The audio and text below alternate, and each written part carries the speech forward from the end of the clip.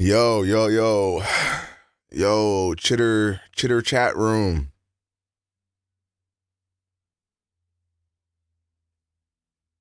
The party never ends. I'm just trying to get slopped off in the bands, yeah. They trying to be my friend.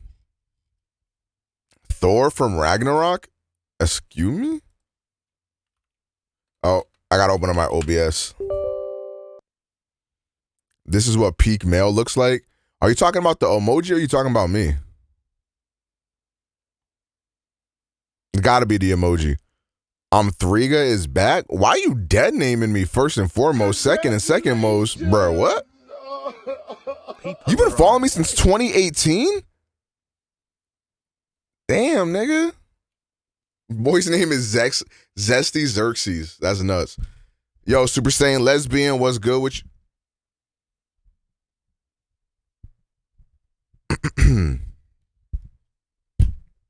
Super Saiyan Lesbian, what's good with you, gangy?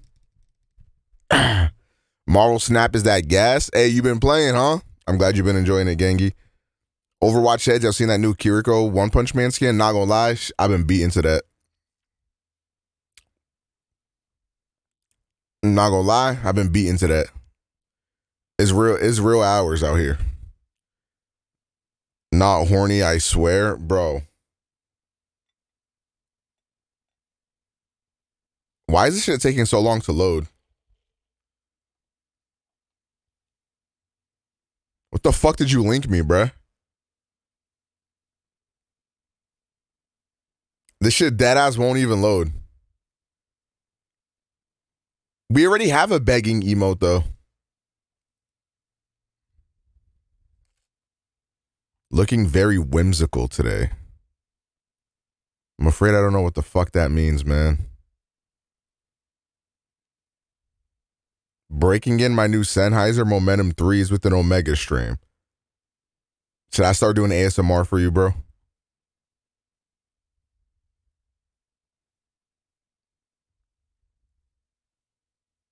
Early stream? It's not really that early.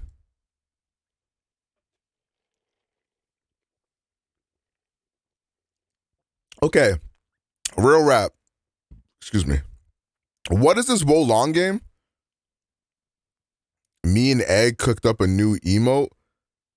That just sounds like it's going to be the most cursed thing that's ever happened to me.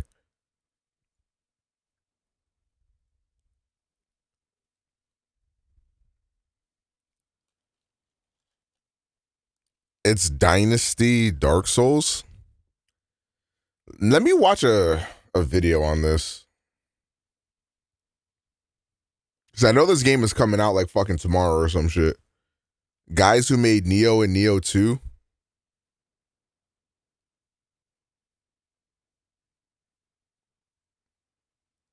Wo Long is an attempt to squeeze into the Dark Souls gameplay genre with a title notably easier than almost any others. However, it ultimately grows stale despite feeling very enjoyable at first. A game that's so focused on its dodge mechanic that everything else feels like a +1 at a dinner party where everyone really just It's a retelling of the Three Kingdoms. What Three Kingdoms? Ideas and one sharpened to a razor edge that somehow covers both sides of a double-edged sword that ends up eventually cutting you if you play it long enough. You could say Wo Long is Team Ninja's Sekiro, but it doesn't have the complexity and nowhere near the level design. You could also say it's their Neo 3, but it lacks the finesse and weaponry and the exacting need to perform. Instead, it feels like an odd mix of Fire Emblem Warriors, Dead or Alive, Ninja Gaiden, and Neo. Not always a bad thing, but not always the smoothest going either. My brand is me. My sponsor is me. This is Carrick with ACG. Subscribe if you like. What up, Squire? It only takes a subtle glance towards really any Dark Souls successful title to see that it's not just the weapons, the attacks, the creatures, or the gameplay, or the locations that beckon gamers for just one more trudge out into the swamp of 1,000 bad days. It's the combination of all those things and the gameplay's strict adherence to punishing players who aren't paying attention. And if even one element is too far out of alignment, then it's the player who's punished, or at least it's most evident. From Bloodborne and its weird Victorian maze-like homesteads to the Surge's factories of human catastrophe that have to be explored until no dark corners We got remain. the two Neo fans in the chat right now going crazy. Keep coming back. It introduces you as a mysterious soldier in 184 AD, later Han Dynasty China, the lands overrun by chaos and destruction. The imperial dynasty that prospered for many years is now about to collapse, corrupts, and all sorts of creatures and evil blossomed around the land. It's your job, with a growing collection of friends and comrades, to rid the evil from the land. First, Wolong's a third-person action game at its very basic. And like many titles within this genre, it's a What's up, Bunny? How you doing? foray into what it What would up, be like paper to boy? take a second edition D&D character into real-time combat, spreading skills and stats across many pages, as well as weapon synergies for the elements of magic. Just be open for this one. Yeah, nah, gang. That you can upgrade to continue playing the game. Pretty much everything in this game matters somewhere. Statistics drive you: the strength, the hitting, the dodging, the damage taken. Do you know the blocks. Black Myth Wukong release date? How the fuck would I know that? Indicates a close relationship. What's good, with the nurse? How you weapon. doing, gang? Each weapon having different grades for the elements like water or fire, raising or lowering their ability. You also have 13 weapon types, from swords and spears, large glaives, staves, dual weapons, and hammers and poleaxes. If Wolong is missing anything, You're alive? it's probably not a big enough deal to Why get. are you shocked? The only real missing thing is a lot of the chained weapons we see in a lot of other games. Now, each weapon has its own moveset, shifting more or less quickly depending on your character's equipped weight, as well as the weapon stat that reflects it and builds upon it. Entering battle with your primary weapon that happens to be slick and fast and outfitted with a special leaping attack can feel wholly different than your secondary weapon, which may be so slow that a spirit attack is actually the smarter way to enter into combat. However, moving between those moves is not as slick as we've seen in other games like Neo, due to the game's reliance on one button, and it's hinging on that dodge button, which I'll get to later. Feels like weapon switches are sort of left to be a secondary or even tertiary strategy, a deep-set, last-ditch effort if the game's true systems haven't resulted in enemy death versus a seamless addition. The game itself and its moves are three basic systems. The first is a combo system using one button for normal attacks and those combos, and that continually builds your spirit, and your spirit attack is the next one. That burns away the spirit that you've built up and does damage equal to the spirit that you've burnt, many times breaking through enemy blocks. Now, the other is your ability to dodge, as I talked about before. This isn't the same as block, which slowly gets broken down during an onslaught. The dodge gets you out of the way of the attacks, as well as special spirit attacks, which can't be blocked in the first place, and sends the enemy usually slightly off balance. Wolong loves this part of the equation, and you can tell because, like games in the past where hitting Y to win was a joke, Wolong's hitting B to win, not so much of a joke. It's a solid fact in this game, and it's okay, but it does certainly feel a different way than what you may expect. So much so that the game's first boss, which originally I thought was a skill boss, really isn't a skill boss at all. There's not a skill gap there. It's just demanding that you really use that particular move to defeat them.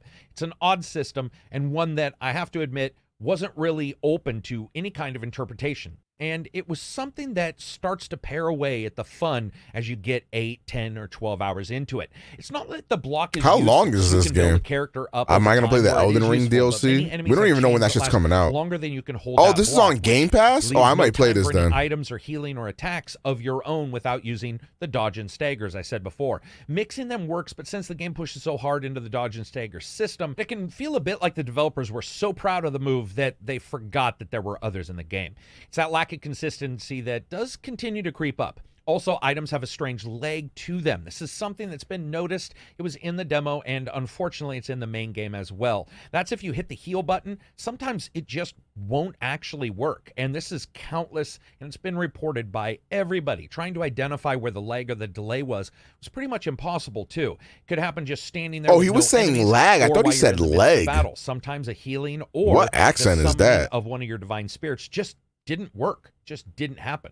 And that's something that I noticed with Wolong. It has almost a precedent setting where some buttons just will not work at a particular time, or they almost get within a buffer and they don't pop up, even if you're not taking any action.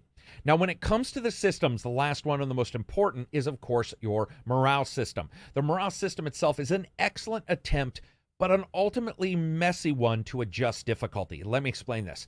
Morale goes up as you discover new battle flag locations for saving and resetting, and raising even more if you can find and kill more enemies. Getting killed by an enemy lowers your morale and gives the enemy a boost to theirs, making them more difficult to kill again, but you can go back and get revenge. So if I go to an area That's with a interesting. 20 morale, I'm going to be doing a lot more damage to the enemies, but if I die, that'll get lowered down to whatever my basic level is. Now, while this sounds like an elegant feature, It's ultimately lost a bit in numbers and bars and an inevitable grind that occurs. You're looking at these numbers instead of pacing out the location, and you're identifying which character this or that is by looking at the morale numbers or trying to figure out if they have a revenge mark above them. And because it's that last strike that wins the revenge mark, many times in a group, you might find that the main bad guy gets that mark. So the guy that hit you hard enough to kill you when your morale was high is going to be even more dangerous when your morale is low.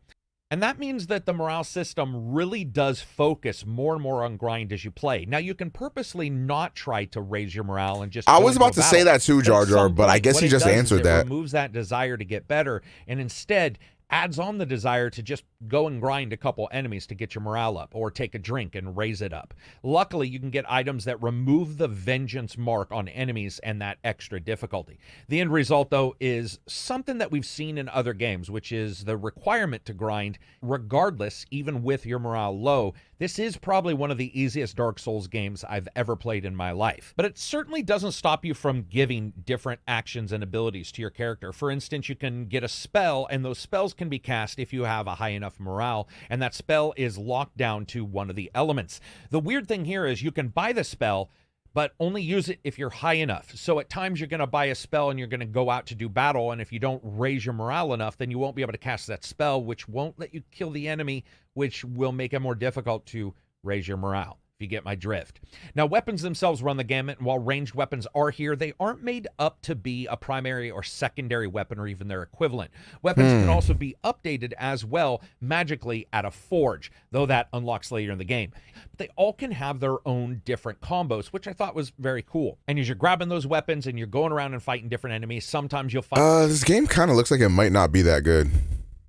which this game is somewhat aimed at. What up, Zai? You're a stats lover, it's here. When the combat's working, dodging and slipping by an enemy, staggering them off balance, then casting a boiling quagmire at their feet feels incredible, but it's just messy, and this continues in the presentation. Performance-wise, I was playing on the Xbox and the PC, and I gotta say the PC's got a lot of stutters here or there, but the Xbox was even more so. There was a lot of stutters in some of the major castle areas. The game also froze a couple of times. I fell through the ground a couple of times, and some of the enemies... Yeah, this looks like a very placeholder, like, mid type of game.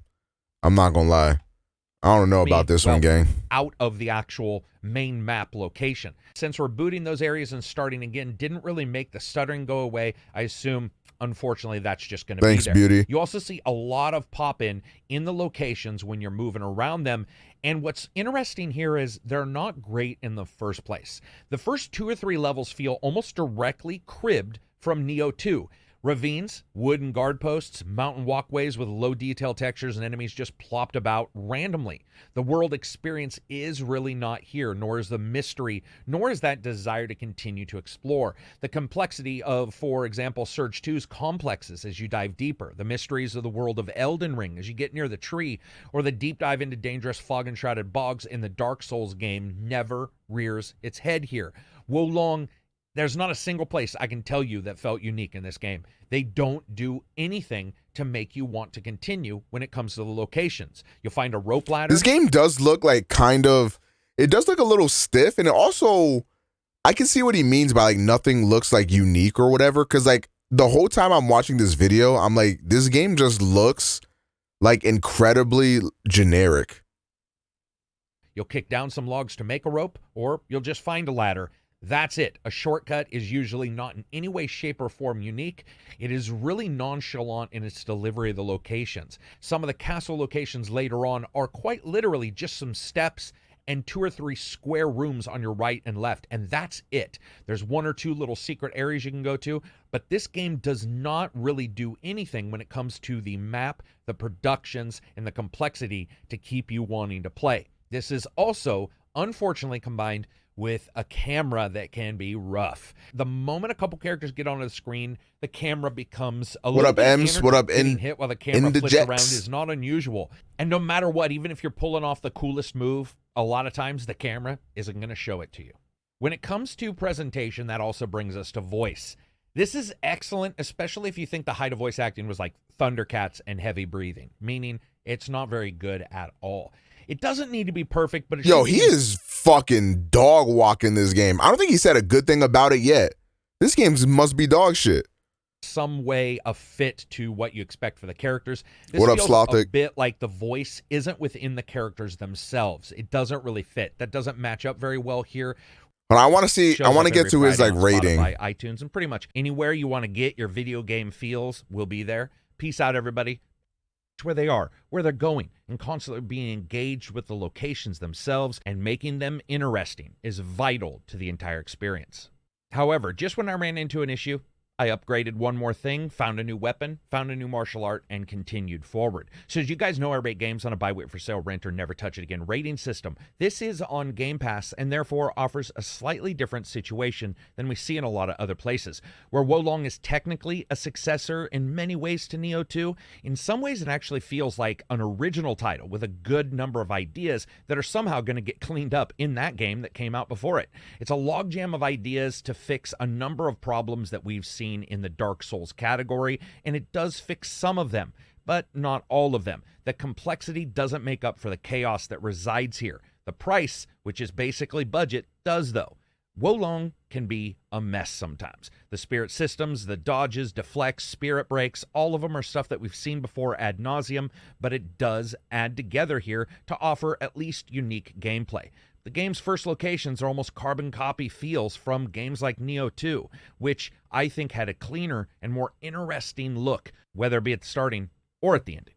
So Game Pass here helps it, and I would say it's definitely worth getting. If you had to get this full price, I would say, well, find a way to get Game Pass, because that's really going to be, honestly, the way you're going to want to get this title.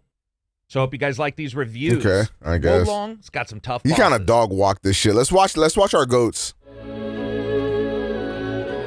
Damn, he hates this game. 9 out of 10.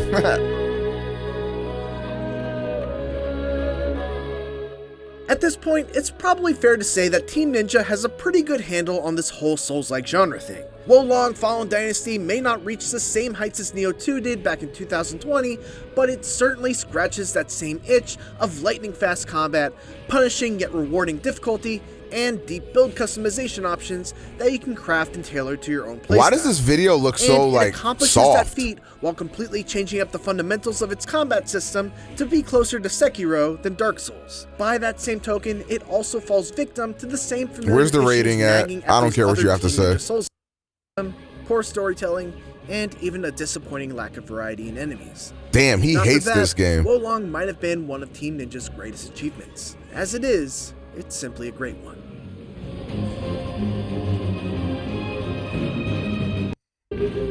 Wolong Fallen Dynasty's combat plays very differently from Team Ninja's own Neo games, more in the mold of Sekiro than Dark Souls, and yet it manages to excel and falter in just about the same areas. When it comes to the clashing of melee weapons, Wolong is among the best in the genre, full stop. The options for taking down its ferocious enemies are many and immensely rewarding to master, and its deflection-heavy combat What's good, is Semi? one of the How most you doing? satisfying since Sekiro. All of those How's your strengths month been? outweigh an overbearing loot system, poor storytelling, and even a disappointing lack of variety in enemies. If not for that, Wolong might have been one of Team Ninja's greatest achievements. As it is, it's simply a great one. Man, me when I absolutely fib.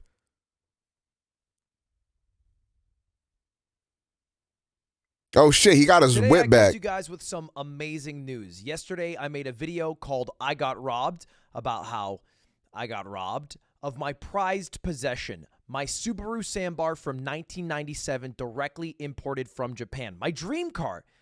And today, I have amazing news. We got her back. And it's a crazy story of how it happened, and it kind of comes down to a lot of you guys who helped out. Anyway, let's start at the beginning. For anyone who didn't watch the video, some context. This is a car for I Uber. have this car, and it was staying at the warehouse where I record The Yard, my podcast. And if you didn't hear about it, there were some rainstorms in Los Angeles over the past week, and LA doesn't do well with rain. Not it liking wiped out a Souls bunch of games power from grids, FromSoft is including crazy. Where we filmed The Yard. Because They're of that, just better than all the other gate, ones. The electric gate that keeps people in or out of that set was not working. And Aiden, one of the people on The Yard, was trapped there.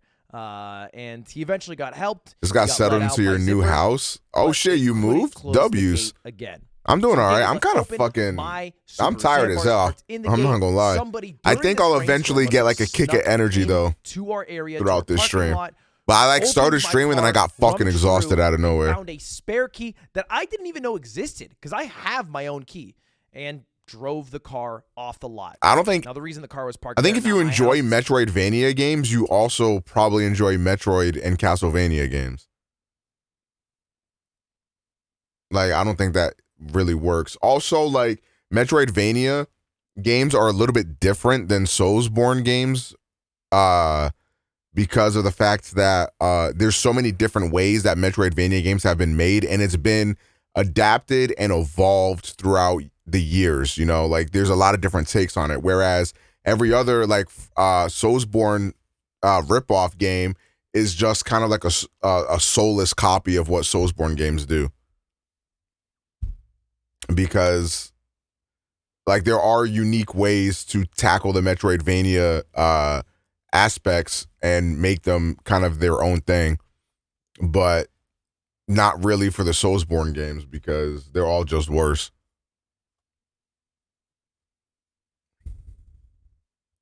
That's literally me. I don't like Castlevania or Metroid.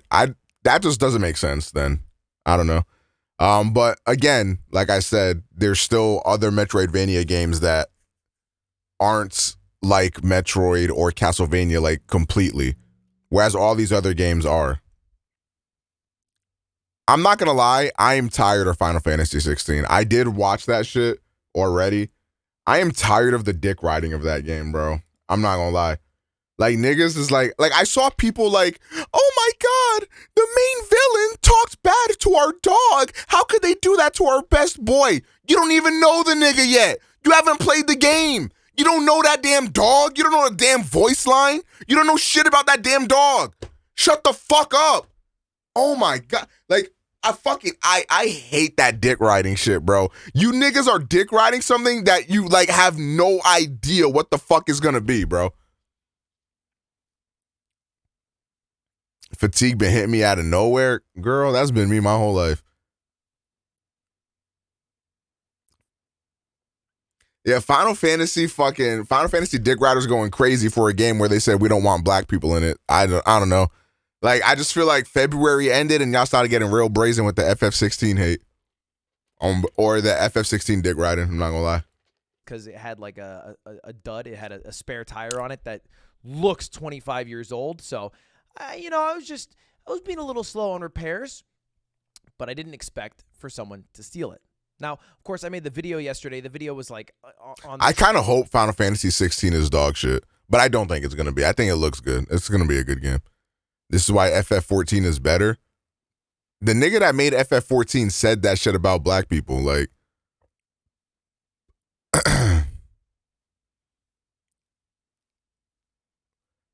FF stands about a digital dog when black people don't exist. Yo, like, for real. Trending for YouTube. That was evil Yoshi. Yo, you're fucking insane. Just in kind of the hopes that, if someone who happens to like me also lives in LA, maybe they keep their eyes peeled. I mean, one of the cool things about this car is how unique it looks. It's like a really, really small. Yo, Freezing Dawn, thank you for the 44 months, gang. These cars, at least in Los Angeles. You go to Japan, they're left and right, but in LA, you don't see a lot of them. And so I tweeted out about it, and the tweet got 8.9 million views. It was tweeted out by like some news sites. What up, Jay? How you doing, gang? People retweeted. Chat, am I hopping on Marvel Snap today? Got to work. Now, this could be a dangerous thing, all right? Reddit gets to work sometimes, and they can be a little bit wrong, but very confident that they're right. But with the Subaru Sandbar, it looked like we had better odds. Specifically, somebody said Ludwig Subarus in Silmar, which is like a area of LA that I didn't know existed, because if you don't know, there's thousands. I did not know anyway, Null dropped the Series 4. Yeah, he did. And it looks exactly like my car. You can see it has some of the writing from when I originally imported it. It even has like this little dent over here that was painted over. The same front grille. Would not get... I guess you can get Null if that's the kind of deck you want to make, but you're not going to be able to use Null for quite a long time. Wait, have you been doing the fast upgrade or not doing the fast upgrade? I pray to God you have not been doing the fast upgrades. We're dropping on 2K later. If the boys is down, absolutely. The only agenda I'm trying to push is Marvel Snap. When y'all hopping on? That's fair. The only agenda. How long will it take me to make a leech deck and snap? Kind of a long time.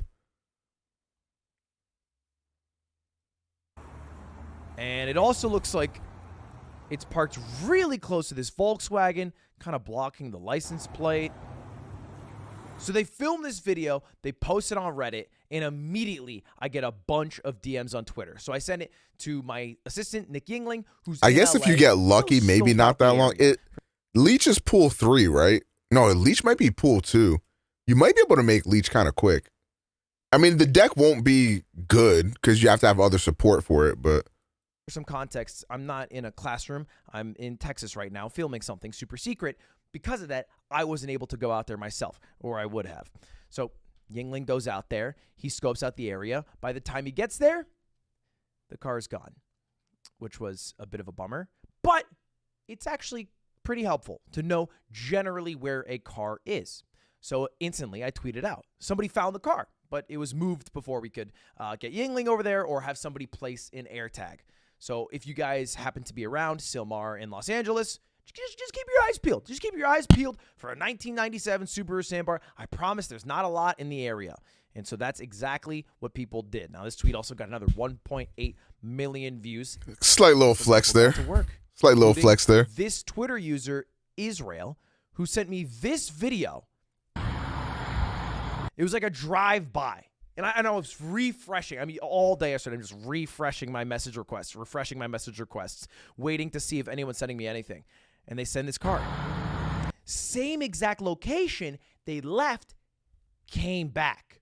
Weird, I know, but apparently they like hanging out this area. Of all cars to So steal. they send me this. I'm like, all right, cool. Like, why is that one? Because I didn't see it for like 20, 30 minutes. They're like, yes, it is. And I'm like, all right, Yingling, you got to go get this car. Maybe call the cops. And if you don't know the cops, look, LAPD is not known for being the best and the brightest in the industry. But the way it works with specific car theft is a little different. It's not like there's one police that you call. There's like a police force for like swatting. There's a police force for like de-escalation. And there's a police force for like harassing minorities. And this specific group was like the auto group of the police force who weren't available at that time. Like we called them. They're like, yep, got to call tomorrow. The people who deal with auto vehicles are not in right now. And we're like, okay, cool. So we couldn't get the cops there. For a lot of people were like, call the cops, call the cops. Couldn't. They were like, yeah, we don't, the guy isn't here. All we can do is kind of stand around and look at it. What like, the right, fuck? So Yingling tries to show up. And he's in cahoots with Slime, who's also there, and they find the car. And they have the key to the car, obviously, because I have the key to the car. They walk up to it, and this happens. The car. Instant fear in Yingling's voice. And you can see it, this shadowy figure that I'm blocking with my face right here, in the car that they didn't expect when they go to open it up. There's somebody in the fucking car. No shot. And here's just a few moments of the interaction. Whoa. Hey, bro, we gotta take it back. Take what back? The car. What do you mean? Is this yours? What are you talking about? You start it. Why? Wait, can we start it? How can you get started? Can I try this too? No.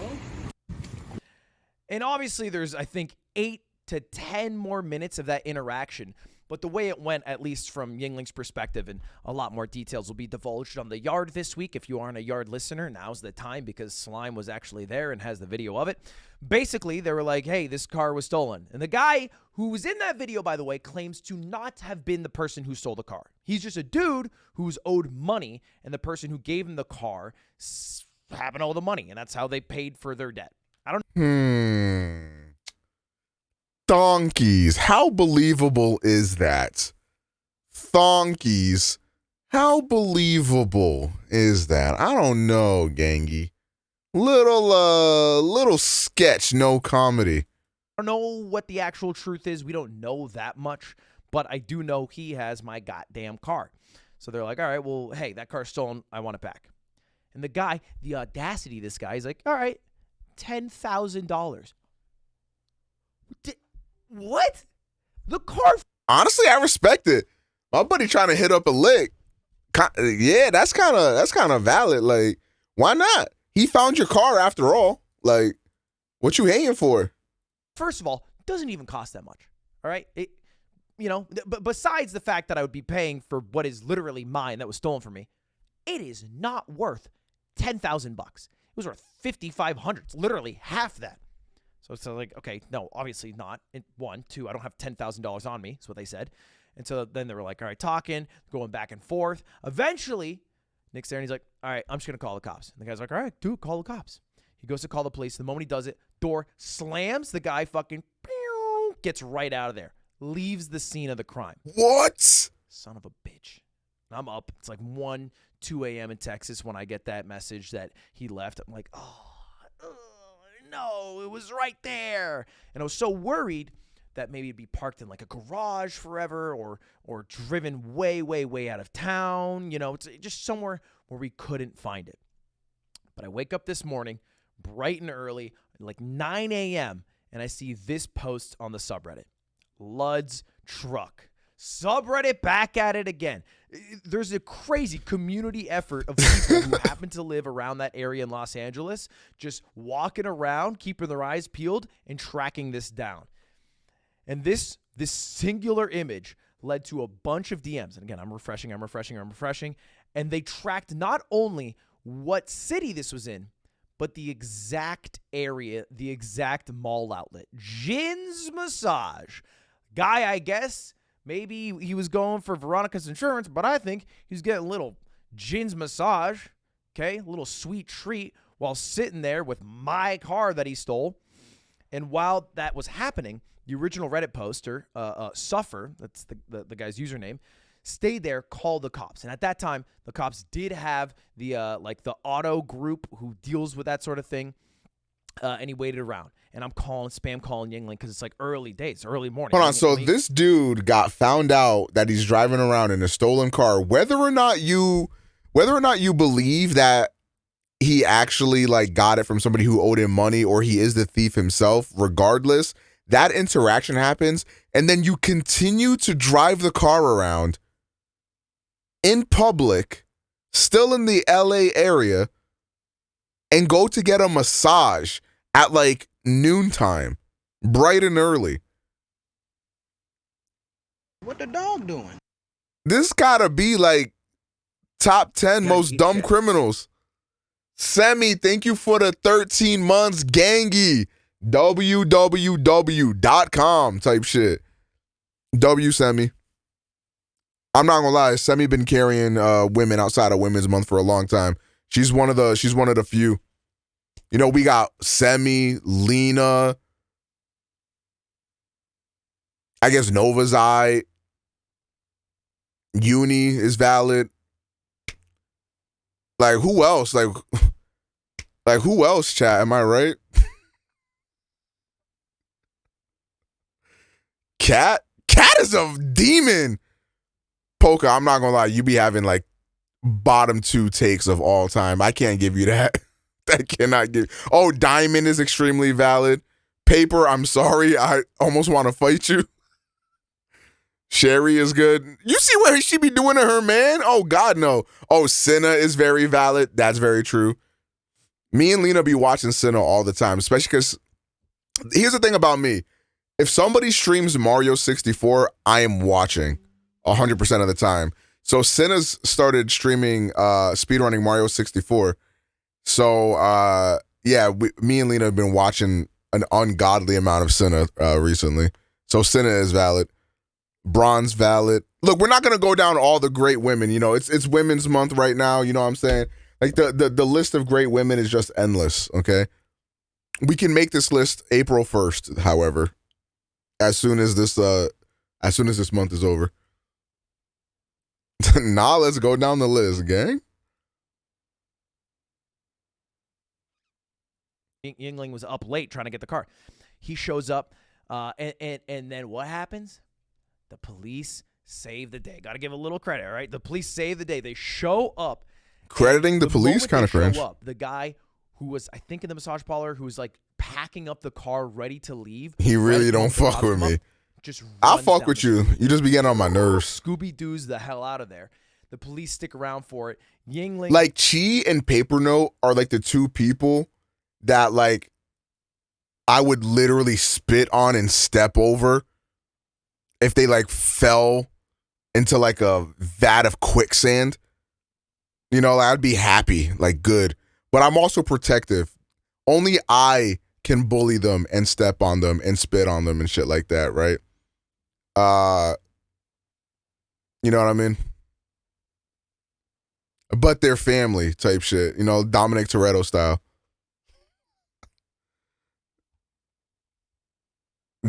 How is that? What the fuck is domestic violence about that? Y'all just be talking.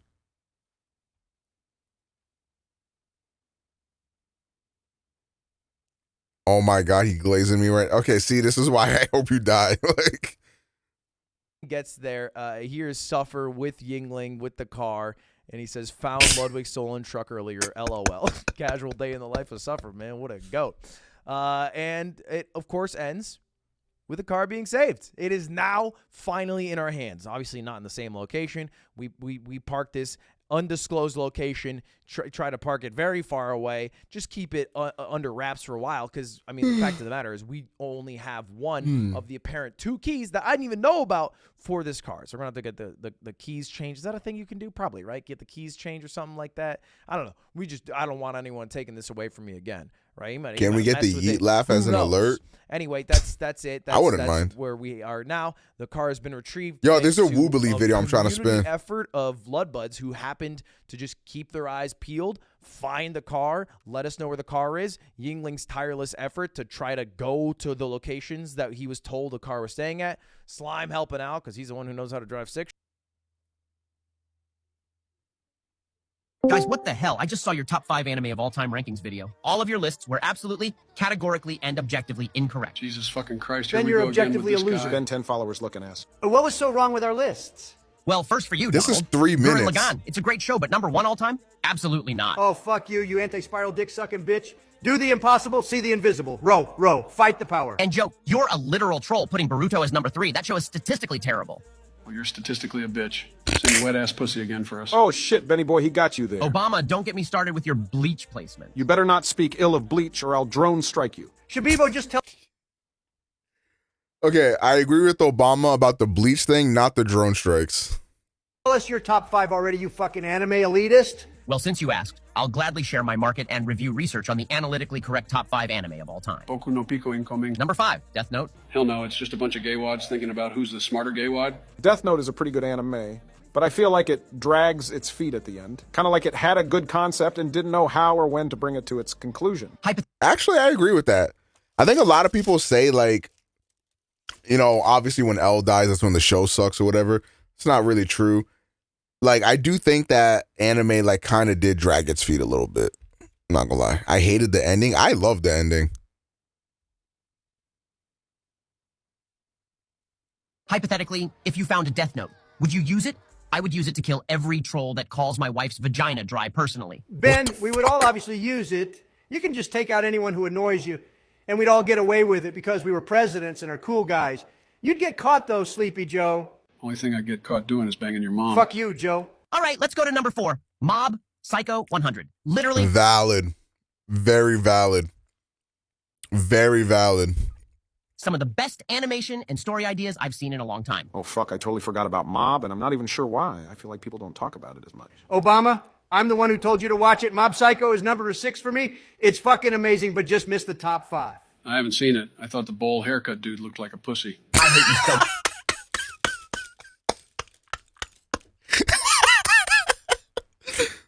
much, Joe Biden. At least we agree on that, Benny boy. Thank you, Trump. I love you. Number 3, JoJo's Bizarre Adventures. Doesn't it seem like he's just choosing all the shows that people were commenting we didn't mention? Yeah, it's getting a little sus, but everyone has their own tastes. I love the taste of chocolate chip ice cream. Nobody asked. JoJo's Bizarre Adventure has aged like fine wine. The latest season is stylistically a masterpiece. JoJo's was never good. The pacing has always been terrible. I like the dog. He was funny. I liked how he could talk. You are being... Wait. Yeah, I agree with both of those statements, actually. I did like the dog. Me too, bro. Owned by Facts and Logic. Number 2, Hunter x Hunter. Hunter is number 7 for me. I just want more. I'm happy it's starting up again. The Gon and Killua trope defined a generation. I enjoyed the subversion with Gon's character development. I think I'm in the same boat as Trump, though. The break has let other shows sneak up the list. Did you guys know that Karapika was a dude? Pissed me off when I found out.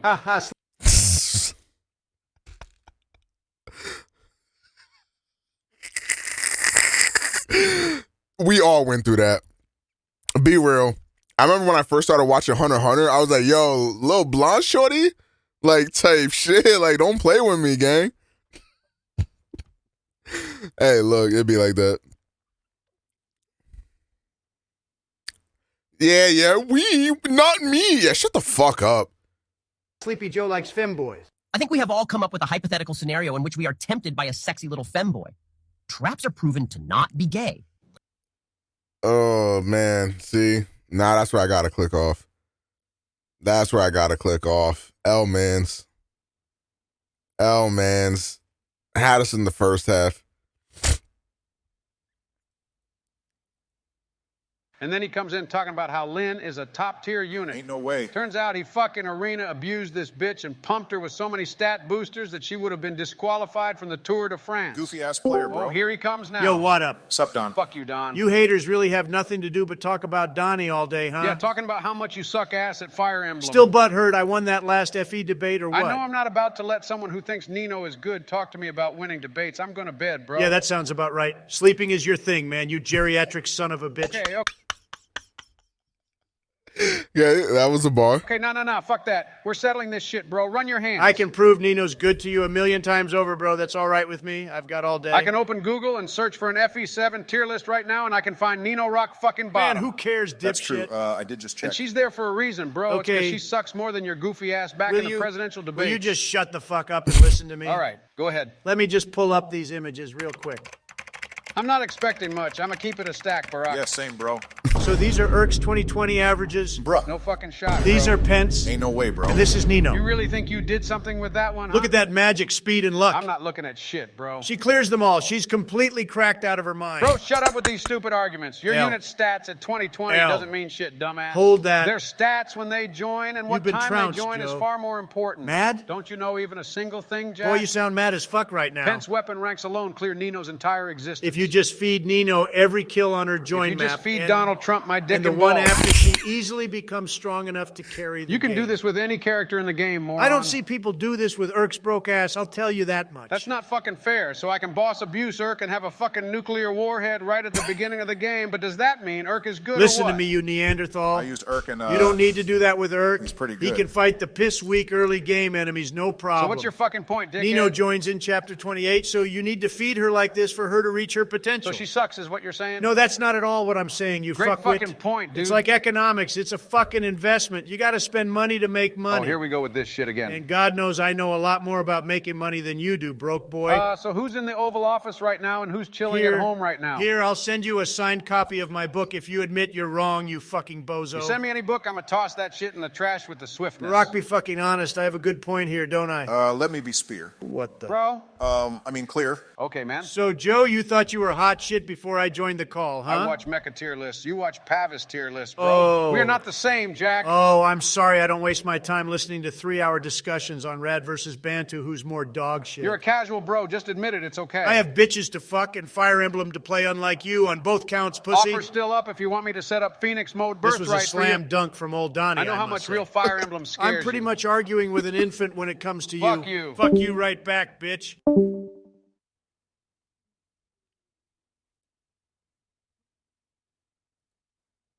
Trump does have a book. Yeah, Paper's got a signed copy of it. You know what I kind of don't like? I feel like in all these AI debates, like Trump be kind of bodying niggas. I don't know how I feel about that. I'm not gonna lie. Kind of weird, champ. Scissoring is a real thing. 3, 2, 1. Joe was right though. But like Trump put his dick in his mouth. That's my bestie. Yo, Avery, thank you for the Prime for 11 You months. love to see it. Love that dedication. Omega thinks AI Trump has no. We're not doing that. You're like, it's Wow, not what you think. Scissoring. It's not what you think. Why is this beat so fat? Oh my God. I have fallen for a straight best friend.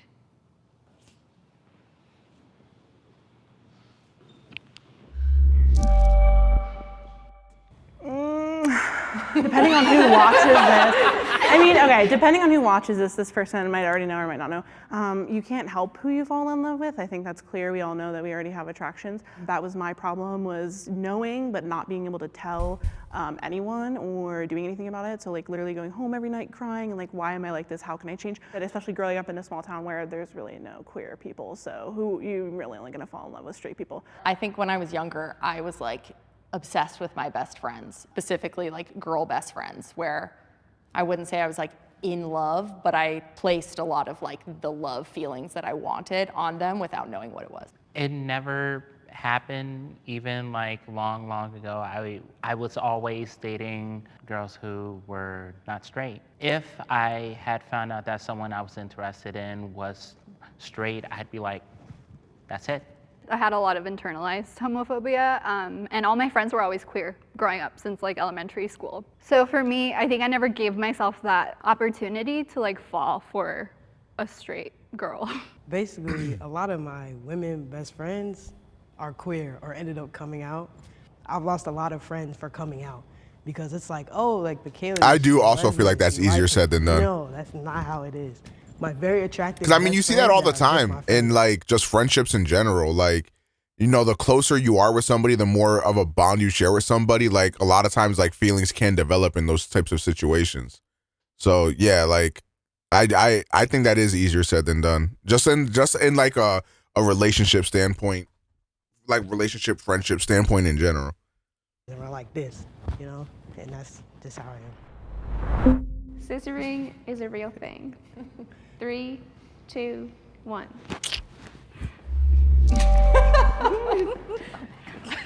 Wow, I'm shocked. Can we say porn? Yeah. Okay. Certain, like, I don't know if it's censored as it, but no, some people, especially, you know, maybe cis men that One Piece fans are ass. I got timed out on another stream for saying Naruto is better than One Piece. What the fuck? Wow, and then you got shot here. Wow, that's kind of crazy. Why would they? Okay, well, I guess I should ask, why did you say that? Did you just like, for no reason say that? Or was that the topic of conversation and they timed you out for your opinion? That would never happen here. Lesbians will see porn and they're doing things that like you don't do. Like that's not something you do. But it is real, and I mean, it's validating people that do it, but it's also like, it's not what you really think. What's up, Subify? It's like some clickbait for it. Scissoring. It's not what you think. A rebrand. Yeah. It's like see it to believe it. I've done it, so I believe that it is real. I would take everyone's word for it, whatever you say, obviously. I don't know. I've heard that it kind of works, and then I've also heard that absolutely not. They just won't do it. It does not happen. I feel like if you enjoy it, it's real. You like kissing, it's real. You like scissoring, it's real. You know what I'm saying? Like there's no like rule book of like how to be intimate with someone. It's your connection with your partner or the person you're messing with. I think I'm gonna switch because I've personally only been with 2 people, being queer. My first experience with the first person was very much like, I didn't know what I was, you know, what to do or what to expect. It personally didn't do much for me. That's why I wanted to switch. Thoughts on making Pack watch 5K? I have done it, but. I don't really use my channel points for anything. I don't know. I certainly think it's not for everybody, but I also certainly think it's a trial and error. Like you have to. I feel like niggas get pack watched a lot as is. Basically, and keep going. I'm gonna turn into a sex therapist really quick. Like it's. You have to do what? Sorry. Everybody's body type is different, meaning every angle is different. So that's what I mean by trial and error, and you really have to do it multiple times until you get it right. It's like everything. You do stuff until you learn what you like. So. I have never had sex with a man.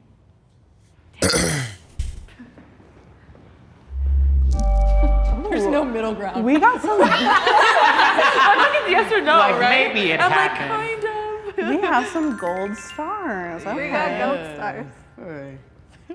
I've only been with one man who just so happened to be trans. That was enough for me to be like, this is not me. I was still seeking the parts of him that I think connected him to womanhood. And I really did him a disservice. Like, I was a terrible person for that. Yeah, that's. Also, the whole thing with, I didn't want to say that, but yeah, that is kind of problematic.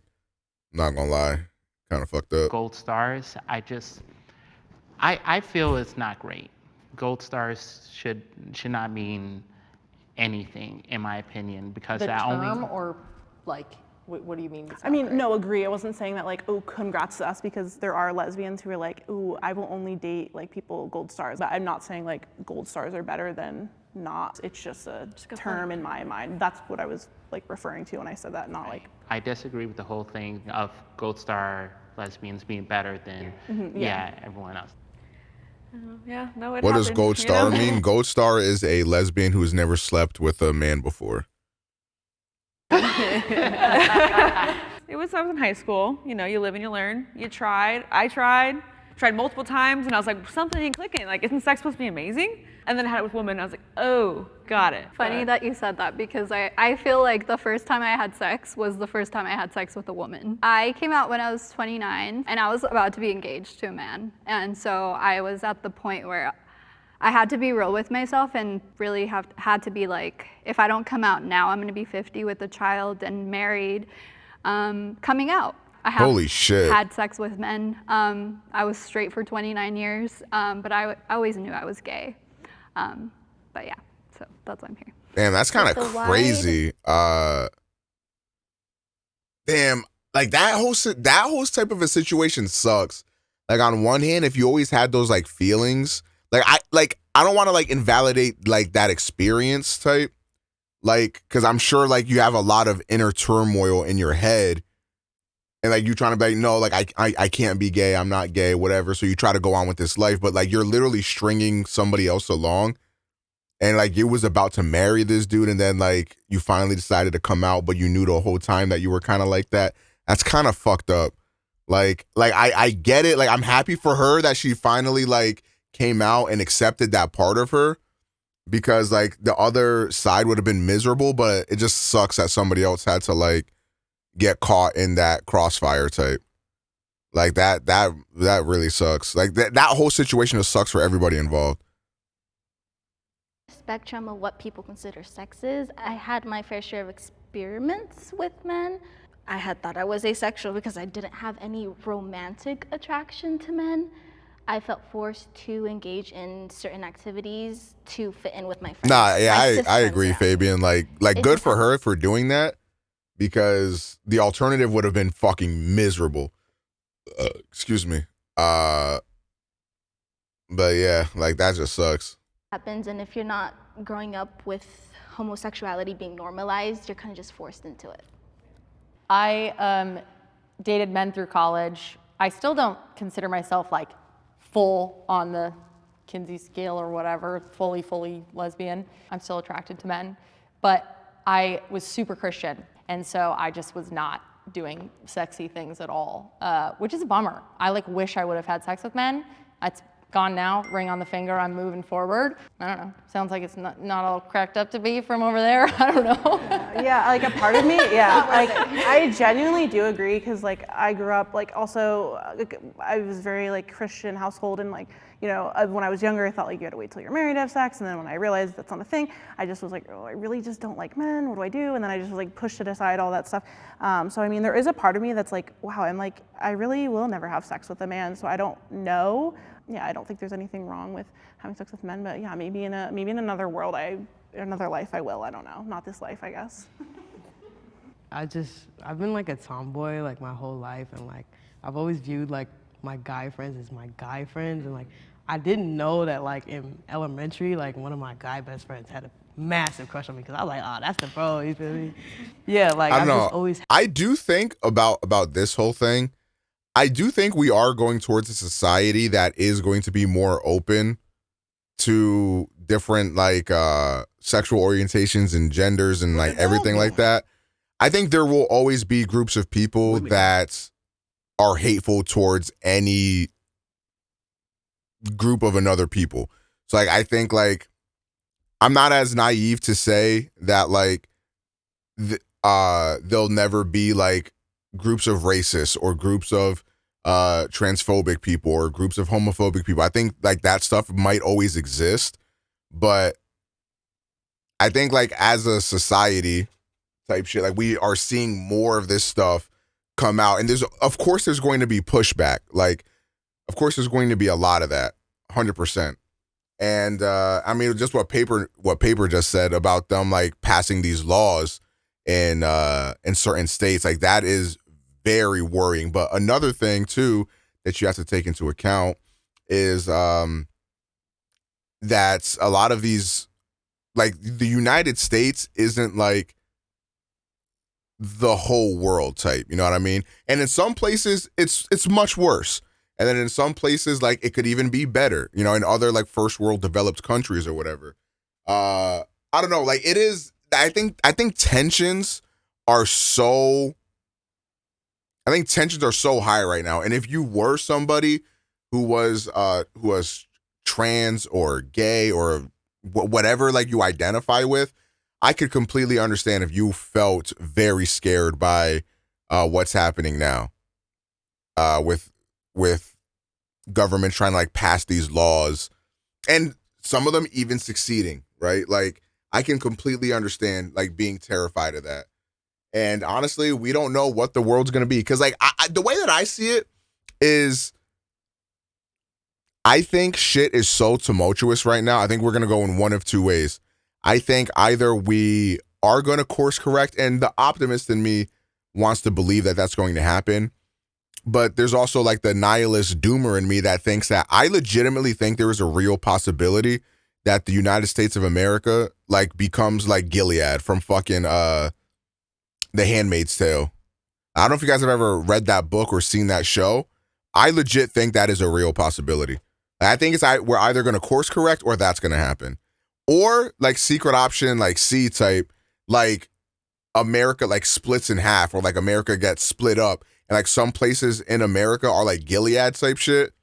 And then other places are like more obviously like progressive and liberal and shit. Like it's scary like how that happens, you know? What's Gilead? Okay, so it's already kind of, but not really. But like, so pretty much what Gilead is, right? In that story, The Handmaid's Tale, what ends up happening is there's like some bullshit that happens or whatever, and now like women all across the world are like becoming way more infertile. So like births are becoming incredibly rare. So what ends up happening is that the United States is like, hey, what if we transform into a country called Gilead and like pretty much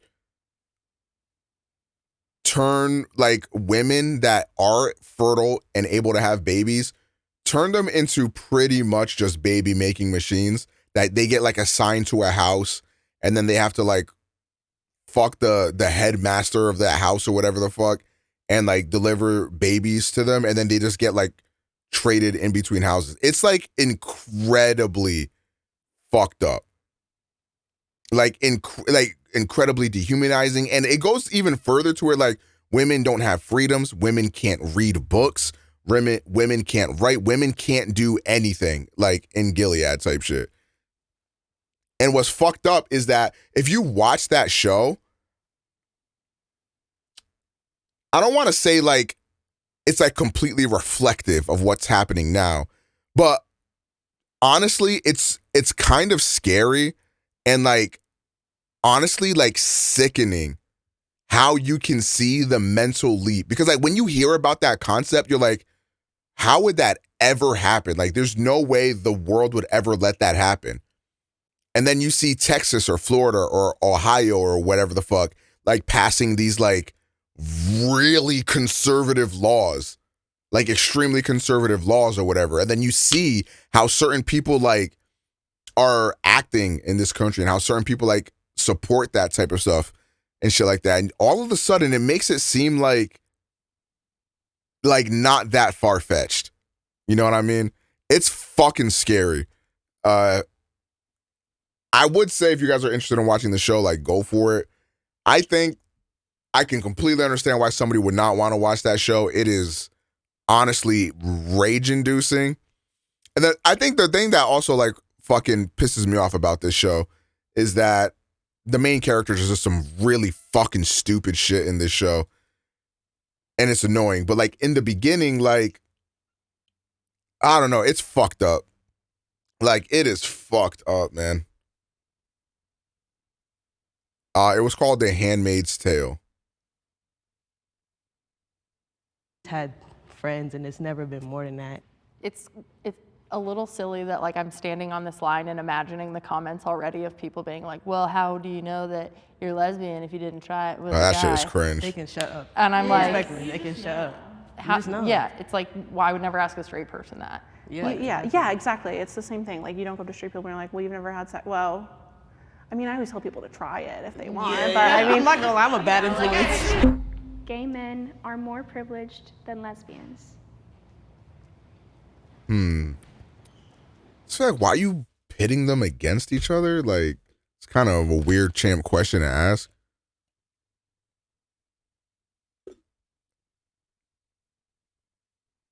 After they target trans people, do you think they might use this to create? Oh, absolutely.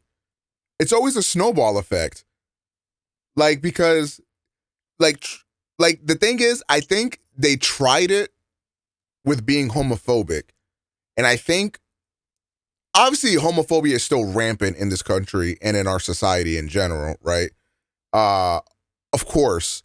But I think, like, transphobia is way more socially accepted.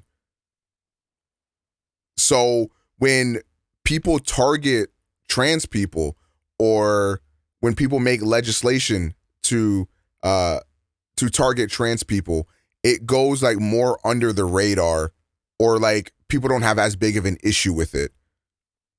And it's fucked up. And of course they're going to use that shit to go after other minority groups or marginalized groups of people. Of course they're going to do that. That's their whole plan.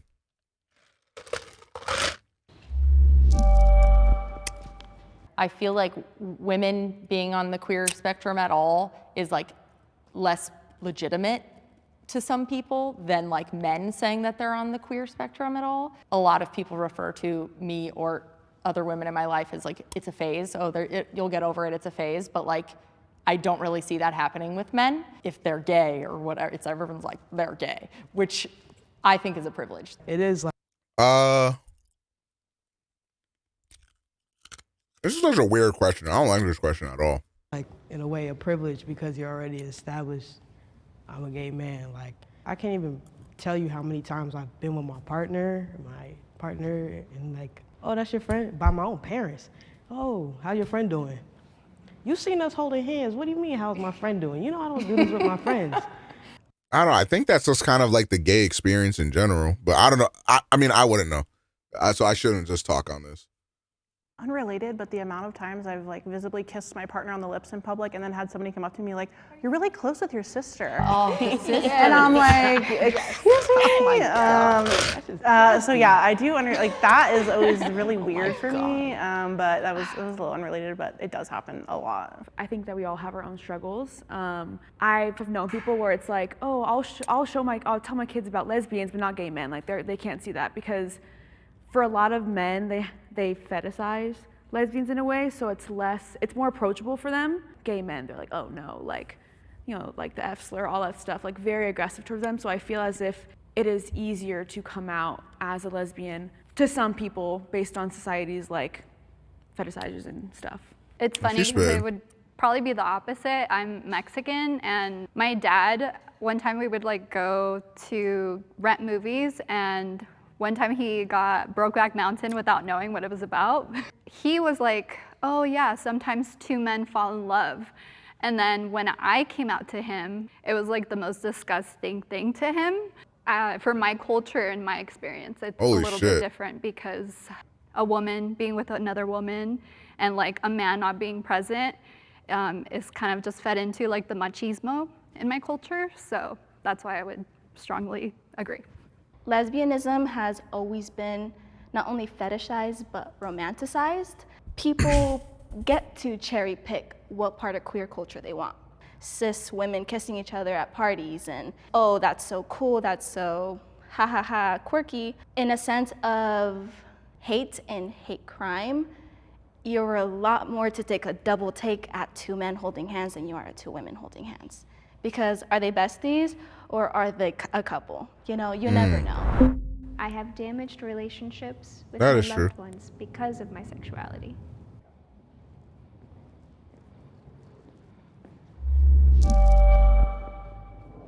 I feel like Semi my can never relationship, miss. Let's like, talk about with it. my parents has kind of shifted it since I came out. I have no regrets. Like my parents. Yeah, love me for, I didn't like who that I question am. of like, oh, who's got it worse, gay guys or gay girls or whatever. It's like, bro, they, like both groups have a lot of like struggles and troubles in this country, bro. Like, why you even have to ask that?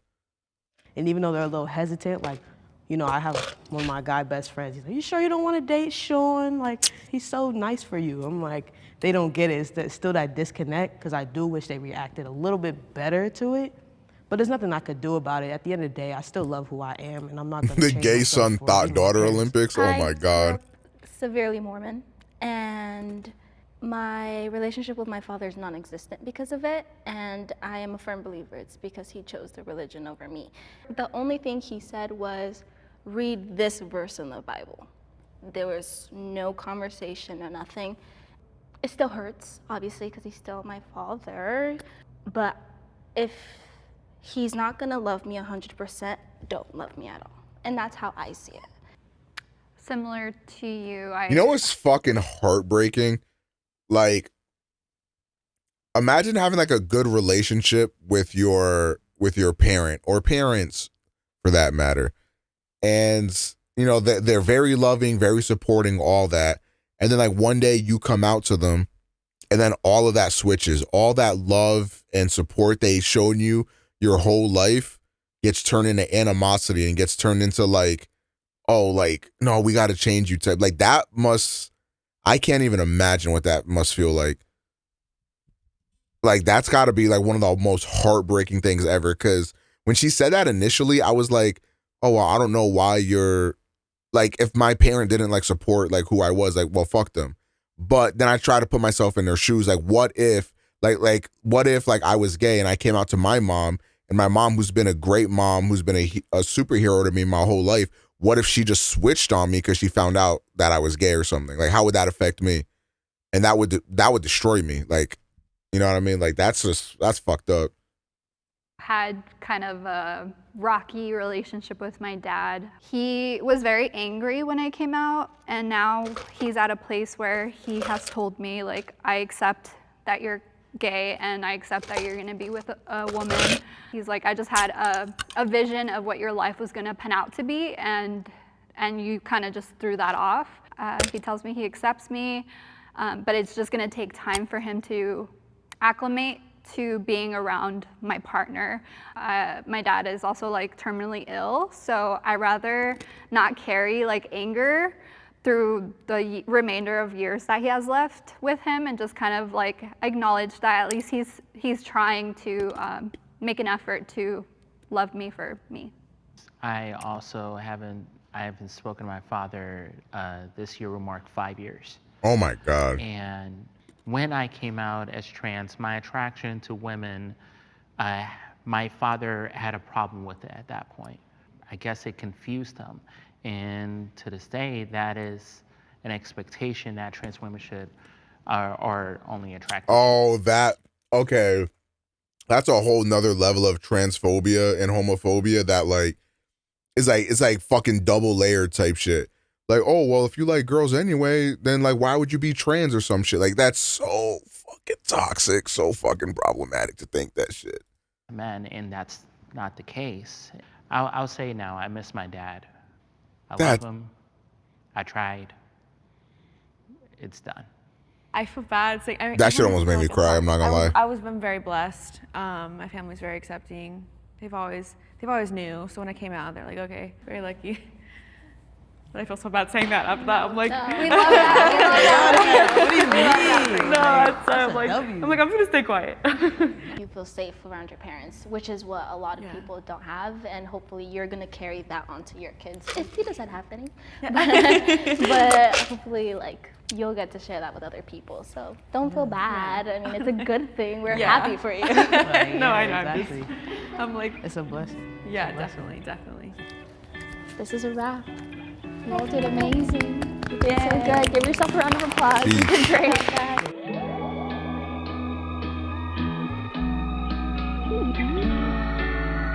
I just cannot believe, like,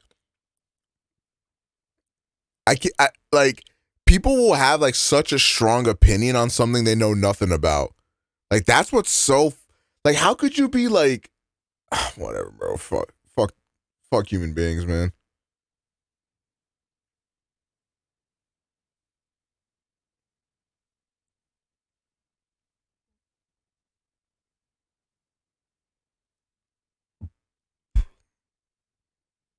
All right.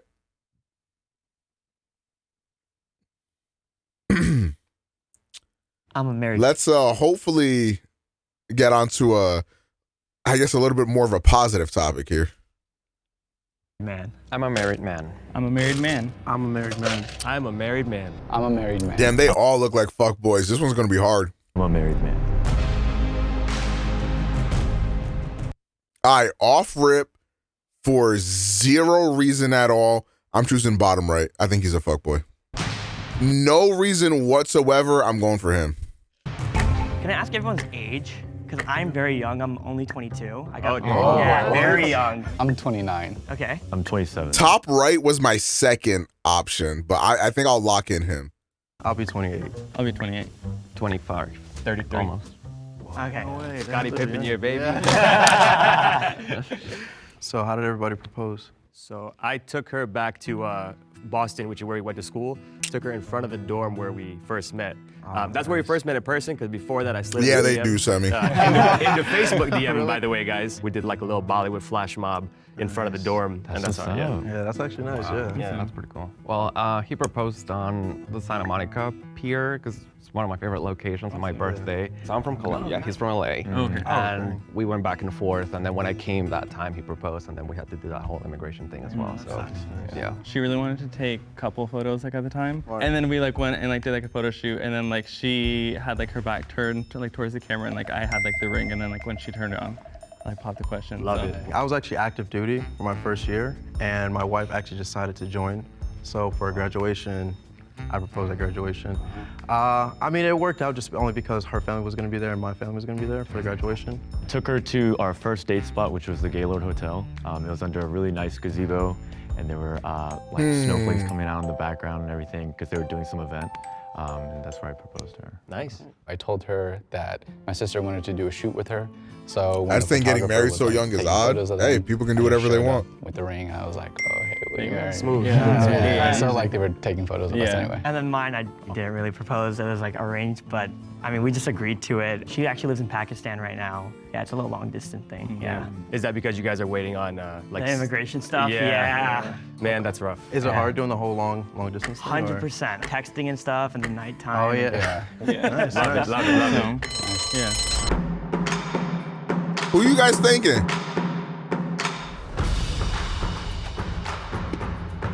Man, he's a handsome guy. So I thought in my head, I was like, oh, this guy's definitely an F-boy. Andy just carries this like nervous energy, I feel like, when we started the game. So like just the Omega, pauses. this is the IRS. Stop evading taxes before we send you to jail. No. And like the little nervous energy really made me like suspicious of him. He looks like a fuckboy. What does an F-boy look like to you? Nose piercings, maybe a hat. That's pretty much it. And we actually have a tie. Dun, dun, Oh, those were the top two that I said as well. Huh, interesting. Andy. Wow. And Justin. We're gonna have you talk a little bit about marriage. Both of you will have 30 seconds to do The dangly earrings So is a we were married for a little fuckboy? over 6 years. I want to say the first year was like the hardest year. I'm like a family guy, so having to like kind of not excommunicate, but like distance myself from my family. So like it was like literally just like me and my wife, like best friends. That's like where like the majority of like our growth has come from. Just like really just like separating myself from like my family. Wait, why did he have to separate himself from his family? He said it was a religious thing?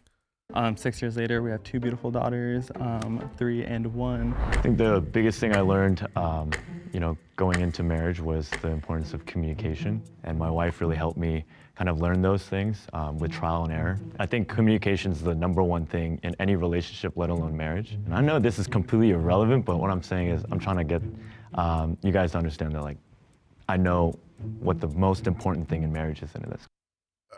Yeah, he kind of sold. I'm not gonna lie, you are not married. You are a fuck boy. Not gonna lie. That's a fuck boy. Communication. Who would like to vote Andy out? Yeah, all of them. Yeah.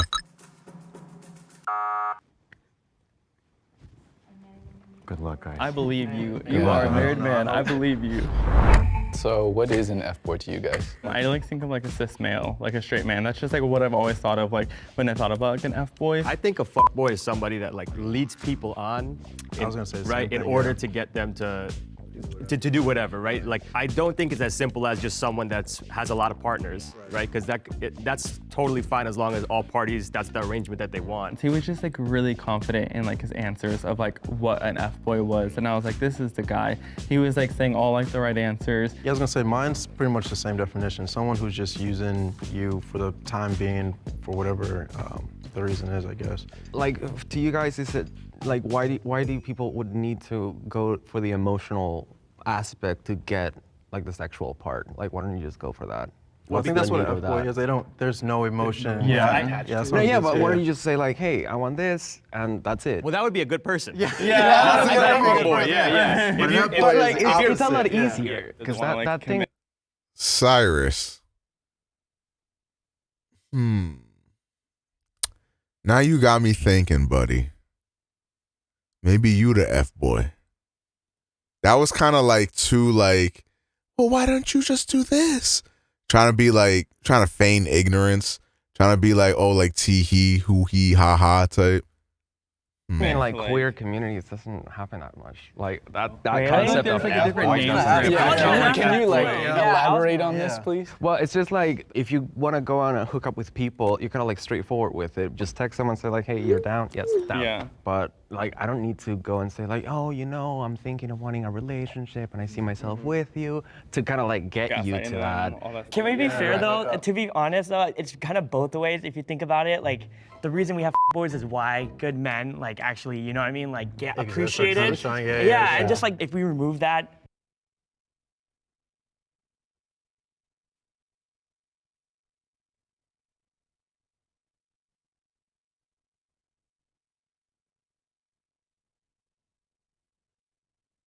I was muted. What I said was that was some bullshit because nice guys are not appreciated. Okay, so that was some bullshit. #1 example, look at Zai. Zai's probably the nicest human being alive. Look at how Sherry be doing him. Come on, boys. It's adding up when you think about it. Nice guys are not appreciated. Entirely, then I feel like the standards would be even higher in a way. Do you understand what I'm saying? That makes sense, right? What? You're kind of saying Zai is the nicest human being alive. like sunny days wouldn't be special without rain kind of thing. Right, exactly. But at the same time though, if our status quo is that everybody was a good person, I don't think it would be that way. As humanity, we would just be like, oh, so how is Zai good, not nice? Really? You think so? I think so, yeah. Are you all monogamous? Yeah. Like, 100%. no open relationship? Yeah, my culture will not allow for that. What's your body count? Can I ask that? All right, no. we talk about it. Yeah. What's yours? I said 1. Same, My wife. one? Yeah. Really? Growing up, and for me, like grew up like in like the Christian like home, and so I knew that like it was gonna be like He my tells wife. me I was to gonna end save myself myself from- every day in Valorant. That doesn't mean he's not nice. Marriage and all that stuff, and I got made fun of a lot, like being like working like I mean just like the warehousing environment. But I'm just like, I know what I want, and it worked out in the end. I was too. I'm actually Christian too, but my wife was actually my second body, so she wasn't my first. Yeah, I was just trying to catch somebody slipping. Like that. I'm not trying to shame anybody. I'm not trying to like hurt anybody. He also told me that I have no riz. Okay, so that's not being mean. That's just telling you the truth, like as a friend. Poka, I hate to say this, girl. There is zero chance you have any amount of riz.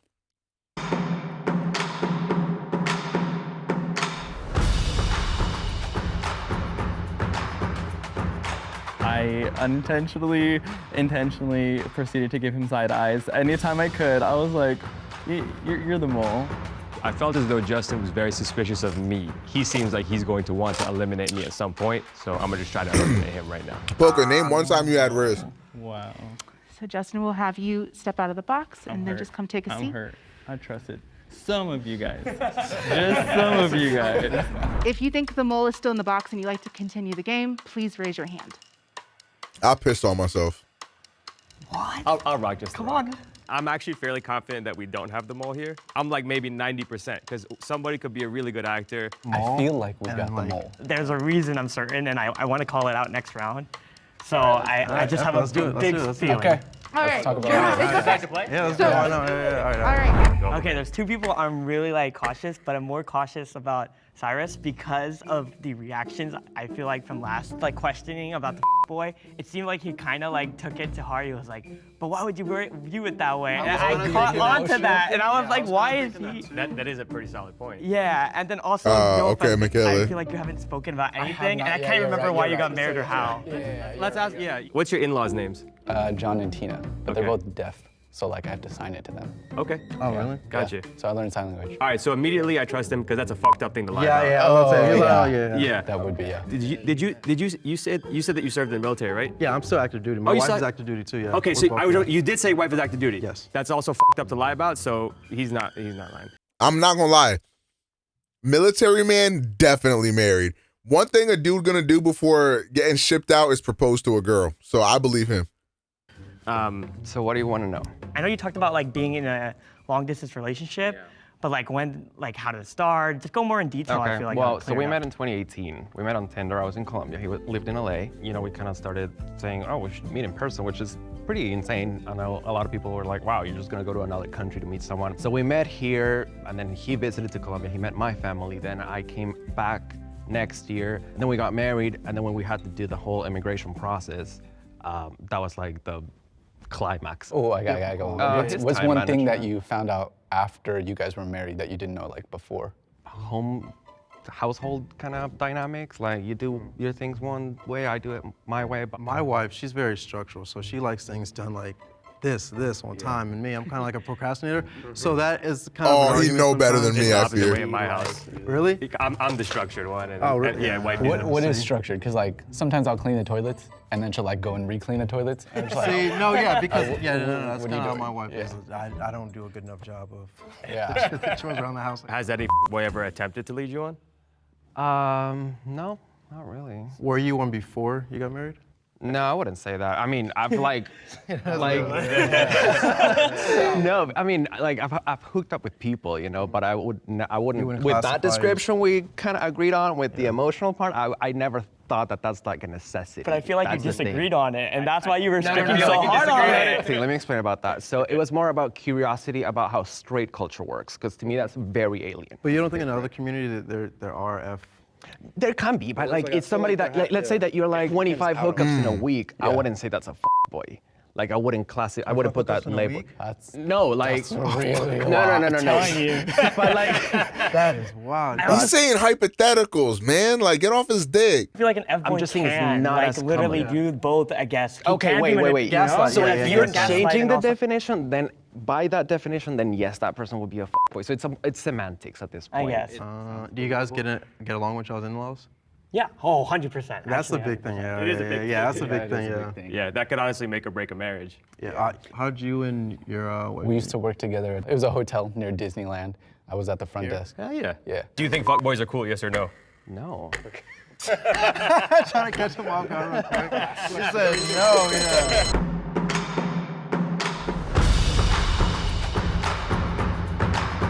Damn. You meant that shit.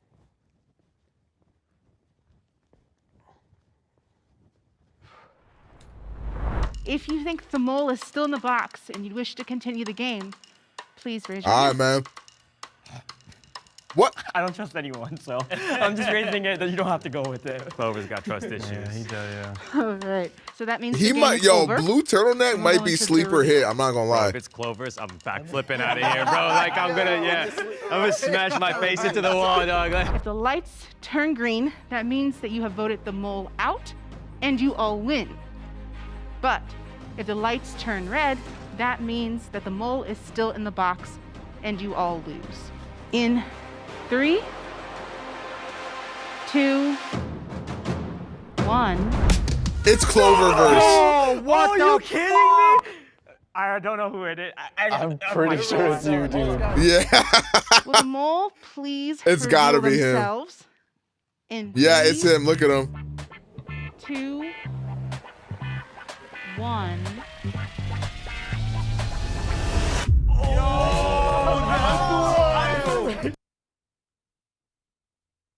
Wow.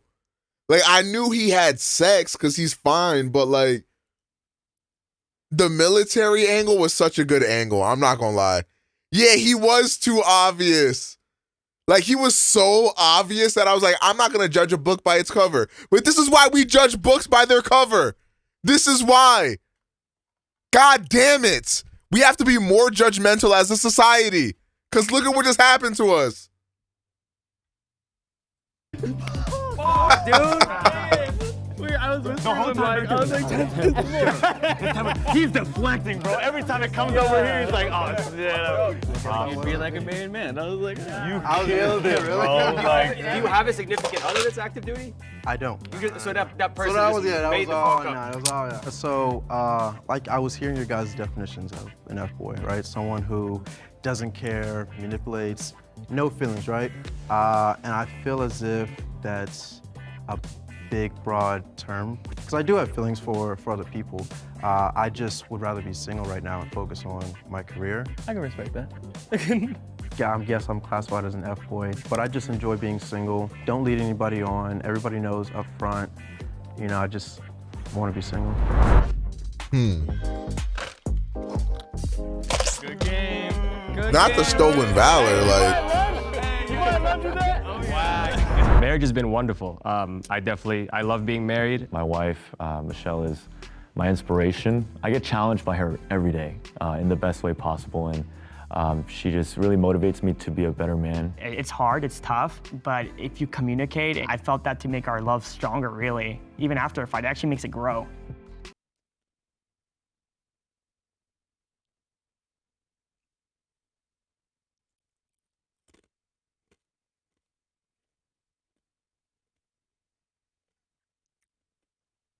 It's a good comment.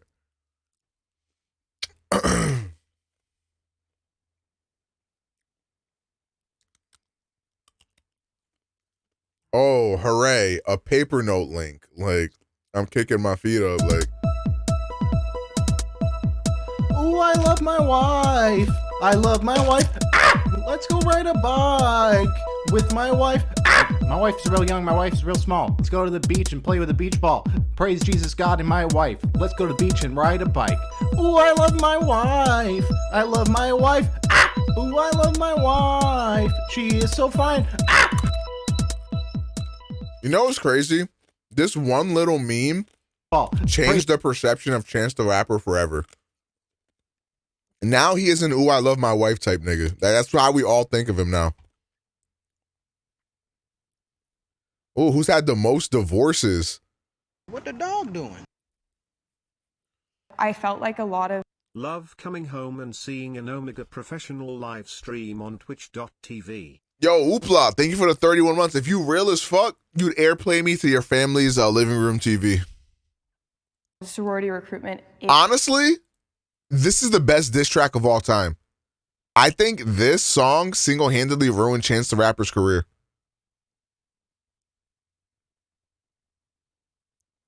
Don't listen to them that are saying don't do that.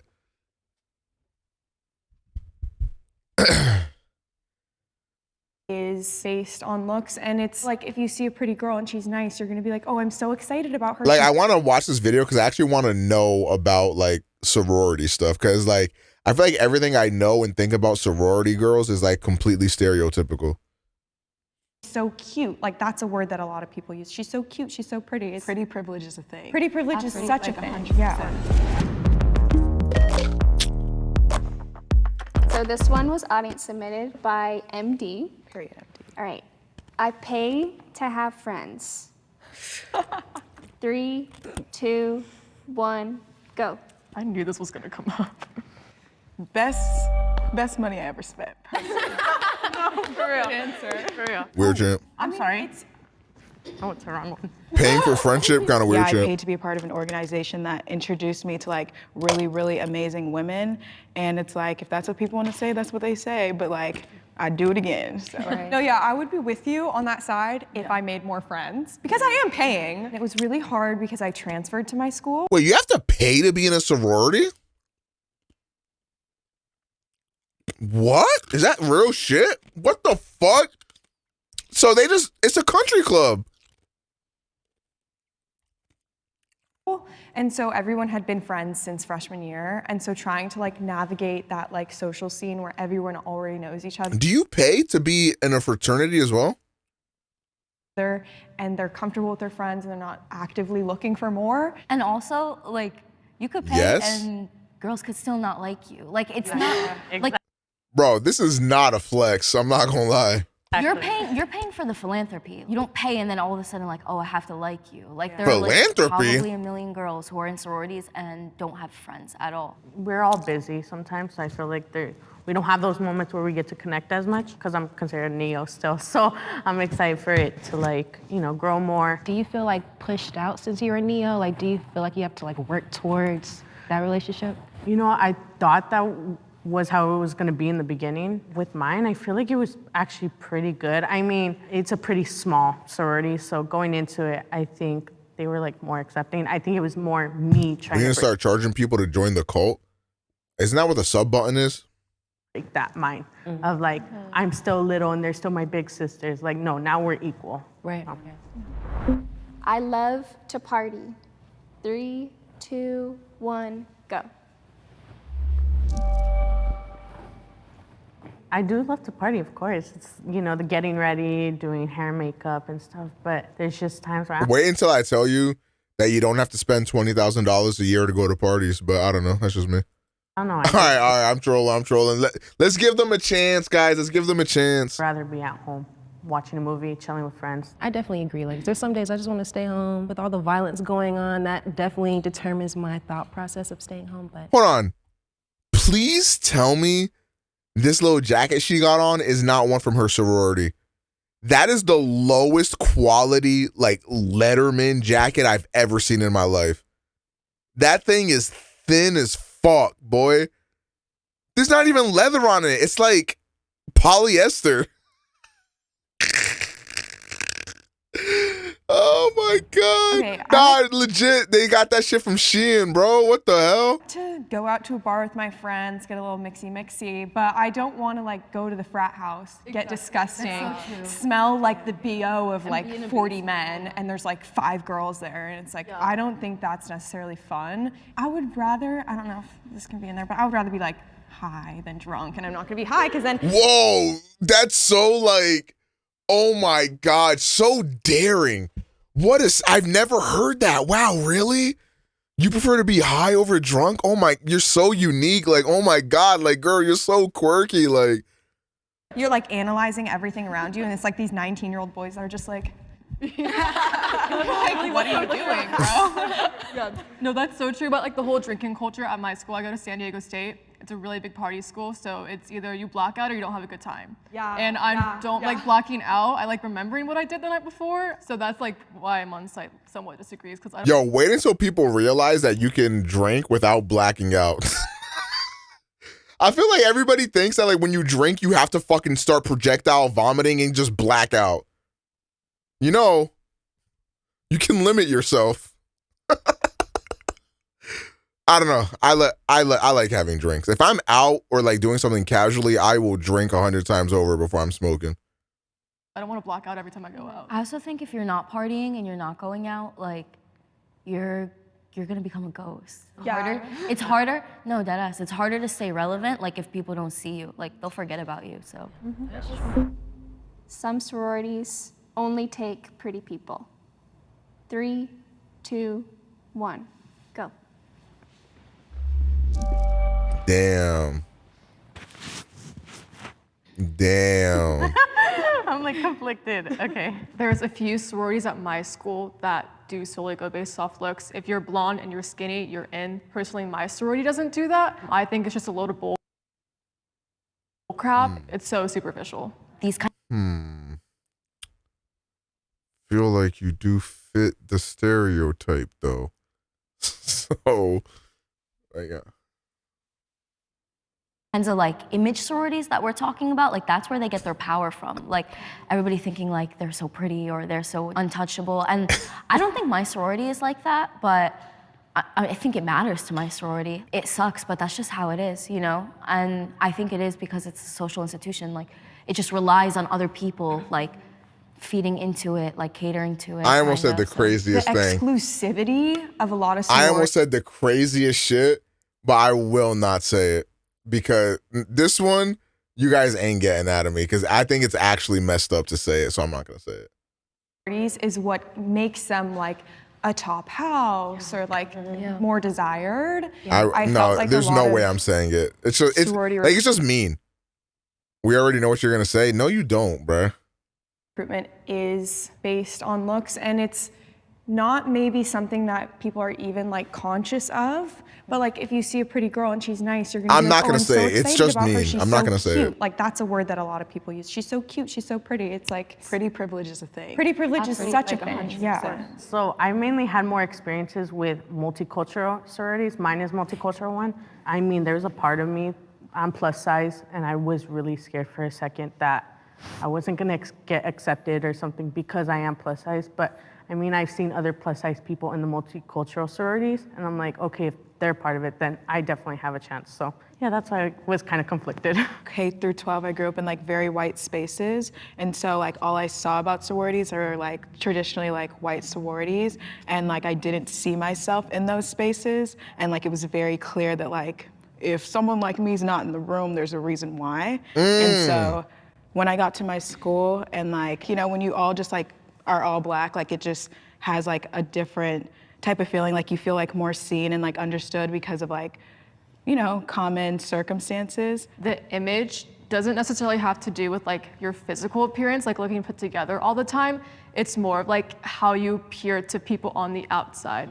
Like when we are going through recruitment or just in general, like you can't post red Solo cups, you can't post alcohol if you're under 21. I think it's something different though, like posting alcohol and like looking like a mess, because just like real world shit, like you don't want you 19 like drunk on Instagram, like when you're trying to get a job. Exactly. So like my sorority does care about that, and it's not so much like they're trying to control me, but we just should be like that. What is a sorority? It's like, I mean, I don't get. Sorry, I don't know how to word this. I feel like What's the point of being in a sorority? When the frat bros like post up with their kegs and their red Solo cups, it's fine. Right. But it feels like a little bit misogynistic that like a girl needs to look classy and she can't drink alcohol, but like. What's the point of being in a frat? I also don't know. Like, why is that a thing? Yeah. Like I have to look like this like lady. When And the sorority like, definitely upholds that, you know, Yeah. and I think reinforces it too. Yes, they reinforce it, but it's also like when you go out into the world, like you're not gonna solve misogyny because you're like, I'm gonna post this cup and I'm bossed up. It's just like, no, like at the end of the day, when you apply for a job, they're Googling you, they're going on your Instagram and they're seeing who you are. And they're not thinking about sexism when they see you with a red Solo cup. I've been made to do things I'm uncomfortable with while in a sorority. 3, 2, 1.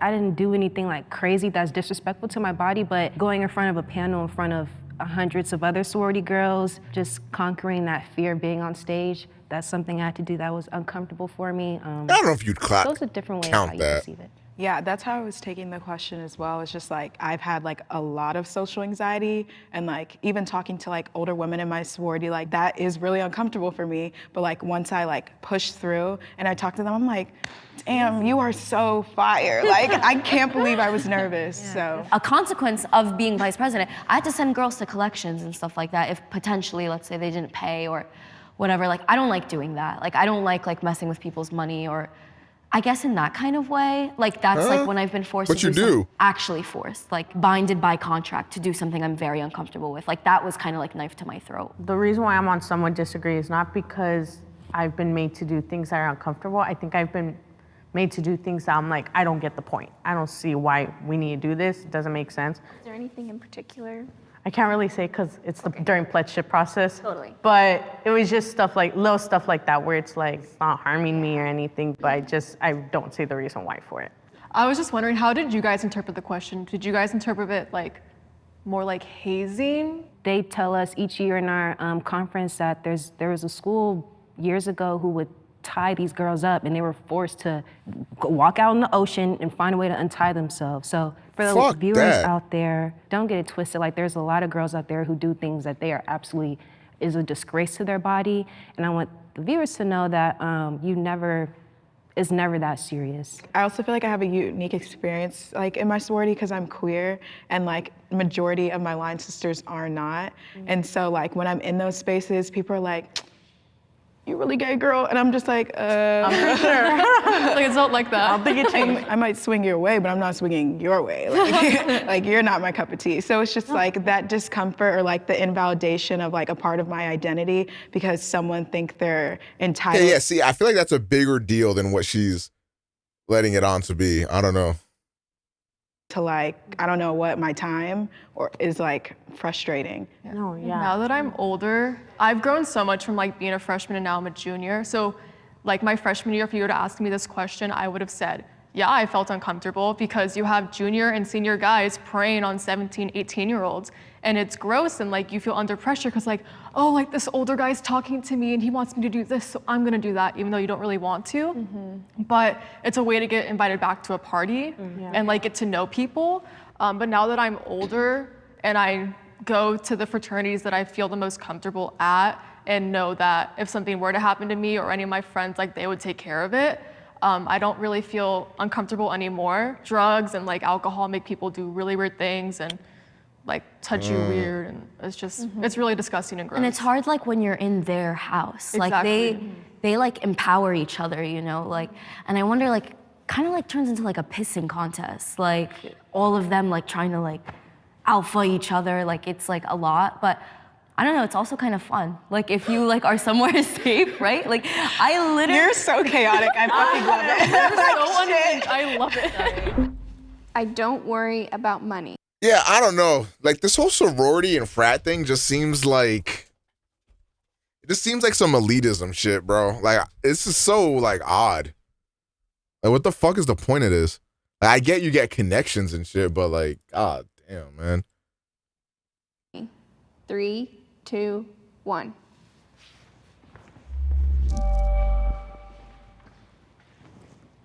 First of all, with the multicultural organizations, for the viewers, it's definitely a lot more cheaper than the Panhellenic. So that's kind of the main reason why I joined. I'm low income, that's like obvious. And it's just hard sometimes because I do love this org and I want to stay in it, but there are times where I have to think future-wise. Am I gonna have to go inactive? Am I gonna have to actually leave because I don't have money to even do this? And that's pretty upsetting. And I just feel like sorority, if you getting sold on a sisterhood or a brotherhood in the terms of a frat, but then you don't fucking like pay your $10,000 or whatever the fuck, and they all just kick you out and stop talking to you, it doesn't seem like much of a brotherhood or sisterhood then. We can all agree. It's a lot of money. And I've experienced that. Like I've gone inactive, not because I wanted to, but because I couldn't afford, you know, to shell out $1,000 a quarter. So last year I tried to— Oh, it's only a band a quarter? I guess if you're actually, I'm talking to somebody who like like has a career or something like that. If you were in college full time, then yeah, that's a lot. That's a lot. Yeah. You never been to a frat party? I don't really go to parties like that at all, to be honest, but I've never been to a frat party, no. Yeah, $1,000 for a college kid is fucking nuts. Apply for scholarships. I did feel a little bit misled during the recruitment process about like financial transparency. I don't think it's on specific people, but I think not being educated enough about your own chapter and then bringing other people into it and being like, yeah, we have scholarships. And it's like, okay, you do, but you have to pay for the whole year first. But I'm lucky in that like my president last year was amazing and she worked with me to get me on special status. I could be inactive, I could still be a part of the chapter, like my best friend can bring me to things. But it's something to consider, and I do feel like the finances of Greek life are what make it's so inaccessible Rise with a rare for so many hit. people. So I'm lucky my chapter is very flexible with Wait, dues. really? Like, Big it's facts? such a blessing. Wait, you're going to school in Boston, right? That kind of makes sense. Unless you were talking about while you're still in Texas, which actually that would still also make sense.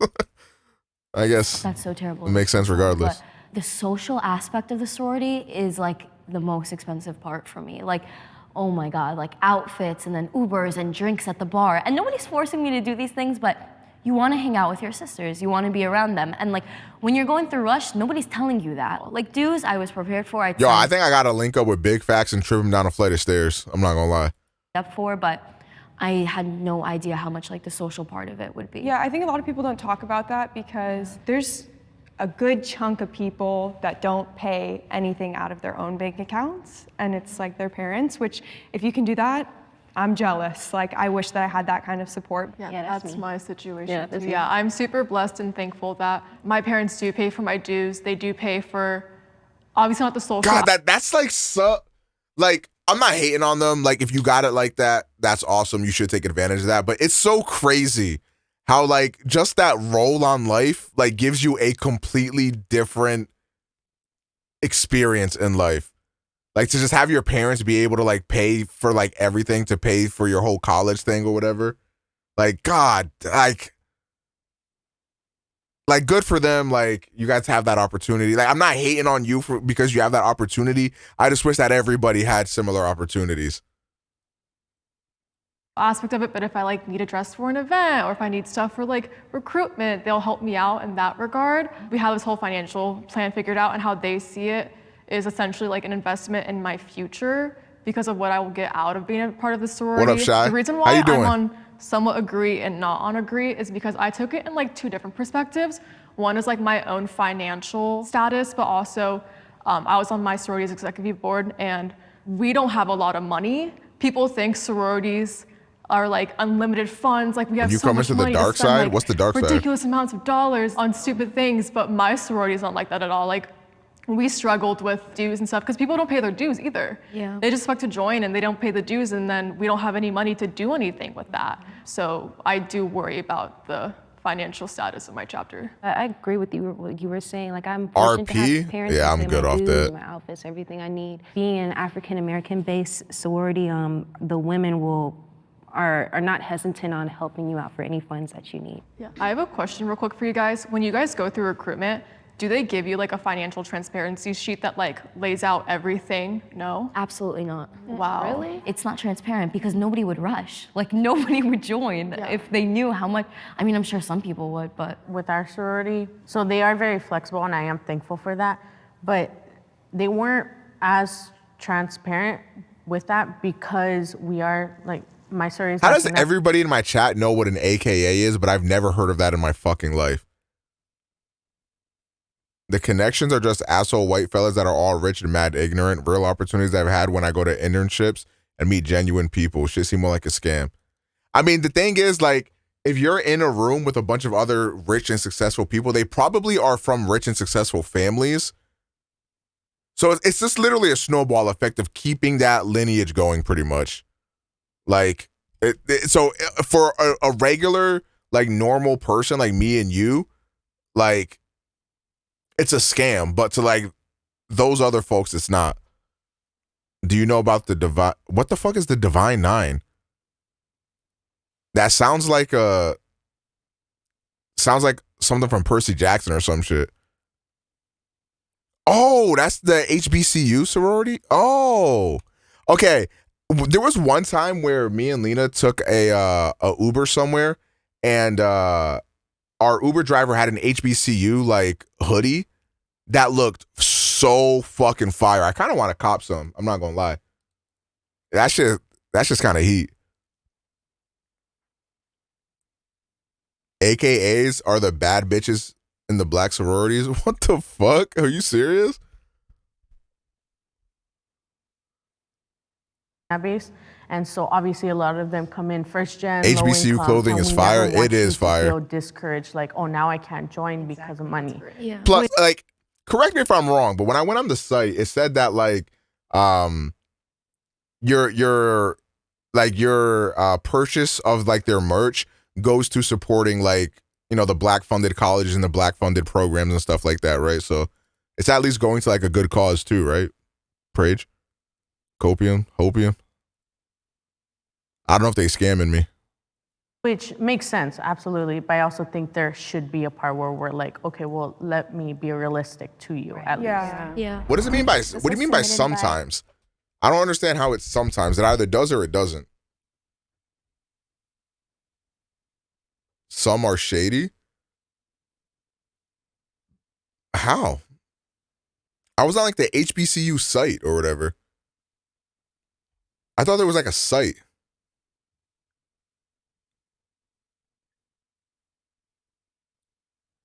Depends on the company. Oh, I thought there was like one site where you buy it from. There's a bunch of different sites. There's a tons of companies that produce. Oh, I thought it was like one place. Oh, fuck. That means if I want to find that site again, I'm going to have to try to remember that specific site, which I'm not going to remember. Teo, racism exists within sororities. 3, 2, oh, shit. 1. That's okay, go. Damn. I mean, racism exists everywhere, to be honest, but holy shit. For my sorority, first black African-American sorority out there, we prefer to stick with our people, but we're always welcome to branching out to a multicultural perspective. But I think there's a sorority for everything. You'll have your multicultural sororities, predominantly white sororities, and we have our predominantly black sororities. Yeah, I would agree with that. I think it's just empowering to be in a space where you're poured into by people who are successful and look like you. That's like extremely, honestly, life-changing. Like, and if someone from a different ethnicity wanted to join, like my personal perspective is just like, simply why? Like, I'm not gonna, yeah, it's just like, well, not why, like, you can't be here. I'm just genuinely interested in knowing why. Like, if someone was adopted and grew up in a black family and that's all they know, it's like, okay, like, girl, come on. Like, I fully understand that. So it's not like there's like a, don't join this. It's just more so, this is a safe space. And as a person who is not a black woman, why are you wanting to enter our safe space? Right, because there's a lot of spaces for us elsewhere. Yeah. Absolutely. Great. I think sororities do a good job at reinforcing beauty standards that Omega would be a Q if he was a frat guy. See, now what the fuck does that mean? I don't know if I have to get offended at that. Like, what does that mean? In their roots and like have existed for a long time, and we're accepted. Omega would be a Q. What is a Q? Is that a bad bitch? They are the horny niggas. I mean,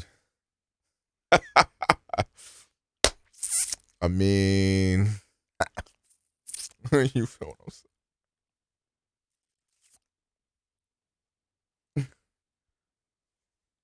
You feel me? Like,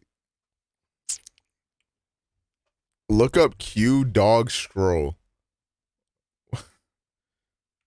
Can I look that up on stream?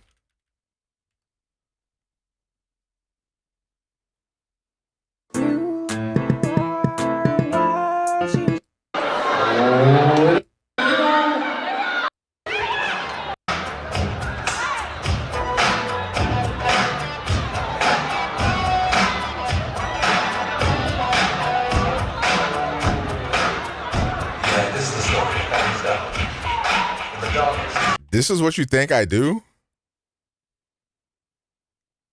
Fuck, can I?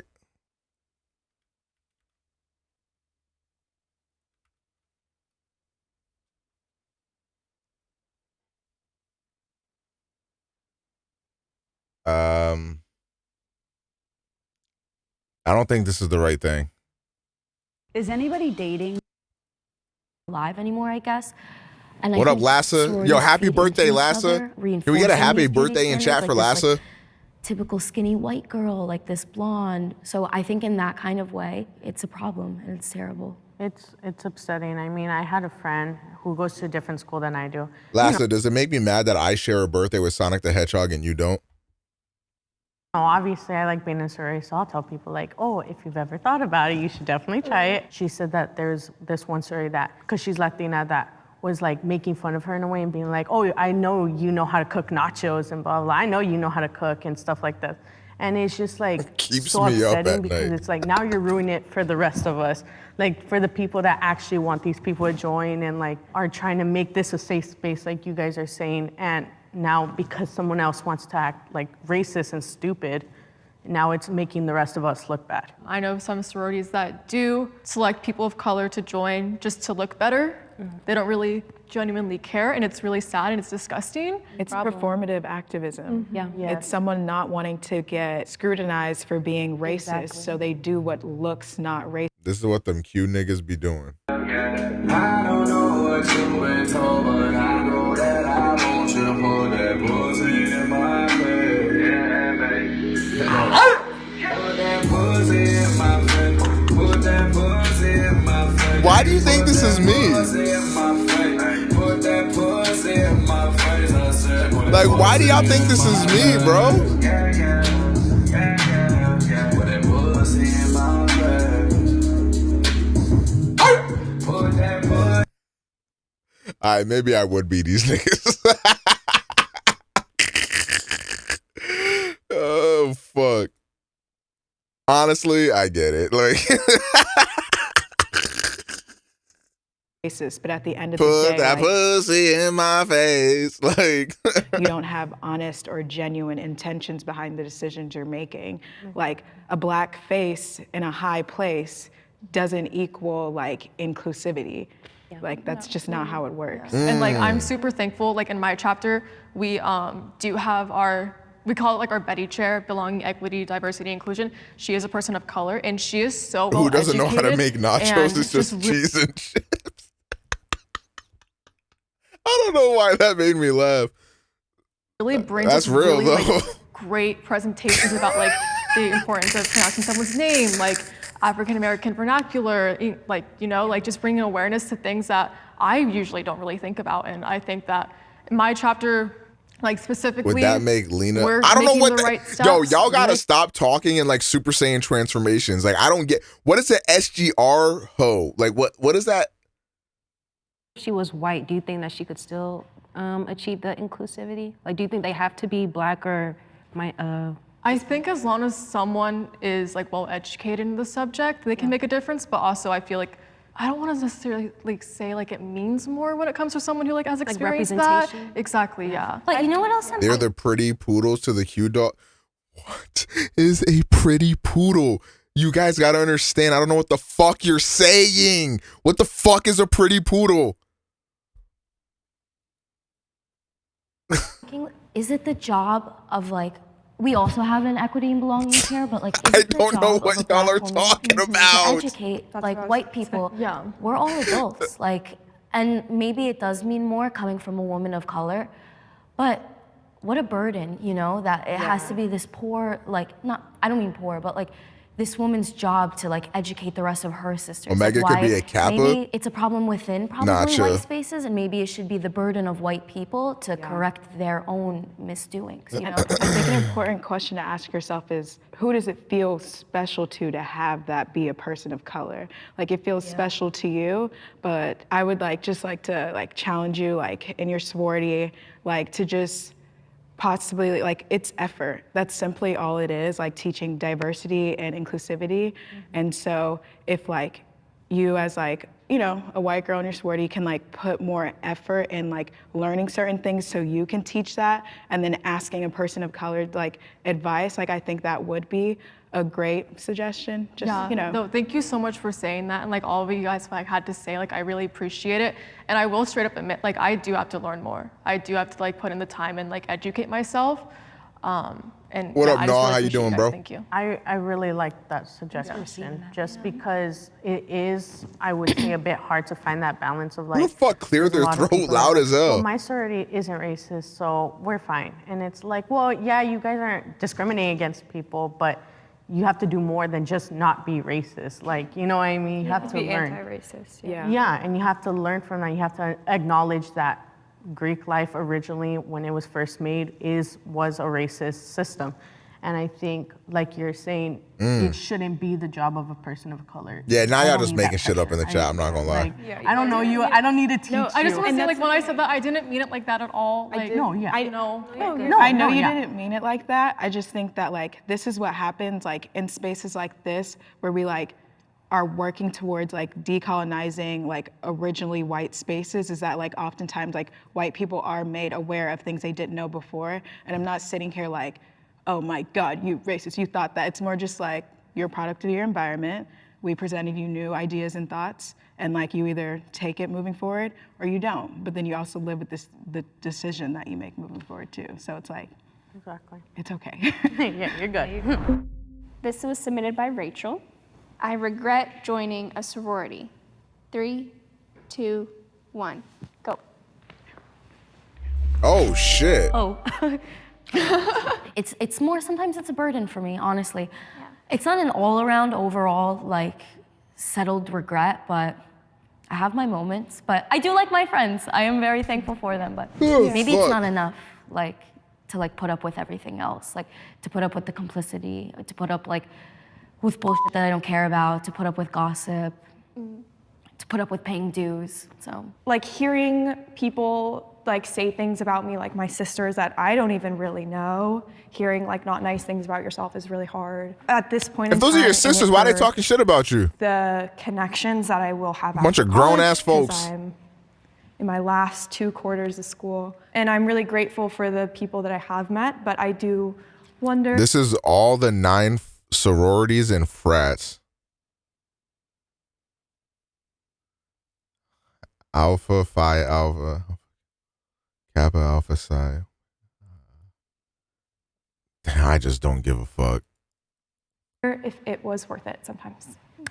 I think I strongly disagree. Joining AKA has bloomed me into someone I never thought I could be, being able to articulate my words. It's just made me be surrounded by like-minded women, like how you were talking about. I don't know the being in a Lord. space where you Yo, why haven't we made like a young adult novel series based around the Divine Nine or something like that? Like that should sound kind of fire. Like going into like the depths and the lore of like all different sort of like sororities and frats and shit like that. Like that should be heat. don't feel like you're alone. So that's why I strongly disagree. Yeah, like I said, it is life-changing. Just beyond that, it's like I love my line sisters. Like It's called great Percy people Jackson. forever will be in my life. And then like knowing women that like poured into my parents, because my parents are immigrants, and like they were like Delta women. So it's like it was like really like deep for me. I joined the same organization, so I'm just like very happy to be a Delta. My sorority, it's I don't really trust white people who say they aren't racist between how I was treated in college. Well, I think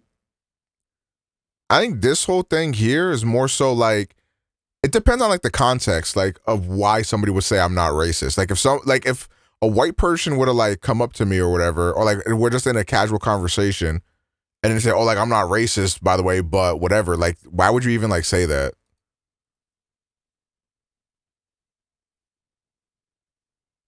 not my entire life, but These Kappa niggas be strolling in suits.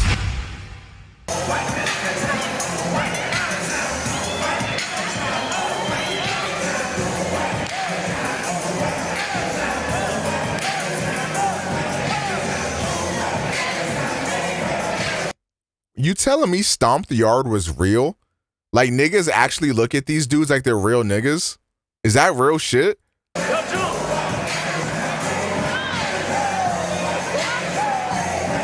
Yo, because when I was watching Stomp the Yard, I was like, this is so corny. Like they think they're so hard and all they doing is stepping. And then I see this and they got people cheering for them. Like niggas dead ass on their dick type. Oh, this is crazy.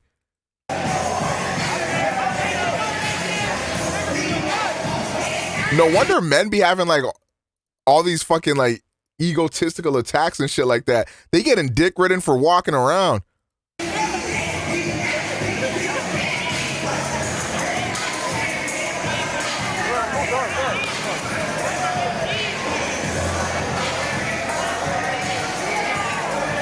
Where they have like a, what's that dude called? The conductor? The conductor of the stroll type shit?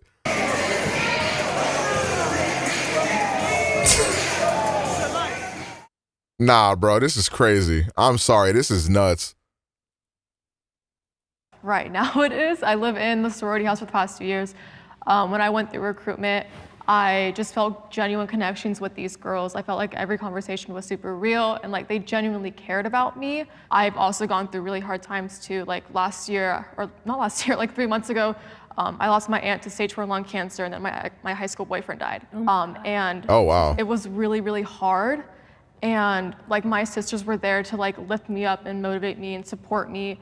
And not even just like in the really hard times, but also the really good times too. Like we're always there to like validate each other and like lift each other up and empower one another. And I've just grown into like such a different person than I was 2 years ago. And I wouldn't be who I am today without my chapter.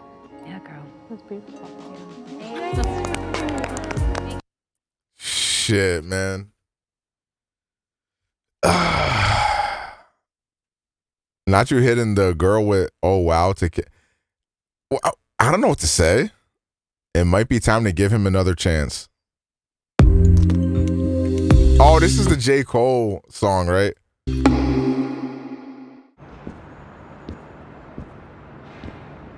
That Avrix jacket is so hard. Y'all don't even know about Avrix. That's the fucked up part too. Y'all don't even know.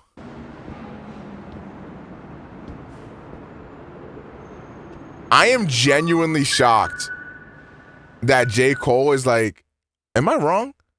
J. Cole's like the first rapper to be on some like K-pop type shit, right?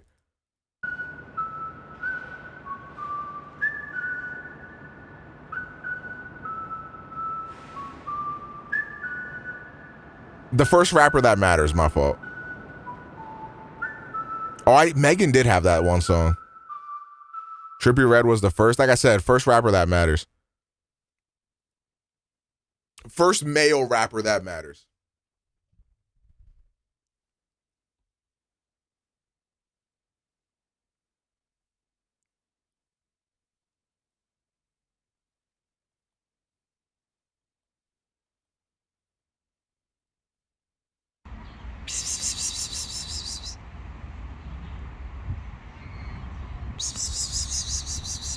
Yo, no way. I need to go here. Where is this?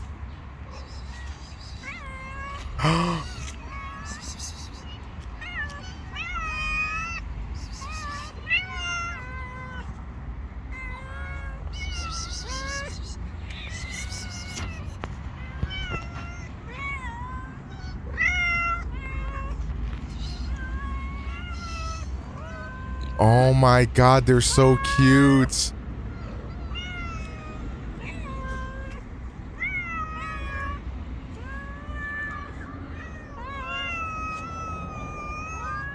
Yo, these dogs are barking.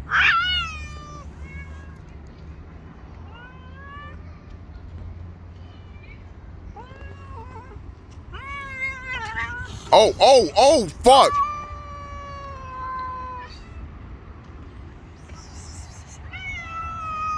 Wonderbird, bro. And y'all call me weird.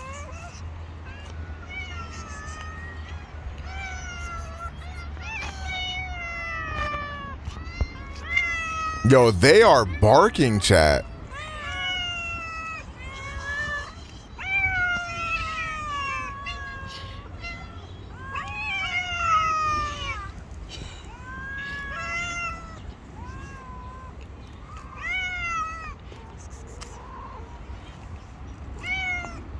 Is this just the whole video?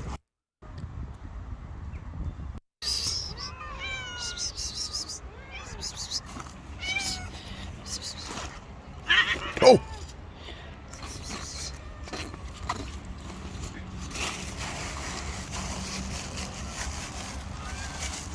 What animals do y'all hate the most?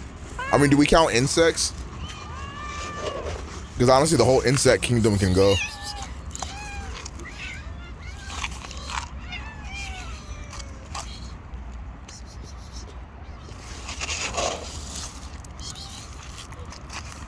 How you hating on snakes? Snakes just be chilling. Oh.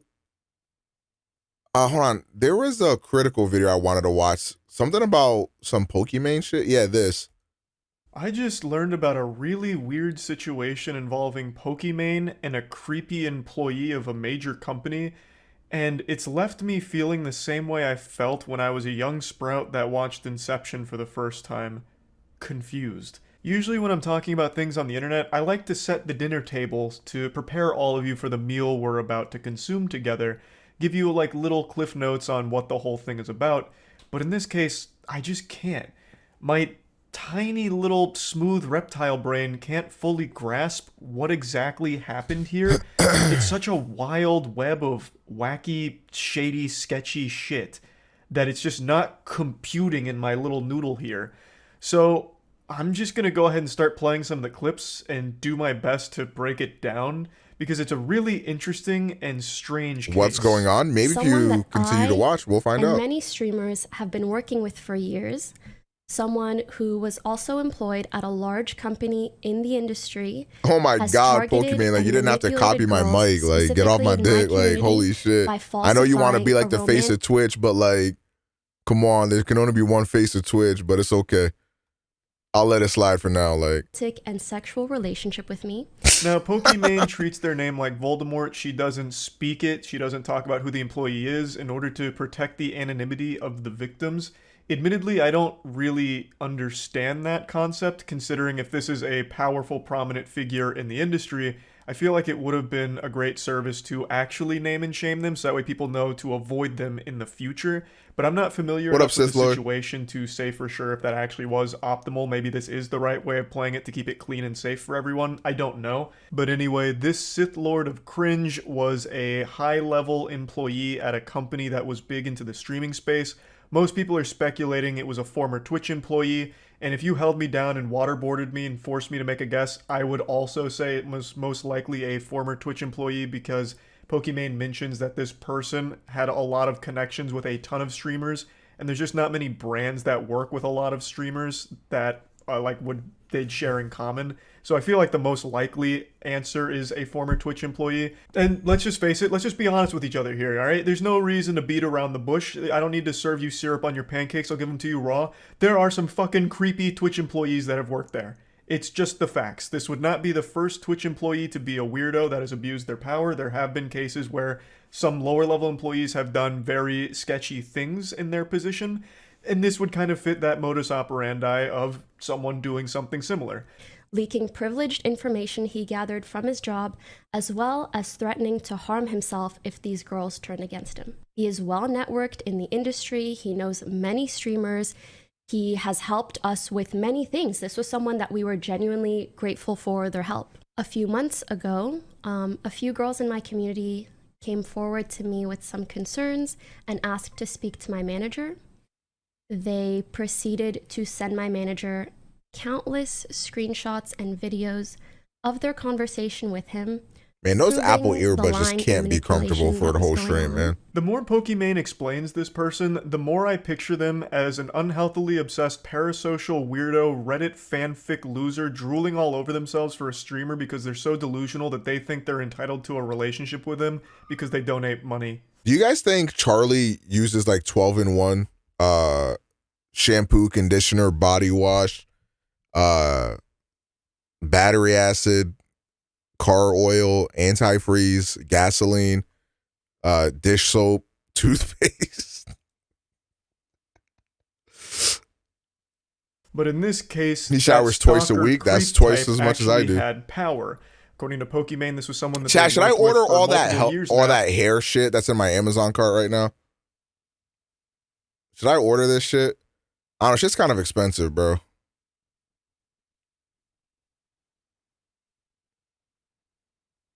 It's $63. Thought you did it already? Nah, I've been thinking about it. 63 is light. but I'm broke. You're going to buy it anyway? I will. It's just a matter of when. The only thing you should buy is that detangler. See, why is everybody like, y'all telling me like, I'm getting so many mixed signals, bruh. Because the girlies told me to get this last stream. And now Semi's telling me that this is bad news bears type. Is rosemary a really good hair oil? I don't know what I'm doing. Just go bald. Real shit, I'm about to. Turn RTX on. Get a shiny scalp. And it actually used confidential information from their You conversations. don't necessarily need the detangler. Yes, I do. And manipulate Pokimane's female viewers into liking him somehow. This is where his supervillain plan makes no sense to me. It is more confusing than quantum science. So I am not clicking on a paper note to link. reach out to Pokimane's female viewers and let them know that he is dating and having sex with Pokimane, and then fabricating screenshots to prove it in order to what? Like, how does that further his goal? No, I'm good, Papes. Getting laid, I guess? It makes no sense. We're dividing by 0, trying to understand what this guy's thought process was. Pokimane explains that he would reach out to the female viewers, inform them of his relationship to her, and then what? Like, what was his end goal? I don't get it. Like, if it was other streamers, That's a I would hairstylist? almost understand it, where he reached out to them to try and, like, form some kind of business relationship. Like, oh, hey, I saw you in Pokimane's chat. Well, I actually fuck her. So, you know, you can trust me. I know what I'm doing. And I also work at this company. Like, that would almost make sense. And I guess maybe that is part of it. But she doesn't single out that he only reached out to streamers. He apparently reached out to just anyone in her chat that was female. So, like, this guy was casting the widest net imaginable, just swiping right on everyone on Tinder in Pokimane's chat. And then letting them know that he's dating her and they're sexually active, making love together, I guess. And then he'd even trauma dump by saying that he's suicidal in order to try and force them into a sympathetic situation where they'd feel obligated to communicate with him and stay in touch with him. Otherwise, they'd be afraid that he'd fucking kill himself, throw himself off of a goddamn rooftop or something if they ignored his Discord message. Like, this guy is just a fucking weirdo scumbag, and his plan doesn't make any sense. So basically, he would reach out to girls that he knew were like in my chat or viewers of mine. He would approach them, and because of his connections with streamers and the company he worked at, he seemed like a very trustworthy individual. He would then tell the girls that he's suicidal and deals with mental health issues, which of course would garner him a lot of sympathy. And again, these girls are so sweet, so of course they would hear him out. And then once he felt that he gained their trust enough, he would start sharing these photoshopped Discord conversations with me. Like, he would share it with them, but they were of me and him, as well as making up like wild stories about me.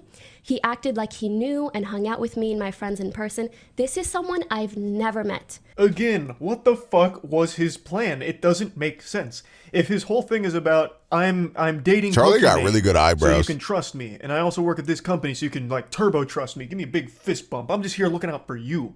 I saw you in her chat, and I thought, man, being the benevolent saint I am, I can help this girl. That's why I'm reaching out to you. But then what?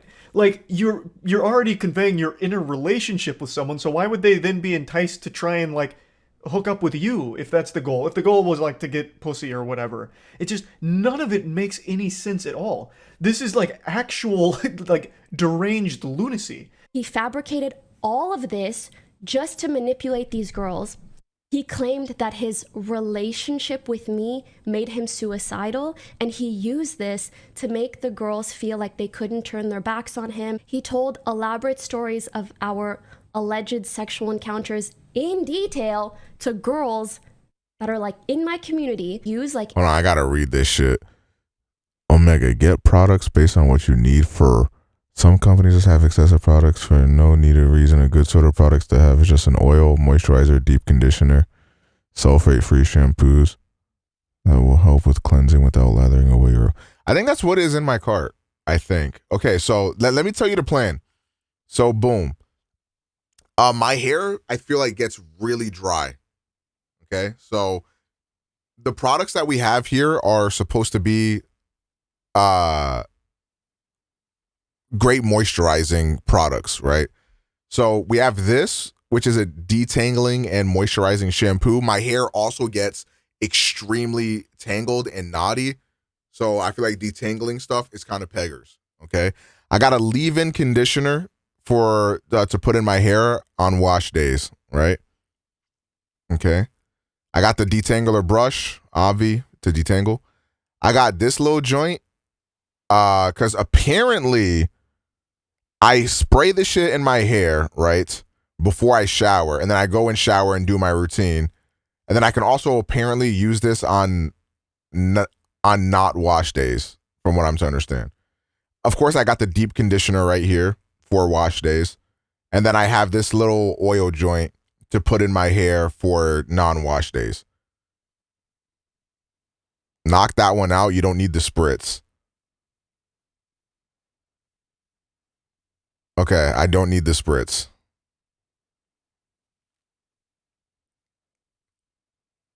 But everything else is valid.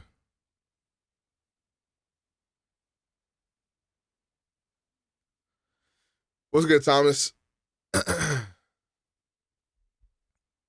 You don't wasted my money on that. Okay. You about to have that luscious hair. That's the plan. I'm trying to, you know what I'm saying? I'm trying to be in my bad bitch era.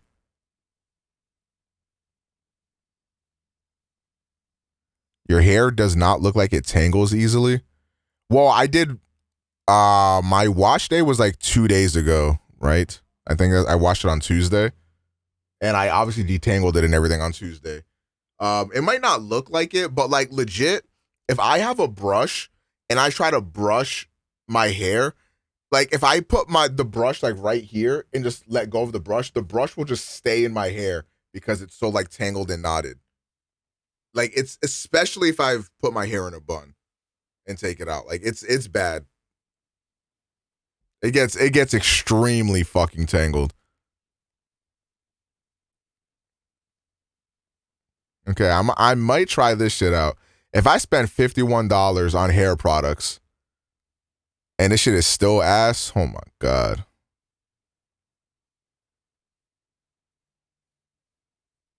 Okay, so when do I want to use this detangler brush? I want to use it before I shower and while I have the deep conditioner in my hair, right? If I'm not mistaken, I think that's the game plan. I need new beard oil. You know, I also am in the market for new beard oil, but I've also never gotten beard shampoo either. But honestly, you don't really need beard shampoo. What you need to do, what actually promotes better facial hair growth is if the skin on your face is healthy. That's what's the most important. So you just need to make sure that you're like washing your face and moisturizing your face and stuff, because it's the skin underneath the beard that promotes better health. Inappropriate photos, like nudes that weren't of me, and he would send them to the girls and say that it was me. He also leaked confidential information to these girls to gain their trust. What up? Make sure you use the detangler brush where you're, yeah, that is the plan. If you need something I vouch for, it's Aussie's 3-minute Miracle Moisture Leave-In Conditioner.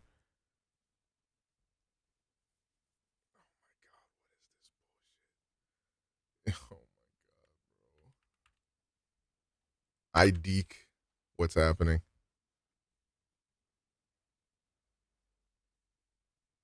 I deek what's happening type shit. This shit is $30? No, this is a deep conditioner. I need to leave in, right? That's what you're saying?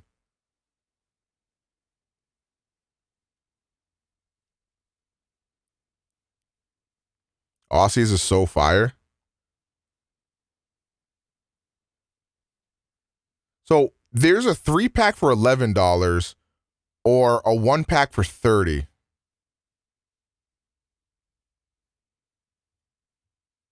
This is 16 ounces.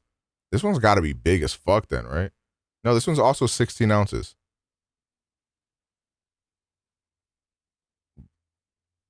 Am I smoking penis?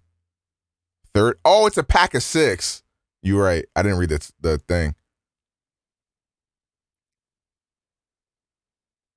3 times the moisture without the weight, absorbs quickly and hydrates deeply, adds shine and softness. Loves every hair type.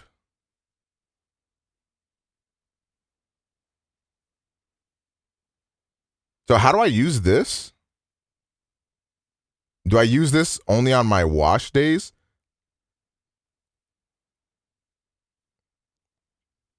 What the dog doing? Blade Slice, thank you for the tier 1 gift sub. Putting leave-in in your hair before detangling helps ensure no split ends or that tearing feeling. Okay, so when does this get used is my question. So, oh, that's my order history. So I would get rid of this, right? You mean like what order do you use it in? Yes, correct. So I wouldn't use this leave-in conditioner. I would instead use this. Right? Is that the play? Or do I use this instead of this deep conditioner? I might just get them both. I don't fucking know.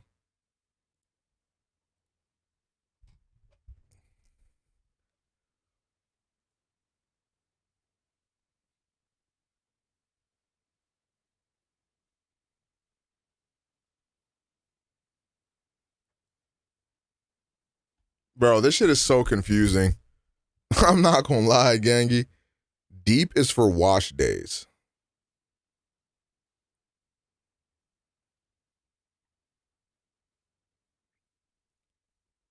Shampoo, deep conditioner, then leave-in.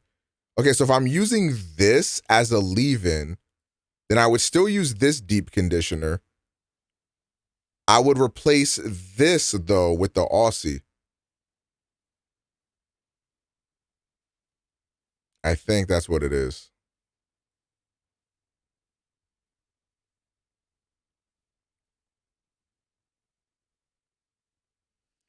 Bruh. A master scheme from Megamind here. Hey, here's Pokimane's nudes.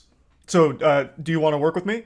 Like, I don't get it. So he'd Photoshop nudes or deepfake nudes, potentially, and claim that they're Pokimanes. But is it poggers to, like, mix and match brands like that type shit?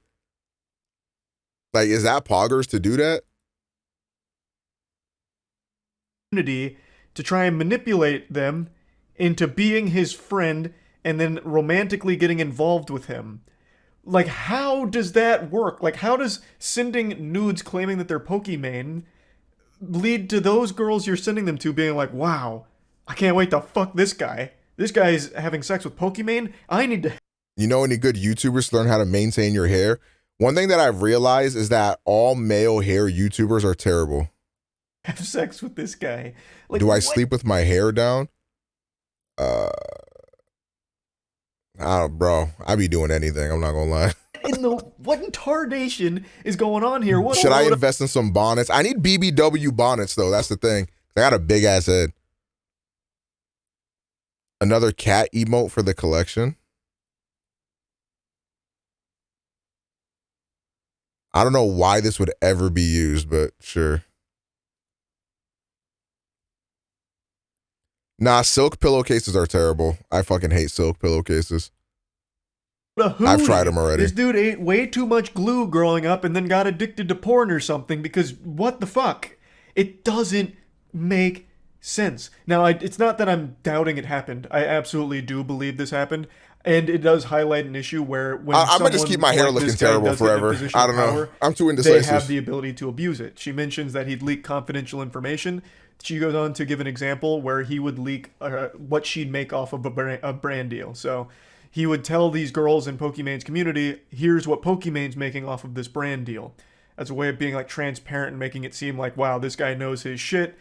So he would leak confidential shit, which you can't do, obviously, and faking the nudes and everything in order to, for some reason, manipulate them into wanting to be with him. All of it is so fucking weird. So bizarre. Afterwards, he would then try to develop romantic and sexual relationships with these girls. After gaining their trust, he would hit on them, offer to fly them out, meet up in person, buy them gifts, ask for inappropriate photos of them after sending them fake inappropriate photos of me. This is so fucking stupid. This guy is an absolute imbecile. Here's some naked photos of Pokimane. Now, can you send me pictures of your boobies? I'd like to see your titties, please. Madame, would you like to come out to my neck of the woods? I'll fly you out, and we can discuss more of Pokimane's nudes together. Because as you know, I'm in a sexual relationship with her, of course. Like, none of it makes sense. Like, it is so wild and such a shitty thing What up, to Jared? do, and it doesn't even make sense why he'd do it in the first place, because the plan itself is nonsensical. It's so weird. So weird. So he disclosed the confidential information about like brand deals and money like that after reaching out, like cold calling like a fucking telemarketer to just women in Pokimane's chat. There's just no way he thought he was going to get away with this, right? Suicidal and in a relationship with Pokimane, and then Deep somehow conditioners are usually once a week. On wash days, try to wash my hair with lukewarm water. Shampoo, condition, deep condition for 30 minutes. Seal the moisture with an oil, and you can style your hair in a protective way. Okay, well, I don't plan on ever like really styling my hair like with heat or anything. Okay, so shampoo, condition, deep condition. Right. Seal the moisture with an oil. So I deep condition, rinse out, and then oil my hair.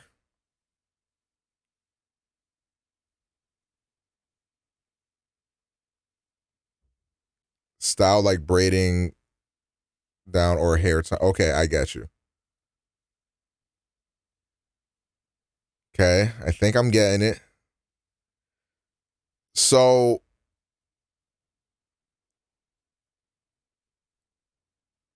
I would keep. So, but I'm using this Aussie shit as a leave-in, correct? So what I would do is do the shampoo, this conditioner for 30 minutes, and then this for leave-in? Bro, I don't.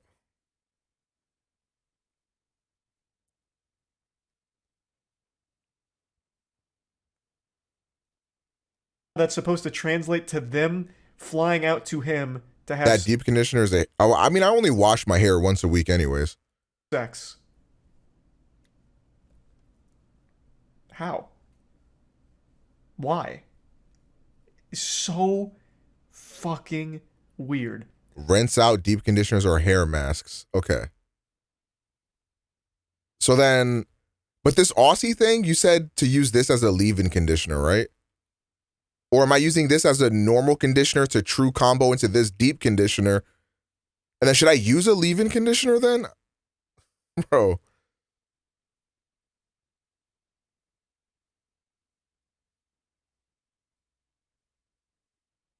Adds shine and softness, absorbs quickly and hydrates deeply. Type shit. So yeah, I just wanted to go over this because I've been racking my brain on it for a couple hours now. I heard this, or I saw these clips a couple hours ago, and I've just been stewing on it, just marinating, trying to That Aussie bottle is a leave-in conditioner.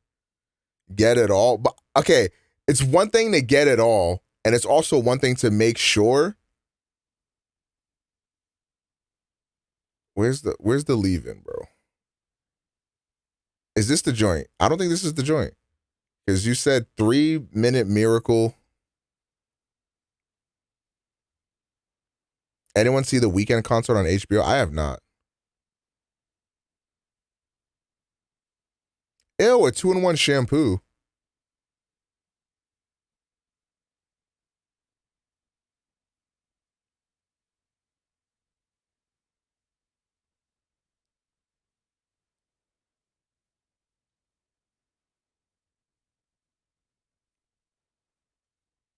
This shit is so complicated. Bro, real rap. Great deep conditioner.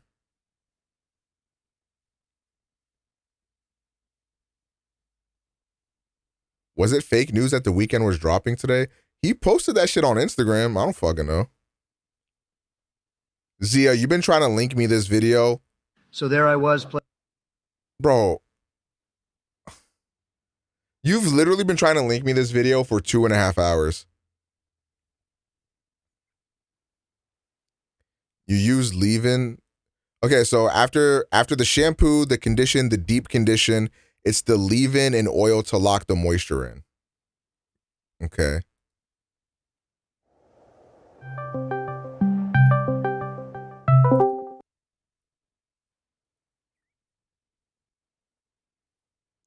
I'm just trying to figure out when I use I'm just trying to figure out when the fuck I would use this Aussie shit.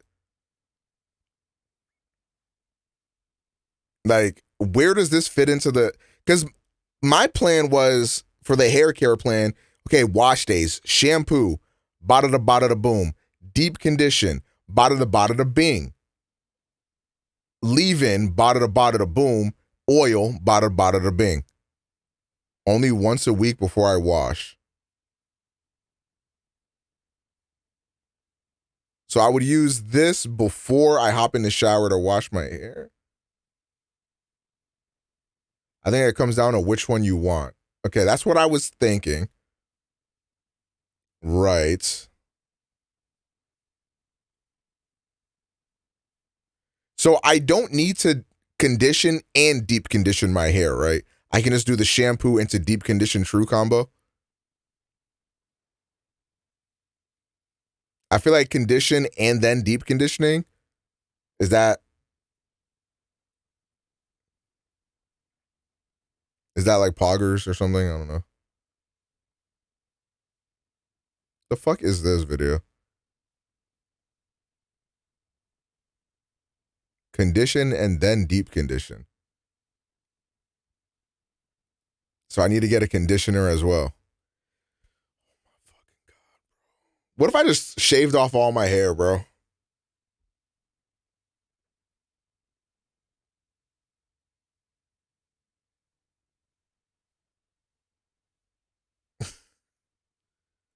Go ahead. You niggas aren't supposed to like support that. You're supposed to be like, oh my God, no, King. Like, please, I'm kicking my feet up. Like, don't do that. You'd only use the deep conditioner once a week? I mean, I would also only use the shampoo and conditioner once a week because I only wash my hair once a week. Right?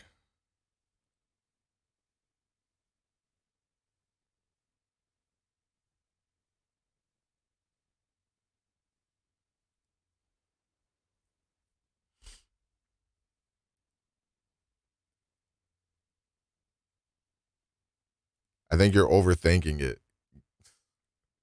Okay, okay. Here's the true combo. This is what I'm getting, and that's it. Okay, so boom. Here's the combo. Okay, so boom. On wash days, so boom. It go like this. So boom.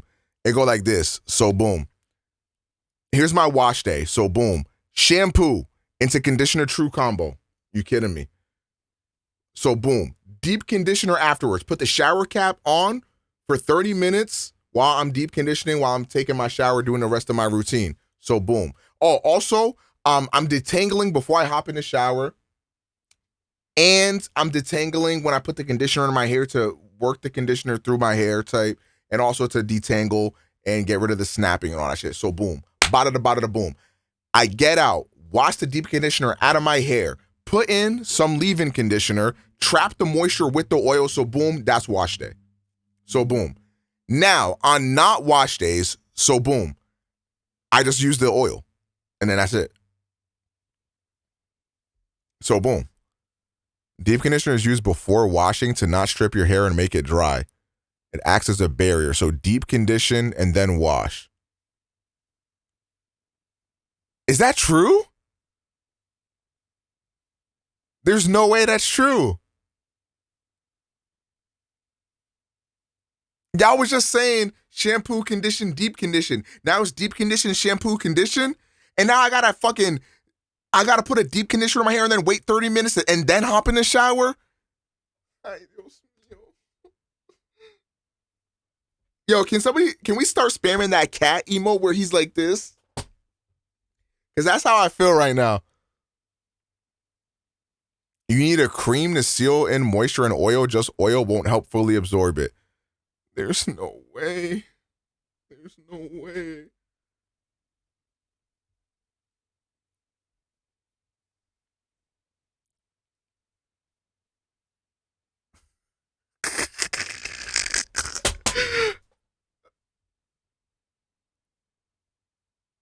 I do oil, hair condition, shampoo, and then put leave-in.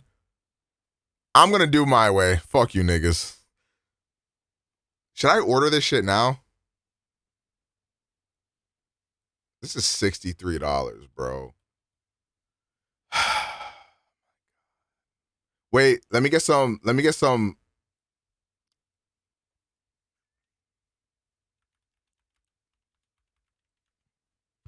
Hold on, chat.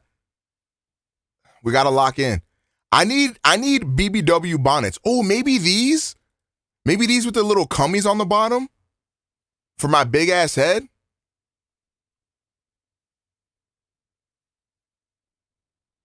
With the little cummies on the bottom? For my BBW head? This might be the one.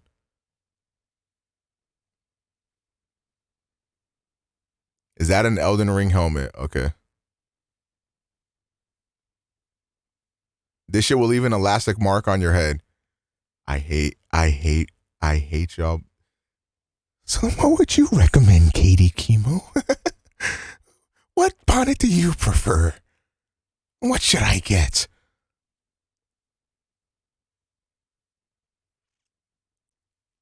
Megan Good girl rap. Oh my fucking God.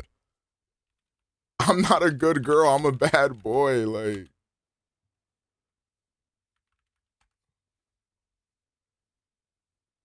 What the fuck is this bullshit? Oh, they probably don't got that shit on Amazon. What is this? Yeah. You not getting them points off me. That's wild.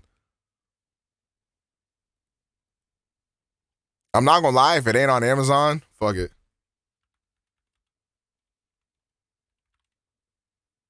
Silk bonnet for men. There we go. Let's get some masculine shit. Yeah, some masculine shit.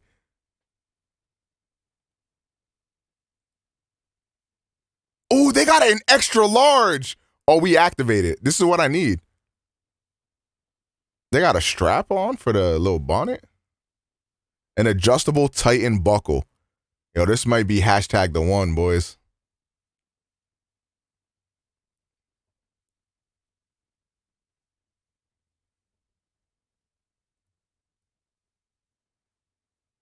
Gorilla Grip.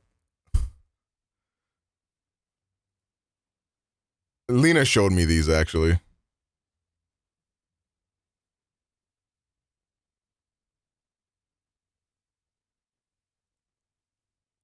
$20 for a bonnet is crazy.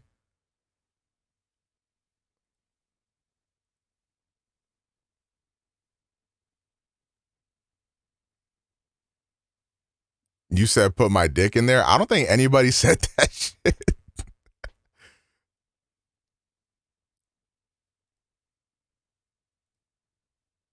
Okay.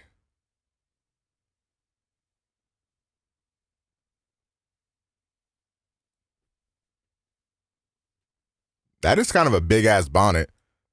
Didn't you already have a bonnet? All my bonnets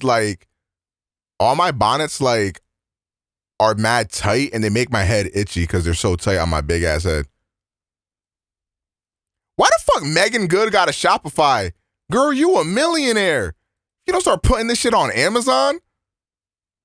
Girl got a Shopify like she's a little ass YouTuber or something. $30 for a bonnet? Nah, this that Megan Good. This that Megan Good tax. She is not getting them points off me. $30 for a bonnet? You got me fucked up.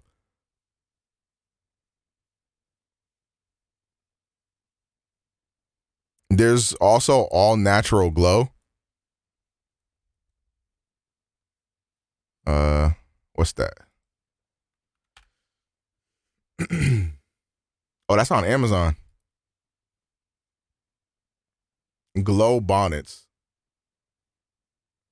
Yo, why they got such a long tail?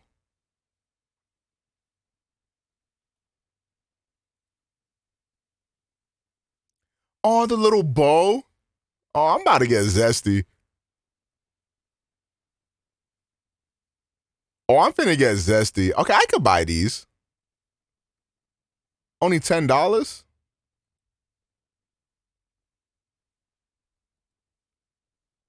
You know why? Yo, disaster, bro. Lock in, bro. Okay, you kind of spin. You gotta have a long tail for the. Never mind.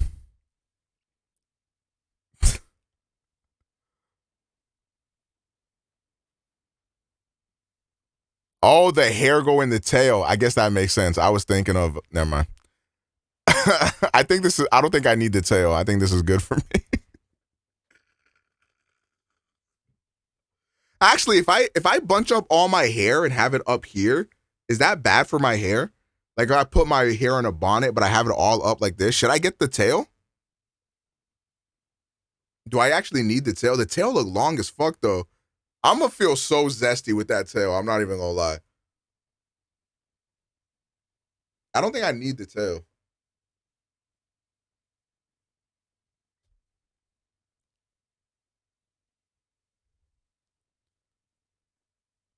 $19-inch, 27-inch.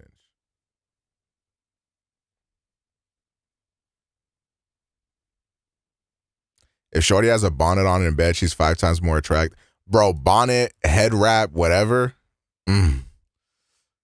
God damn. The tails for shorties with the bust down, you ain't got that? How you know? What if I wanted one? This one might be the wave, chat.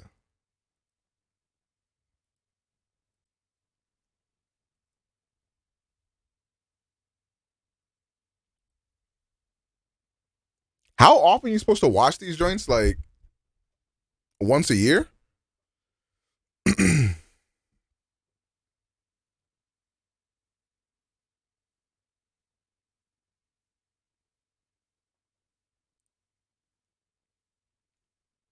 Oh, every 2 years. That's cool.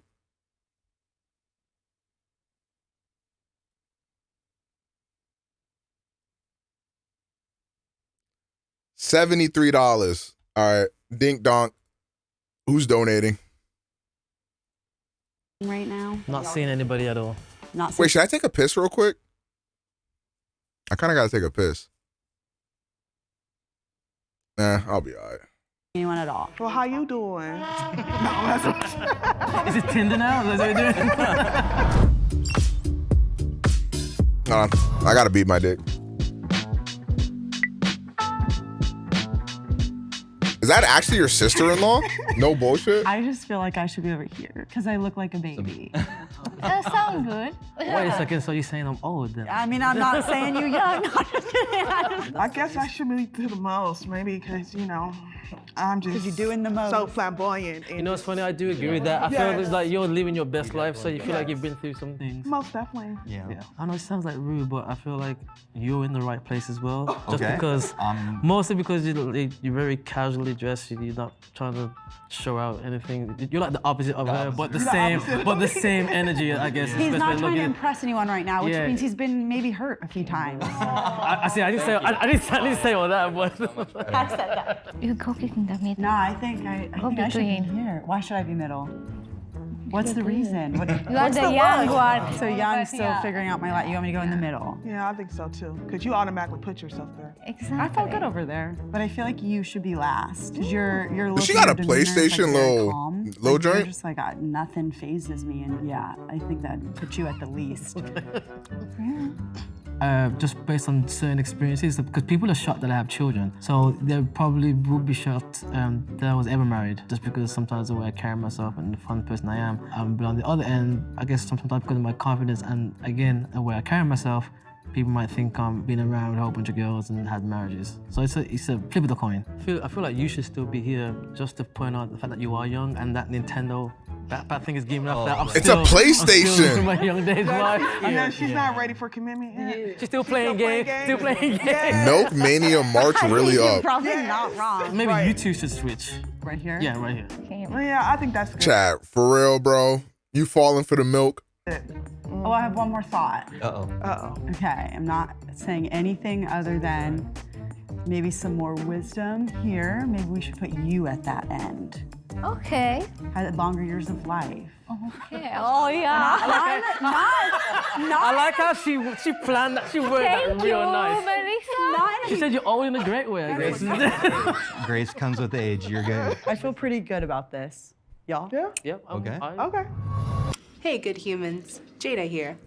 There's been a lot going around the world and in my life the last few years. Going through so many changes can be a lot. So this year, I've decided to prioritize my mental health. We want to thank BetterHelp for sponsoring this portion of today's video. I think a good question to ask would be kids, ages. I have 3 of them, 14, 12, and 9. Damn. I take it you don't have any. 0 kids. You look like you don't I knew it. So I have 2 daughters, 20-year-olds and an 8-year-old. Actually, I have 5 kids. They're Please add this.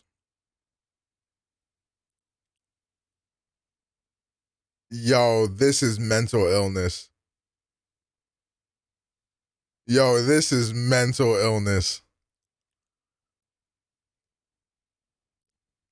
Y'all only gave me 8 subs today. Y'all don't get horny emotes for free, bro. are 24, 21, 12, 5, and 4. Jesus. I have a 27. How about this?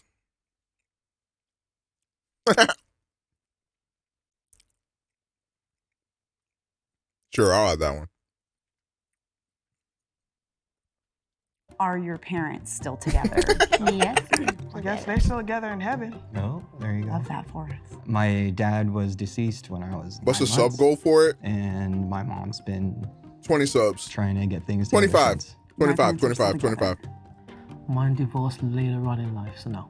Based on some of the stuff that we said. We don't make it, won't add the milk emote. But we'll continue on and figure that out. Mm-hmm. Yes, I think you should be up there a little bit more. Like some of these, like, Yeah, why don't you just go ahead and move right here? I'd say yeah. All yeah, the way? No, right here. Right next yeah, to me. Yeah, next to you. Right next here. to you. Okay, okay, all right. Do it. It's funny because at first, when you said you had like 5 kids, I was gonna say, oh no, her, but then that doesn't necessarily mean you've been married multiple by the time you just got 5 kids. Yeah, of course. And then you not having any kids means like no Red commitments. flag. Yeah. Not red flag. It's You kinda look like your Brie flag, Larson, whatever low-key. flag you want it to be, but it's like you are like you're living life. You have this freedom to explore. Depend of the age now too. She's just having fun right now. How old you are? I'm 30 years old. Oh, she's young, but looks a little older. Never mind. King Sir, I know you can't resist. I'll give you guys a 2-for-1. If we get 25 subs, we'll add both milk and cat lick. Nice. I have a thought. I think he needs to be right over here. No, I think you need to Why be in me? this spot. On that spot. Yeah, and my reason is you said your father passed away early, Yeah. and your mother was trying to get it together ever since. She is in a relationship now. She remarried once, and that was it. I think the way that At 15 subs, I will match. You heard it sometimes here what we see first. in our lives when we're younger She's 30. really affects our ability to connect with people when we're older. And so for that reason, I think you and I should switch. Okay. You're like a good I feel therapist, like I huh? should switch. Are you like really reading us? Are we all giving ages? Because you said you're 30. Yeah, And how old are you? How old do you think I am? Okay, let's calculate. I would say 46. 44. Well, then, how old you think I am since you want to play that game? I'm gonna say you're in 35. Oh, well, thank you very much. I'm 40. I was going to say 40. Okay. I have a birthday next month. 40. I'm 40. 40. We 40, and How you think, guys? I'll say the safe answer and say 20. 40. 46? No, I say my son age, Oh, that's right. and I say when I have my son. You said 27, right? Yeah. So but 54? I'm 54. So I still think you should stay there then. Is anybody dating right now? Not seeing anybody at all. Not seeing anyone at all. Well, how you doing? Okay. Is it Tinder now? Is that what you're doing? So where are you at? I am just here. I'm nowhere. Just nowhere. I'm just everywhere. Oh, that means she a yes. free spirit. Okay, we know what that means. I mean, she might be recently divorced and she just like making up for lost time type shit. You feel me?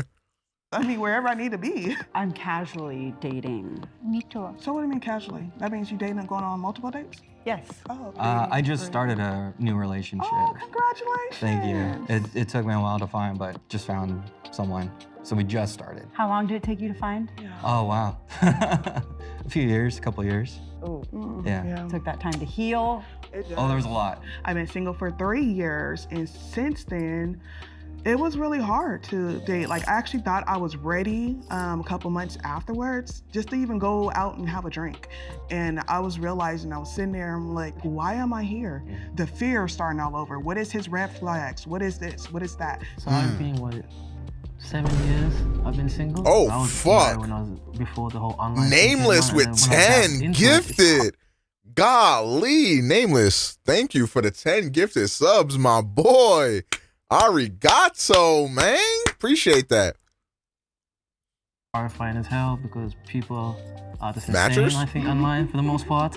But at the same token, there's also, I was like more focused on, I want to be there for my kids 100% and my career, and that was where my focus was. It's always a thing where I said 15 someone, and like, I oh, would she's match. fine. Huh. And I'm like, but then I gotta talk to her, and then I gotta figure out, I gotta commit to all this work, and it's gonna be, and then after a while, I'm like, nah, forget it, it's too much of a hassle, and then I just move on. Also, being the single father thing is very interesting. Then the women know that you're probably gonna be like the fifth option. You know, it's my kids, then me, my career, then you, and that doesn't see, they think it's a good idea, it sounds great.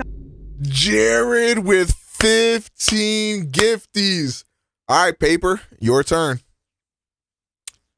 All right, Paper, your turn. Oh, did I say 25? I'm at 45. Oh my God, you guys are sick. You guys are sick.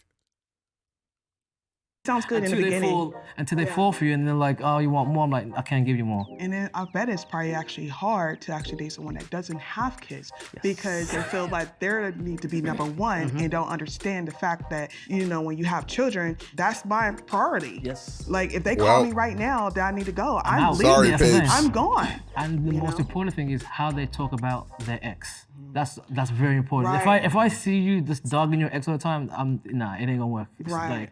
Dating after divorce. For me, it was hard to snap out of I'm not in a relationship anymore. That was hard. You get like a little bit of depression. I mean, obviously you're grieving over your loss of your relationship. Midnight matched. Yep, Midnight Wizard. Thank you for the 20 months. Maybe you should have matched. I don't know, Papes. Might be a common paper note L. You do therapy. You try to make yourself out of your funk or whatever. I don't After doing understand that, how then she's you're still able feeling to like shoot you're ready people. for dating, but everything was online. It's hard to meet in person. You know, it's kind of like a cheat sheet when you do it online. You know, because you know what you're sort of getting. Even if you're getting catfished, you still have a cheat sheet. You still have an idea of what this person may or may not be. For me, it was easy. You know, for Okay, you're over here. You're over here. working in the entertainment business, you know, you meet every time new people. If you are friendly, you know, it's easy to start to have conversation and everything and date occasionally, you know. I think you should move. Me? Yeah, I'm not that way, no. I'm getting a different vibe. Like you Oh, were in yeah, a very actually. long-term relationship for a long time and then absolutely crushed you when it ended. And that to me feels like not like over here. Okay. Yeah, possibly so. Right. Yeah, I think y'all might be similar. No, I think he needs to actually move too. Here's a question. When you were single, what did you learn about yourself? I learned that I need to stop being a people pleaser, and I needed to start going for what I wanted and compromise from there, I guess. Oh, you gave me goosebumps. Yeah, sorry. I want to give you a hug. Oh, thank you. feel the Yeah, pain. you can hug me, that's fine. Thank you. I learned that many of the issues I had in my marriage had a lot more to do with me than I was willing to admit. before my divorce. So now that I'm single and I've had time to reflect, I'm like, oh, a lot of ownership. Yeah. I was, you know, more romantic and more just really flamboyant. So when I got married, I realized that I was actually putting stuff in the back burner. Like I was losing myself because I was pleasing someone and hoping that I have that stability for the, you know, for my kids. But during the 3 years now, I'm actually found myself. So that's good. I found myself. Oh, hold on, I'm couch. Hold on one second. You okay? Yeah, I'm fine. Do you want a hug now? I guess sure. So I was like, you know what? I'm gonna go to therapy because it's myself that needs healing, and I don't want my kids to grow up feeling what they feeling. For This the, chat you know, is the just divorce. in hell, So man. I actually started learning, like, oh, I used to love poetry. I'm like, why did I stop? Oh, I remember I wrote a poem a long time ago in the beginning of our relationship, and he just put it away. Since he's been gone, I've been accomplishing a lot of my goals. And in a way, I'm kind of scared to actually get in another relationship, but at the time, I think I'm actually ready for like a full relationship now. What's good, Ems? The self-healing that I've already been through. The time is short, you know? You don't know how long time you have. It's no sense to stay with somebody if you're not happy. It's better to don't take any shit from anybody. Bro, If I you can do improve good my shit on the life, stream every day. Be okay. If you not improve and put me down, I don't need you, you know? And Say I'm it kind of like louder, that. sister. I've kind of grow up, you know, in not so happy family, you know, having problems. All the time when I was small, you know, I say, I will not stay married if I'm not happy. If I will need to marry 10 times, I will marry 10 times. I hope not. That vibe That support system. proves, I think, while you're right there. This chat.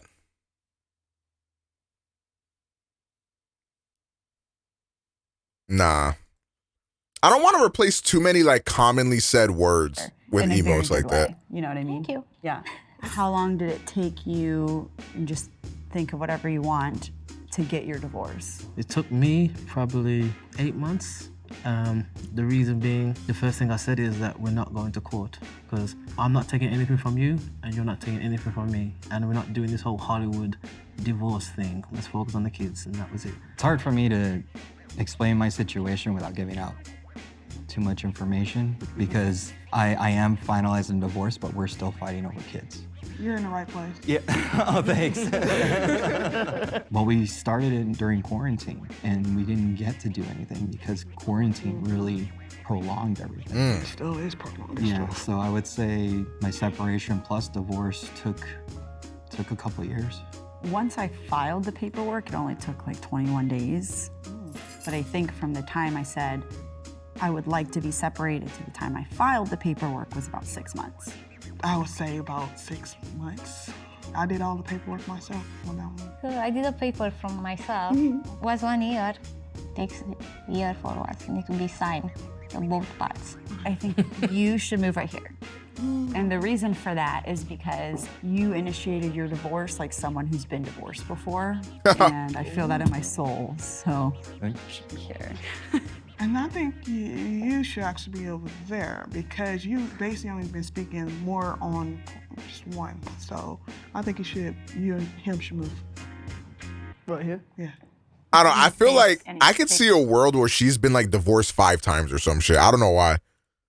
Like as a divorcee. Just on social media, I think I see a lot of people who have a lot of opinions on the fact that I've been divorced, and not only that I've been divorced, but that I'm happy and celebrating my life now. It's very, people really just don't like that. Culture taught us that this is what you do. You grow up, you find a person, that's your person, you marry them, and you stay with them forever. And so we were taught that. And when you don't do what society has kind of programmed us all to do, I think people don't know what to do with that. And so yeah, I do think there's a stigma. You know, I was supposed to be this like super, you know, Christian girl, and I was terrified of what other people would think of me or how I would be portrayed if I did get divorced. Like, would that make me less qualified to my peers in the church? So yeah, I think it definitely played a role in like the length of time it took me to know when I should or shouldn't be in something and when it was time to leave. A lot of people judge. It's a lot of judgment. Even though they say they don't judge you, they judge you. But I feel like you just keep on moving the way you want to move. They're not living your life.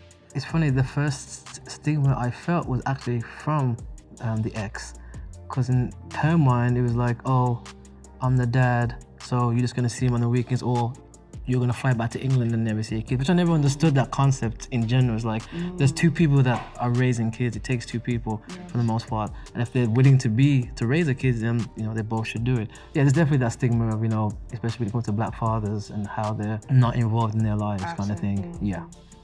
How has divorce affected your opinion on finding future love? Like marriage in general? I think we haven't heard from you in a bit. Yeah.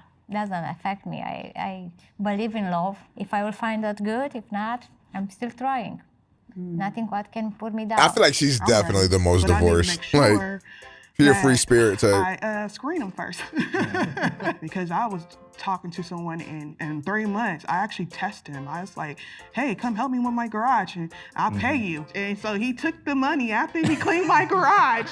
And I was like, okay, I already know where to put you at. You're my friend. Yeah. You called him, said, yo, come fix my garage. I'll give you money. And then you're upset that he took the money you called him for. What would have been a better test is if you would have just said, yo, can you come fix my garage for me? And see what he would do. Like, bro, what the fuck? And then he asked, oh, can I get a massage? I bet you need a massage. I'm gonna need that $100 back. If you test only $100? Gonna show the action. And that's what it is. It's all about action at the end. I feel like, Jocelyn, you should go to the top. Oh my God, really? I got the most? The reason is because you're testing people, and I feel like that's a top. Oh, just because I got 5 kids, I understand. I'm telling you, she's over here. I'm telling you, she's way. Jocelyn? Actually, yeah, you know what? I agree. I think Jocelyn should be in between. No way. You think it's less? Yes. Because of the testing? Yes. Because even though she's testing, she's never gonna get to the marriage part because they're failing all the tests based on the test that was given. And the test that she's giving are kind of like not the best test per se. Hey, that's all my the man goal. had to do was not take the money, and then she would have married him. No, I would not. Okay, I'll go. All right. Whose fault was it? Whose fault was That's what I want to know. Whose fault was divorce? it? I think it was amicable. I think we were both of it. I think we just lost communication and lost touch with each other. We have no problems with each other now. I think the divorce was actually a good thing for us because now we can still be friends. Whose fault was it for you? I guess it was. I'm not gonna answer that question. That means it was her fault. Come on, you could be real. Like, come on, gang. Just take fault. I take it. I feel like that's telling. Plead the fifth. No more reading me, sir. No plus with me. Sir? I'm messing with you. Whose fault was it? It was hers. She cheated, so that's the end of it for me. And you wasn't the one that actually caused the cheating, or did she No. try to talk I to you mean, before? what is that? What the fuck did she just say? Did she just ask him if he was the one that caused the cheating? Hey, yo. Oh my God, what a crazy fucking question. That's interesting. You said that. What does that mean? About the fight. Y'all need to take these heels off. Whatever makes you feel comfortable. Okay. I don't think there's any excuse for cheating. Like, if you don't want to be in the marriage, just bounce. We got to move you back over here. I want to put you here. Yeah. Sorry. My thought was just a lot of the thought process being focused on the other person rather than on the self. On the past conversation, and even when you spoke about, when you start a relationship, how it should finish, I was like, oh, maybe she's been a little bit more around the block than I thought, so. Right here. So is this our final answer? I don't agree, but. What do you want? No, speak your mind. I feel like you need to be. I agree. I do. I agree. Think, Who, me? No. Yeah. Be here? Yeah, closer. Because this is my reasoning. Yeah, say it with your chest. We're so emotionally charged about it. She's not so emotionally charged about She's it. been doing it like 7 times. No, I'm just kidding. She has a poker face. Okay, see, she got a poker face. I don't know. She's playing her game. So she's actually good where she's at. Because I've just realized, like, why am I here? Y'all, I'm begging you. I'm begging you. Okay, fine. Bring her here. Come on. I can feel that. Oh I can feel that. So right I here? still don't know that you should be on the end. I agree. I don't think I should be at the end. Like, Well, this is that's completely ridiculous. off. All right, so ready you now. should come down here. We should move up. Yeah, I think you should be right here. Bro, they're so indecisive. Probably why they got divorced so many times. Dang it. I think this is a final answer. All right. I think white hair do got a crazy roster on her. We done. Here it is.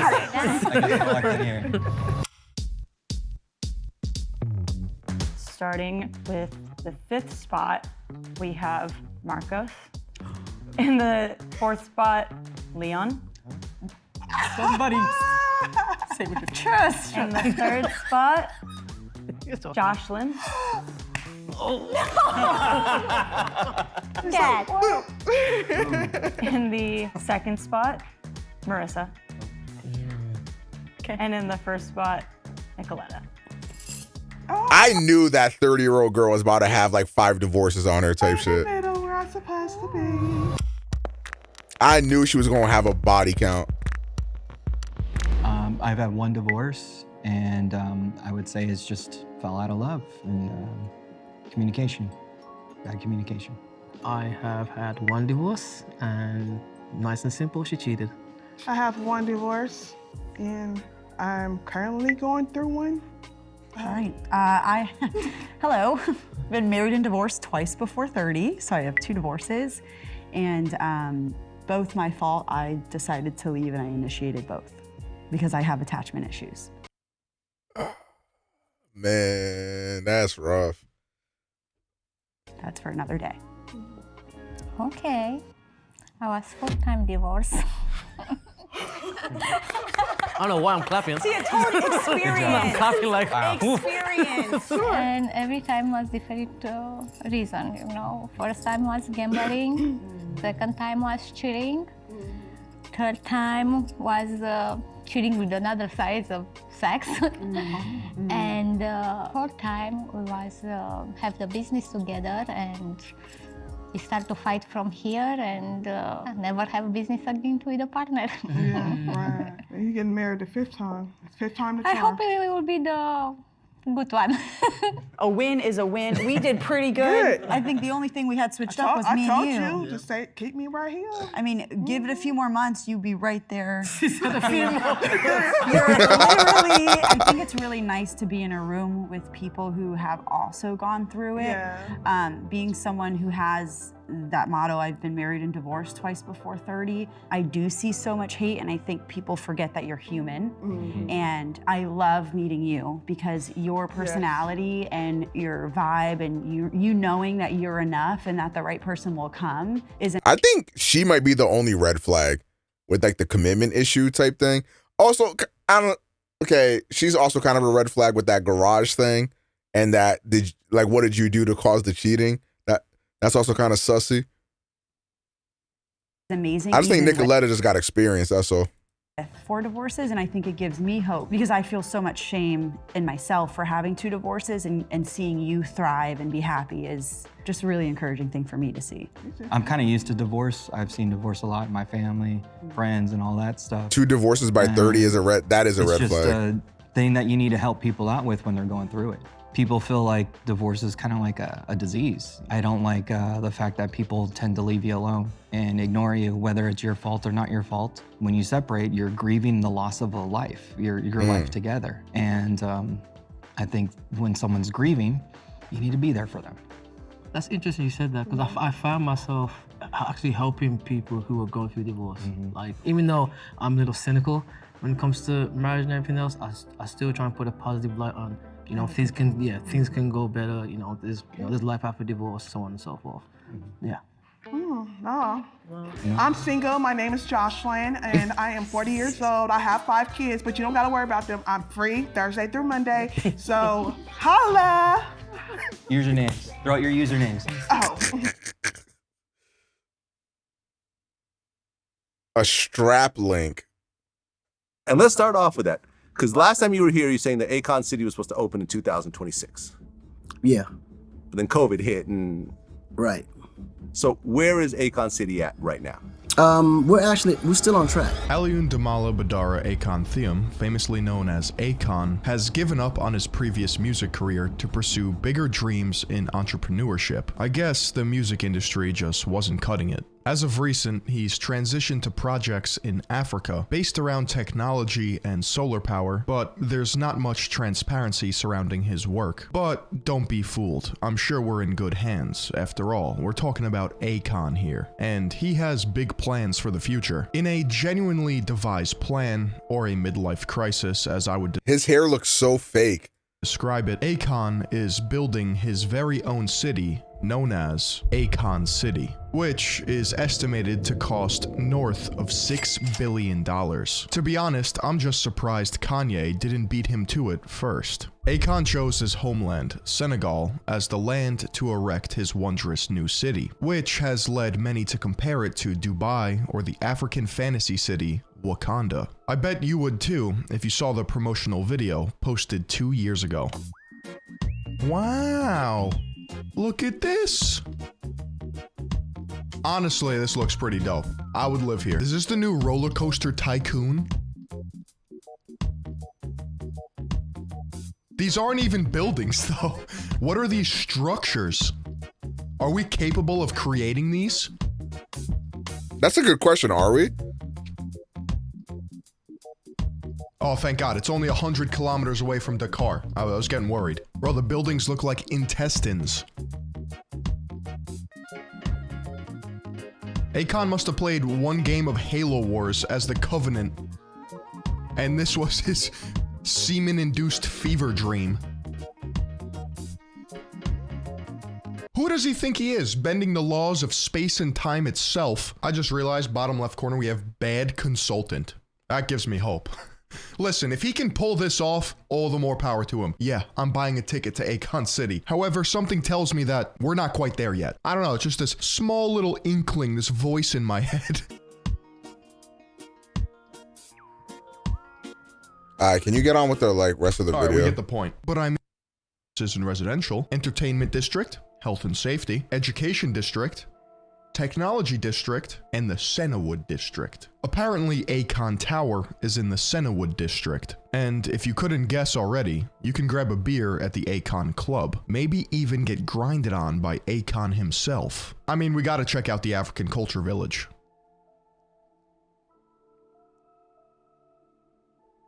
Pretty sleek website design, gotta hand it to him, man. So here's like the main hub of Akon City, right? And then conveniently connected to it is the African Culture Village by this land bridge, except it looks like there's some holes. You might want to get that patched up. The last thing you want is residents of Akon City falling into the abyss while they're just trying to learn some history. And then above it, we can't even click on this zone. Maybe we haven't progressed far enough in the Akon City Battle Pass, or maybe we gotta reach a higher level. I'm curious, what's going on up here? Okay, I thought this was gonna be not this bullshit. A hospital, police seems like a reaction video or something. Using a smart city approach. Smart cities use a combination of the Internet of Things. Kinda sounds like a load of barnacles to me, but let's take into account the I'm allergic to basic shirt combined with the Iron Man UI that this woman is using. You know what? Let's give him the benefit of the doubt. Let's learn more. I want to know what a smart city is. Yeah, kind of an L video.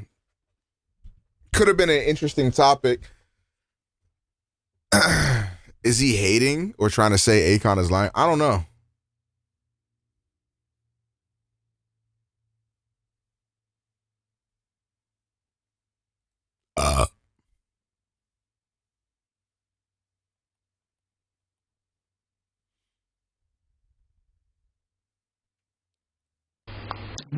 Zara, get down.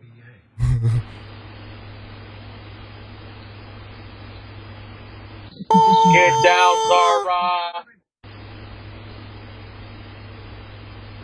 You look like a damn ferret.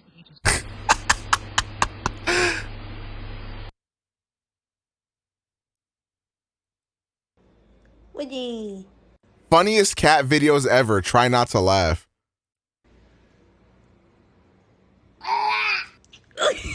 Open your mouth and see what your cat does.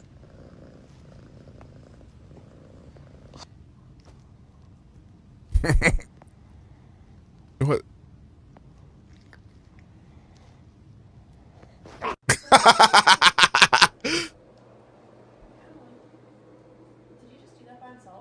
Yep. Based.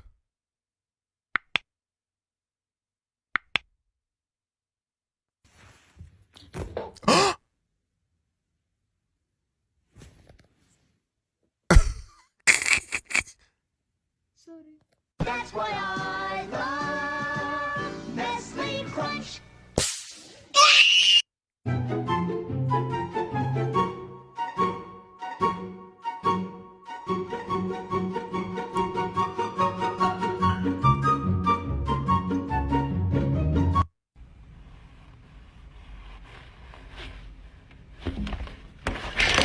Oh, fuck. And remember, with a little rusties and an insane amount of luck, you too can look like me.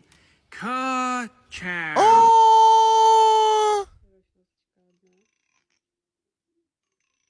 What the? What the? Stop it. Love each other.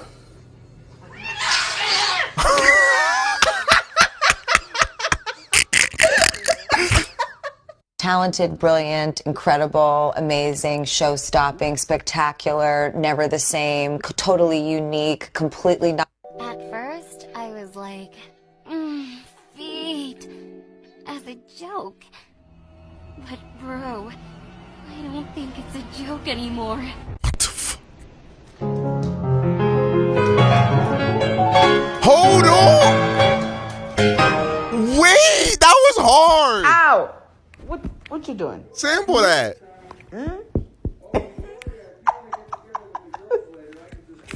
This is me as a potato, but look at my cat is a potato. Wakey, wakey, wakey, wakey, it's time for school. Come on. Wake up, it's time for school. Come on, man. Are you ready for school?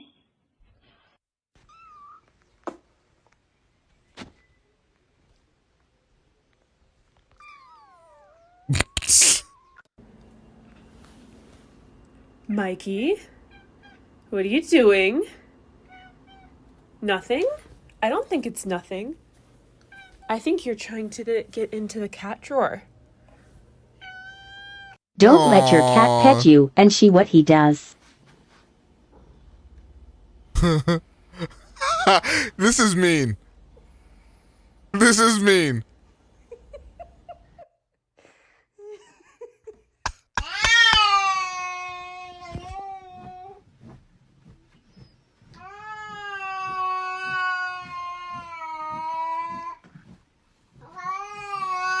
What the fuck is this cat doing? Stop pursing your lips while you poop. Hey, yo.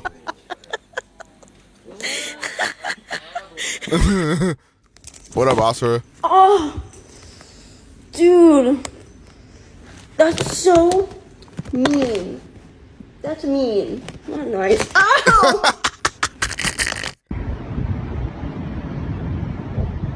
Oh my god.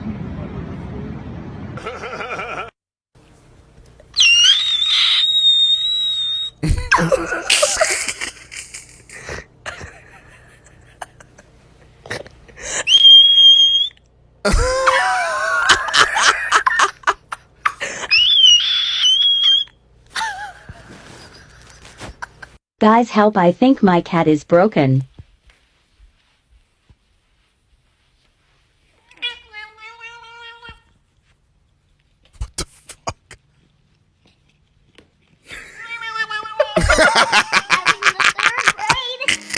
People treating me like a criminal because I killed somebody. Alright, there is your cards. What is there a ton of in heaven? That one? No. Teaching my cat tricks. Ignore my That cat hair. was Kanye West? Smart boy.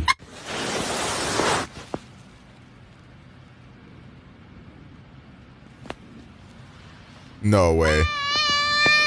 Ew.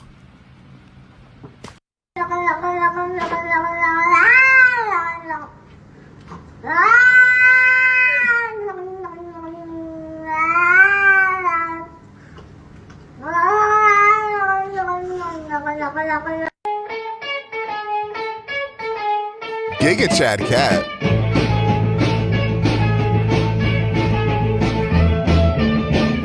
If you didn't see it, flip your phone the other way. Reese's Puffs. Eat 'em up, beat 'em up, beat 'em up, beat 'em up. Please, for the love of God, stop drinking. You're gonna drink us out of house and home. Any cat licks in chat?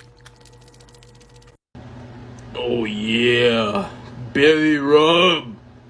Belly rub. You like that shit? Yeah, you do. You got 6 kittens? W. Oh. Oh,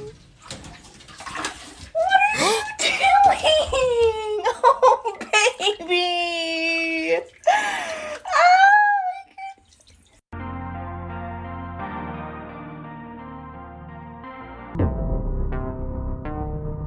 Can all the kitties in the club say meow?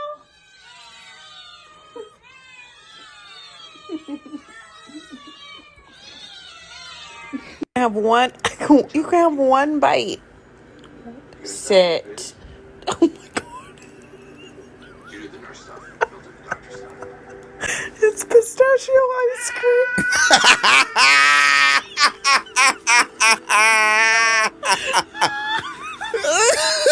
With the dinosaur. Yay! Yay, dinosaur! You're tired? You don't want to do it anymore? Huh? That is rude. That is rude. Stop. You.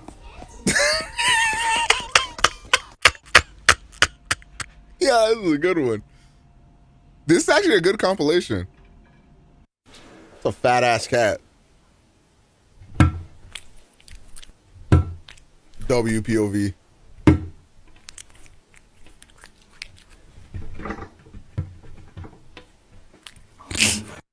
Olive, I have to tell you something. That's a beautiful cat. Holy shit.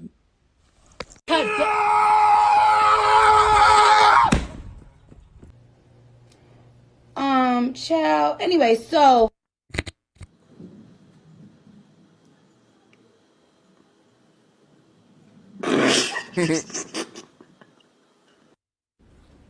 Rise and shine, gorgeous. You ready to start the day? It's literally 6 a.m. That's okay, I'll just wait. You ready? Yeah, that one was kind of cringe.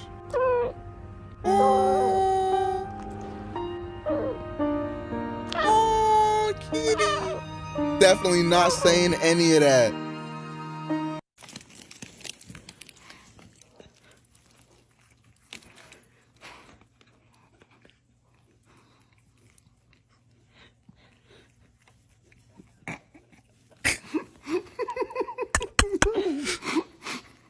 I would not let an animal do that. Don't cats have like a lot of bacteria in their mouth? And I want to apologize Kinda to nasty. all of you for what I did. It was very wrong, and I am very sorry. I just would like to move on and lead a normal life, you know. Yo, what the fuck? So I called for bath time, and then this guy just coincidentally fell asleep. I know he's faking it because his tail is moving. So I'm going to wake him up. Wake up. I know you're faking it. Wake up. It's time for bath. Let's go. Chase, you're not going to hit me. Let's go. Come on. No. Let's go. Come on.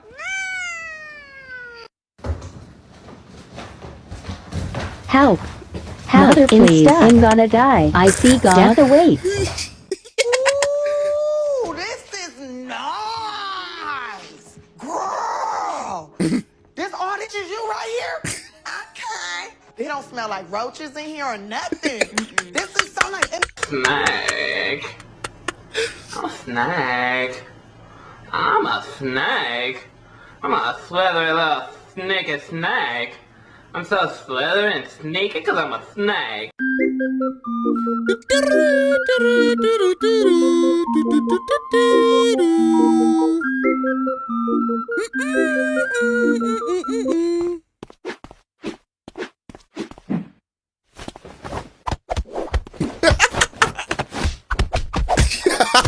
this is awesome.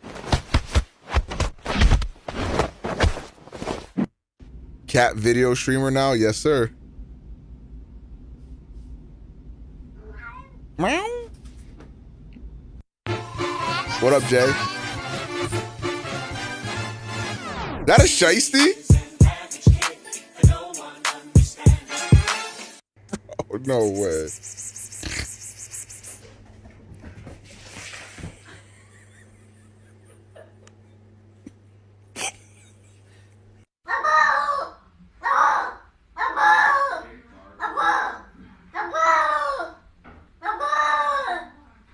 You okay, boy? What? You was kind of hitting that. Oh, that's scary.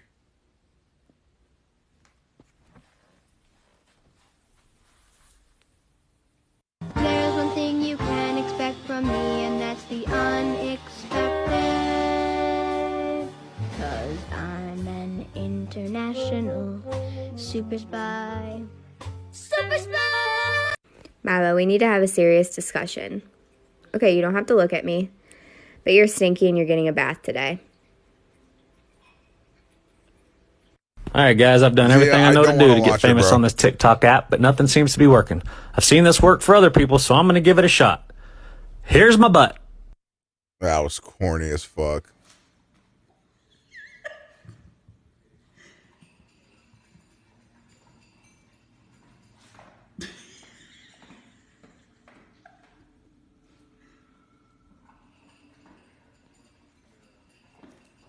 He got it.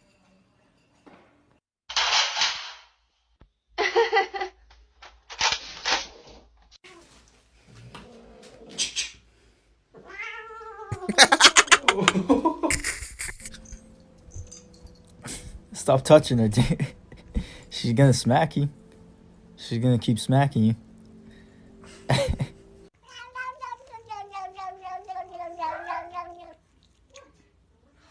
Don't open that strap link. Don't worry, I wasn't. Smoothie, what's in there? Oh, Smoothie. Look at his little head. He's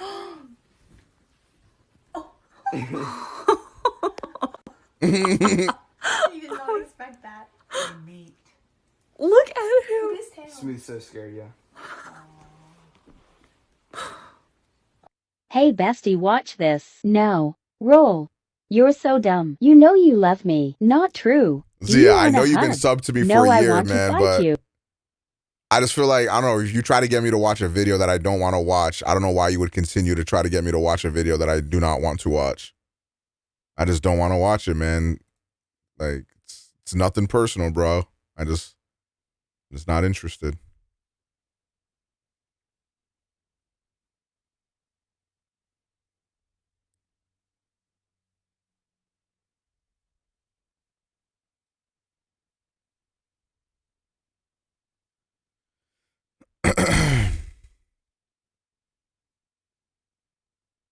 To the Benzie podcast. I can't wait for you guys to hear today's hot take. Well, I guess it's more of a cold and hungry take.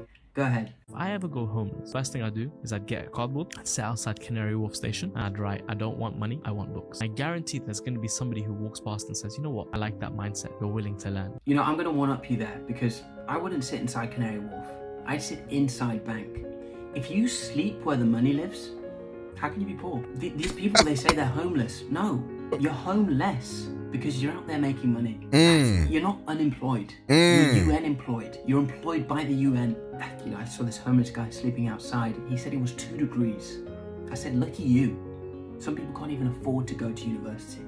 Oh my God. I would pick up a leaf, hold it in the sun. Photosynthesis. I'm a photographer now. I'm hireable. Look at this bottle of water. I haven't got anything to say about it, but look at it until I do. You know, if I was homeless and someone came up to me with £50,000 cash with an elastic band wrapped around it, I'd take the elastic band because I'm an idiot. That's real. Yo, chat, do you guys take $2 or a dinner with OmegaPro? Come on.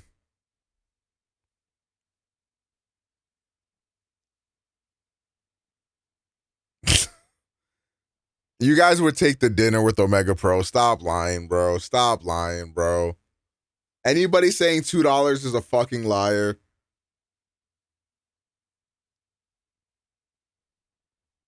No. You guys would all take the dinner with OmegaPro.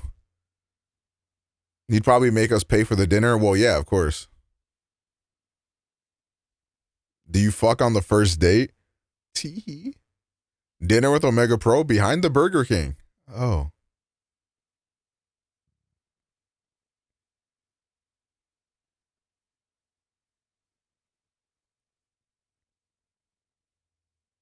If I eat dinner with you, your fat ass is ordering the whole menu. So will you, nigga. I feel like every year I say next year. That's the year when video games come back to life. And then this comes out. But this year, 2023, this is the one, everybody. Section 8. As long as Kuma Do you is allow playable fans to take character, pictures of you? then I like Yeah, sure. Tekken 8. What I really want to see from this and Street Fighter 6 and every other fighting game is a satisfying single-player mode. Fighting games today are extremely disposable. Once the online community is gone, these games cease to exist. Soul Calibur, Guilty Gear, Tekken 7, Mortal Kombat. The single player for these games is people talking.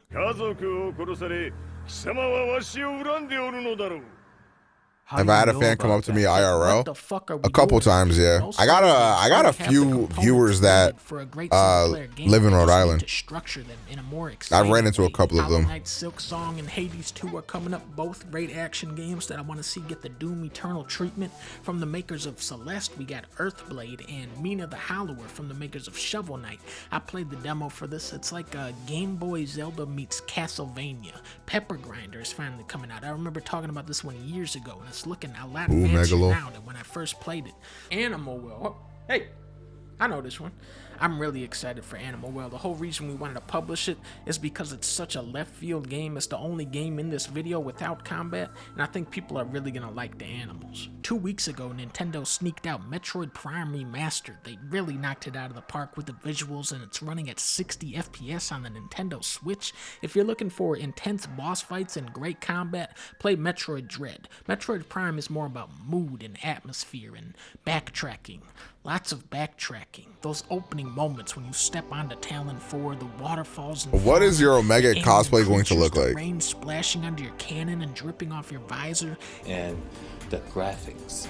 That's really what this is all about. And underlining all of it is that haunting, beautiful soundtrack. If Prime 4 looks and sounds like this, Metroid fans are going to be living very large. Final Fantasy 16 is coming out this summer. This will be the first Final Fantasy where you can actually marry a chocobo.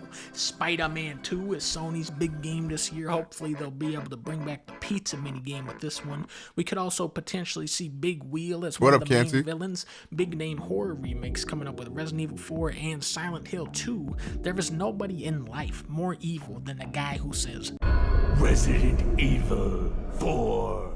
I always laugh when he says that. I think it's when he goes 4. It's like, damn, we're really on number 4 already? Resident Evil, The Mercenaries 3D. Resident Evil 4 is the most famous of all Resident Evils, okay? It was the first game to reinvent the series, and it's still a really solid shooter. If I was betting money, I'd say Resident Evil 4 will be the better game, but I'm more excited for the Silent Hill 2 remake because I have no idea what a modernized version of that would play like. Most of that game is I'm going as 2020 Omega, map and picking stuff off the so my peak. How do you update that? Will they turn it into another zombie shooting game? What about the funny pizza guy? You've been keeping up with that kick streaming shit? No, what about it? You talking about Aiden? Will there still be the dog ending? Death Stranding Peak misogyny era. Announced at Jeff Keighley's house, no, not me. But unofficially, it was announced like 3 times by Norman Reedus because he kept leaking it. When I first reviewed Death Stranding, I hoped it would be the last Strand type game. But looking back, really I hope it'll be the worst Strand type game. Stealth, combat, boss fights, huge cutscenes. I say leave all that behind with Metal Gear Solid and make Death Stranding 2 the ultimate package delivering game. That's what makes Death Stranding new. That's that's the part of the game I enjoyed the most. They won't do that, but that's what I would like. Pikmin 4, now we're talking. With every game, Pikmin grows stronger, okay? I love Pikmin 3. It has such a unique... Imagine being excited for Pikmin. This is truly mental illness.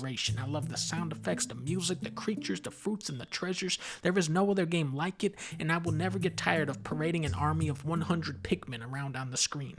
And now they got this guy, Ochi, who is a funny doggy.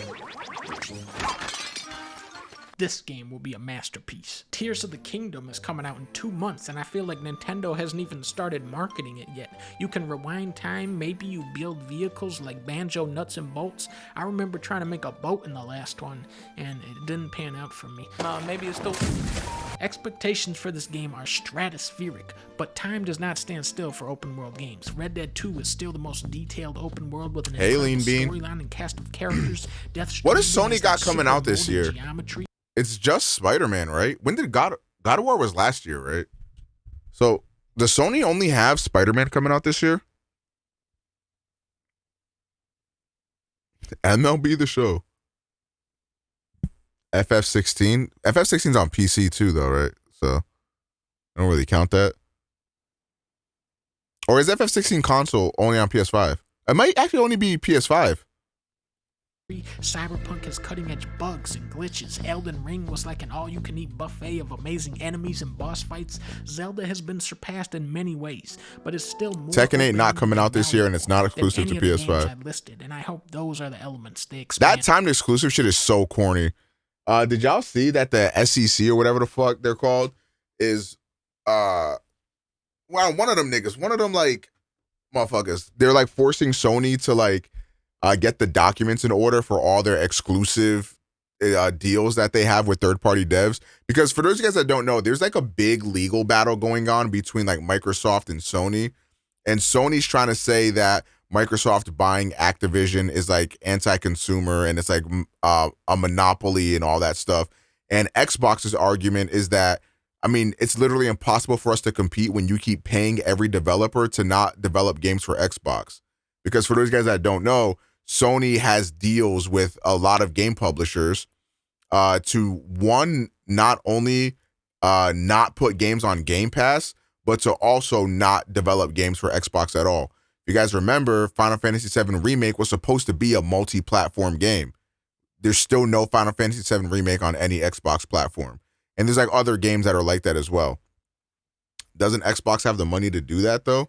I mean, they are. They're buying the companies. Like, so what is the difference between Sony paying to have these games not be put on a platform or whatever, and Microsoft doing what they're doing? It's pretty much the same thing. And Sony's like banking a lot on like them losing Call of Duty, which is weird because like Microsoft doesn't want to like not put Call of Duty on PlayStation. What PlayStation has a big issue with is that Call of Duty will be put on Game Pass. That's what they don't want. That's the only thing they don't want, is for Call of Duty to be put on Game Pass. The only difference is that Microsoft is not putting out games. I mean, when you think about it, like all the developers were purchased like within the past couple years. Like it takes more than that to make games. So like that's something we're not going to see like come to real fruition like that for a while anyways.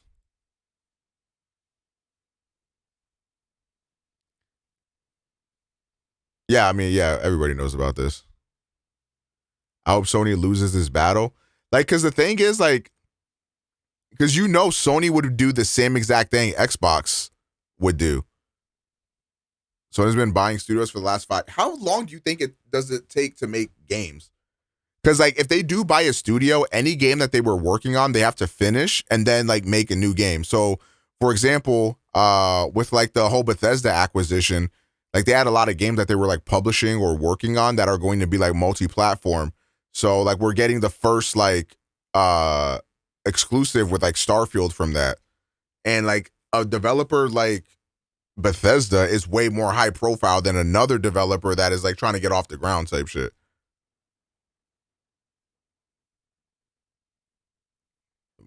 So I don't even understand what you're trying to argue.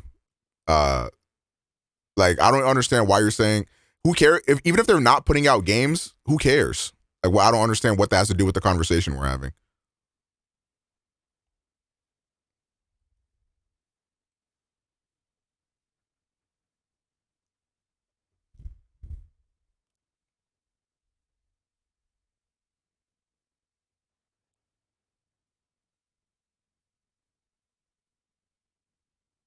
It's just very hypocritical of Sony to try to be like, oh, like Xbox is trying to do this, that, or whatever, but like it's all good when Sony does it.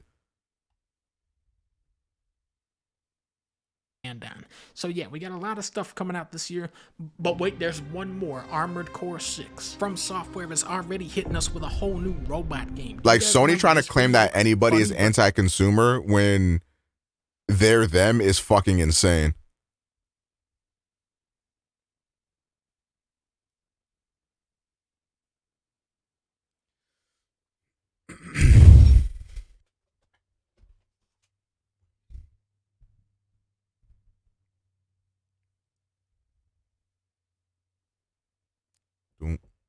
Do-do-do.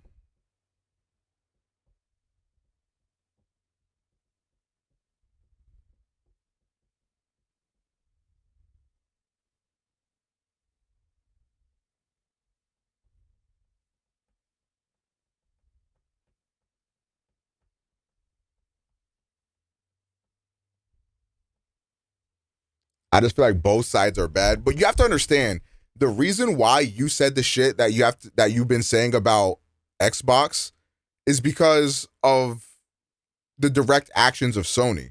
So now that like Microsoft is like buying studios so that way they can produce their own games, now it's a problem. But nobody ever like complained about fucking FF7 remake only being on PlayStation, despite the fact that it was marketed to come to Xbox.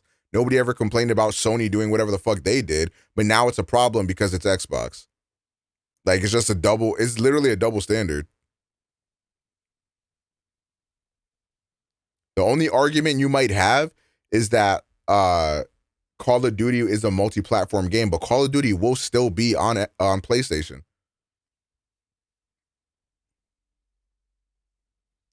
PlayStation is Sony's least profitable product. I thought it was the opposite. I thought PlayStation was Sony's only profitable branch.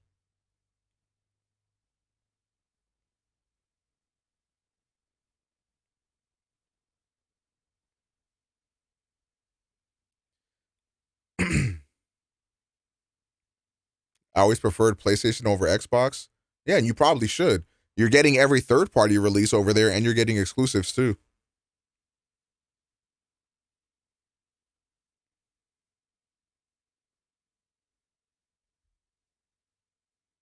I got this new keyboard. What keyboard was it? Yeah, FF16 will probably come to PC eventually, but it will be exclusive on PS5 first.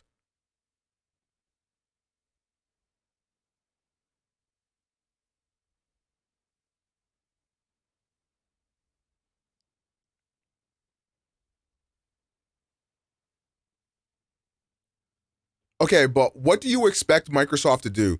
You expect Microsoft to just sit there, like, twiddling their thumbs while Sony's paying off the whole games industry to not release shit on Xbox? Or do they take advantage of their capital? Like, yeah, does it suck that that has to happen? Yeah, in an ideal world, there would be no exclusives because exclusive gaming in general is anti-consumer, but that's not the world we live in. Like, if Sony's going to keep, like, cock-blocking games from getting put on Game Pass or getting put on their platform or whatever, which is what they did, they literally would, like, sign contracts with people and be like, hey, like, don't put your game on Game Pass. And they would pay them to not put their games on Game Pass. Yeah, like, in a perfect world, there would be no console exclusives. You just get the console you want, and then you can play any game you want. But that's not realistic.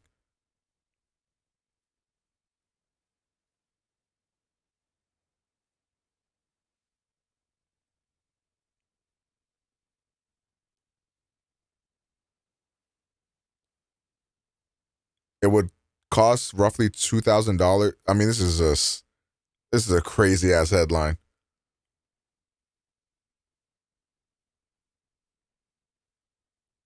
Maybe it's time we admit that maybe these niggas are hacks.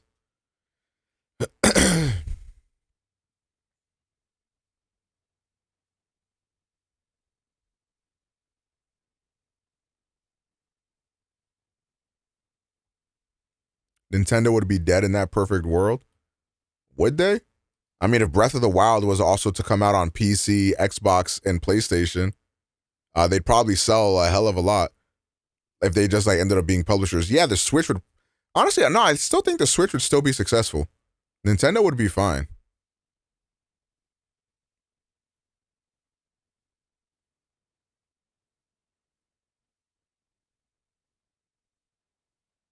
Is Resi 4 going to be on Xbox? I actually don't know.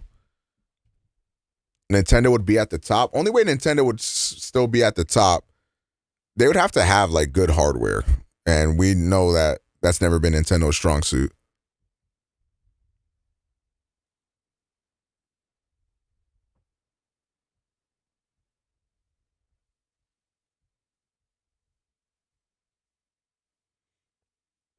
Regardless, it's like kind of just useless to think about like if console exclusives didn't exist, because this is not a reality that we'll ever live in. There's always going to be a reason for you to like get a console over another, and games are going to be that reason. Games or features or something else or whatever. It's like on Xbox, it's probably Game Pass. It's probably the healthy library of backwards compatible games. It's probably programs like Smart Delivery and like all that other bullshit that adds to the experience of owning an Xbox if you play a lot of AAA games or multi-platform games. But outside of that, like if you're looking for like gameplay or exclusive games, then you have like PS5 or the Nintendo Switch that are like the kings there. And I would argue that the Switch has better exclusives than the PS5 or than Sony, because Sony just makes the same game fucking over and over again.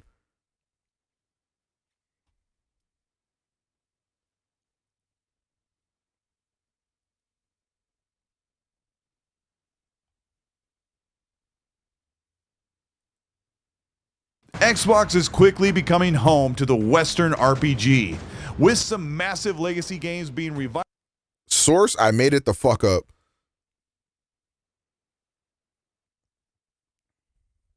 Y'all think gaming as a whole is going to become more niche with the $70 price increase? Nah.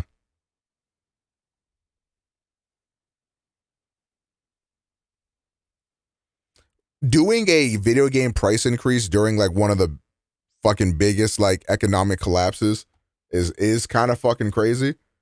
But I don't think it'll really matter that much.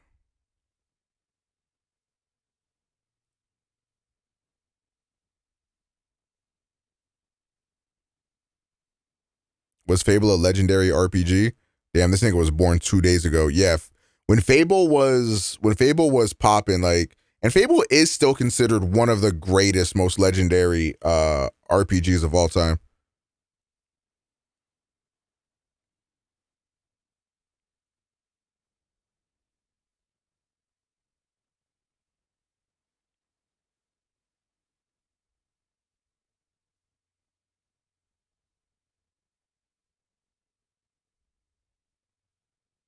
I mean, most people only really buy like maybe a couple games a year anyways, right? If you buy and play a lot of new games, then yeah, the $70 thing might be an issue to you. But most people are only really buying like COD or like Halo, or not Halo, like 2K or something like that. So the $70 I don't really think matters to them.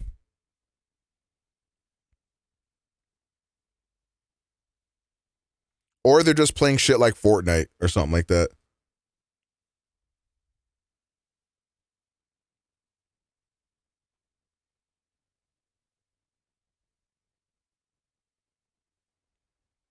Like the Xbox 360 and PS3 era was like the last time like console wars were even valid. Yes, you can, Nigel. Because Honestly, not even really. The Xbox was just better than PlayStation 3 in that era. Like, for the exclusives, you could go either or. I think a lot of the good Sony exclusives didn't come until well into its life cycle, whereas like Xbox had like crazy good exclusives at first. And then obviously the online for Xbox was just much better than PS3. Like it wasn't even fucking close. The online gaming experience between the two.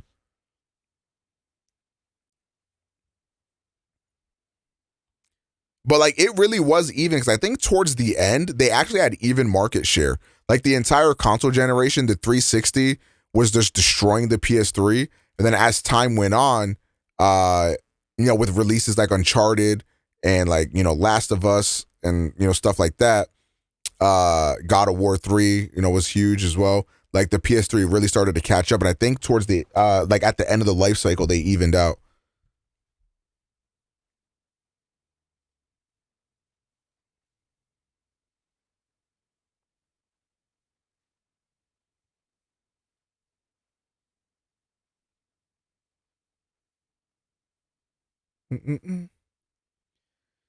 Oh man, no W reacts type shit. Yeah, the price difference was also crazy.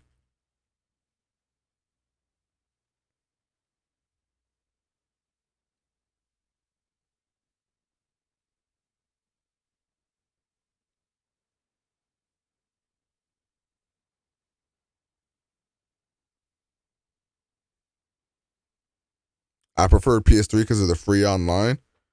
This dude. Check the food tab in Discord.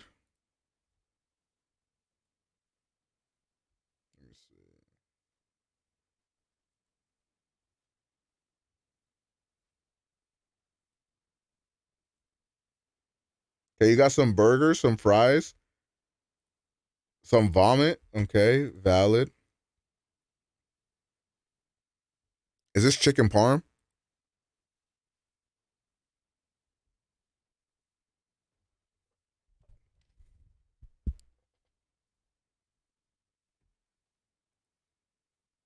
Yo, I'm not gonna lie. I might have to make me some burgers after this stream. Yeah. Fuck the environment. Paper plates all day.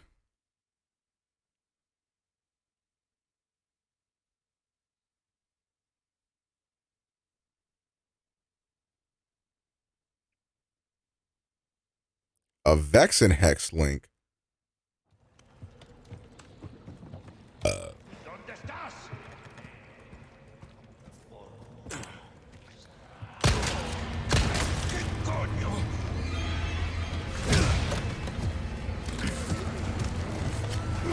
Plastic straws or cardboard straws? I mean, I just said fuck the environment. I am not using a cardboard straw. I'm ripping off my own dick, shoving it in my drink, and using it as a straw before I'm using a cardboard straw.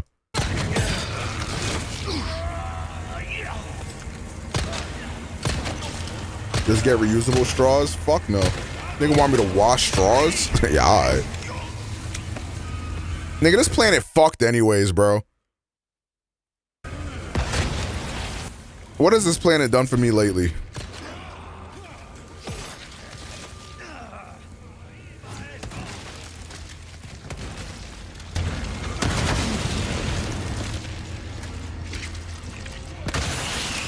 Are we all dying from heat death in 5 years? Yup, can't wait. Omega killing the turtles? Dog, those turtles live to be like 376. They'll be alright. Well, I guess they won't be alright because. And see if he would ever want to hang out with me. No! Uh-oh. That's cringe. Hi. Hello. Hello. Who are you two and how do you know each other? I'm Dominique. And I'm Aaron. I'm Dylan. And I'm Renee. This is my wife. She says she's a boyfriend. Girlfriend. How long have you guys been together? 6 months. Yeah, 6 months now. It feels like forever. We've been married 6 months and she already bitching you? Oh, nah. Ain't no way.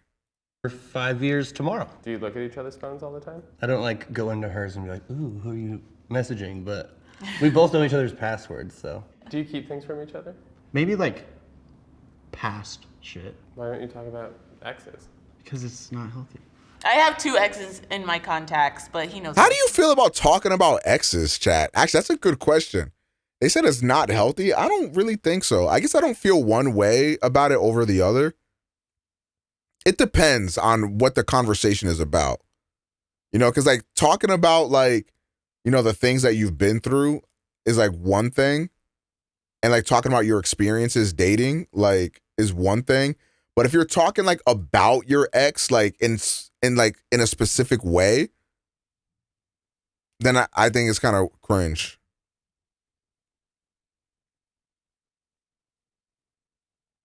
Okay, I agree. If you bring it up early on, weird champ, red flag. But if you guys are already established and you guys are like talking about like, cause I think like it does, I don't know, maybe I'm just built different or whatever. I think I would want to know what kinds of things you've experienced or what kind of things you've been through or whatever. In the same way that like I would want to tell you those things that I've been through as well. You know, but actually like talking about your ex, yeah, that's weird, champ. Like, oh, my ex used to do this, like my ex did that, like, oh, my ex, you know, whatever the fuck, oh, you know, me and my ex used to go here. Like, bitch, did I ask you? You like, fuck that nigga, I'll kill him.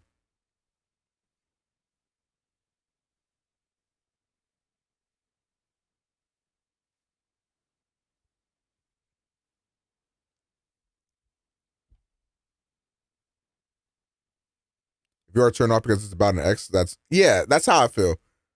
Like, I think there is a fine line between like talking about your exes and talking about your past experiences type.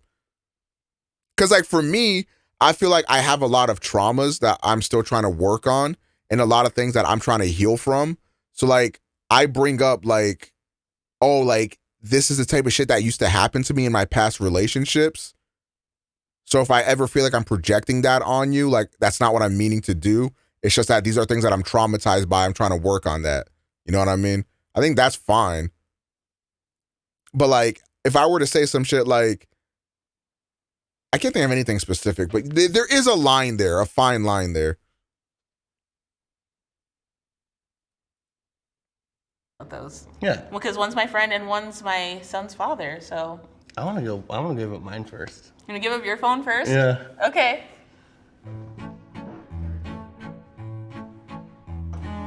Weird. So yeah, she can't hear you, but I can hear you. This is so trippy. Oh my God, the background. Damn And it. she got the grenades out on his wallpaper.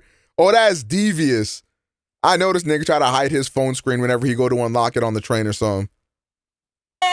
No, did I not? Oh shit. I also don't want to hear about your sexcapades with your ex. Like, okay, how do I say this? Like, exploring each other's sexual history is fine, but I don't want to hear about how your ex used to make it clap. Like, I can't say that. It's Women's Month. I'll be very upset if I hear that shit. What's the background? It's her. I just looked and then I was like, titties. Oh my God. Okay. What do you want to look at first? There are some things you don't need to know. Right, Oh, exactly. I know there's a picture of my butt in there. There's a picture of us naked in there. Please don't look at that. He says there's a beautiful photo of you two naked that he hopes you click on. No, I didn't say that. He's just fucking with I don't remember him ever taking that. Oh wait. Oh, there. No. I clicked it. There is a picture. Yeah, there's a picture of us naked. Let's see, pics. TikToks. Oh no, I'm trying to cover it, but it's a screen recording. You guys, you're gonna get freaking my body. How do you feel that he has so many nude photos of you on his phone? It makes me feel like at least someone in this world desires this body. Yes. I will take nudes every day. Let's go. Same. Let's see if there's anything interesting I on need. Google. You know what? I'm gonna like put this into the universe, and if Lena doesn't pick up on this, she hates me. I need a picture of the titties or a picture of that ass today. I'm putting that out there. She can't hear me. She don't know I'm saying this. I just need the photo. And if she don't pick up on my vibrations, that's kind of weird shit. Oh, he searched up OnlyFans. So maybe he goes on OnlyFans. Uh-oh. He searched up fuck. FUQ. It's porn. Oh, isn't that a porn site? That is. That's a porn site? Yo, Vega. What is that? Is that a fire site? I'm gonna have to chat. Is that site valid? Be honest. Anybody use that site? I found where you go to. Okay. God damn it. Any texts you can look at? Oh, yes, I can see. Messages. He spelled my name wrong. And this is March 11th. And you still don't know how to spell my name. Oh, hold up. I found stuff. Oh, these are old Facebook groups between him and his ex and his family. Oh my gosh, is this deep? Is this bad? I feel like I'm invading on his privacy. Who is this? Alexis is my ex-fiance. Alexis is his ex-girlfriend. That's the one that I know. Oh, Only he said fiance. fiance. I'm so sorry, Dylan. Oh, get out of here. Oh, wait. Oh, I found stuff. His ex's name is Charlie. This is his ex-girlfriend? Yeah. This is recently. This is like end of February. Oh, they're talking like recent. Yo, y'all talked recent? Oh, nah.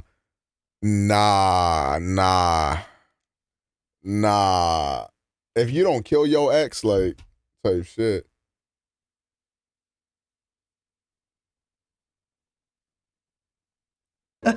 How are you, by the way? And he's like, good. How about yourself? And she's like, really good, actually.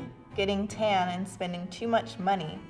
And he said, Jesus, what's good with you, Paige? Because she just moved to Florida. You should definitely get out of Washington, too. Does that kind of sound like an invitation? That's kind of what it sounded like to me. I don't think this is. What if I look her up on Facebook? Yeah, Can you and look? then go to messages from there. This is invasive. Yeah, she doesn't even come up. No, because she's blocked. I fucking hate that bitch. Should I unblock her so you can go through? Yeah. Oh my god. This is bad. Ugh. Empty. Say hi. No! Okay, are you ready to swap phones? I'm ready to swap. I'm scared. I see him. Oh no. What are you gonna look at first? What am I gonna look at first? I'm trying to think of the only person that I can think of that would have talked any kind of shit about me, and it would be our friend Chloe. Oh, well, it says, bro, you're really lucky that you found Dylan before this generation got it fucked up. Oh. Ah, doesn't he feel like shit? That's kind of cute. I know all Alina's friends in her DMs talking about, like, why are you still with this bum ass nigga, bro? I bet if I were to do this same test, if I'm even mentioned at all, they're going to be talking shit. This fat ass? This nigga? Really? Like girly friends, and they just talk about getting dick and stuff like that. I'll check if there was any games on her phone. Yeah, you weird. Dominique say anything about you? I don't think there's anything about me. She doesn't talk to her friends about me. She doesn't like really want them to be in a relationship at all. Why? Because they're a bunch of bratty girls. I mean, this is why I keep my friendships and relationships separate. Oh, I'm going to her recently deleted photos. Oh, it's a TikTok that she did the other day. Don't play that! I was gonna be a part of TikTok and then I said no because it was too cringy. Don't! She's hot. No, I'm not. It's so embarrassing. Aww. Dang, dude, her and her boyfriend, or ex-boyfriends with all these freaking long ass paragraphs. That's because they be missing me. Oh, dude. First off, I want to start by saying, She said that's because they be missing me, but your replies are longer than his. So, like, I do love you. And then a bunch of more audio messages. Probably don't want to hear it. So I'm gonna text her ex No and way. see if he would ever want to hang out with me. No! I bet he probably would too. He'd be like, yeah, let's go to a Mariners game. So that's the one person I did not want to text. Should I text Kai Sean and ask him if he wants to get back together with Dominique? No. If you want to. No. Blaine. This wasn't my idea. She missed her chance to do this shit to me. Hey, No. was our sex good? He's gonna show his mom and his sister and his brother. There we go. He sent it? It looks like me and Dylan are having another baby. Whoa! What the fuck are they I doing? messaged my son's dad saying that me and her are having another baby, and he's just like, oh yeah, oh yeah, oh yeah. Now text Dominique's parents, I'm pregnant. This is wild, bro. She's gonna answer right away. Hey, Mom, I got something to tell you. What's up? And you know, if she calls, I want him to answer. She's calling. I'll call you. Oh my in gosh. a bit. She's calling me. How was that? I think it was more stressful on my end. I told you I had nothing to hide. So I know where he goes for porn now. I didn't see any porn. I think she deleted it. No, all he just before didn't go on this. Twitter. Oh. That's where I should have went. Yeah. That feeling of taking someone else's phone, like having the access to dig through it, it feels very invasive. It does. For you, That was fun, nigga? What the fuck? Yeah. I'm in there. Let me see that. Let me see that. The fuck? Well, congratulations on the baby. Thanks. Is your mom texting you right now? She says, call me. Oh shit. Now we get to see their real feelings about me. Someone popped up to match with, I'm gonna swipe right. Swipe right on him too. And we'll also swipe right on him. Getting a lot of matches, Felix. Have fun with that. Oh my god. Hey.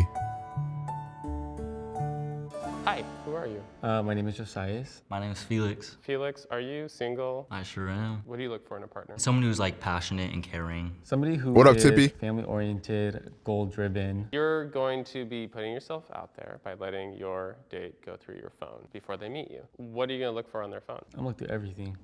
Their internet searches, if they have social media. I would look in the recently deleted photos. Kind of weird, You'll champ. be in the other room. Are you ready? I'm ready.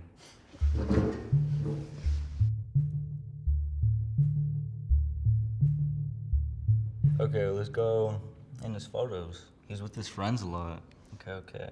Yeah, I am. So he's pretty outgoing. That's pretty cool because I'm pretty outgoing too. Do you see what he looks like already? Yeah, I do. He's pretty handsome. Hey, hold on. Recently deleted. I'm smart, but I'm smarter, so. Oh, he deleted them. He's good because I deleted mine too. Okay, let's look for something juicy. Let's go on his Instagram. Check out his messages. What's up? You're so fine. Oh, he never texts him back. Respond back. Yeah? Oh, thank you so much. You too? Yeah. You know? You gotta Bro, spread that positivity, right? real shit. My whole photo gallery on my phone is legit just like screenshots from when I'm on FaceTime with Lena. That's all that's on my phone. Okay, actually, the most recent photo on my phone is actually this. Don't ask why.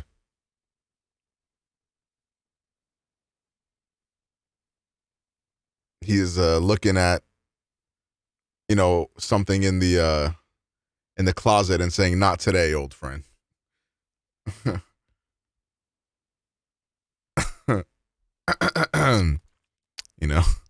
But other than that, it's pretty much all just screenshots of Lena. Hold up. Make him sweat a little. I kind of want to make him sweat. I'm sweating. Oh, it looks like his birthday was today?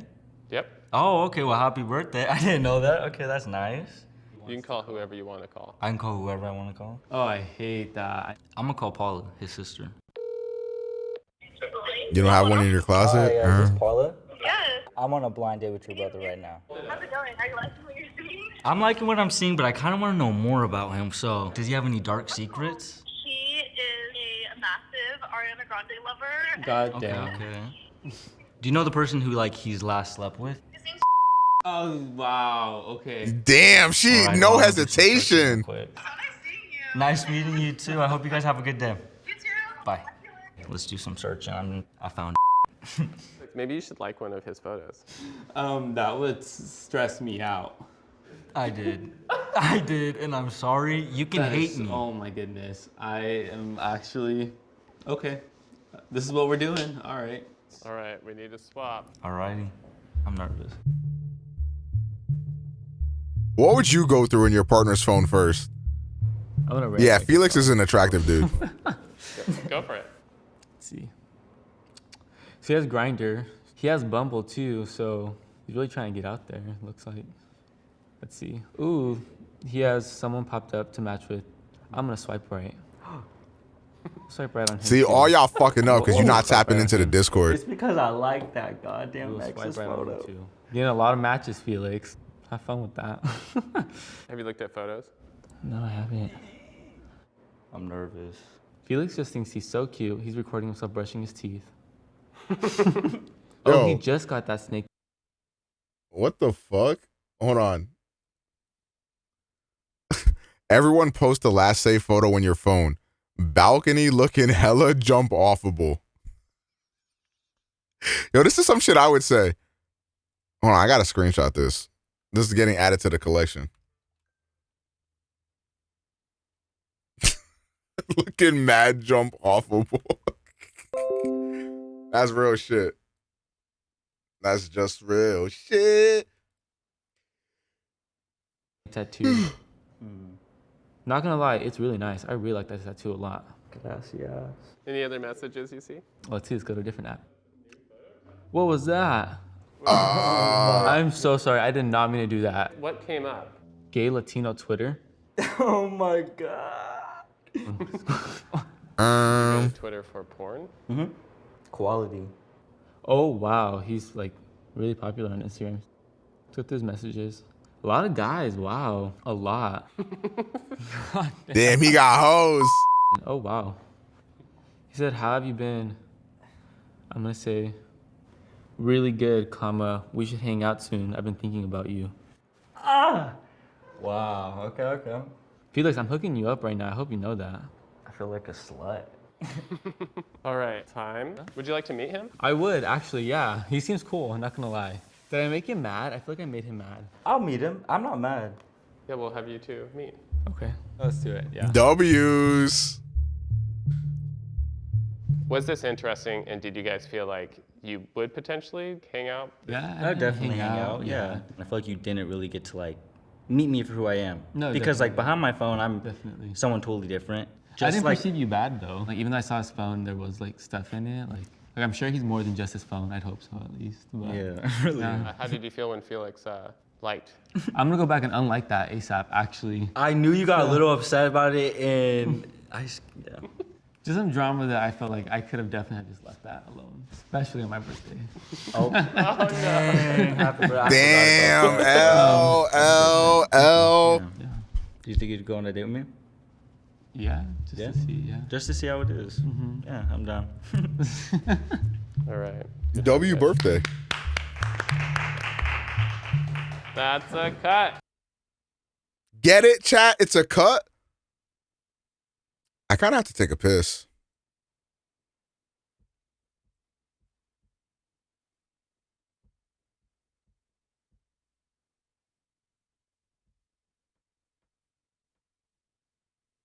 Couples therapy, but the therapist is 7 years old.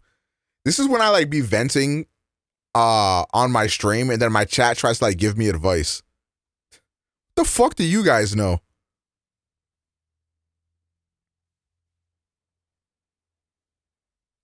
A bunch of damn toddlers.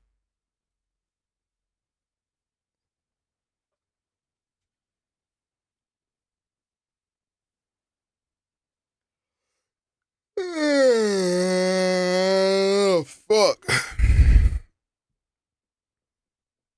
I'm not gonna lie. I kind of want to end my stream. Why I oughta? Ooh, this video looks interesting.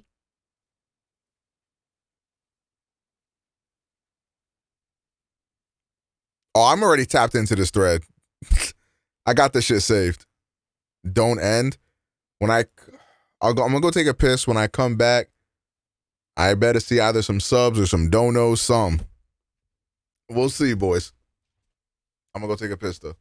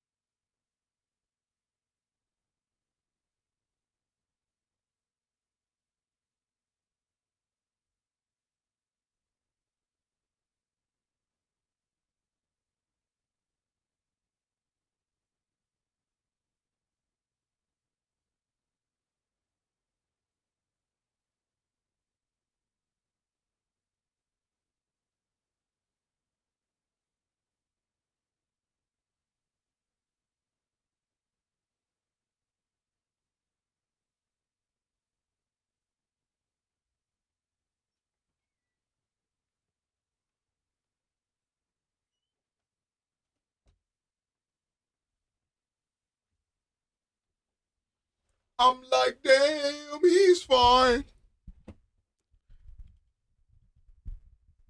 Make it parasocial. Gift subs. Donate to Omega. OmegaPro is an investment. Hold on, that's a screenshot.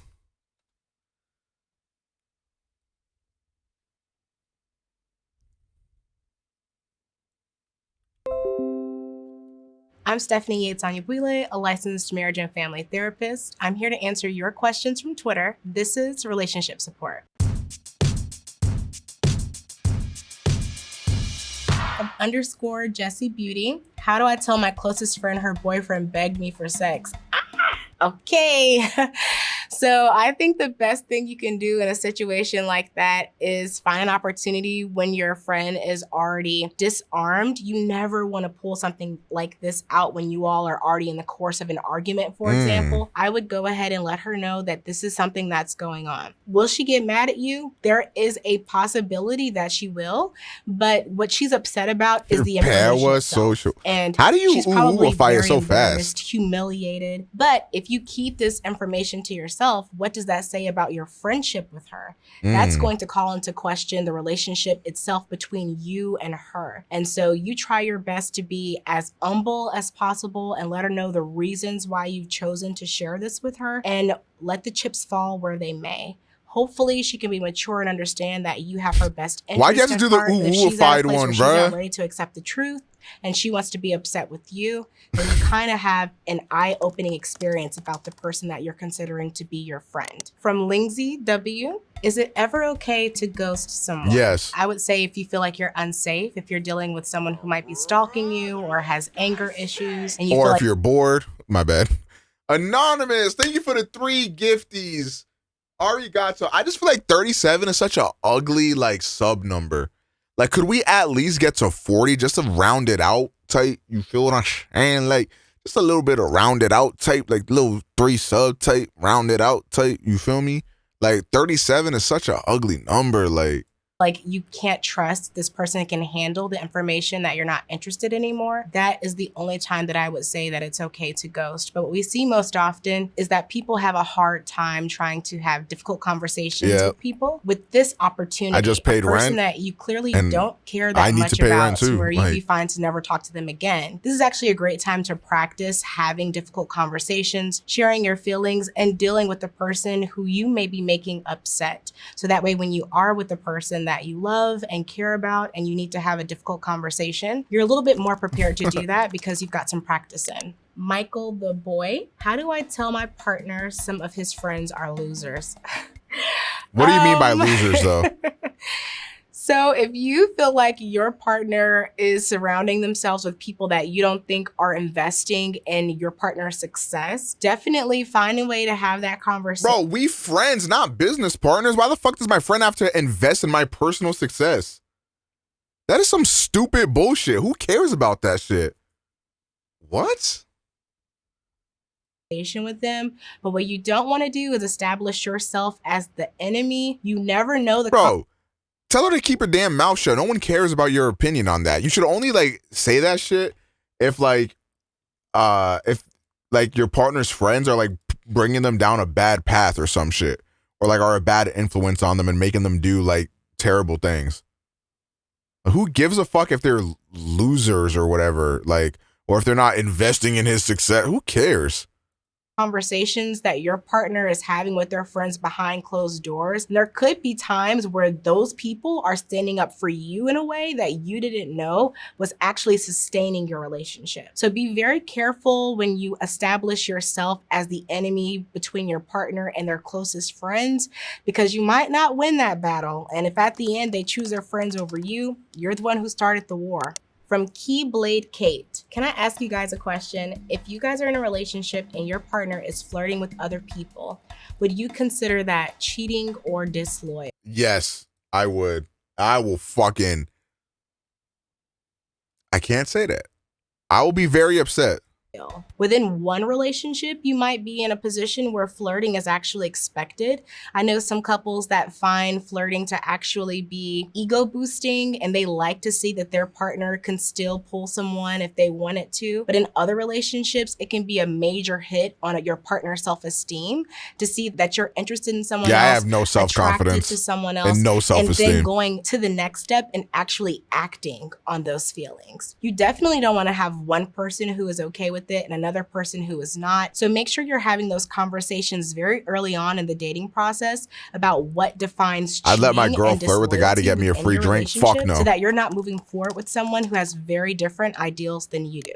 From Bali Holic, serious question. How do I know if I'm a narcissist? If you are even looking at yourself in such an introspective way, most of the time you're not a narcissist. Because the thing about narcissistic personality disorder is that one of the requirements is a very limited self-view. You don't see the pain you cause the people around you. As a matter of fact, you're looking at everyone else like, why are they causing me all of this distress? From Jay Gaddis, opposites do attract, and that even applies to your attachment styles. But does having different attachment styles mean you're with the wrong person? One of the main things that we're talking about when we're talking about attachment styles, which for anyone who's unfamiliar with attachment styles means that a lot of us have a bit of a predisposition for how much intimacy we're comfortable with in a relationship. If you're anxiously attached, for example, you're probably gonna want a lot of validation from your partner. You'll want somebody who is telling you they want to be with you, who's comfortable holding hands, who can help you know that they are committed to this relationship, maybe more often than another person would. If you have a secure attachment, that means that you don't need a ton of validation from your partner, and you also don't need a ton of space from your partner.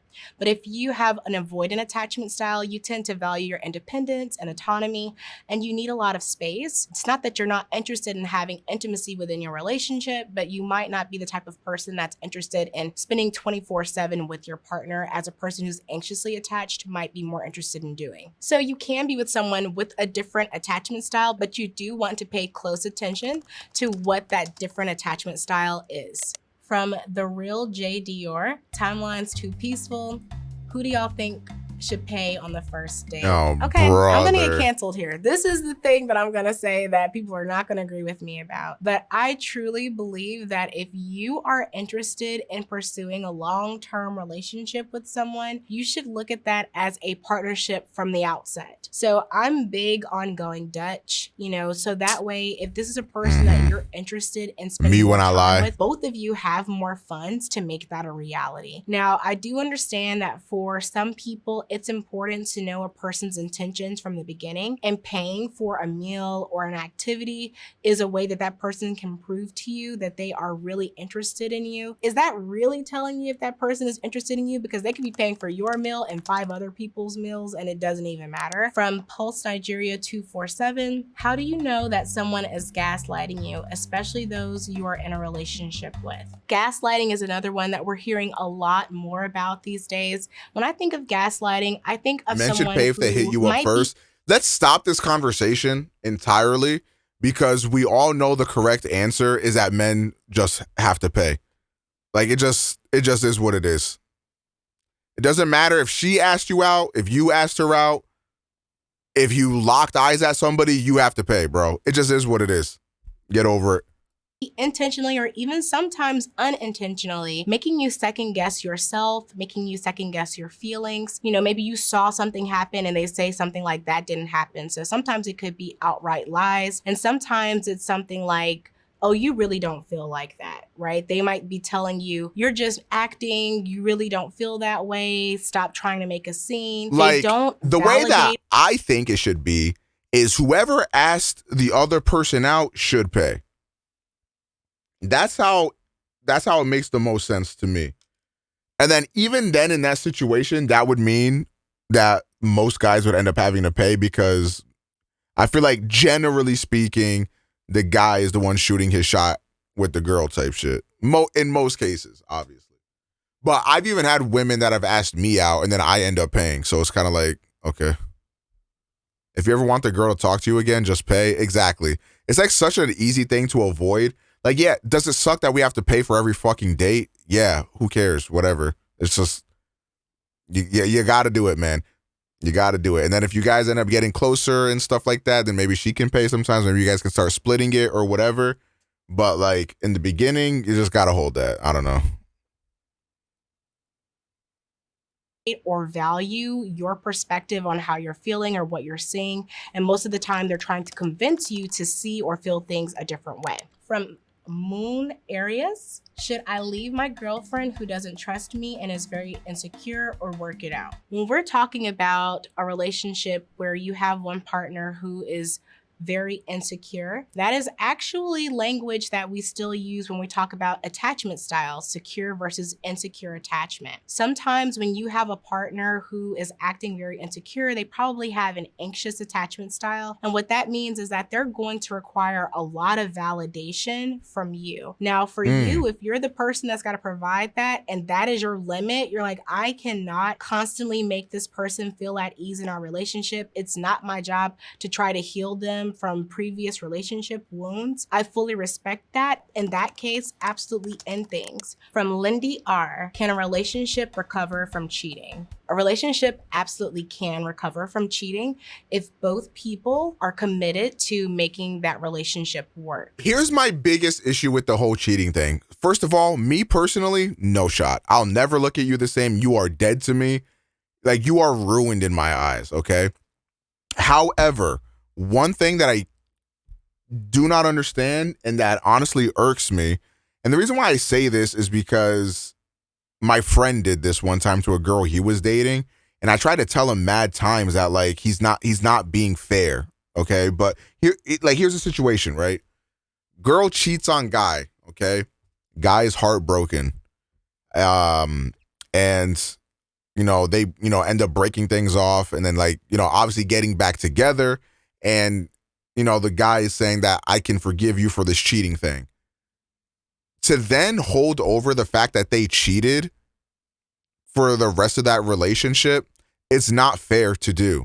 Like, it's not fair to the person. Like, if you forgive somebody for something, that is forgiven. You can't keep bringing that up. Like, you're valid in feeling however you feel, but if it's causing you so much trust issues and so much insecurity that you can't trust your partner anymore in any real situation, then you should just break up, because you're torturing yourself and you're not being fair to the other person. So if somebody does cheat on you and you decide to stick it through and continue on with the relationship, you cannot keep holding that over their head. You're never going to come back from that if you keep doing that. No matter what your partner does, there's nothing they can do to put your mind at ease or to put your insecurities at ease. And you're valid for feeling insecure. I get it. I would be too. But I also know that because I'm like that, I could never take somebody back that did cheat on me in that instance. And this goes for not only cheating, but for anything. If you're going to forgive somebody for something, you have to actually forgive them for something. And what Rai said, I get it. You might think you can get over it. You might try your hardest because you love this person. You might try to get over it, right? But in this instance, they ended up dating after that for I want to say 3 or 4 years after the whole cheating thing.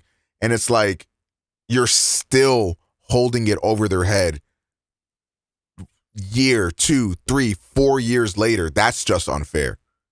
You know what I mean?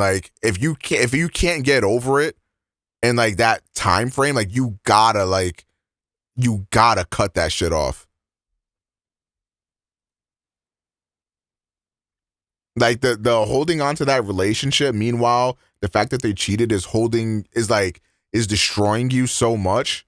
You're only just dealing more damage, you know what I mean? And those are 4 years you're never gonna get back type shit, you know? So I get why he did what he did, but at the same time, I told him every time, I'm like, bro, I'm gonna be real, you don't even sound happy. When was the last time y'all had a happy moment? When was the last time you felt secure in your relationship? And pretty much he said that the only time was when they were actually physically together, but any time apart, he had all this anxiety because, a time that they spent time apart, she cheated on him type shit, And I was telling him because the thing is that was weird to me is that obviously I don't support like cheating in any facet or form or whatever. But from my perspective, his girl really did not do anything to warrant the distrust since that one thing, right? Again, I would never be able to look at her the same if I was him, but I'm not the one that's in that relationship. Like he's the one who decided to forgive her, and I felt like she proved herself time and time again for years, and it still wasn't enough for him. So in that situation, you just got to pack it up and go. What's up, Lena? How you doing, babes? Lena, what you up to, gangy? What's your plans for the night?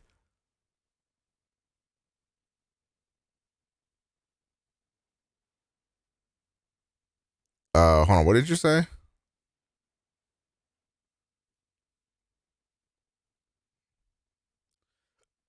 Excuse me. Men and women view cheating differently. I actually don't think that's true. What you're talking about? We're watching this like relationship thing, and one of the prompts was, can a relationship recover from cheating? And I was talking about how like me personally, fuck no. But if you are going to try to recover from that cheating thing, you have to be able to leave what they did in the past. This goes for, it doesn't just go for cheating. It goes for like everything. Like no matter what thing your partner did that hurt you, if you're going to move forward and forgive them for that, then that has to be left in the past. You can't keep holding it over their head. It's just not fair. My dad cheated on my mom and my half. Wait, what? Your dad cheated on your mom and your half sister? Oh, and had my half. I was like, holy shit, my bad. K-Kona brain going crazy. I was like, bro, what? Okay. My dad cheated on my mom and had my half sister. And she took the forgive but never forget approach for the sake of keeping the family together.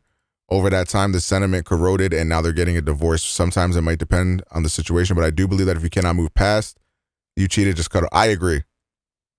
I agree with that. And like, I guess that's one aspect of the story I left out. When my boy's girl did cheat, she did get pregnant. So like pretty much like worst case scenario in all scenarios type. So it was bad. Yeah. Yeah. Yeah, it's fucked up. It's fucked up.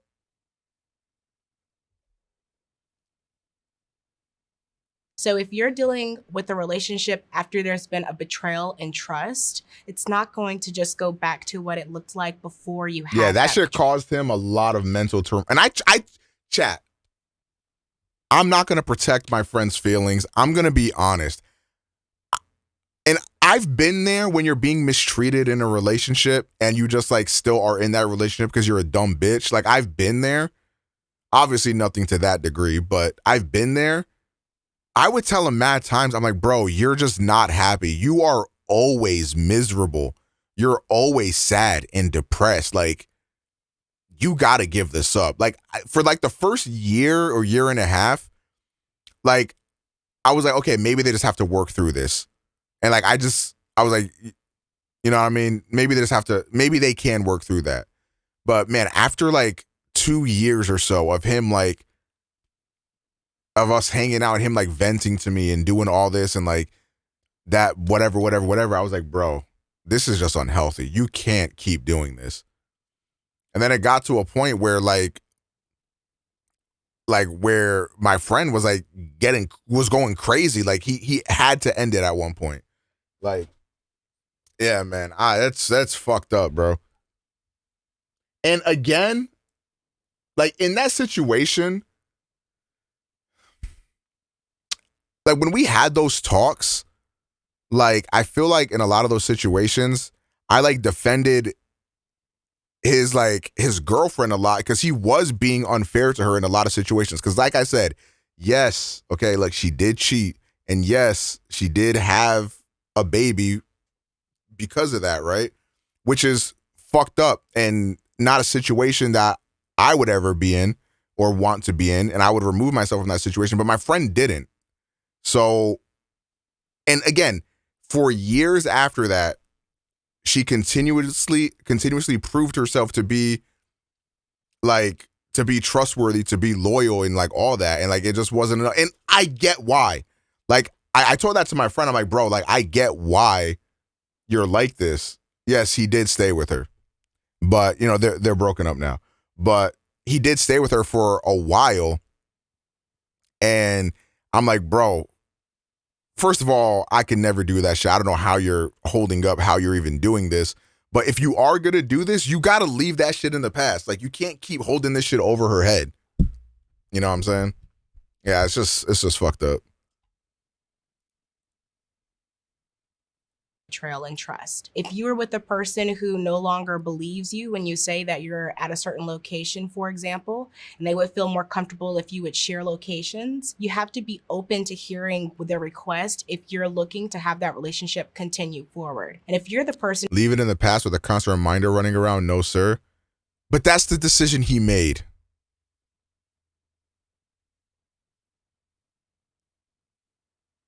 What is respectable by staying with a woman who cheated and got pregnant?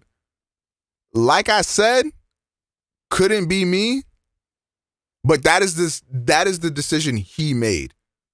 So I was trying to tell him, like, if this is the decision you make, then you have to like abide by that decision. Like, you can't undo everything that happened. You can't go back to like how things were. Like, you can't do that, you know?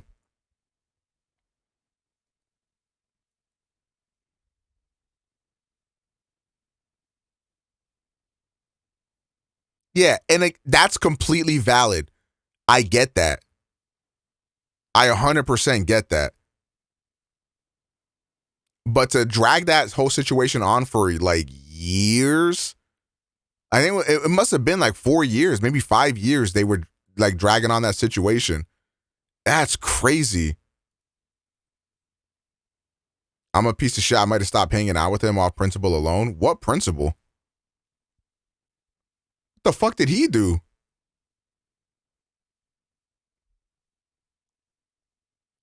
Like, what?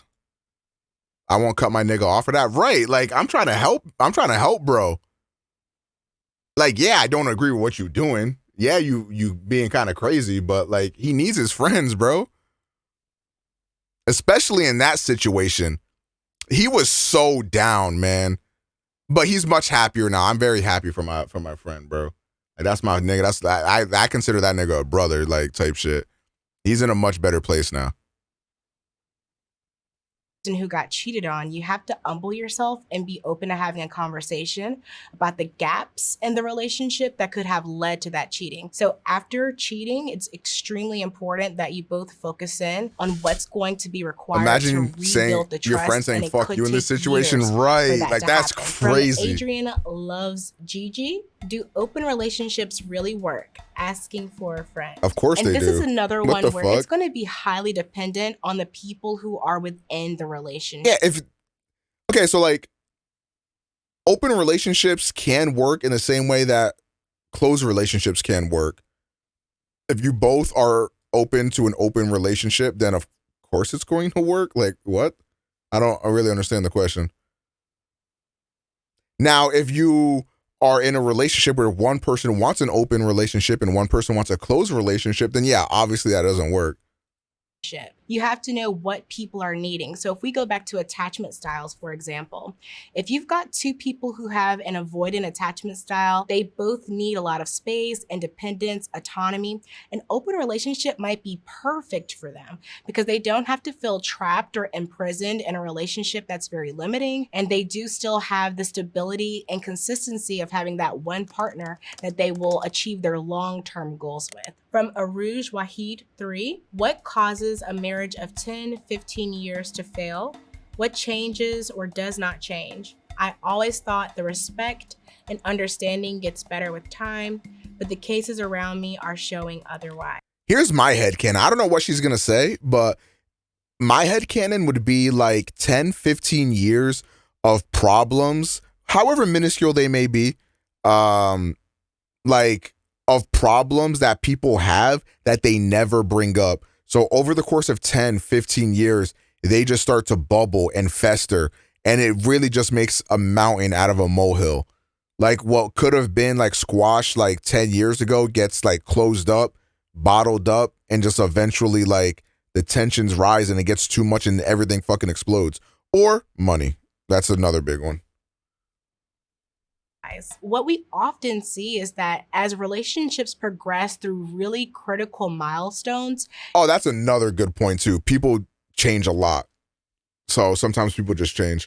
It requires a reconfiguring of the identity of each of them individually. That's true. As well as how they fit as a couple. So the empty nest syndrome, for example. You've got a couple who maybe got married, had kids within the first 5 years, then they spend the next 20, 25 years trying to launch those kids. What happens when the children are completely out of the house and now it's just the two of you? And you don't remember how you relate to one another anymore. You don't know your hobbies, your interests, you don't know how much space you need, and you start really noticing that this retired life that you envision for yourselves is just not compatible. From _OTY_ how do you know I heard if about he's that, the Uber. one? You want your relationship ideally to represent a safe haven for you. So if you're having stress at work with your family, I just got out of a relationship of almost a year and my ass is depressed. Hey man. Hope you heal, buddy. you want this person and this relationship to be the place where you can relax at the end of a stressful day. So even though in the beginning, these relationships aren't always that appealing because they can seem actually kind of boring, those are the types of things that you want to pay attention to where there can be nice longevity in the relationship because you guys are creating a dynamic. Don't listen to where you Coco, can he's a weather slut. a lot of different storms together. From Inspire Chat, how does developing self-love help to strengthen your relationship? When we are expecting the people in our lives to make us feel Oh, what did you end up we doing are for setting Valentine's Day, ourselves up Coco? for failure I never because checked up they're with you. humans and they're going to fail. So when you have I've never seen those somebody heal in self-love the streets. practices Yeah, of it's never worked. Like, it might make you numb. It might make you, like, just forget about shit for a little bit. But eventually you're going to get to a point where you just, like, seclude yourself and just heal on your own. He fumbled? Nah, Coco wouldn't fumble. of setting aside time and having boundaries and taking care of your body, all of these things that tell yourself, hey, if no one else comes through for me, I'm going to come through for myself. It makes it a lot easier for the people around you to show you that they love you and it feels like an add-on instead of a need. 413 Honey, do love languages matter to you? This is a great question. I think love languages are really important. When it comes to love I languages, gave old girl some box of chocolates and we hung out the weekend before. I've been painting her walls ever since. That's fair. I find that it's a really great way for you to identify your needs compared to your partner's needs. There are 5 love languages. You have words of affirmation, physical touch, quality time, acts of service, and gifts. Most of us are going to score on all of those to some capacity, but you want to see what are your big hitters. For me, for example, it's words of affirmation, but a really interesting thing that we don't talk enough about. I'm just an insecure bitch. I like to know that I'm wanted. When it comes to love languages is that it actually also gives you insight into some of the most severe ways that you can hurt your partner. So if we were to continue with the words of affirmation, for a person who really values words, if you say demeaning things, especially in front of a group of people, those things are going to affect a person with the words of affirmation love language more than a person with physical touch, for example. I think words of affirmation, it's either quality time or acts of service. I didn't know I liked acts of service until like Lena was over here and she just like started organizing shit in my room for me. And like my heart melted. I was like, yo, that's so nice. Like nobody has ever done anything for me before. Like what the fuck? That shit was mad weird, champ. I wonder what Omega's heart dungeon would be in Persona. I don't fucking know, gang. Next, from Stage 5 Social, can you have a compromise without a sacrifice? She cleaned your room? room? What if my partner wants kids? Yeah, she was like, I had like so many shoes and she was just a big mess over here to the right. And she just like organized all that shit. And she really wants to organize my closet next, but I'm not gonna like it. It's not looking good in there, bro. I'm not gonna lie. I want to keep her away, bro. It's fucked up in there, bro. I'm not gonna lie. And I don't. How do you navigate that with? And she wants to get under my bed. I don't even want to know what's under there. When you find out she did it for herself because seeing that mess makes her crazy. Hey, either way, it meant a lot to me. Your whole room ain't looking good. Just let her do it. Bro, get off my dick. Like, Sacrifice. wait. What did she just say? Can you have a compromise without a sacrifice? Like, what if my partner wants to have kids and I don't? Yeah, I don't think that's something you can compromise on. Or wants kids and I don't. How do you navigate that without sacrifice? This is a great question, and it's one of those things that needs to be discussed in the beginning of your relationship. If you want to have children, Yeah, and she your and I are partner does not twinning want with to have messes. children I'm not or gonna vice lie. versa, that's the type of thing that you really cannot compromise on. At the end of the day, someone is not getting what they want, and they're going to have to compromise their values. And when it comes to kids, I personally think that's the kind of thing that you should not be compromising on. That's it. That's all the questions we had. I hope you learned something. Till next time. I thought this said bigot answers bigot questions. I was like, yo, what the fuck?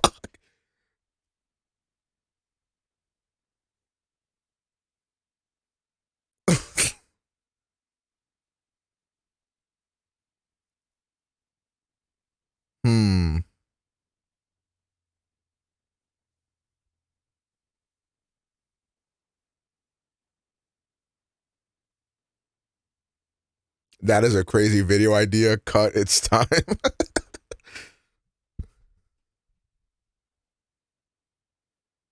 I'm getting a job. Yo, congrats.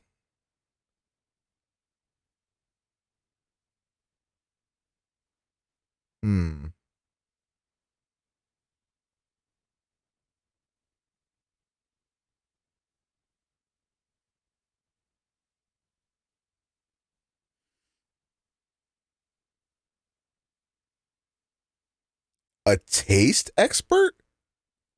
I'm Beth Kim. What the fuck is a taste expert? I'm about to become one of those, this shit smack. Nah, this shit mid. Really, I'm an author and taste expert. Today I'm answering your questions from Twitter. Welcome to Taste Support. First up, All Out of Coffee asks, can someone please explain to me the difference between tart and sour taste? Ooh, that's a good question. Cause like, I know there's a difference and I know what the difference is, but I could not explain it. Oh, that's a good one. Oh, that's a fucking good one. So in tasting, what we do is take a small amount right off the top. It doesn't take much. That's the warmest part right here. I'm going to invert the spoon. Cover all 9,000 taste bud. Aerate it. Warm it up. Driving up that top note, that cream, pure vanilla, sweetener. What's the difference between the mints? Okay, I also can't describe what the difference between like spearmint and like peppermint is, but there is a very distinct difference between the two. That's a 10. Tastes. Here's something for you. They're the same. But in the professional tasting industry, we use the term sour, but we don't just use sour. We use the terms lactic sour, basic sour, or acetic sour. Acetic sour is the type of sour that you're getting from things like vinegar. Lactic sour is the type of sour that you're getting from things like buttermilk or yogurt. And basic sour, that is the sour of citric acid or something citrus on your mouth. This is from Eileen Terrell, and she's asking, could someone please explain to me the science of why blue raspberry is by far the best fruit flavor, even though blue raspberry isn't even real? So in the food industry, a flavor house is where product developers and food scientists go to source flavors. Sometimes they go to a flavor house and say, hey, I want an orange, but I want it to be more of a mandarin orange, and it needs to be cooked, and I'd like it this level of sweet and this level of sour. Sometimes the flavor house has a library of flavors that you can choose What from. is blood So blue waffling about? raspberry might have been one of those wacky flavors that the flavor house developed or came from the mind of a scientist. If you try blue raspberry, I'm not sure about this, but I almost wonder if somebody took raspberry and combined it with grape. All right, so we Like, what is blood waffling about? Get a streamer house and call it a flavor house? I don't think I could live in a streamer house. have a question from Beyonce. Does anyone have remedies for bringing taste and smell back to 100% after COVID? Crying face. It's been almost a year and I'm still suffering. One of the things that you can do is practice. You can get yourself some essential oils in a range of different flavors. And what you're gonna do is just pass them under your nose. Just I don't take think little you'd bunny call sniffs, essential not oils too much. flavors. And then you're gonna tell yourself, okay, that's lemongrass. What's gonna happen is slowly but surely you're gonna trigger your memory and your brain to sort of remember what that was. Here's the thing, it will come back. A lot of people have had sort of phantom smells or weird smells as a result of COVID, but we're now seeing that in time goes away and you can train yourself to come back a little bit faster. All right, we've got a question. If my smell left, I'd be in hell because I'm only washing my ass if it starts to stink. Any agreeers? From Roshibi. The fuck is this? I ate so much sour candy that my tongue is raw and it hurts now. I love sour candy so Yo, any Twizzies in the chat?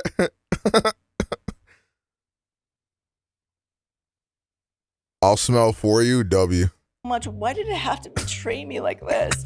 I feel your pain, but on the outside of sour candy is something called citric acid. And it's those little crystals when you have something sour I'm that salivating. get into your, literally, papillae, your tongue, right? It can eat away at the roof of your mouth. It can eat away your tongue. So whatever sour candy you're eating, it might be a little extreme. All right, next question. And this is from Super 70 Sports. I don't know what Sharkleberry Fin is, but one thing I know, it is definitely not a f***ing flavor. And Super 70 Sports is also including a picture Her of, voice going oh my nuts. gosh, it's like a classic Kool-Aid pack with the pitcher guy riding a shark. At the top, it says Copium papes. Sharkleberry Fin. It also says it's pink. Okay, so we're getting some clues here. What flavor would this be? It is not a flavor, but this is a way for food companies to own a flavor because I see Sharkleberry Fin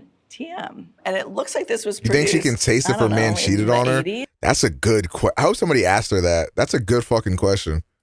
Or something, and so they probably didn't get the memo that shark fin is illegal, number one. Number two, I think you do want to cue your customers into what flavor this is, but it's got this wild, like, devil-may-care packaging. I think it's like, come into this crazy shark world with us. It is not a flavor, but it is a way for a food company to kind of own a concept, right? Because the three top flavors, chocolate, vanilla, and strawberry, are kind of out there already. I don't know what Sharkleberry Fin is, but one thing I know, it's definitely not a flavor. This is from Nice. Doing It to 'em. This is great. I want chicken nuggets so bad. Oh, P.S. This is all in caps. So bad. Dude, why is McDonald's so good, but also so terrible? Why are they so addicting? They're so addicting because they have been formulated in a lab. This is chicken that's been combined with potato and other ingredients. You act like that's going to deter me. I don't know what the fuck is in a McNugget, but I need more of that. I might order some McNuggets right now.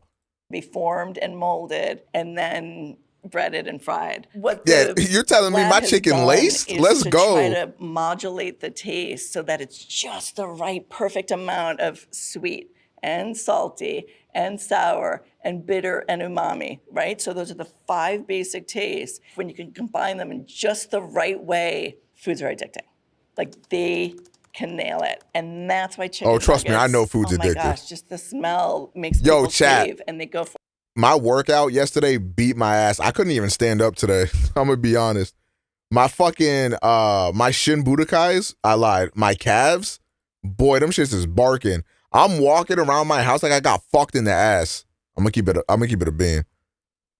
We have a question from Gripe Gal. Explain to me how, with all the science in the world, the taste of gum only lasts 5 minutes, yet the taste of onion lasts 864 hours. Speak on it. This gum has a coloring system, a flavoring system, and what's called gum base. And what happens when you masticate or chew product Lena, what's wrong is with that you? you're moving through the sweetener system, and it's basically going into your stomach, right? So as you move through this, it tastes great. Some of the sweetening systems will use artificial flavor, which actually increase over time and allow you to enjoy gum for a little bit longer.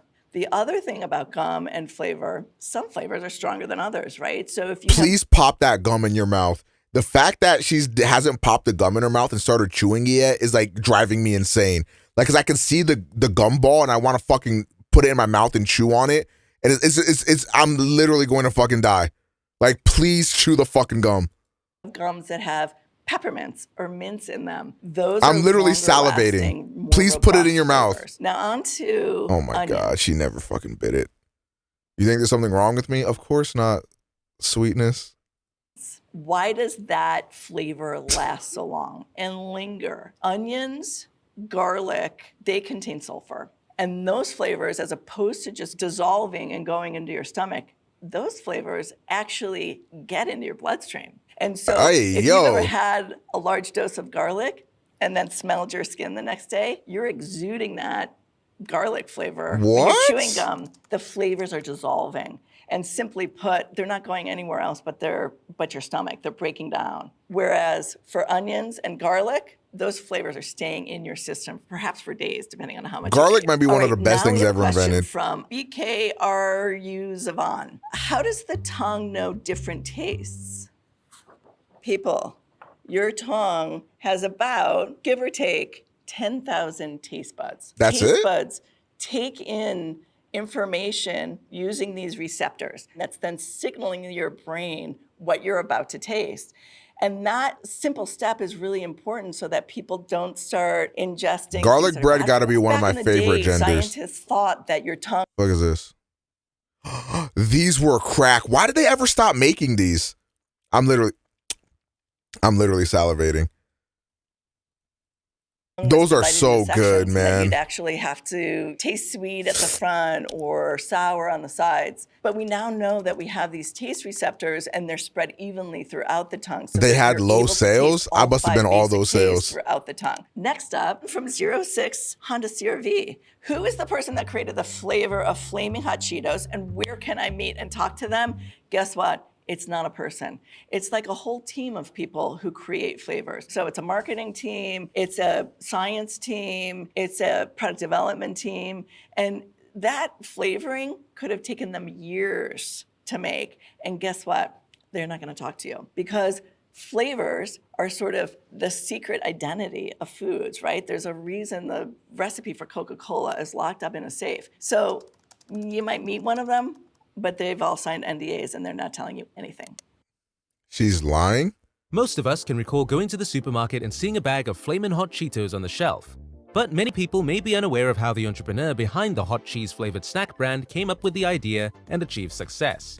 Richard Montanez used to pick grapes with his family while growing up in a migrant farm laborers camp in Southern California during the 1960s. He was one of 10 children born to Mexican immigrants. But his life completely changed after working for the snack giant. It was an early morning in the late 1980s.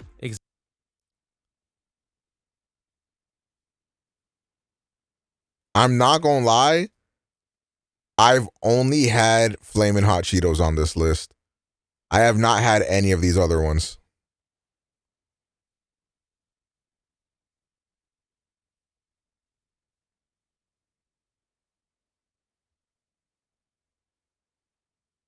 You haven't had fries? Are the hot fries here? I don't see them.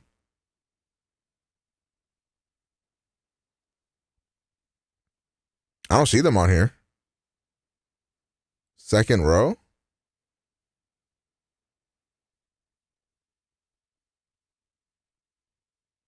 Yo, am I fucking stupid?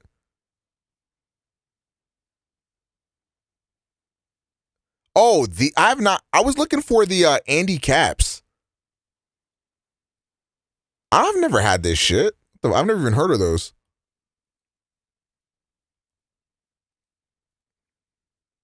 Hot fries are fucking gross. You shut your fucking whore mouth, you dumb bitch.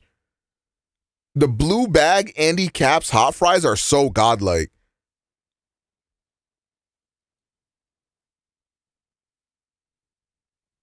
All right, so now we have another question from Now Theo. And Now Theo... The blue bag, nigga.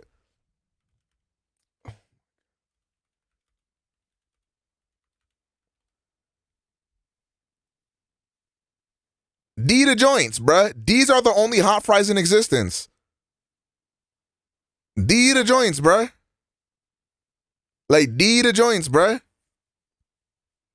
The Andy Caps are ass and... I'm going on GoPuff. What is blood waffling about? There's just no shot. If I search up hot fries, let's see if they even have those Chester ones, bro. Oh, they do have them. Chester's Flamin' Hot Fries. Are these the joints?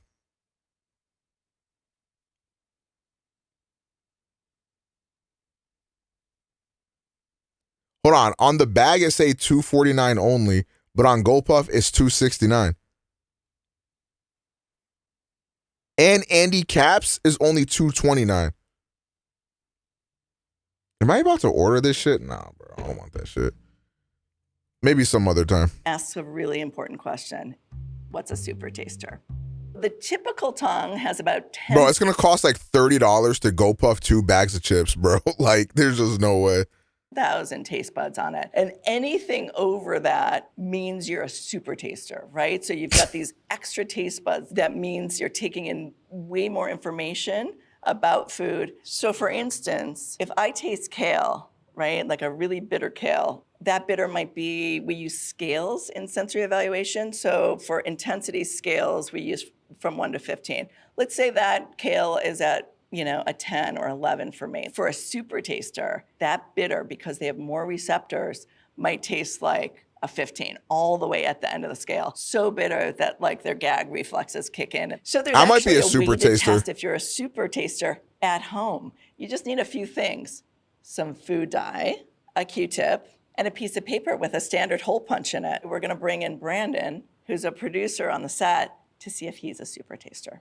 More than 35 papillary means that Brandon's a super taster. I have this Q-tip. I'm just gonna put a little bit of dye on it. I'm gonna go right in there. The next step is going to be to count exactly how many papillary Brandon has on his tongue. Uh-huh.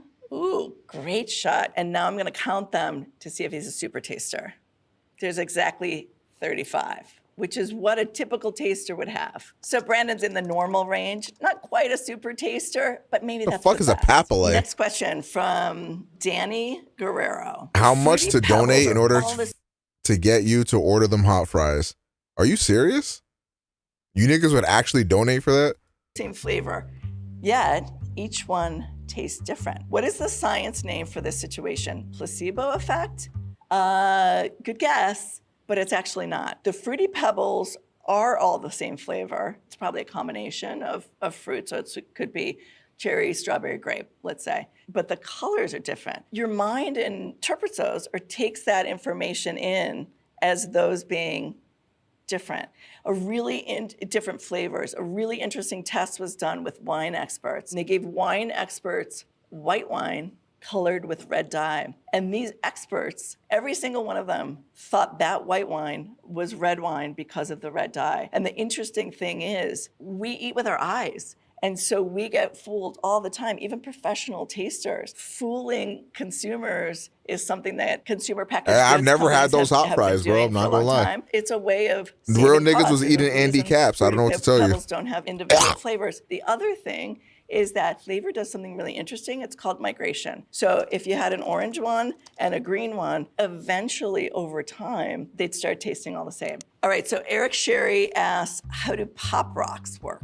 There's gas in those little pieces of candy that is activated when moisture hits them. The one thing that makes Pop Rocks really interesting is that it's also textural. You're actually hearing those popping and you're taking in a lot of sensory information with a Pop Rock. So it's not just about the flavor, it's like something's happening. They're really a cool product in that you're really using all your senses when you're experiencing a Pop Rock. And next up, Snot asks, why does Sprite from McDonald's taste different than a Sprite in a bottle? So the Sprite you're getting from McDonald's is flavoring and bubbly water that have come together, likely out of a machine, or a gun.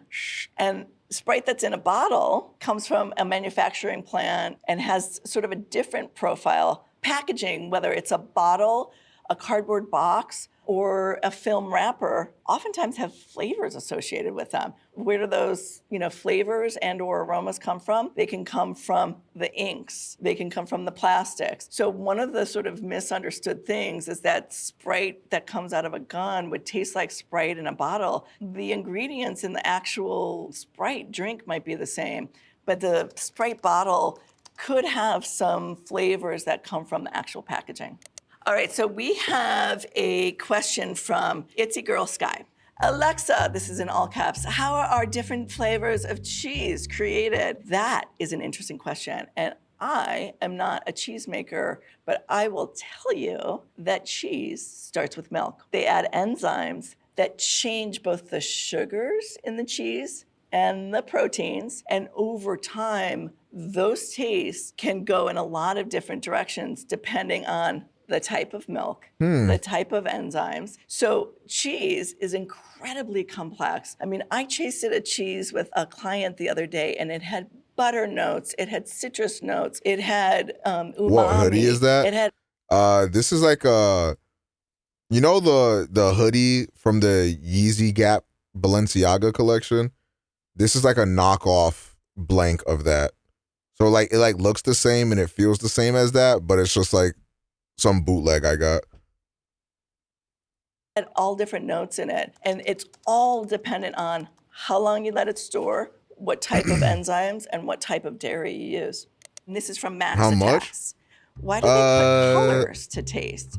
Fuck, how much are these? I think they're like $50. It looks mad comfy and oversized. Yeah, it is.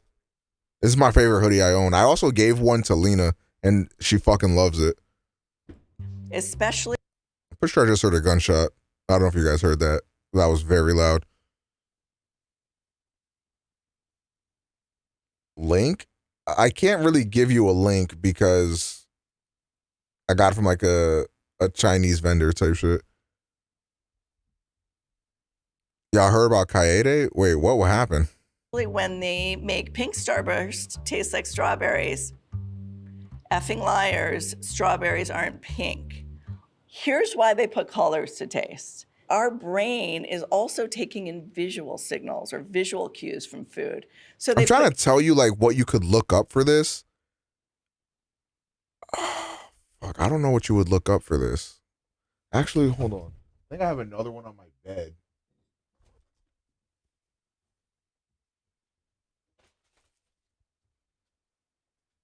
Because they got tags on them.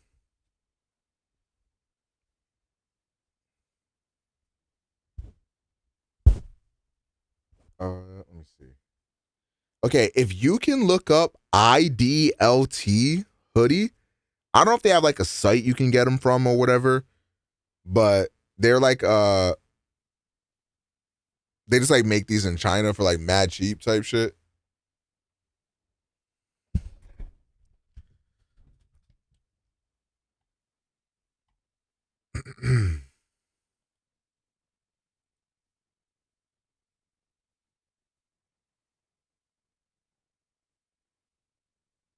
Holy fucking shit.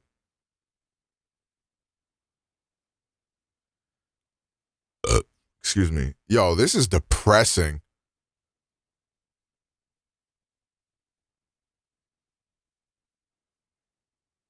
Oh my God, bro. Man, I hope they caught it soon enough and that they can she can recover from that. I don't even know what to say. That's just depressing. colors to taste to give us the cue that something is sweet or has a flavor. If you look at a strawberry starburst, it's not like red like a strawberry. It's still kind of, it's still pinkish. And the reason is they can't load the amount of red that would be required or would match a strawberry in that candy. That would be a lot of color. There's also a legacy around red food dye. Certain food colorings have been tied to illnesses. Back in the day, they took the red M&M out of the M&M pack because there was legal implications around using red dye. We have a question from Matt Adams, 95. I'm confused. What is the flavor of Coca-Cola? And this is an incredible question because oftentimes we don't really think of all the nuanced flavors in Coca-Cola. So what's in Coca-Cola? Well, it starts with the cola nut, right? That's sort of the base flavor. But then you can have a lot of brown spice. Most of us in the flavor community think there's a little sarsaparilla in there. Sarsaparilla is the base for root beer. And then there's also this, stick with me, fruit flavor. When you know how to taste, you can really take Coca-Cola and analyze it and break out all of the flavors. It's not just sweet, it's not just cola. It's a little spicy, it's a little minty, and it's a little fruity. So if you've ever had a Coke and a Pepsi and tasted them, well, the tastes are different. So the spice levels might be a little bit different, but one thing's for sure, the sweet level is vastly different. Guess which one's sweeter? Pepsi. Yep. We have a question from I'm the Critic. How does one even explain the feeling/taste of wasabi? It's not really spicy or sour, it just burns your nose. Okay, this is actually a really interesting one because the flavor of wasabi, which is why I like Pepsi more. That's just an an L. I'm sorry. If you are a Pepsi enjoyer, actually, I haven't had a Pepsi or a Coke in like 6 months, but Coca-Cola is just better. You can piece those apart. So the flavor of wasabi, it's in the mustard family, by the way. A lot of people liken to horseradish on steroids, right? Because it's spicier than just a regular horseradish. So a lot of people can explain Water it by enjoyers. saying it tastes Here comes like a corny motherfucker talking about how we drink water. Nigga, you are not special. Like, everyone drink water. Like, radish with an increased intensity. So if not what we horseradish talking is about at a at 5, wasabi might be at a 15. Drinking nothing but water and still eating zero pussy. But it also has the taste of a root vegetable and is in the mustard family. Finally. I'm sorry, Mountain Dew might be the most disgusting. No, I lied. Dr. Pepper is the most disgusting soda, followed by Mountain Dew. What have I been drinking instead of Coke? Usually water or sweet teas or lemonade if I want like something with flavor. And that's pretty much all I drink is like either sweet teas or lemonades.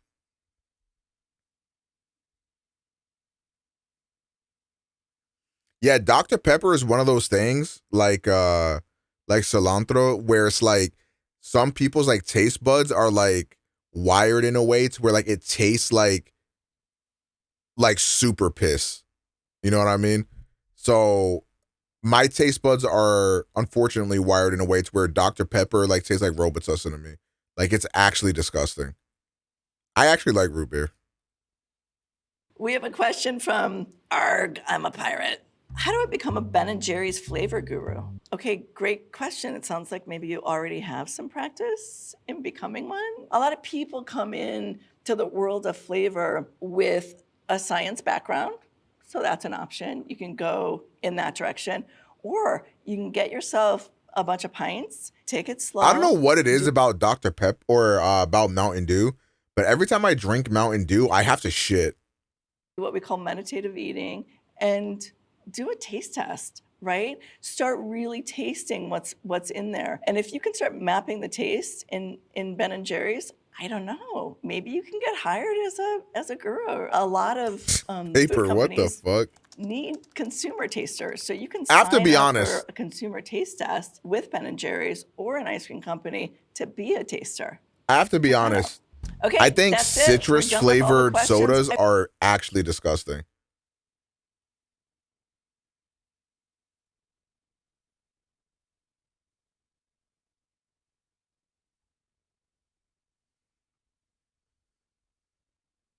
Sprite too. Sprite is like an exception. But like any other like citrusy flavor, like 7-Up, for example. 7-Up is citrusy, right? Am I thinking of the right one? It's like one of those. It's like 7-Up or like. Yeah, 7-Up tastes dog shit. And there's another one I can't remember. Sierra Mist is disgusting. Mellow is fucking horrible. Orange soda is not citrusy, bro. I don't know. They're putting like something in orange soda. That shit's crack. I consider like pineapple or orange or grape soda. Those are like fruit flavored sodas, not necessarily citrusy. Like citrus is like something else. Like I'm pretty sure on Sierra Mist they say like, oh, like citrus soda or whatever the fuck. Like that shit tastes disgusting.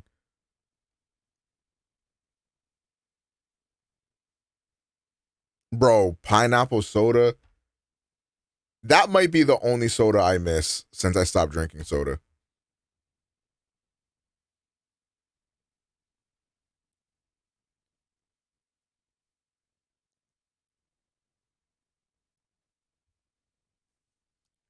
Fanta is much better than Crush? Absolutely. What about Crush? I think Crush be missing sometimes, I'm not gonna lie. Fanta is definitely much better than Crush.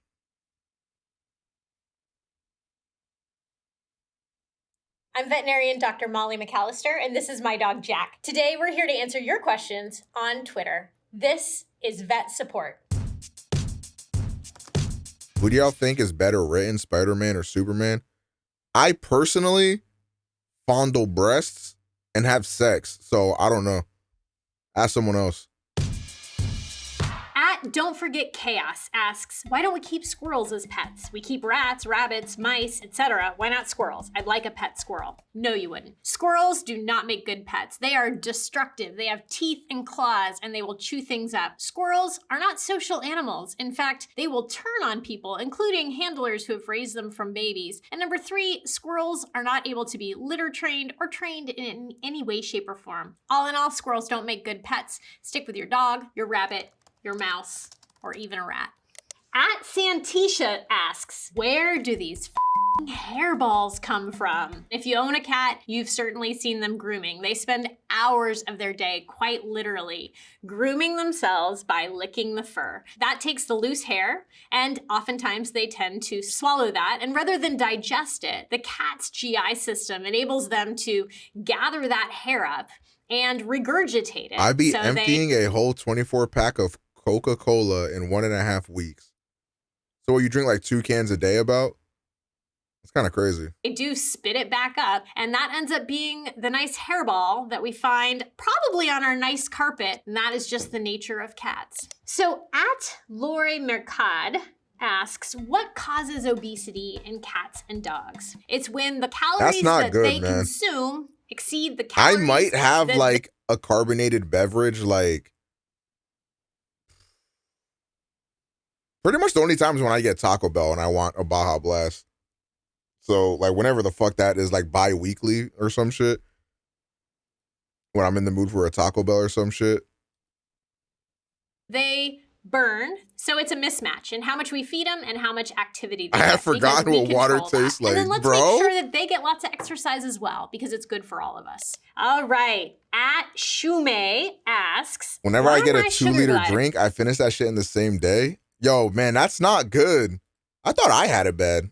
Have so many problems. Crying face. Sugar gliders, you know, they are an exotic animal. They have some husbandry challenges. They require my a unique piss orange. What so about that's it? number 1. Man. Here's another big y'all thing make me want to drink water right sugar now. gliders glide. Therefore, they love playing, and you've got to have a safe enclosure or space for them to play, because otherwise, one of the most common things that happens with sugar gliders is trauma.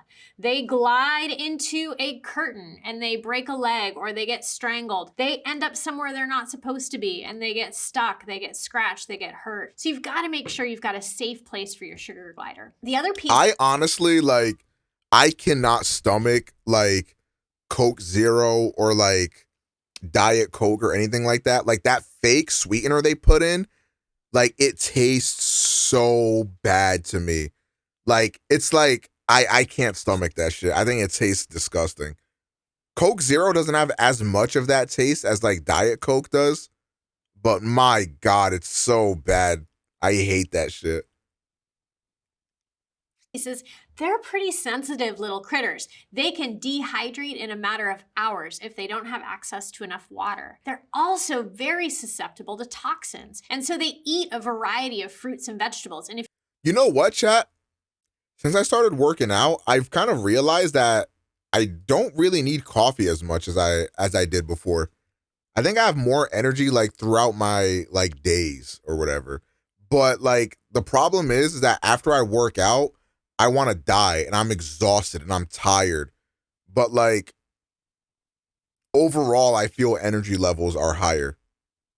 If you don't clean what you buy from the store well enough, you can actually poison your sugar glider by giving them food that's contaminated at levels that wouldn't impact you or I, but that do impact the sugar glider. So at the end of the day, if you're gonna have a sugar glider, you gotta make sure you know what you're getting into, and you gotta make sure you partner with a veterinarian. It's your endurance building up. Bro, like I did that 10.5-hour stream yesterday and I wasn't even tired at all. What am I eating after I work out? Yesterday I actually had a burrito bowl after I worked out and I felt like mad energized. I think my problem is, I think here's why I'm dying. All the fitness niggas in the chat are about to fucking collectively beat my ass and kill me and spit on me and shit. Okay, I have a confession. So sometimes I do not eat before I work out. What are you gonna do? Kill me? Sue me, nigga. So I think that might be contributing why I want to kill myself after I'm done working out. You're providing that sugar glider with the right environment and the right home and lifestyle to keep them healthy and safe. And when I say sometimes, I mean every time I work out, I'm not eating beforehand. Nah, you good?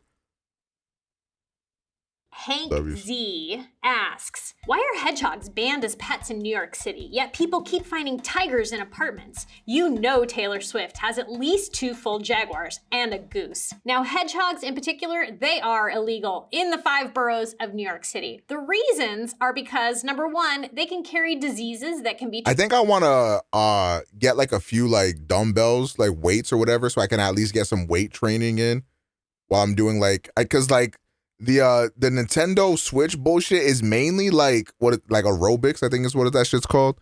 It's mainly like aerobics and cardio, whatever type shit. So it's not really like doing much of like weight bullshit.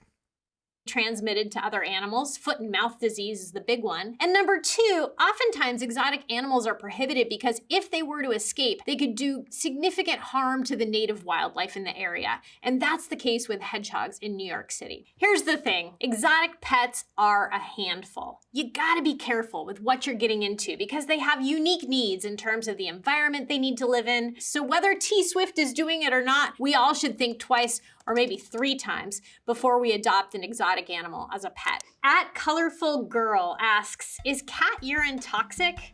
I think it is. Nah, me, I'm drinking that I wouldn't shit. recommend drinking it. I wouldn't recommend injecting it, but it's not toxic. It's just urine. At LPush_oldpeople3 asks, how do dogs get cancer? Like, I'm sorry, but are they smoking or something? Oh, Here's the thing with dogs. There's no way. They get cancer for a lot of the same reasons we do. First of all, genetics. They can just be predisposed. Certain breeds are predisposed to certain types of cancers. For example, we know that German Shepherds and Boxer dogs have a much higher likelihood of developing a cancer called hemangiosarcoma. We also know that, for example, dogs with short hair can be more prone to developing something called a mast cell tumor. But also, just like us, dogs are a recipient of what's in the environment around them. So we know people sometimes get lung cancer even though they never smoked a day in their life. Same thing happens with dogs. They live in the household where someone is smoking. They're close to contaminants or toxins. Think about where a dog's nose is. All day they're down on the ground. So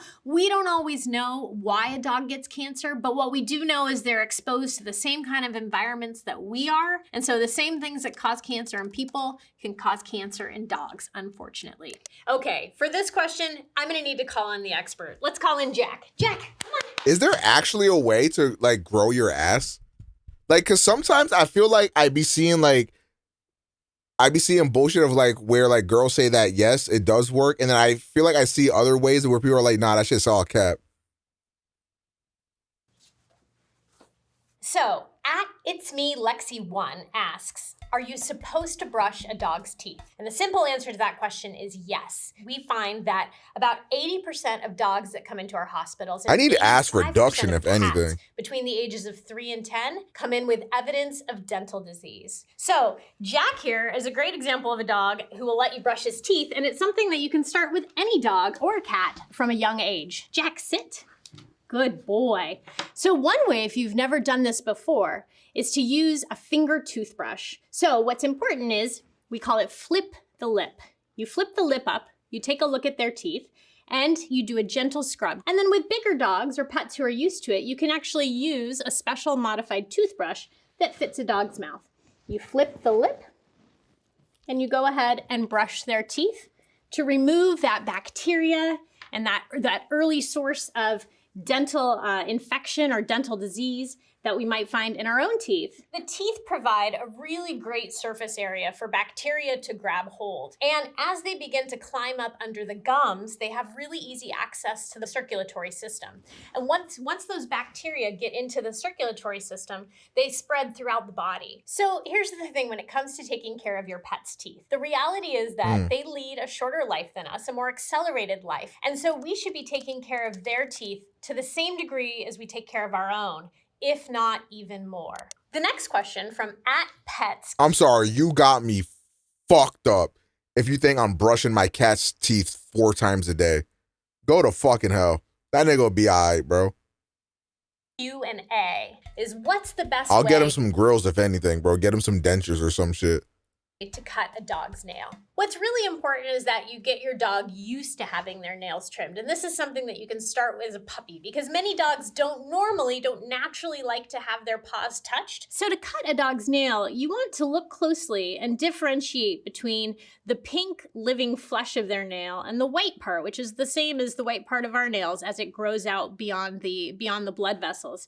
Now, this can be much harder to do in a dog with a dark nail. And it's also important to recognize that the more often you do it, the more frequently you trim their nails, the easier it becomes. That helps the blood vessels to recede, so you're less likely to do what we call quicking them, which means that you've cut it too short and you've actually cut into the sensitive tissue. But I can show you here just a little bit where you find just the tip of the nail, insert it through the trimmer, quick trim. His are so short that all I'm having to do is just scrape off the very edge of them. Make sure your dog gets used to you holding his paws and gets comfortable with that idea, and do it on a regular basis. @YubaVetTech posts a question of the day. How is heartworm spread? And Nameless with 5 gifties? Oh my God, like, y'all are spoiling me type shit, like. All right, chat, can we get 3 more gifted subs just so we can round this out to 45?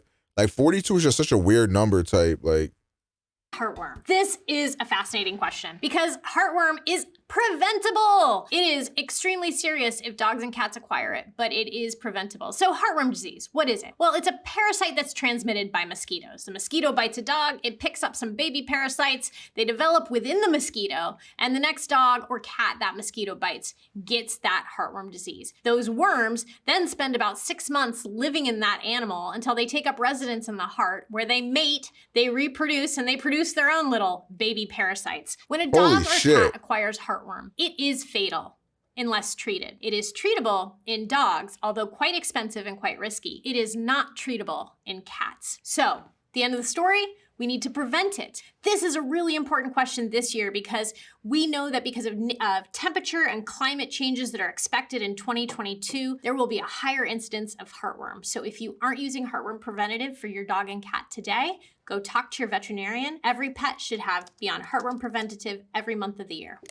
@Grace Rasner asks, why the hell would you declaw a cat? Do you know what declawing a cat actually is? It's amputation of the end digits of their fingers. Oh my to God. remove their claws. And that actually has been shown to result in long-term chronic pain. Oh my for God. cats who've been declawed. Who would do The that? veterinary hospital that I work for, Banfield, along with many others, does not condone the practice of declawing cats anymore. It does not generally solve the problem it's intended to solve, which is cats scratching or clawing, and it is painful and harmful to the long-term well-being. Oh my of our God. cats. So let's not declaw Why cats. would anyone Let's do talk to that? veterinary teams about what other options are available for them. At KJ Young 428 asks the question, what are the benefits and negative effects of neutering a male dog? Number one, minimizing overpopulation. If they're neutered, they can't reproduce, so we won't have unwanted puppies. There are a couple of other benefits, one being that neutering a dog causes some behavior changes. Primarily important to most pet owners is that it diminishes their likelihood of roaming. The other thing that's related to that sort of wandering behavior is that unneutered male dogs are more likely to be hit by a car. That's really just secondary to the fact that they're out wandering about. But there are a couple of reasons like that make it wise to neuter a dog if you don't have any intentions of breeding them. At PetMD asks, what is grain-free pet food really? Logistically, grain-free pet food means that the pet food has taken traditional ingredients like wheat and corn and replaced them with something like legumes or potatoes. So the food still has a carbohydrate source, but it's been changed from a grain to a non-grain. Why would that matter? Here's the thing we really have to get at with this question is grain-free actually better? Right. And the reality is that what is most important in any pet food is the nutrients that are conveyed to the pet, the fat, the protein, the carbohydrates, the minerals, the vitamins, etc. So what you want to look at for a food is not I feel whether like those it's people just shouldn't get grain-free cats or then. not, but you want to look at the overall nutrient profile and definitely talk with your veterinary team to find the right diet that suits your pet's unique nutritional needs. At Moose and Rio's mom asks, if I gave my horse worm medicine in June, but I do not believe it was a good brand, can I give him another dose? I think he needs it. If I can find any with all the weirdos buying it. Humans should not be buying horse medicine for humans. It's for horses. If you deworm your horse in Ivermectin or whatever June, the fuck. and it's July, for example, you don't need to deworm them again. Horses generally need to be dewormed in the spring and the fall. Worst comes to worst, your vet can run what we call a fecal examination on your horse's feces, on their poop, on their manure, and find out if it does indeed have parasites and need to be dewormed. That's a foolproof way. You can cause harm by deworming a horse when they don't need it, because we can actually cause resistance against the medications that we use to deworm horses in those parasites that do exist in the environment. So, at Survivor Kitty asks, okay, advice. What's the best way to get a cat to take its medication without being attacked? First of all, if you're lucky enough to have a dog or cat that will take their medication in their food, make sure you talk to your vet and get something that's suitable to provide to them in that form. They also make some great treats that you can buy over the counter that have little holes in them that enable you to put a pill or a little bit of liquid so you can give your pet a treat as you medicate them, and many pets will take that. Some require the use of a little more intervention. For example, we make something called a pill gun, which helps you to take the pill, get it to the back of your pet's mouth, and kind of shoot it in so that they swallow it without too much resistance. So if it's not working, talk to your veterinary team, and there's definitely alternatives out there. So those are all the questions we have time for today, but Jack, Going to those the are some great store on a questions, weren't horse they? would be fire. You know, Paper Note becoming a horse girl is like the least surprising thing of all time. I think that makes sense for Papes.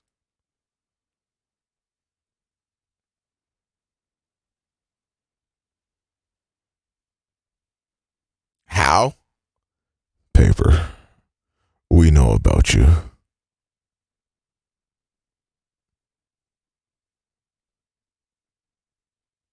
Can I not admire horses? No, you're weird and you're a furry. You're gonna own a horse to do what exactly?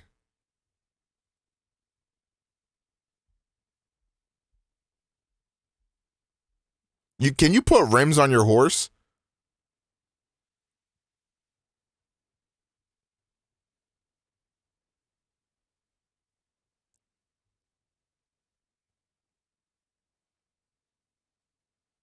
What are you gonna do? Give them the horseshoes or whatever the fuck? The horseshoes on their hooves? You getting grills for your tiger? That's just a horrible Photoshop. Ah, the goat chip. I'm not gonna lie, Funyuns are the goat chip. Thoughts?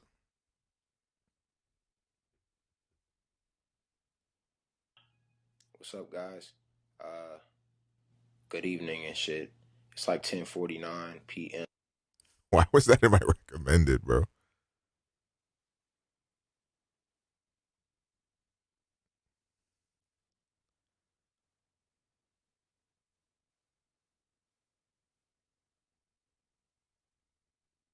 I'm sure you've all heard the expression, fake it till you make it, but today I want to take a look at what happens when all you do is fake it without ever making it. You end up like this loser we're about to take a look at today. A guy who has become a complete parody of self-confidence, but without any level of self-awareness. He portrays himself as an extremely successful, extremely rich guy that would have no problem at all stealing your wife right out from... What is this dumbass clip? Wakey, wakey, wakey, wakey, it's time for school. Come on. Wake up, it's time for school. Come on, man. Are you ready for school? God, I just got fucking war flashbacks.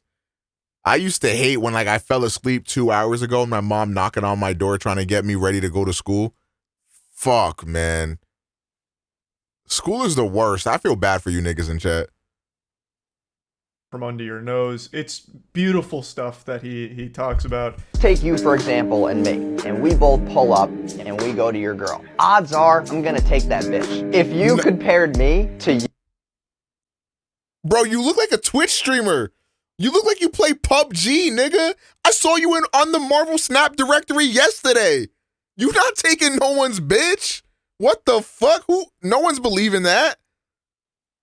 You're not gonna win that battle. Bro's out here rocking that man dark body type and acting like he for some reason be able to take your girl just because he rolled up in a rented McLaren. This guy's entire personality is money. He's like a real life Mr. Krabs, but with even skinnier arms. So he believes because he has money that he's entitled to women and women find him irresistible. You can tell by looking at him, this was no jock in high school. This wasn't exactly the prom king. Yet he pretends that he is now. He talks about how successful his businesses are now. He has a 9-figure Oh, you're still in business. high school? He has all of this Oh, money. you're gonna be alright, Though I don't bro. necessarily take him at his word because I just don't believe a fucking word this guy says. So the next time you think that your girl's on lock, I got the keys to the cat. Ain't you said you never talk to your best friend again if you got cheated on? Wait, who said that again? That was a crazy thing to say. Castle motherfucker. I have no doubt he spent hours trying to cook up that finishing line right there.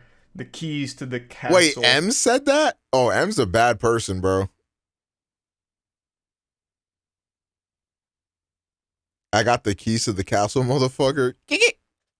Now, why I don't believe him about the success of his business is because the only thing he shows that's worth money is his car, the McLaren. He's made like 1,000 shorts about how much money he spends filling up a McLaren's tank. Good morning, or Voidy. how often he drives his McLaren. And that is the only thing worth a lot of money that he's ever shown, at least that I've seen. So that leads me to believe that it is 100% rented, or he really dumped all of his money into that one vehicle in order to portray himself as a successful businessman. He did a little house tour, and it's very humble living. It's a nice place, but it's not exactly like a super mega mansion you would expect someone with a 9-figure business to own.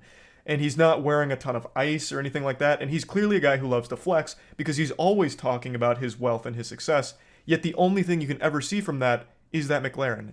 Now this may be like a tinfoil hat conspiracy, but I truly just think he either rents it for these videos or, even more depressingly, drained all of his finances to make that big purchase with that belief that this car would be enough to convince people that he has a lot of money. Like, he specced all of his points into delusion here and is just letting it rip. Like, this McLaren means I'm successful. I gotta fake it till I make it. This is how I do it. Ah! Here's why the gym does not matter. I'm tired of guys that are like, oh, you know, I'm going to the gym, I'm trying to get fit. I feel like I have a pretty decent tone. You do.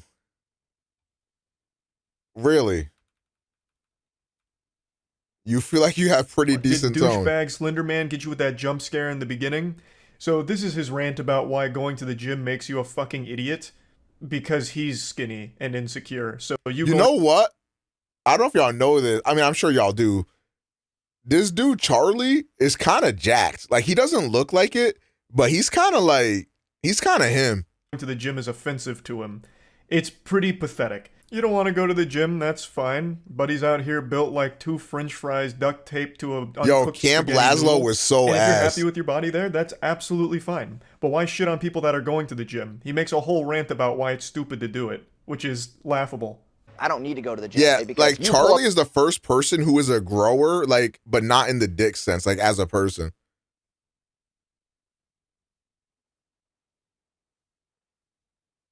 to the gym, making less than 10K Oh, a and month, Max, pulling up too. in your Max is like that bullshit as well. fucking Corolla, and I pull up in my McLaren. It's not even a contest, dude. No one gives a fuck about your muscles. Most of the guys that go to the gym, I'm sorry to tell you this, but you're fucking stupid. All that pre-workout that you're taking is making you more stupider. So Making you more stupider. Girls go to Jupiter to get more stupider. Type shit. 10K a month, you don't have the right to go to the gym. Like, he's not even making a point. Like, he's not even saying, like, the time you spend in the gym, you could be spent. He called you a learning how bitch. To be fair, I don't take pre-workout, and I work out at home, so I don't go to the gym. And I just started working out, so you can't even call me a person that works out. Like, you can call me somebody who has worked out, but I'm not somebody who works out. Because who knows, I might wake up tomorrow and then never work out again. Drop ship things from Alibaba. Like, he's not even, like, trying to make some kind of point. He's just like, you're stupid for going to the gym because you're making less than 10K a month. He actually sounds like he's about to cry. You're stupid with your dumb muscles, dumb muscle man. Like, what in the crazy insecurity are you going through right now to Hassan think that this is was a good huge, idea? bro. Here's why you gotta break up with your girlfriend if you're not making 6 figures a year. Brutal crazy. honest truth is that girls need a man who can protect and provide for them. If you're not making at least 10K a month, how the fuck are you gonna protect and provide for your girl? Man's out here boofing crazy pills. You don't need to be making 10K a month in order to protect your girlfriend. You have absolutely no meat on your bones whatsoever. The only foe you're equipped to handle is if the gingerbread men from Shrek tried to attack your girl, then maybe you can fend them off. But everyone above the age of 18 and weighing more than 100 pounds, it's going to be a tough tussle. And making more than 10K a month doesn't enable you to magically protect her better. If someone's making a ruckus and you're trying to stop whatever's going on, the amount of money you have isn't going to do anything for you. You can't just be like throwing money at it like, get away from her, you scallywag. She's with me and I make more than 10K a month. Here's money. Like throwing it all over the place to get them away. Like, it just doesn't make sense. It's just pure delusion. Now, I guess, like, he's not wrong. If you make more money, you can provide more, I suppose. But what the fuck does that have to do with anything? So if you don't make 100K at least a year, break up with your girl. It's cool that she's sticking with you right now because you're trying to build yourself, but at the same time, if some guy like me comes up and gets in the way, she's gonna choose me over you because I can provide more. In this feast or famine world, women will always pick the best case scenario because they don't want to get hurt. And you being broke as fuck definitely hurts. What hurts more than being broke is being broke but pretending you're not, like this guy. It's so... I don't know if he actually believes the shit he's selling or if it's only to try and get people to, like, sign up to courses or anything like that. I'm really not sure if he actually, like, loves the smell of his own farts or if it all is an act. I couldn't tell you. Either way, it's to further the goal of making money off the back of desperate people who see this and think that this guy is actually super successful and is trying to give them the secrets to success. It's all just another guru scam, but... I find him particularly entertaining because he's doing the bare minimum. He didn't even bother to invest in his own body. Man, this is the emo that doesn't get used enough. This is a good-ass emo. He didn't bother to even really pretend to have a lot of money, aside from that McLaren that he shows from time to time. And his face when money doesn't stop the incoming bullet. That's fucking insane. He's just saying things that other gurus say. And I don't know if he's actually found real success. I know he has quite a bit of botted engagement that I've seen online, at least as of everything I've been able to research from it. But other than that, I don't know if anyone even believes his act. I would be surprised if they did, because he's very bad at it.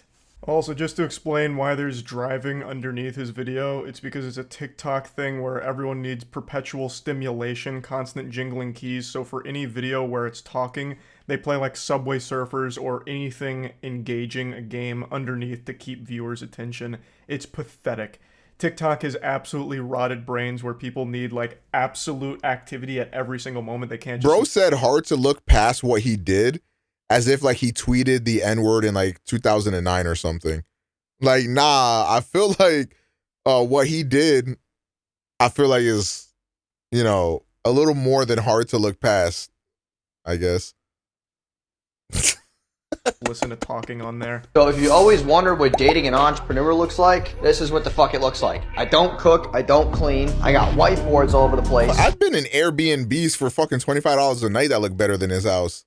My setup's there, this is like my sanctuary. No one fucks with me. What the fuck? I'm sorry, there's no way you're trying to convince everybody you're like a millionaire. As far as a fridge, it's pretty fucking awful. So I got beer, Happy Dads, Gatorade. Oh, dude, Bel Air bottle champagne. I got these Dunkin' Donut iced coffees. And then for dinner, I'll go to the pier and like have dinner. I will never fucking cook. This will never be used. I don't even know why I have a fucking mitt. And here's the look at the house I mentioned. It's clearly a cozy spot. It's a nice house. It's not a super elaborate house. This is not a mega mansion or anything like that. So if he's a super successful 9-figure guy who I'm sorry, but if you don't live in Boston and you prefer Dunkin' Donuts over Starbucks, you're just weird. Flex everything, why would he be Like, living you gotta in a house? live in like Boston, Rhode Island area to even prefer Dunkin' to Starbucks, because that's like our only fucking culture here type shit. Other than that, Starbucks is just better. Do I buy Kang? He's in my shop. Jury's still out on him. It probably wouldn't help to pin him in case he ends up being really good. But from what I've seen, he's very like hit or miss right now. House like this, it doesn't make any sense. That doesn't really track. I also love the whole whiteboard thing. He probably watched Starbucks is one video overpriced, on, that like, is it's true, important but to it's write better down your and more goals or whatever consistent. as an entrepreneur. So he bought like 9 whiteboards and hung them all up and filled them with gibberish nonsense. I tried zooming in on the frame where it focuses on a whiteboard. A deck but that I I've seen a couldn't- lot of people using in for Kang is a Galactus deck. So I don't know if you have a Galactus deck, but he might be good in that. So you can see where somebody's gonna play and then drop Galactus. Couldn't make it out because his handwriting looks like he wrote it while he was getting hit by an earthquake, so it's completely illegible for the most part. But I'm pretty sure one of them was agility, and he had a check mark just next to entered it, pool meaning he must 3. have done like agility Wait, drills. really? I thought you played more than me. suppose. I could be Yeah, I wouldn't reading get it Kang incorrectly, then. but I'm almost positive it said just agility on one of them. Maybe it's like RuneScape goals, and he's like skilling right now, so he's working on agility, and he checked it off once he got like a certain amount of XP. I don't know. Very goofy regardless, though. Here's just a couple of signs that your girlfriend might be cheating. If iced coffee is drinkable, unlike an ice from Starbucks, you're probably just not ordering the right thing at Starbucks. Truly a skill issue. And secondly, the reason why you think that is because Dunkin' just fills their coffee with a bunch of like creamer or like cream sweetener and like sugar and shit like that. And secondly, you have never gotten, I guarantee you, if you go to Dunkin' Donuts 10 times, right? I will say at least 6 out of those 10 times, they fuck up your order. At least 6 out of 10, probably more than that. Like 6 out of 10 times, the coffee you got is actually shit. Because a lot of times, like, their coffee just, especially if you go like in the afternoon or something like that, like their coffee just tastes old and like it's disgusting. One is she's not texting you as readily as you've used to. Easiest way to tell if your girl is cheating is, did she ever find that you bought this guy's course? If she did, she's absolutely cheating. No doubt. And you deserve it. Why the fuck would you buy a course from a guy like this? It's so embarrassing. Like he actually just went to like WikiHow and just started copying articles on like how to tell if your girl is cheating. 7 life hacks for that. And then he just starts regurgitating them here. But anyway, I could go on and on. There's so many embarrassing shorts he's made, but there's no reason to just keep going over it. I just wanted to showcase some of his better ones here and talk about it a little bit. That's about it. See ya. Charlie has the best life on the planet, to be honest. Nigga clicks live on his or he clicks record on his OBS, sends it to an editor that edits it in like 5 minutes because there's like minimal editing required, and then just uploads it and gets 1 million views of video.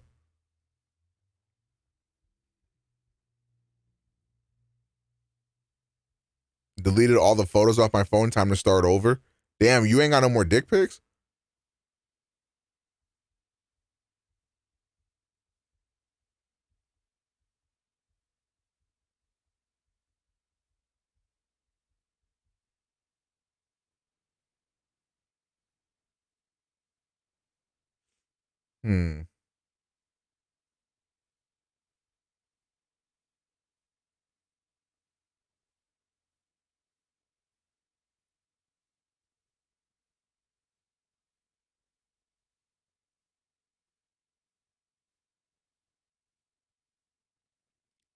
why is this in my recommended? Chat, you guys have ruined me, bro. You have to share a bed with your coworker on a business trip. Friends to lovers snuggling. Okay, bro. All right, here it is. The Spectacular Spider-Man is definitely my most requested Spidey cartoon to cover. For years, people recommended the show to me, citing it as the best iteration of the character that's ever hit television. And though it did take me a Sexuals while is kind to of an finally L, sit thoughts? down and get into the show, I have to admit, they're right. This is a damn near perfect Spider-Man series that not only understands the characters on a fundamental level, but also brings genius subversions and developments to characters and storylines where I'm sorry, bro. This show, you can call me problematic all you want. I don't give a fuck. This show looks like it was just drawn for children, bro. I'm sorry. If I'm gonna watch an animated show, y'all can call me toxic. I don't give a fuck. I'm gonna watch some shit animated. It's gotta look like it was made for like human beings, bro. It was? Yeah, okay, I understand. I'm saying, like, since it looks like that, I'm not watching this bullshit. Like, fuck, like you expect me at my big old age to start spinning Kids Next Door, bro? Like, I'm not spinning Codename Kids Next Door. Like, I'm sorry, this is not gonna fucking happen. intimately familiar with. There hasn't been a Spider-Man series this good before or Children are not human beings. I mean, which is also why the show is ultimately an absolute travesty, cut short in its prime. So let's dive deep into the tragedy of the Spectacular Spider-Man. You know, one of the most difficult things Peter faces as Spider-Man. like, this just looks too, like, I don't know, it just looks like too, what's the word I'm looking for? Like, I don't know, it's just, I'd rather somebody walk in on me watching, like, Steven Universe or something. Like, is balancing his dual lives. So many aspects of his day-to-day life just fall by the wayside. it looks too childish. Harry, That's no. what I'm talking about. 3, right, Harry? Nope. 4, buy thermals? Nope. I think what he could have really used is today's video sponsor, Fabulous. Fabulous is a subscription. So once again, just click that link and you can get started on your self-care journey today.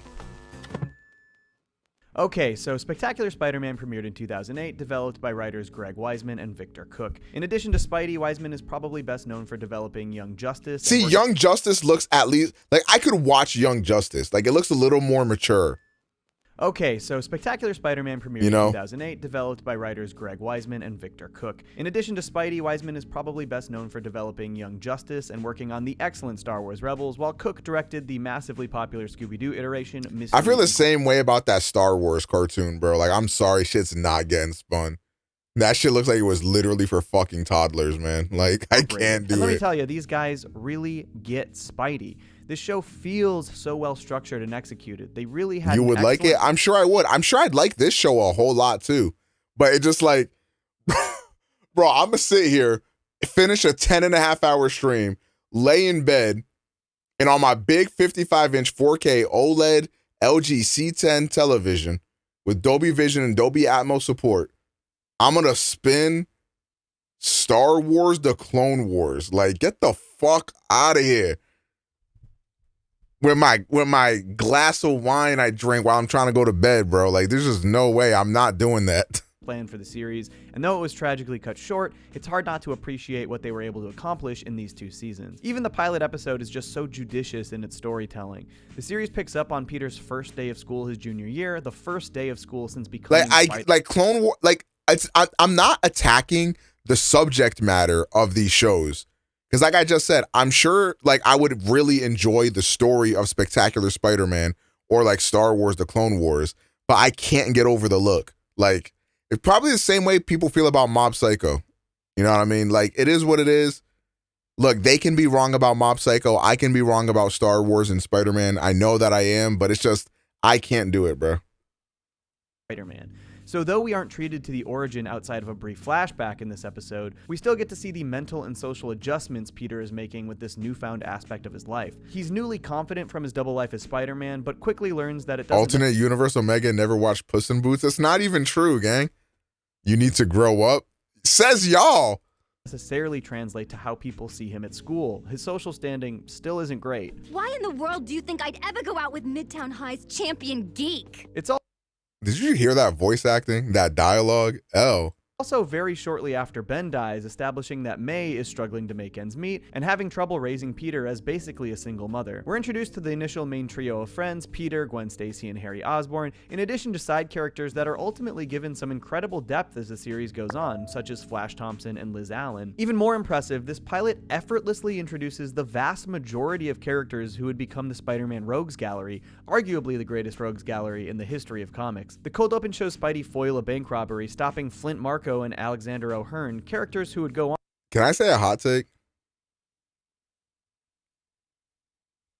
Oh, nah, I think if I say this, I'm finna get crucified. Never mind, I'll just keep it to myself. On to become Sandman and Rhino. We see they're working for Hammerhead, who is in turn working for a hidden figure later revealed to be Tombstone. Later at Oscorp, is that Hades from Hercules? Otto Octavius and Adrian Toomes, who later become Green Goblin, Doc Ock, and Vulture, and we even meet both. I'm sorry, that Mandalorian show been tricking y'all. Y'all saw a little baby Yoda, and then all of a sudden, y'all started coming everywhere and shit like that. Like, oh, cute little baby. That show tricking y'all. I'm sorry, someone had to say it. Eddie Brock and Kurt Connors at Connors ESU Laboratory. They don't linger like y'all on saw little Grogu, and it's just like, oh my god, like so cute, like best show, like oh my god, like I'm literally twirling my hair. That show tricked y'all. Focus on many of these characters too intensely in the pilot either. You like The Office? Completely different shows, nigga. The Office is gas. It is gas. Okay, I'm not even saying Mando is dog shit. I wouldn't go that far, but that show is tricking y'all. Immediately establish them all as part of the world. Some are caught up in the criminal underworld, some in the capitalistic aspect of science and innovation. I think I got how many episodes I get into that show? I was just so fucking, I just didn't care. I was bored, bro.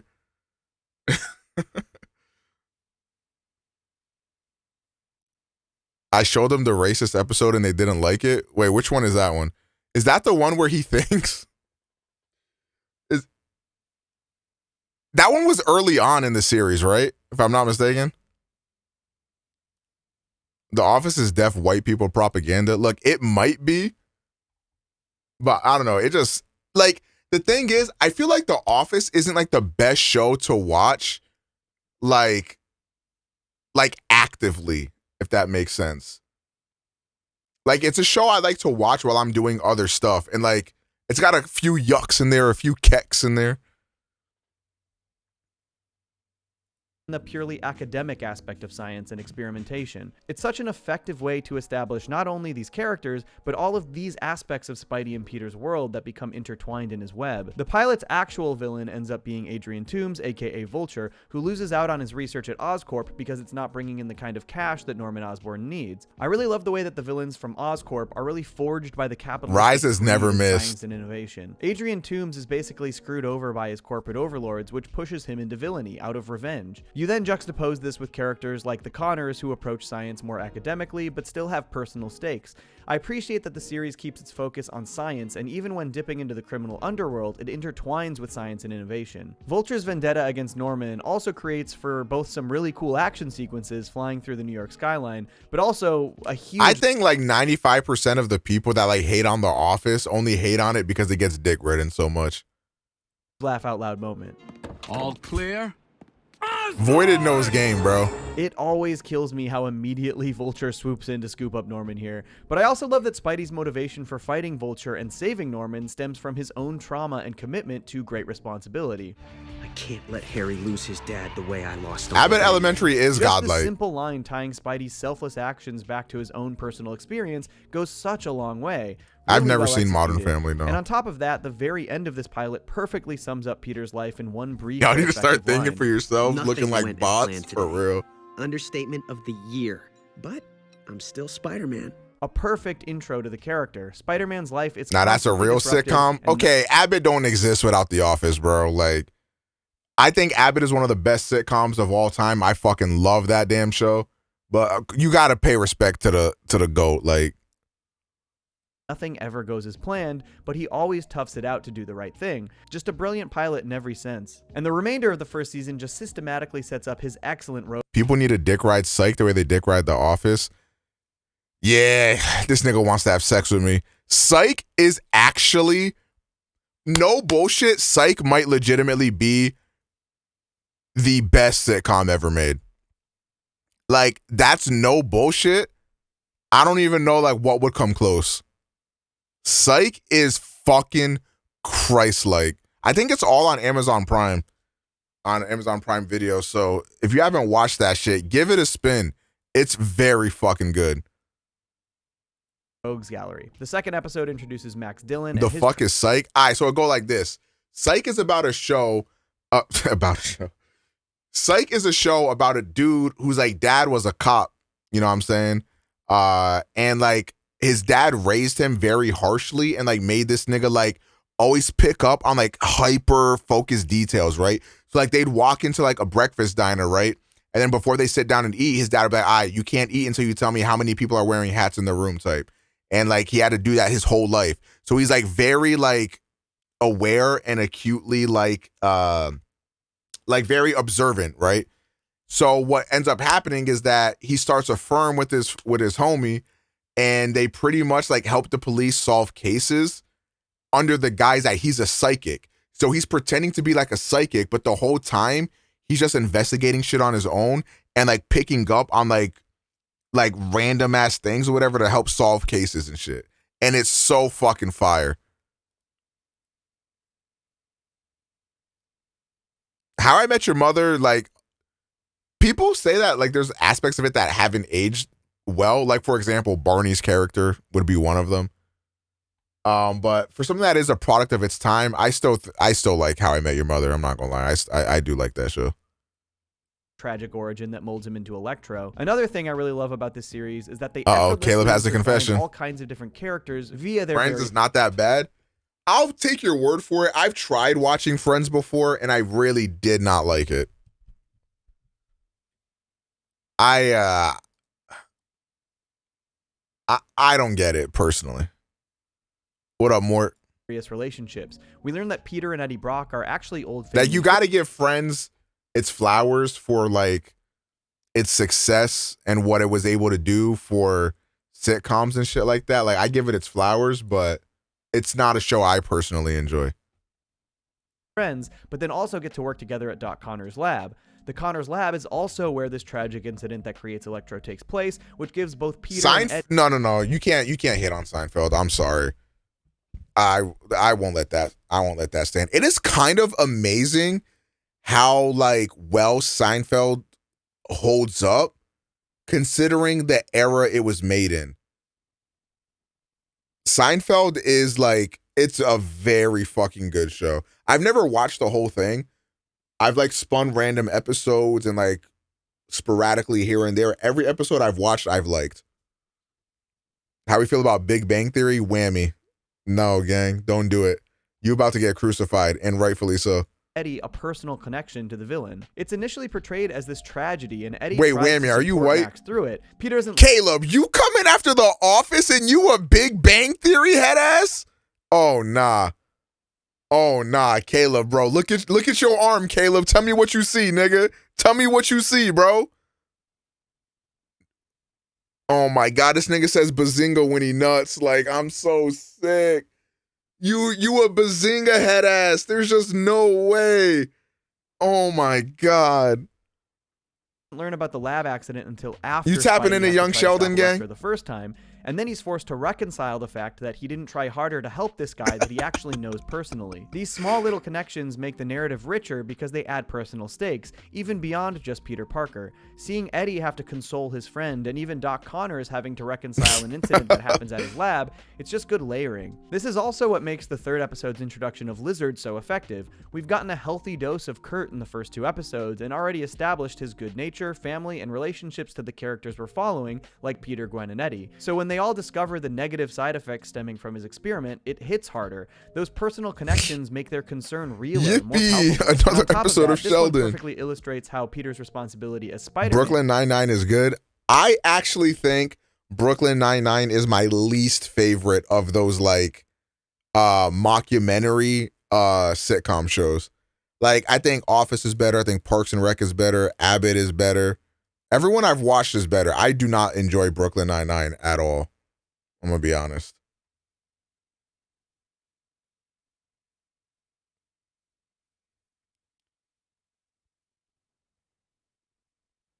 Abbott over The Office? You can't really say that yet. Too much div. I'm also not paying attention to this video at all. I never watched Malcolm in the Middle.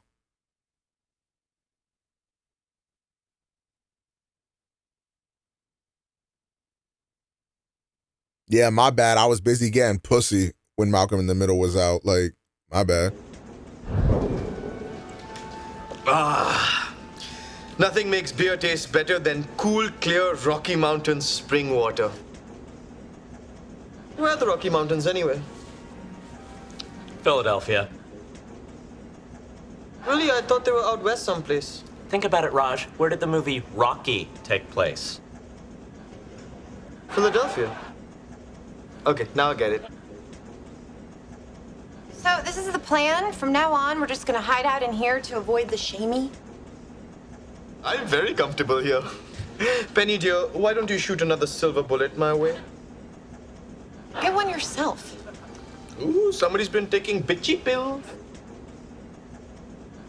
God, he's an ass when he drinks. Well, he's an ass when he doesn't. You just don't hear it. I think we need to start entertaining the possibility that the shamey could go on for years. Well, if that's the case, Penny will have to get satellite TV and maybe once a week want to vacuum through this place. I thought you were gonna talk to Sheldon. Well, I did. Well, what'd he say? Well, he pointed out that he kind of sort of had to put up with you. Kinda, sorta, hadda? Well, I didn't agree with him. Well, you defended me, right? I tried. I'm laughing at what Caleb said. He made a fairly well-reasoned argument. You're not doing that right. What? Gimme. No! Now, trust me, No! I do this for my mom all the time. See? With the grain. Wow, that is better. And someday, when you have varicose veins, I'll show you how to massage them. Yo, Caleb, buddy, old pal, old friend of mine. Like, what was that?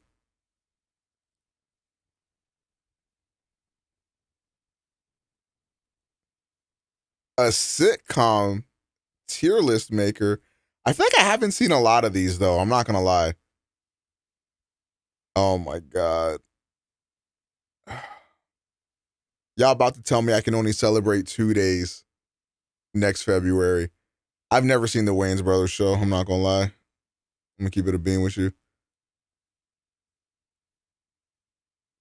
Will and Grace. I ain't never seen that shit. 30 Rock. 30 Rock is kind of Christ-like.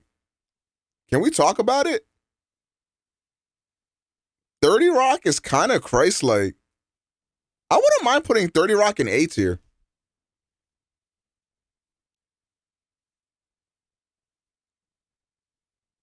What the fuck is that? How do you not know what 30 Rock is? What the fuck is this? I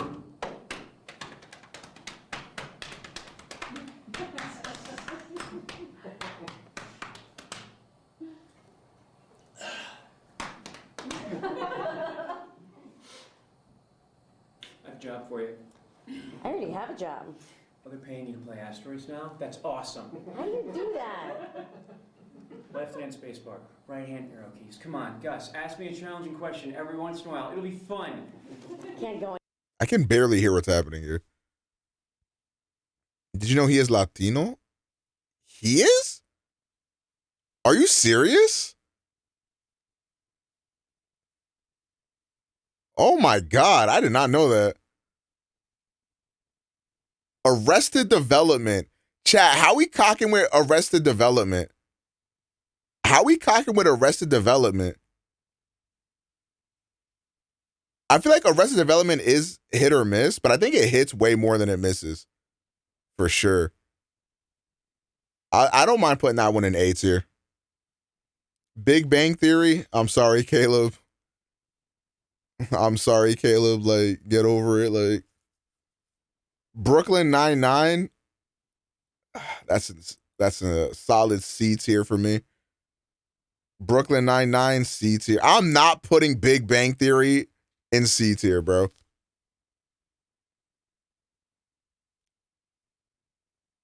Community is easily S. Obviously, no one disagrees with that. Community is godlike. Nurse Noir? How many gifties was that?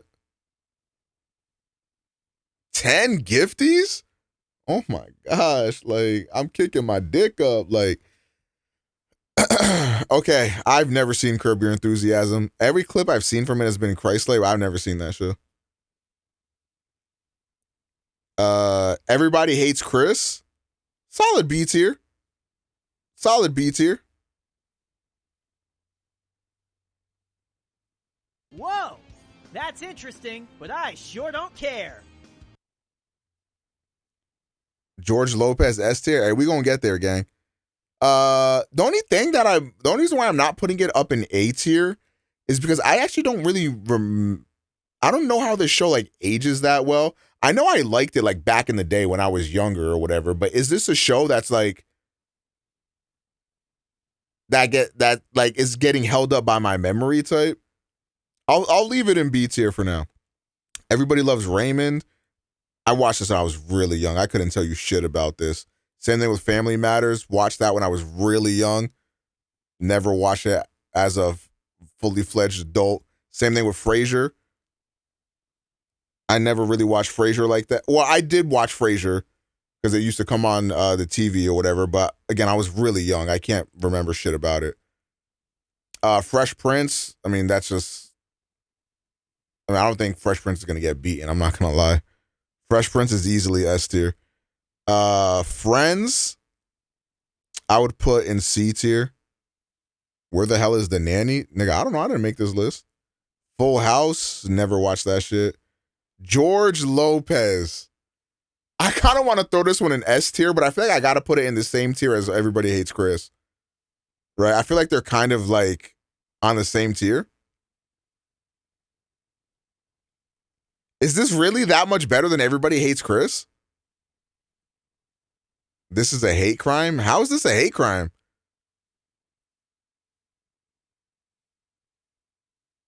I don't think it's that much better than Everybody Hates Chris. I think a lot of you niggas are like applying your nostalgia to this shit. I'm not even gonna lie.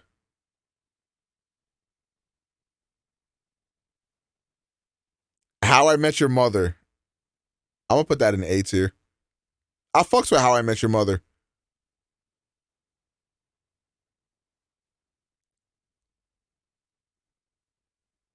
Y'all woke up to it at 3 a.m. Yo, why are you taking this shit so serious?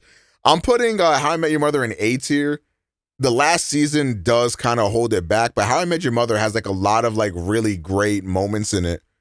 Not only like really funny moments, but also like really heartfelt moments too, you know? W. All right. It's Always Sunny in Philadelphia. I've never watched it. I've seen a few episodes. I tried watching it, but I've just never watched it. Living Single, I never watched that bullshit. Malcolm in the Middle, never watched that bullshit. Married with Children.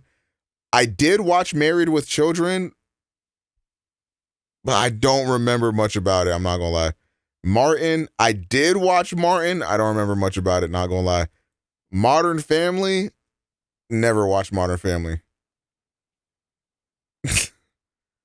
Why are y'all mad, bro? Just because I haven't seen some shows? Like, get the fuck over it. What have you watched? The shows on this list, bro. You do not watch TV? I don't.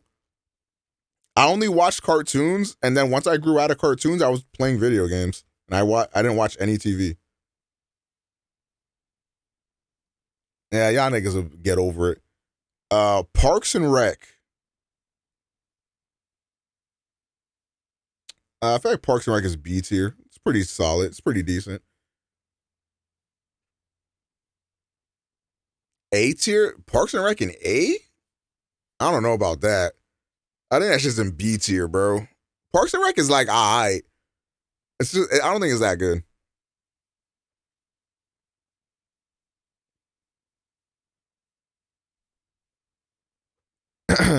Roseanne, never watched that bullshit. Scrubs, easy S tier. Seinfeld, easy S tier. Sex and the City, never watched that bullshit. I used to watch Sister Sister all the time. Couldn't tell you shit about Sister Sister. That 70s show.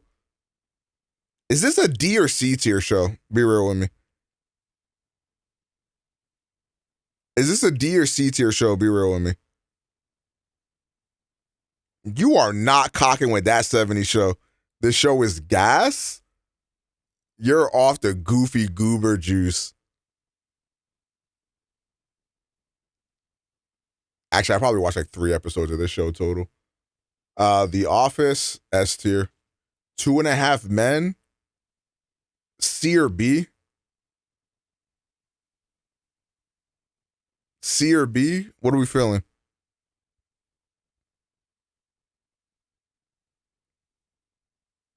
I think C tier, honestly. Wow, I have not watched any sitcoms like at all. Maybe I'm a fake bitch.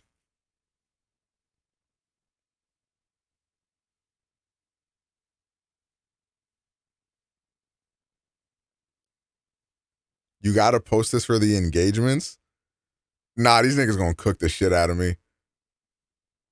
Especially because there's a... Bro, this looks like... I can't say that.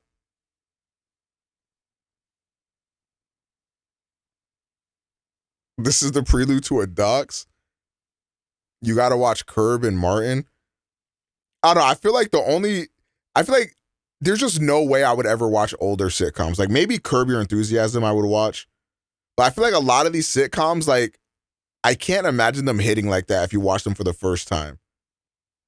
Outside of like the S tier ones, I think those would still hit. But like, I don't think if you were to like spin Everybody Hates Chris or George Lopez like right now and you never watched them like growing up, I can't imagine you're gonna like them very much. I mean, maybe I'm high, but I don't know.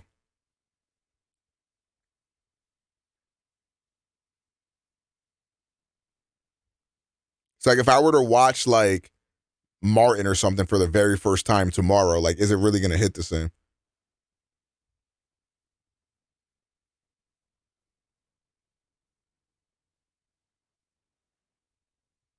I don't know. I feel like a lot of these shows, though, you got to remember too, these shows came out at a different time. You know what I mean? So like the way we consumed media was way different. Like you would throw this shit on in the TV, right? You wouldn't like binge watch seasons of this show in a day. You know what I mean? Like for how we consume media these days, I feel like that's why the sitcom has kind of died recently, because the sitcom was really like a product of its time. I feel like it's going to be hard to do that in a show where like, or in an era where like we binge everything type. I just don't think it's going to hit.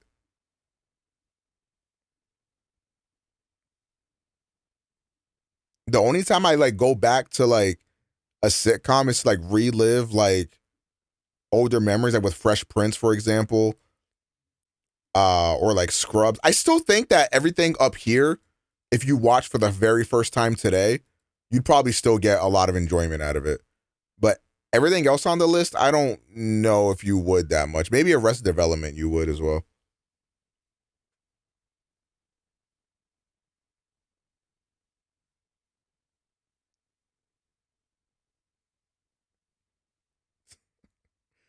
I cannot believe... Nah, Caleb's trolling, right? Like, he's not serious?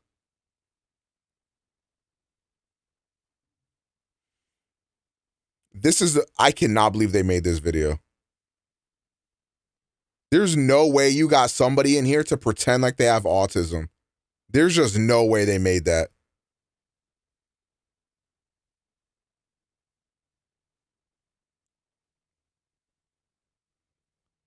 That is fucking wild.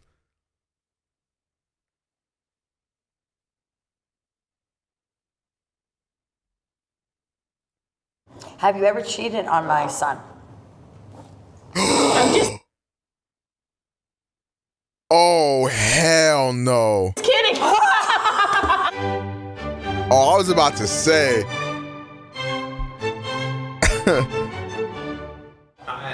Hello. Hello. I'm Elena, and this is my mother-in-law, Missy. I'm Jay Fitty. Danny. Jay who? I did. Why did you agree to come? I didn't even know what I was coming to. You just said I trusted. Do you two want to start off with the shots? I think we should. Shit. Sláinte, baby. All right, ready. How long did you and my son know each other before you slept together? 2 months? So how many dates was that? 3 on the dot. 1, 2, 3. Slam bam, thank you, ma'am. Okay.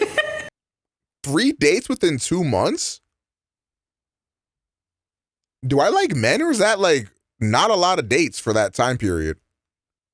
The fuck? Y'all live across the country? I'm sorry. There's no way you're so busy you can't hang out with somebody 3 times within 2 fucking months. That's fucking wild. There's just no way.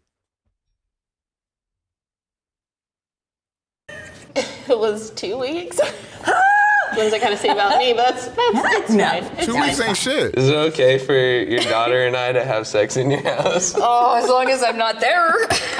I don't want to hear it or Ever anything. heard of college? Bro, you niggas are going to college for like sports medicine. You're not so fucking busy that you can't hang out with somebody like once a week, bro. Like, what the fuck? Did you hear it? Once, yes. What is That is so embarrassing.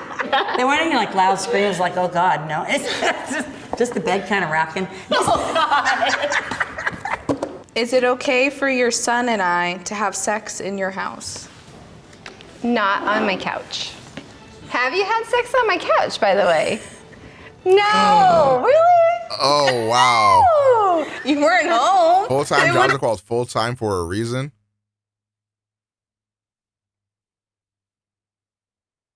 Bro, I'm sorry. Dating someone? Or like, okay, hold on. Let me rephrase. Nah, I think 3 dates within 2 months is crazy. I think that's crazy. Like, that's such a long time. It would have been worse if you were home. Couch has had some action. Okay, I think it depends. Were they still seeing each other, but they didn't call it a date? Because that matters. Because if they still like saw each other occasionally, it's not that bad then. But like, if like y'all legit only saw each other 3 times in 2 months, that's just batshit insane. Because there's no fucking way that's possible. How often do you and Jimmy have sex? No, you gotta answer. If that's what they meant, then okay, understandable. Sex? Not very much. That's not 3 okay. 3 dates within 2 months, way more understandable. Probably way more. Yeah, if they were texting, FaceTiming, or like maybe even like meeting up every once in a while or something. No, I still think you'd call that a date though, right? I don't know. Maybe I'm high. Oh my God, girl. You are messy.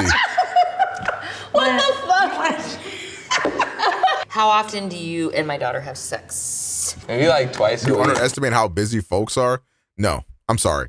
If you want to hang out with somebody, there is no way you are so busy that you cannot carve out a couple hours out of your fucking day or out of your week or something to see somebody. I just don't believe that. Like, then you just don't want to make time for them. And that's a different thing. If you just don't want to make time for that person, okay, that's cool. But there's just no human being can be that busy. That's not very much. It's not. What the hell is wrong with you? The only way I can let you get away with that is because you're a Nija and you're a nurse, okay? If you are a nurse or in the medical field, understandable. But that's not the majority of the population. Like if you're fucking like on call 12, 14 hours or whatever the fuck, okay, valid. You got an excuse.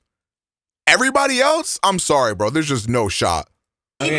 Once a week. Once a week. Once he gets in bed, he's like out. Yeah. He's like ready for bed. The moment he's off his phone. Once he's What off if she his was phone? moving? Yeah. She was moving for 2 months? I see that as the problem then. Maybe Yeah, he it's his phone. should not be getting on the phone. It's very important to keep it active. Otherwise, you know, they get prostate cancer. Oh, My wow. husband's never gonna get prostate cancer. I'm just telling you. Oh my god. Oh my god. It's very important. What don't you like about me? What about if you're a police officer, they don't have any time at all?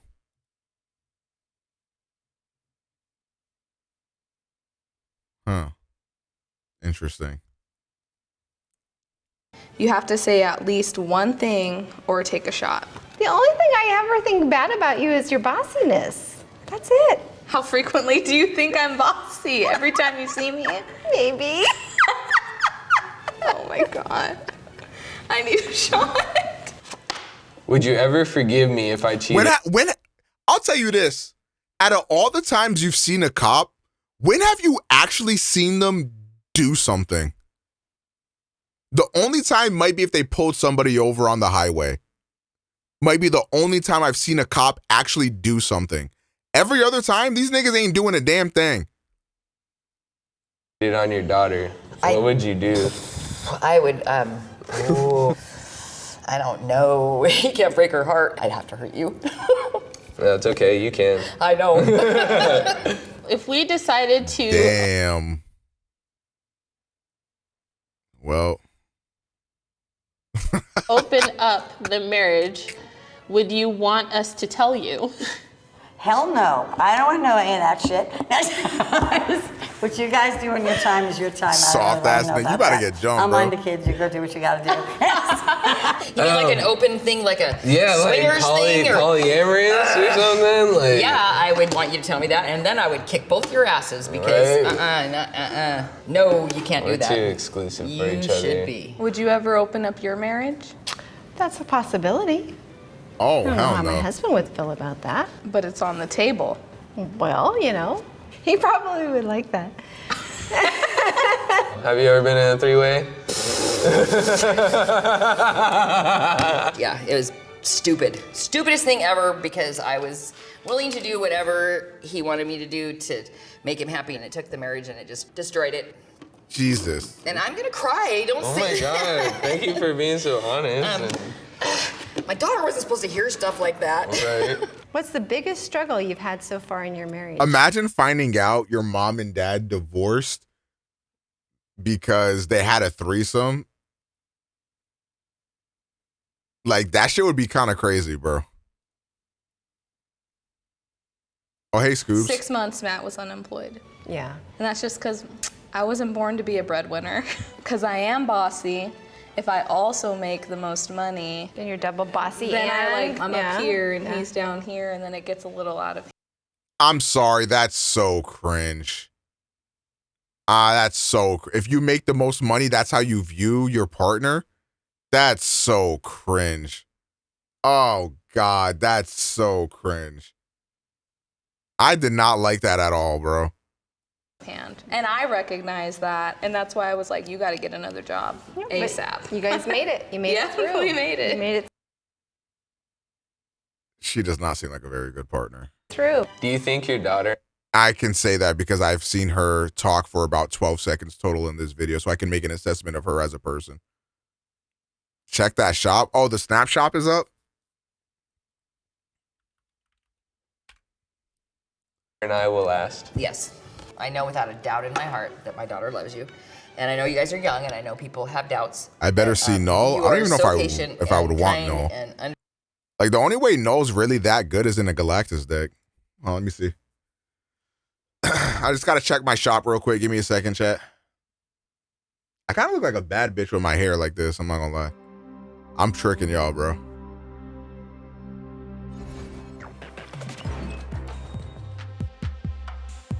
Okay. We got... Hello? Do I have to, like, restart my game or some shit? I want to see my variants. Okay. Let me restart my game real fast.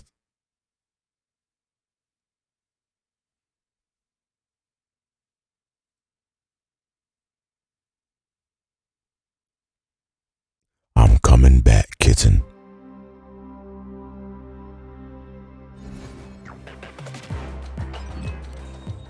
Okay. Look here! Look, listen! Tell Niger the nurse you called baby S nigga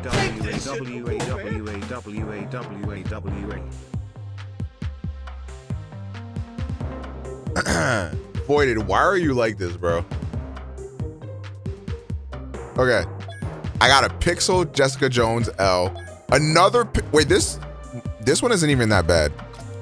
An Abomination, a man, oh, this looks sick.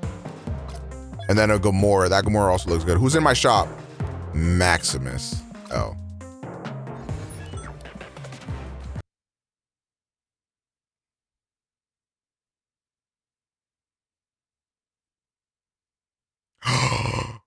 I would buy that.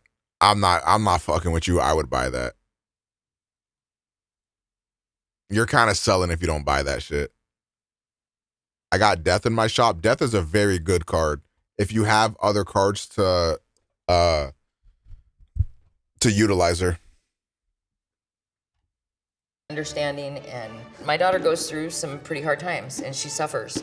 And out of the two I sent, which one should I get? Let me see. Ooh. Oh, this is also a good hood variant. Fuck. This is not one of my favorite Death variants. I still think it looks good. This, I'd probably get the hood, honestly. If you really wanted to get one. But especially because I just saw this bullshit. This one is so good. I don't, actually, I'd probably get Death because of the fact that I would actually use Death more than hood, I think. You already have that. Oh, if you already have this Death one, then I would just get the hood. If you don't have a good hood variant. I hate that. Bought the Death variant, W's. But I love that you're there when I can't be. And Aww. you fix her when she needs help, and I know you're not gonna just walk away. I'm sorry, it's the fucking tequila. It's all right, Danny. How could I treat your son Jimmy better? That's a good question. It looks like they have like a really good relationship. I was going to do it just for the sake of drinking. I think you treat him really well. In fact, we worry that you maybe treat him too good. But you serve him his dinner. It's like, oh my God, she's so freaking nice to him. I am so lucky. Hold up, she serves him his din-dins? Huh. I'm gonna have to send that little clip to Lena. Because really, he's grown with you. Oh, wait, I just realized the implications of that. He's probably a white boy, ain't he? Wait, hold on. Pause, champ. I was just thinking about how nice it would be to have my llama come in here with a hot plate of food and drop it on my desk. I didn't even think about the other implications of this. In our life. Really wonderful. Love you, baby. Oh, wait, cheers. We made it. I love you. That tastes like shit. I'm done. I can't drink no more tequila. Go to playtruthordrink.com to purchase. Honestly, Marvel Snap's like the perfect game to play. Like you get like a little moment while you at work or something. Just hop on, play a little game, taste shit. Kind of fire.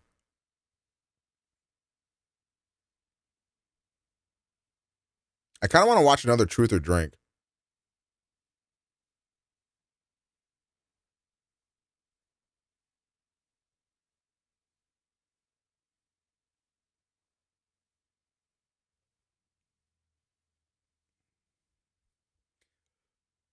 Omega and Lena Truth or Drink vid. I don't think Lena is interested in drinking.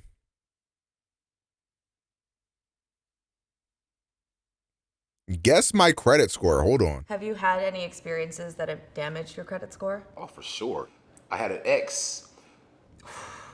I know where this is going.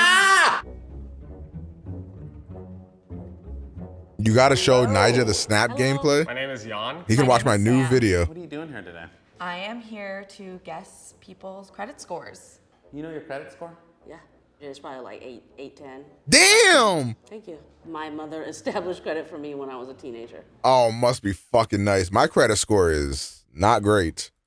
What do you know about credit? Yo, Nifty, thank you for the 10 months. Had my identity stolen.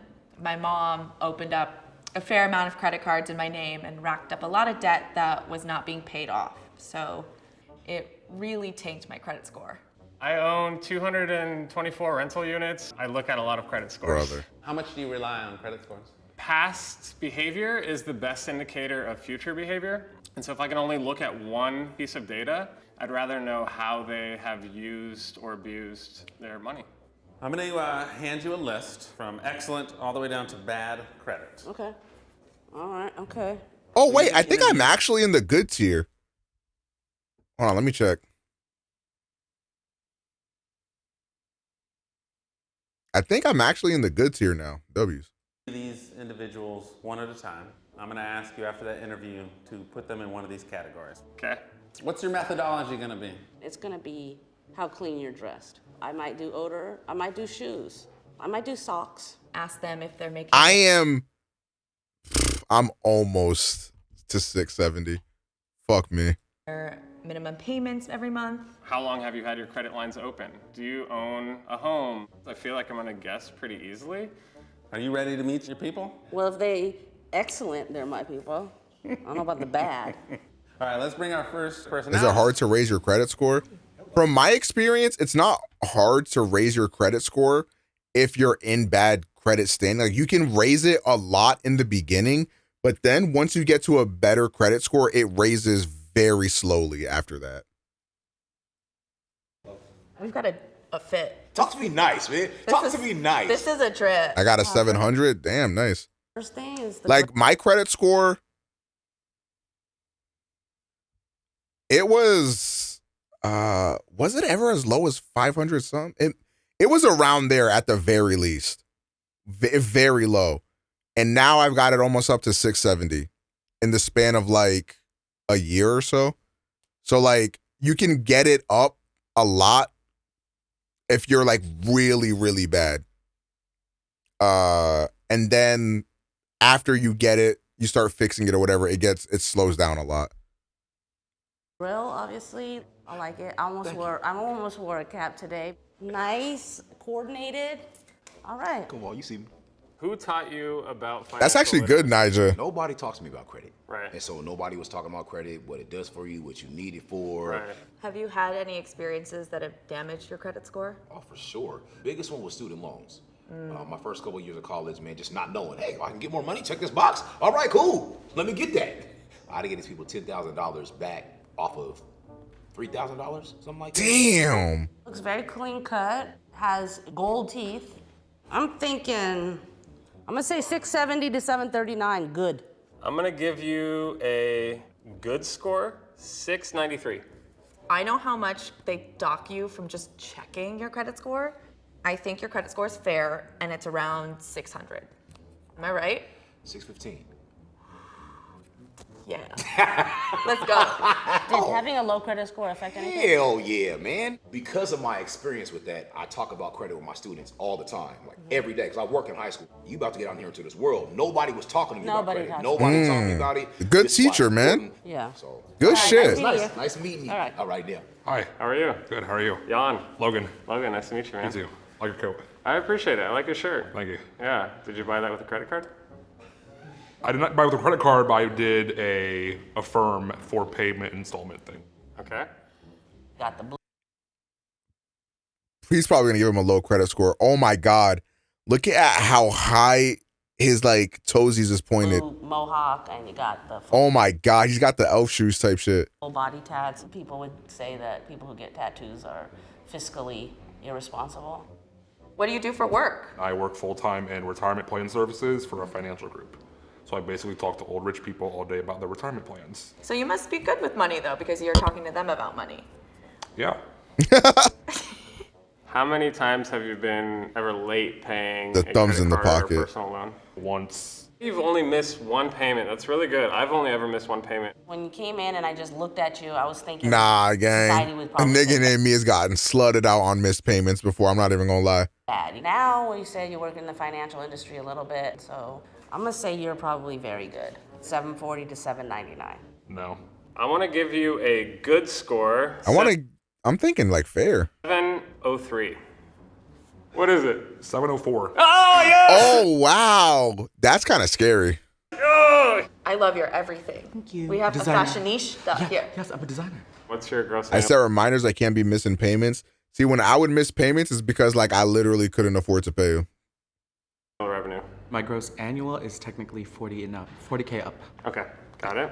Have you ever experienced any fraud or identity theft? What happened? Someone charged 6 iPhones on my AT&T account. Is payments a way to bring up your payments on what? And I thought it was gonna be all like CSI. Because the fucked up part is there's some things in this that you pay for that will, if you pay it on time and you pay it all the time, it doesn't increase your credit score. But if you miss a payment, it negatively impacts your credit score. Like I think like T-Mobile phone bills are like that. Like no matter how much you pay your T-Mobile bill, it never like adds to your credit. But if you miss payments, you lose credit. You No, just they type- don't really even care. No, that's all we're doing. And did they give you the money back or? No, they're still hunting me down for it. Oh, that's intense. I know. Since you had that setback and that fraud, your credit score hasn't had a chance to recover just yet. I'm gonna guess 589. Missing by 4 points. Yeah. Have you done anything to protect yourself since? I had my credit locked for 2 months thinking that's it, I'm good. But after the 2 months, no. The trouble came back. Do you feel like the headache of all of that is keeping you kind of Moving forward? Yeah, keeping you Yes. back from Oh, yeah. progressing in your business and in life? Yes. I need more protection. Yeah. Identity theft is no fucking joke. Nope. Let me see that. You got a Pokimane tattoo? I do. And how old are you? 20. Oh, 20? I'm thinking bad. 305.79. Damn. Off rip. If he's 20, he probably hasn't. What do you like? Your credit starts off around fair, right? If you never built your credit before. Tell me why. Okay. The laces. The laces? Oh, okay, yeah. I mean, Jesus Christ, man. Do you feel like a financially responsible person? Sometimes. How many times have you missed a payment? Maybe like 4 times. 623. How'd I do? False. I have a 770. Holy fuck. How he at 20? A 770 at 20 is fucking nuts. Multiple missed payments? I don't It was, know. I mean, it wasn't like I waited for a while. I'd probably only be like a week after. So I Oh, don't know. see, okay. Typically, it doesn't hit your report until 30, 60, and 90 days late, right? Oh, I The didn't know longer it that. goes, right. You can be 2 weeks late, you can be 3 weeks late. You're killing That's it, man. good news. Let's go. I know, right? Hi. My name's Andrewselle. Oh my gosh, this outfit. Is this Can we get one person with a bad credit score, please? designer. It is designer, yeah. Yes. Okay. You look like you might, see a designer dress that you might like, and if you have credit, you're gonna throw it down. I'm gonna say fair. Fair? Mm-hmm. 580 to 669. How old are you? 25. And do you have any credit cards? Only one. Last year. Okay, so we've had 1 year of a line of credit. Technically, my line of credit started at 18 because I did get fraud and an account was opened up in my name. What's my credit score? I've experienced something similar as well, yeah. 67. I'm literally I'm like literally 3 points off from having good credit score. My information to buy a BMW that got repoed. What? And they said that like I was in the 340s. After my I'm next credit report, I should go up a few points. So I might get 670 next month. What do you mean? And so I had to build it up from there. You're still like rebuilding your credit. So I'm gonna say you're in the good range. That's fair. And I'm gonna say 670. Just hit like 687. Hey, nice. I was like in the 324, 340 range for like a solid year. I know how hard it is to like rebuild it. It's kind of that slippery slope where like once you have bad credit, it's really hard to climb out of it. Yeah.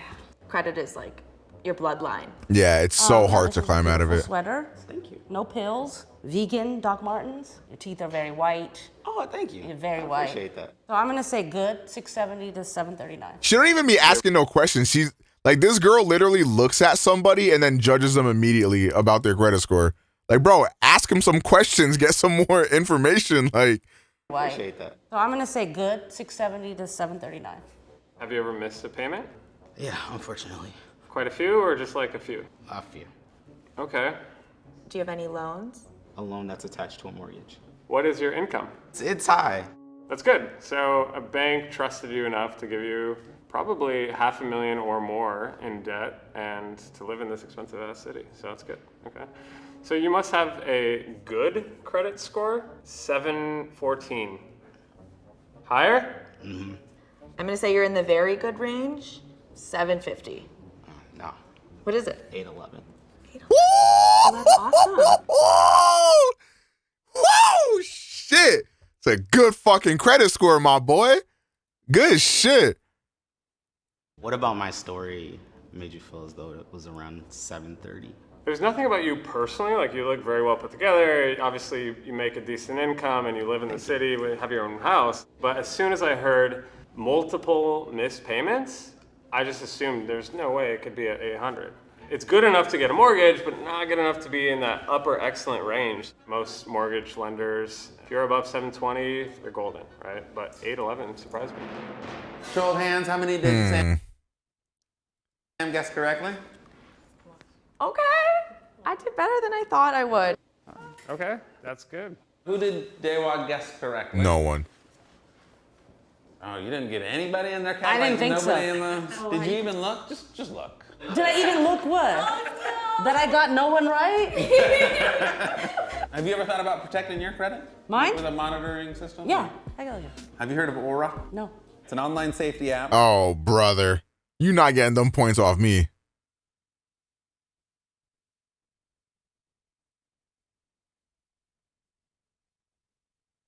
Ranking models' income. I feel like I've watched this.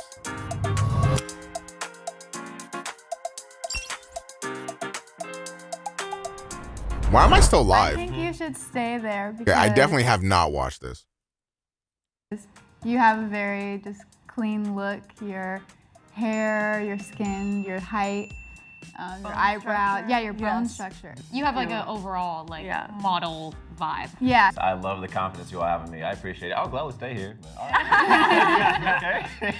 I agree with everybody, but I think Jalen should be first. I also think because she is the stereotype of American Beauty. Exactly. Yeah. If I'm gonna And be honest, why? I hate to say it, but I feel like because she's a girl, Also I think because you're a girls make woman. more than men. Yeah. Women make more than men in modeling, usually.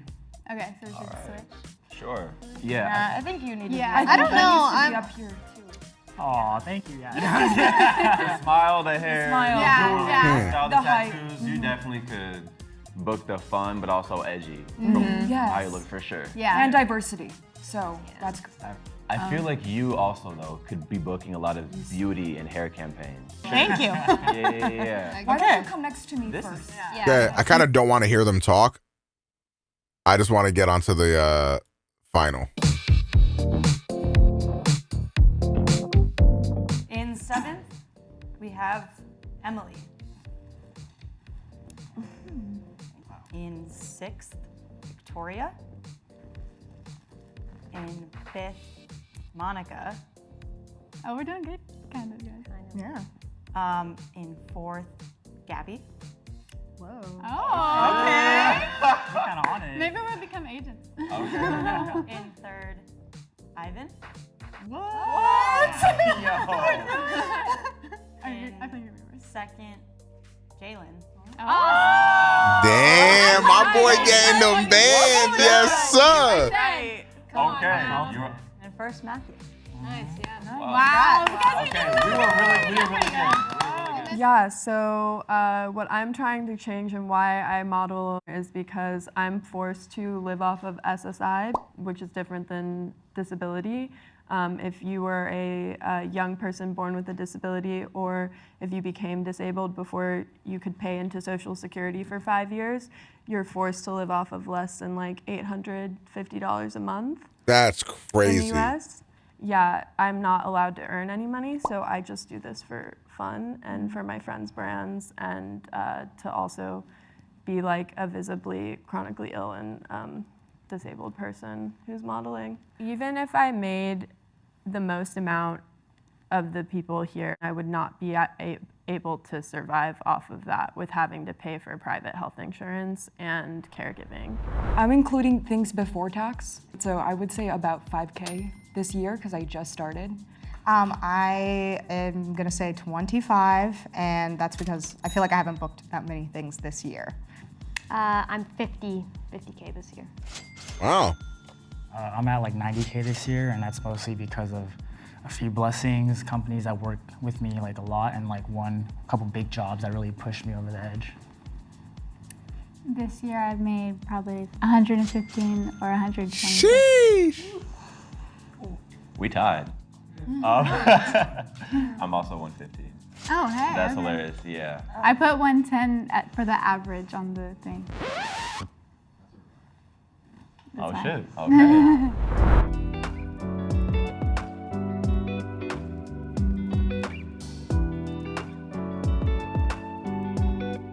It was really difficult because everyone is obviously really beautiful and we all have our own things that make us all unique and is the reason why we book. This is really giving me perspective in pursuing this full time. I think it is important for people to realize that there are exploitations in the modeling industry, and it's important to be educated about it and like watch out for it. Shout out all the Kages in chat. Y'all are like the Buzz Lightyear meme, bro. The pros outweigh the cons still. I hope you blow up off this video. Yes. Yeah. I blow up. Everybody go follow her. Yes. I just like the clothes. I'm like really about clothes if you can't Oh, tell. all their Instagrams are right here. Just make sure that you're secure in who you are. Don't try to fit in a box that is not meant for you. Just follow what's natural and the right doors will open. Damn, that's a fucking good looking guy.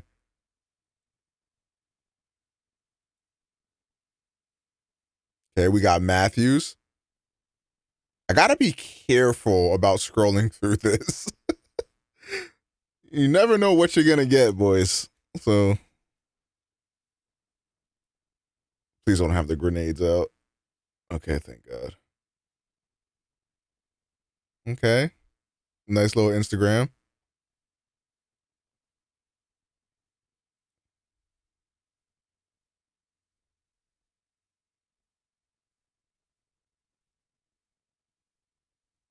Maybe I shouldn't just be raw dogging clicking these links. Hold on, let me click. I'm just nervous I'm gonna see some shit. Okay, this is a fine Instagram.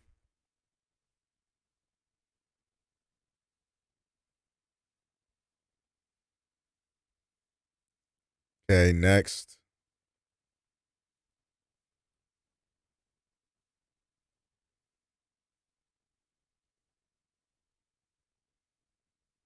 Oh, it looks like they're into investments now.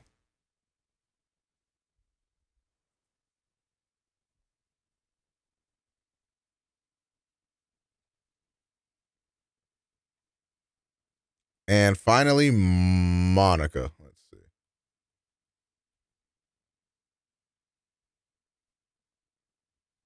All right, looks like they're all doing pretty well for themselves. Poggers, good Instagrams.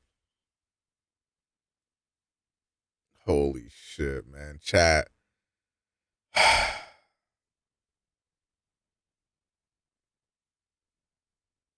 Have I seen this one?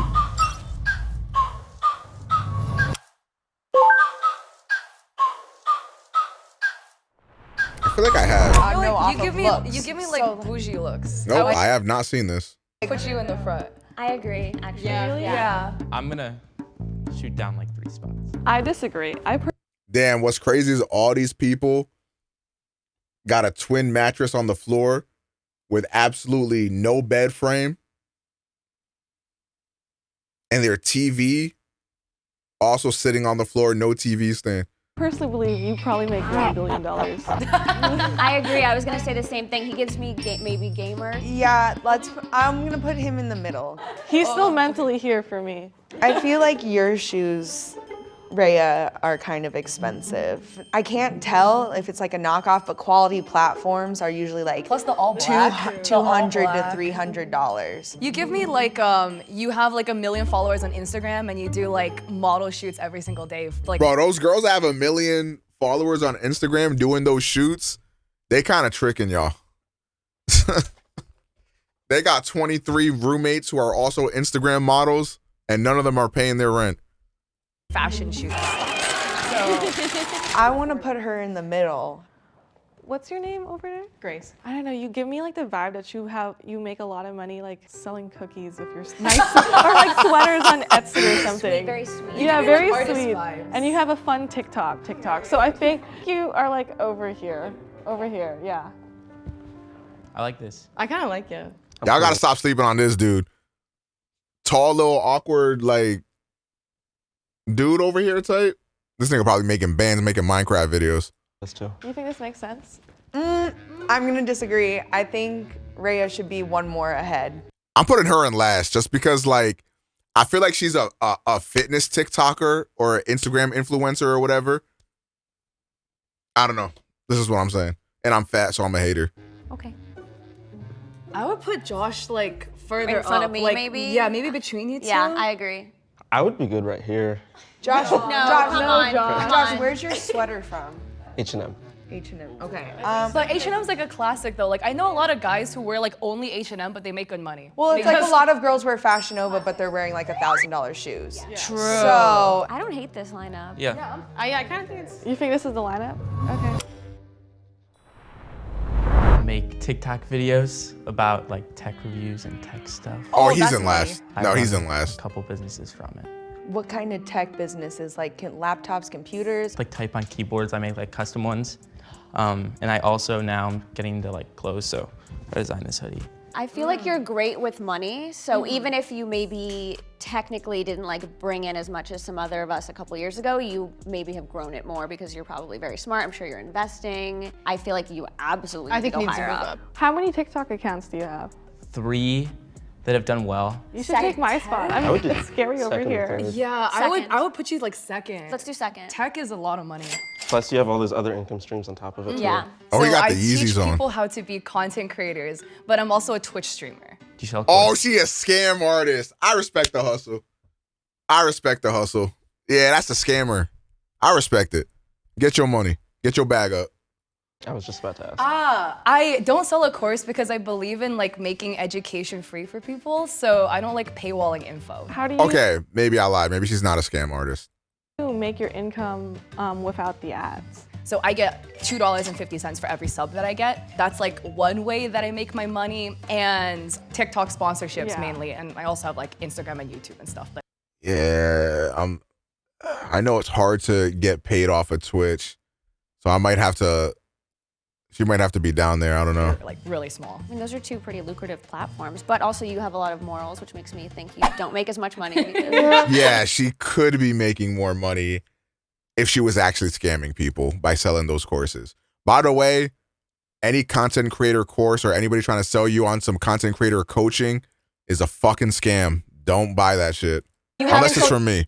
Unless I decide to get into the business, in which case, it's the one time it's not a scam. your soul. Yeah, I mean that with the LA rent rising though.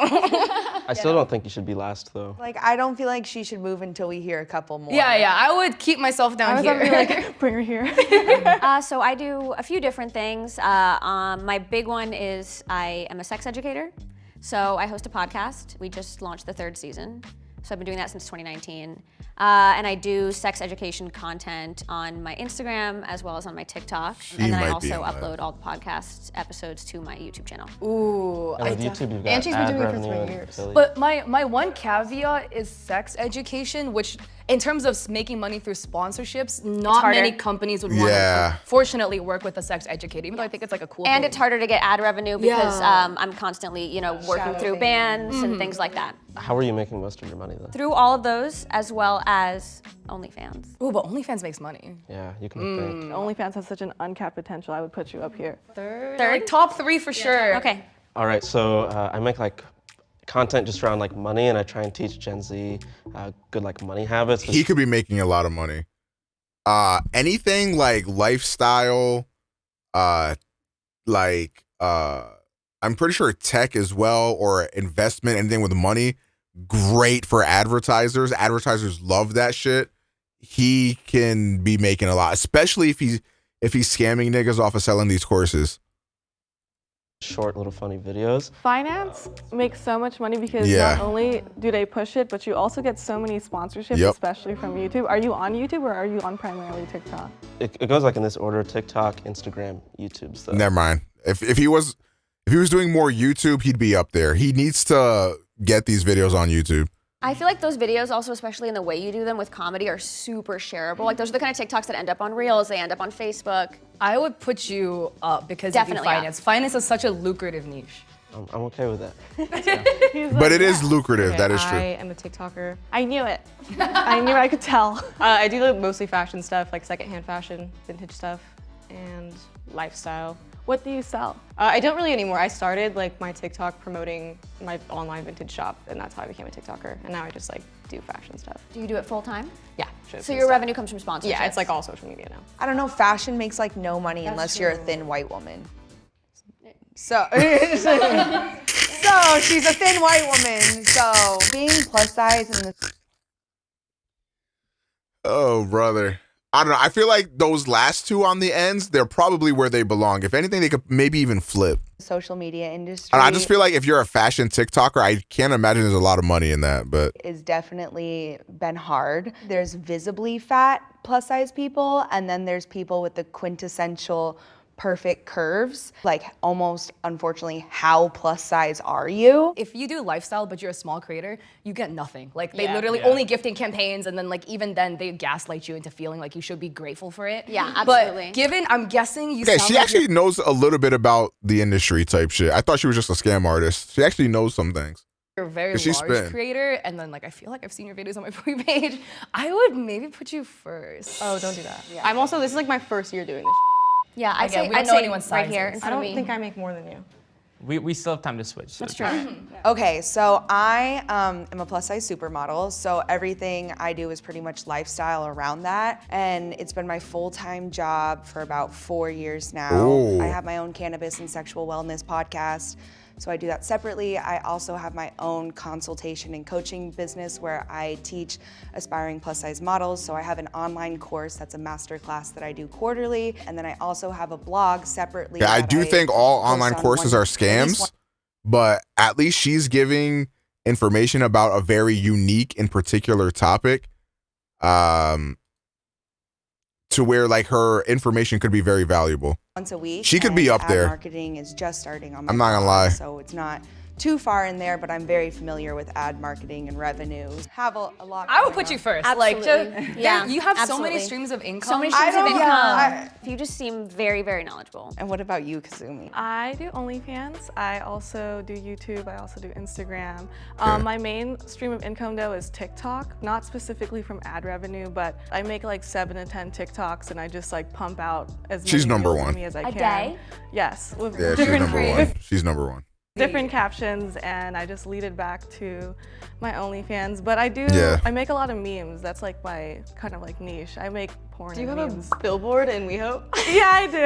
I do have a billboard in WeHope. I saw that. Yeah. Do you take sponsorships? No, I'm a sex worker, so sponsors don't want me or my face to represent their brand. Which is The only reason I fucking get away with stupid. that is because I also am a sex educator. Yeah. So, but I completely understand the second they hear that you have any sort of like OnlyFans or sex work. Yeah, and I've gotten deleted like 7 times. Yes. Where do you rank? Like, what's your percentage on OnlyFans? I'm 0.01%.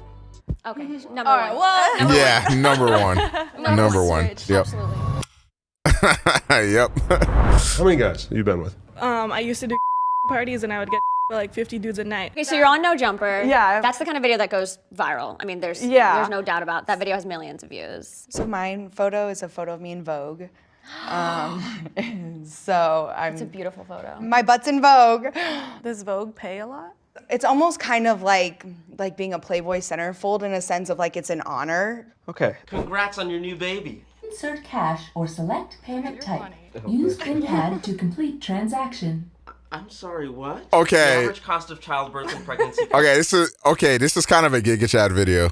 in the US is $6,940 with health insurance or $13,000 without, and it can vary wildly. I changed my mind. What's your return policy like? You know better than me. Dad, and this is his at-home work setup.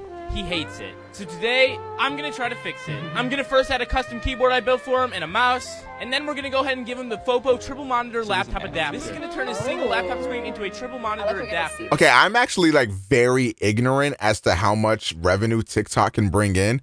I can't imagine this is a lot, but I don't know. I guess we'll see. I do a lot of get ready with me. Instagram picture, and I want to style this sweater. So this is where we're at.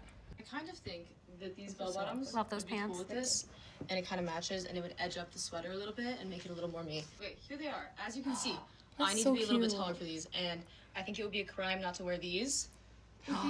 Wait, I love the fit. Yeah. That's pretty much what I do. Oh my god, that's so cute. Our noses smushed up against our kissing partner's face is actually opening up our nostrils and making their pheromones more obvious to us. And whether you realize it or not, your body will actually react to that person's pheromones and can make you more attracted to them if your body thinks they're a good biological match. I would kiss you. That's woke.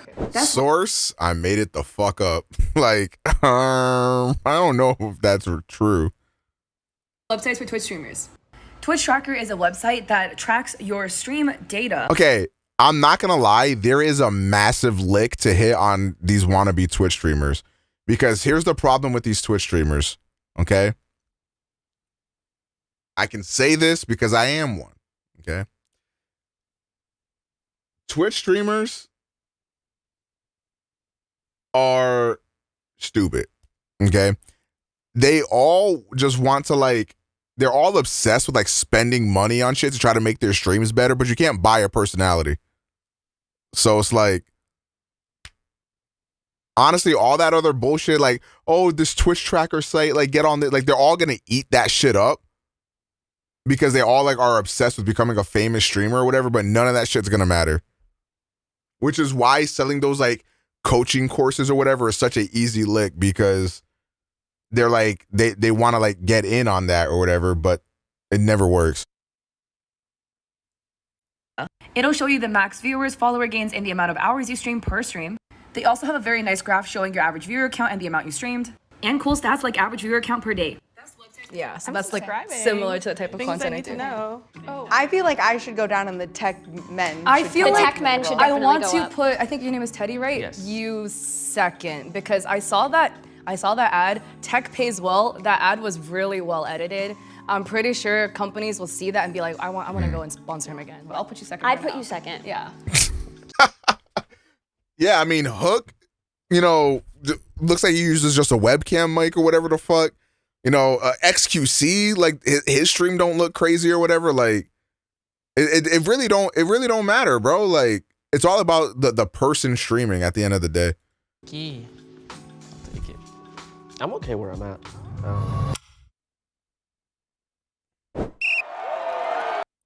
Okay, Kazumi 499K on Insta, 21,000.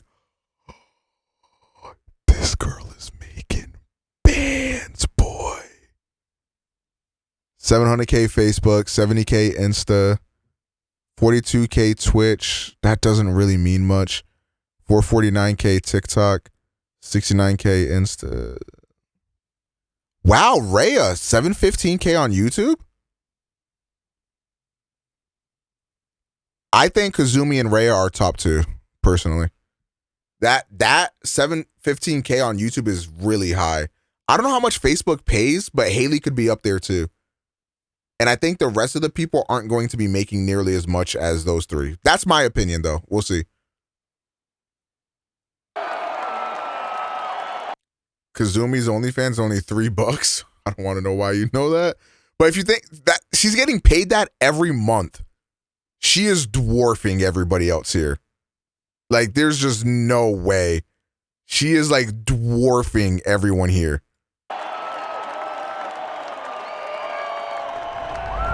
Do you guys feel like numbers, like the follower count matters? No. Oh, hell no. Absolutely It not. definitely does One not. thing I'd like to say is like quality, depending what industry you're in, because I have a friend who has quadruple the following I do and 10 times the engagement, and I make 3 times as much as she does because of the quality and I sell usage rights so people can use it as ads. Yeah, I think that's I think a lot. yeah, I would put you second. Yeah, move that. How many hours do you guys work? I work every day. A lot. Like this week I worked like 4 18-hour days. At minimum, there's no day where I'm working like almost every single day where I'm working less than 5 hours. At least. I'm not trying to diminish what they were saying. Like, it is hard work. And like when she was talking about like, oh, like work doesn't end, but like it's like it does. You can go get a movie and like sit in your bed and scroll emails. It's not the same as like being expected to be somewhere and like be a slave all day and be off your phone. Like you're not. Grace got a fucking BBC for that. That's real shit. Like, that's the thing, okay? Like, look. Okay, I stream an ungodly amount. Like, we all know that, right? But I would never classify, like, the creating content that I do as, like, hard work. You know what I mean? Like, I don't have to, like, stand at a fucking register like I did when I was working at Staples for fucking 8 hours a day or some shit. Like, I can also, like, say, hey, guys, I gotta go shit. Fuck you. I'll be right back. I could also say, hey, guys, I'm kind of hungry. Can I eat this fucking calzone in front of your faces while we watch a Jubilee video? Like, I could do whatever the fuck I want. You know, like, this is just not the same thing.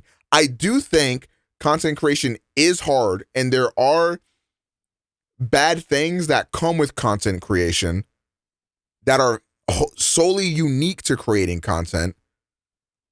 But, like, I would take 18-hour work days editing videos or streaming every day of the week before I take an 8-hour shift at like a retail job. Like, I'm sorry, bro.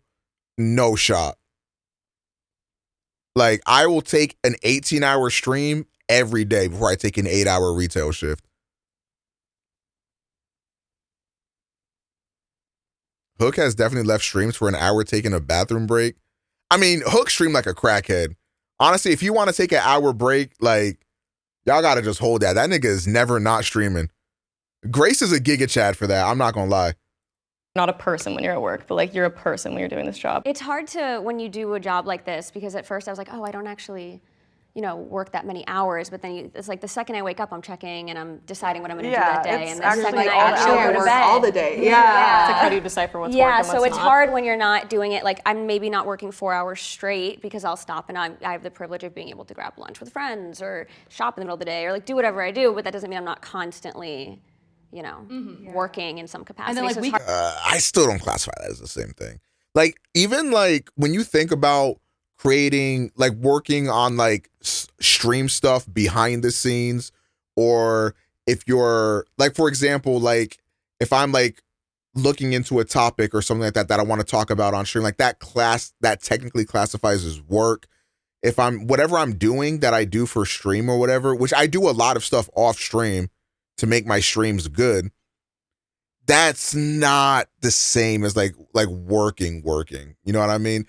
Like, because while I'm like fucking looking into a topic for stream or some shit like that, I'm like watching Netflix. I got fucking 2 Twitch streams up, YouTube video up, fucking podcast, motherfucking HBO Max on my TV. You know what I mean? Like, it's just, it's not the same thing. Hard don't exist. Right, exactly. Does it make it a difference because you like it? Dude, there are days where I would love to not be a streamer. Like, I get hit with burnout very often.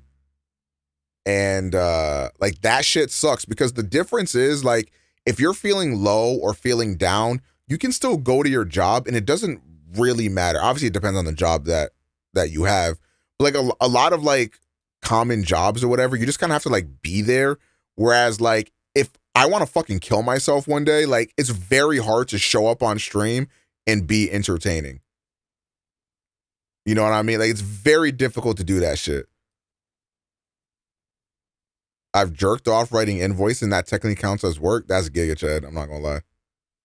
Yeah. There's really no days off. How was your come up? Because I started with gaming content and then I transitioned into education. I did too. Like when, oh my God, love gaming. But like, especially as like a female gamer What game does she who play? was trying to do content, I got memed on so much. Everyone's like, oh my God, you're such an e-girl. Like, yeah, like ABG e-girl aesthetic, haha, you suck at the game anyway. And now it's in. Dude, and now it's like I know, aesthetic. and now it's cool, right? What year were you doing that? I was doing it in like 2018, 2019. Okay. I was That's when doing it in started. 2011.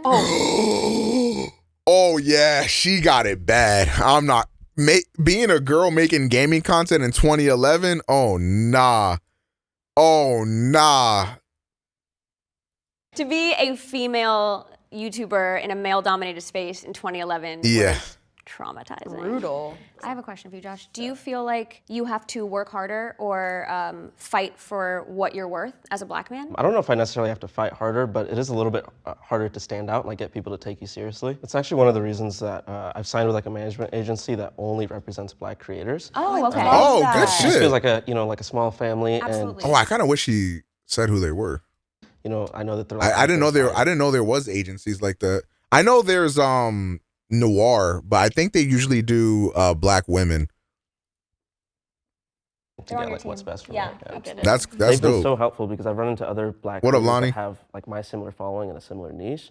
I mean, they're earning way less, and there's so much more money out there that they're just not getting, mostly because they don't know exactly what they're worth. I don't know. This looks like it makes sense. I feel like it doesn't. I feel like I need to go down one or two. Move down. I feel like with the YouTube AdSense, maybe I would switch this. I think we should maybe. I think she's pretty Josh, high. You have a manager. I don't. I think you're. Okay, Because but of her I wanna YouTube say channel. this though. They do I have a modeling agency, and 80% of the work that I get myself. That's fair. It's more about him getting one. I don't feel the need for one because I don't think I'm getting as many maybe as he is. Interesting. That's just my take. You have What's multiple businesses. your second biggest channel again? It's for my business and it has 75,000. Now I have employees and I don't really do anything. Oh, you have employees? I really don't think I should be here. I think he needs to be He's second. He's employees. I feel like I just want to move myself in between us. you guys, that makes sense to or me. like lower. How do we feel about this? This looks like our final answer. I think we're good with this. Yeah, homegirl on the right is definitely number one. 7th spot, Teddy, at 115K annually.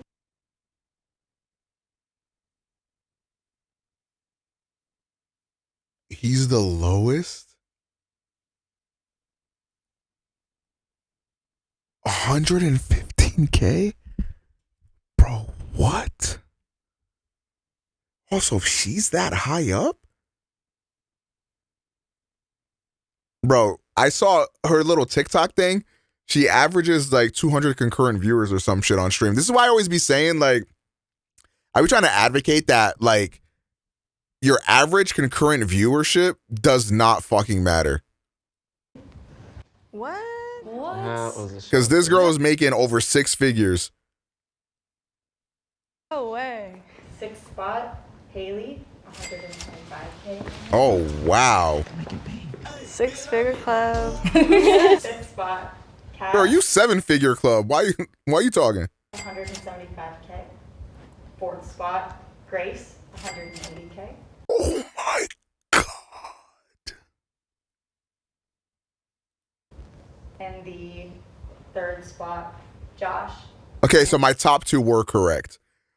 Almost 300K. 175K. I knew you were up here. And in the 2nd spot, Rhea, Yeah. 300K. And the 1st spot, Kazumi, at 3 million.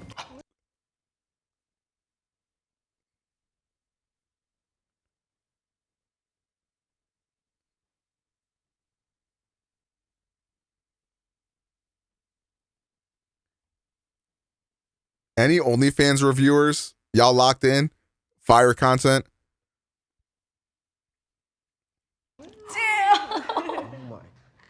I knew it was not going to even be close. But holy shit. Just her Twitter gets my nuts off. Yo, what? Yeah, let's go. Rare W for us. I was going to click on their social media profiles, but I'm assuming I should not do that with Kazumi.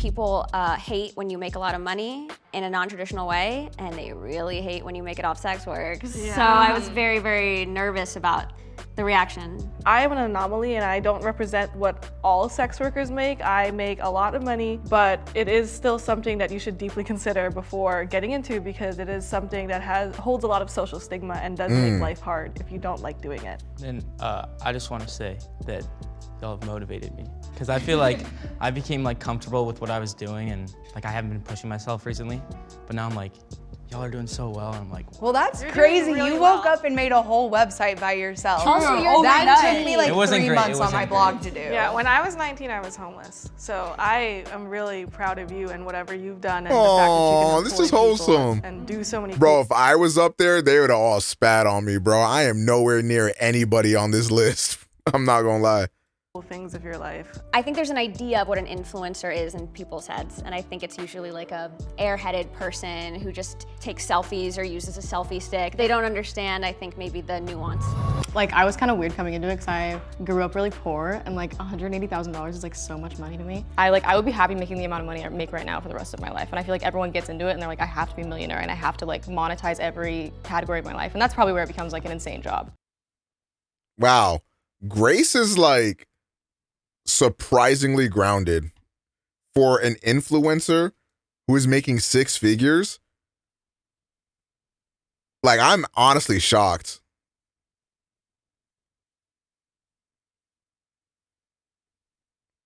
Grace is all of us with her facial expressions whenever Haley talked. I don't think anyone should be hating on Haley physically, but the way she said to the other girl, you're not making money in fashion unless you're a thin white woman, was unwarranted. Damn, it's like that, bro.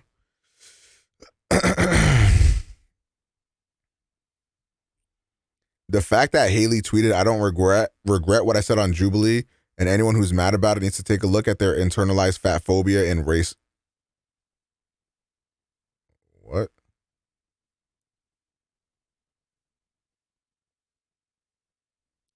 We got a few homies who make really good money and don't act like it at all. I mean, I guess, but I don't think that's the norm.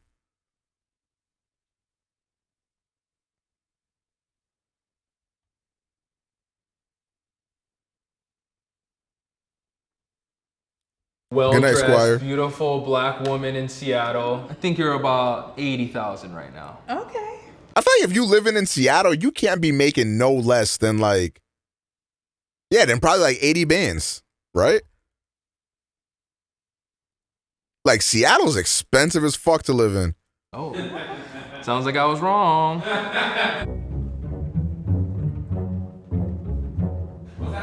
Hello. I'm Rain. My name is Catalina. I'm Daeshit Kim Hawkins Jr.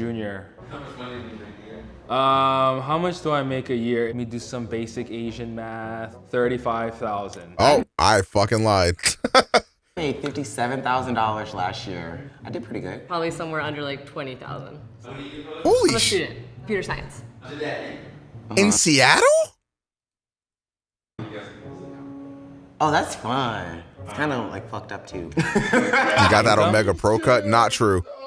My sides go up way higher. Shomari, thank you for the Prime for 2 years. Enjoy the lurk, King Sir. Thank God. I was told I was guessing penis sizes. This is gonna be really hard. I'm already nervous. I'm like, oh man, I don't even know. I don't even know my stereotypes. Hello. Waylene. Nice to meet Nice you. to meet Strong you. handshake. You I don't know why definitely it's giving real estate agent. feel like you have more money than me. So Your boobs are beautifully Thank placed. you. Whoever did that shit, go back and send them a card. They did it. What year car do you have? 2016 BMW. And have you traveled any time recently? I travel at least once or twice a month. I think you're very rich. 300K a year. You'd probably be a millionaire if you're white, probably. I was white. Can I see your ring again? Kind of cringe. Wow, that's nice. That's why I got it Claire's. I'm gonna guess $200,000 a year. I think you make like $50,000 to $60,000 a year. $80,000 a year. Cause I'm gonna say you a hoe. Off bat, I'm just gonna say that she's a hoe. No, if you're not a hoe, you should think about it because it could pay for whatever you keep doing to keep yourself looking this nice. It's nice meeting you. Thank you, Ray. Nice meeting you too. Interesting. What is this? It says October 31st, 2005, True Love Forever. It was when my first wife tried to stab me to death in a coke-induced rage.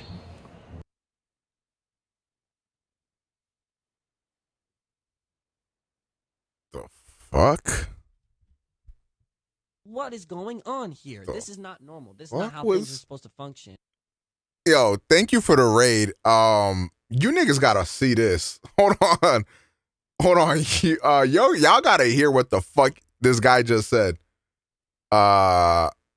Listen to this shit. To keep yourself looking this nice. It's nice meeting you. Because what the fuck? There's no way I'm about to have to listen to that shit alone. What's good, y'all? Interesting. What is this? It says October 31st, 2005, True Love Forever. It was when my first wife tried to stab me to death in a coke-induced rage. Oh. What do you even say to that? What do you even say to that shit?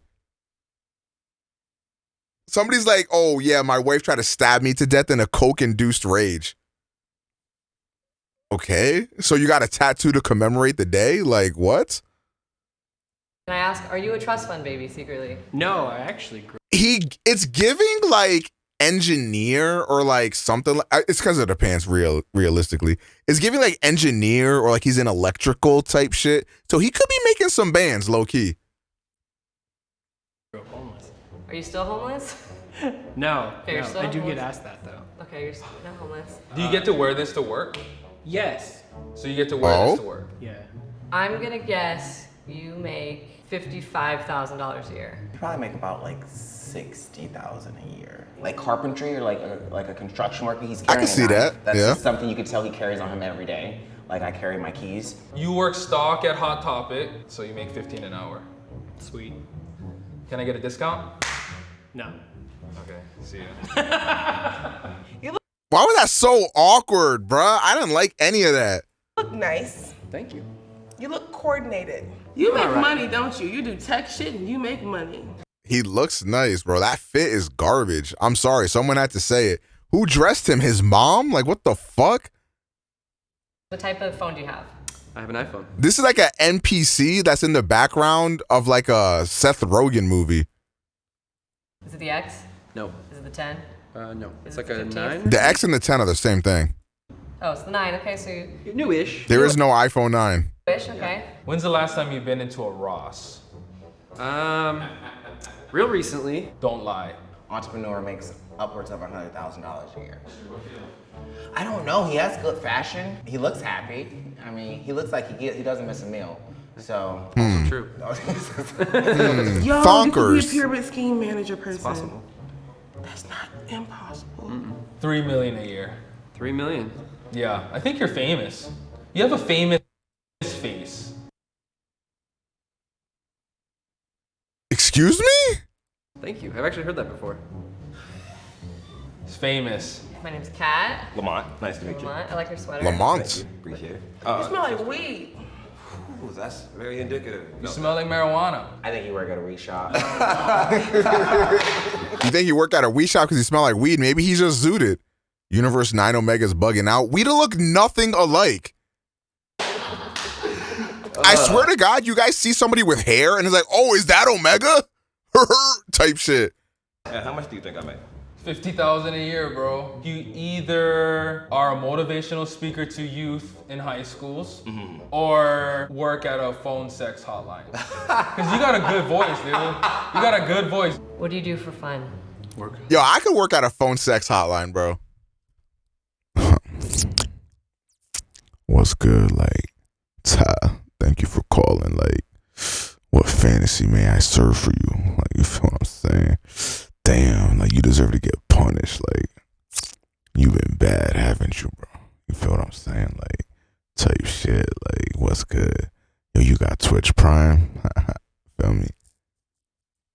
Oh, you don't like people saying that people look like you, huh? I don't know what you mean, Rise. You You work for fun. I was raised by first-generation Germans. Oh, okay. Work is fun. Work is fun. Work is fun. Look at his belt and his boots. And then he's standing right now, that's like low-key at ease. So he's just like settling into his natural stances in the military. I can tell you've killed some people. Can I see your hands? Oh, they are rough. He's worked. I think he's a mechanic. He makes a good living. Like, I would say like maybe 200. You kind of look like Jigsaw. You own your own shop, you can make a lot. 10 grand a year, legally. Thank you. Carlos. Ryan, I'm gonna kind of like look you over. All right, check me out. Judge you. How old are you? Yo, bruh, bottom 3 worst fits of all fucking time. What are these shoes? Oh, nah, bro. Nah, yeah, he's a tech bro. He's a tech bro for sure. I'm 20. 20. You definitely either have the makeup of a tech bro or a youth pastor. Sleeves rolled up, so hip youth pastor, sorry. Do you work full-time, part-time? Part-time and full. Part-time and full? So like you have multiple part-time jobs that make it full-time? Yes. Are you a college student? Yes. This man makes not a dime. I think he lives with his parents. But like he's gonna be that kid in like 5 years who has kids who are driving Porsches at UW. Lamborghinis and Porsches. Right, right. Well, it was nice meeting you. Nice meeting you, Carlos. So what does my appearance say to you? Well, you care about your appearance. I mean, you dress nice. I really do like the dress. Where do you shop? I guess that's a good place to. Yeah, you are not Wendy's. I'm glad you realize it, bro. You don't need any scrubs. I do. Yo, you're a nurse. I know it. She's a nurse. You're not like a head nurse yet. Somewhere under 50. So I would say like 35 to 40,000 a year. Well-dressed, beautiful black woman in Seattle. 2 steps away from cracking the top, getting really that luxurious life you want. I think you're about 80,000 right now. Okay. Oh, sounds like I was wrong. Hello. Hi, how are you? I kind of want them to just get onto the finals, I'm bro. really good. I'm like awkward because I'm judging. I want to see what they I'm make. like judging you. You got ripped jeans, but intentionally ripped. The rip is about the size of somebody who knows about fashion. I love the shoes. I love the pants, but this asymmetrical blouse, where did you get that? Nordstrom. She shops at Nordstrom's for this. Why are you roasting? Look at your fit. You got like denim joggers with like knit runner shoes with the worst Supreme hat I've ever seen. Her shirt is actually like very fire. I actually like her shirt a lot. What do you think? How much? A little bit more than 40,000. She's probably somebody's manager. You have a manager face. You have a manager face. Yeah, you look like somebody people will be. Nah, mad she at. made guala. Yes, I think you gather people and motivate them, and you wrote a book and your face. Nah, is on she the made cover. guala. It's probably at Safeway on the number 2 rank on that Safeway shelf. bestseller. Yes, probably have a cult following, so probably $1 million. You make $75,000. She's an entrepreneur. She makes $100,000 a year. It was nice meeting you. It's nice to meet you too. No, okay, go to the Goodwill.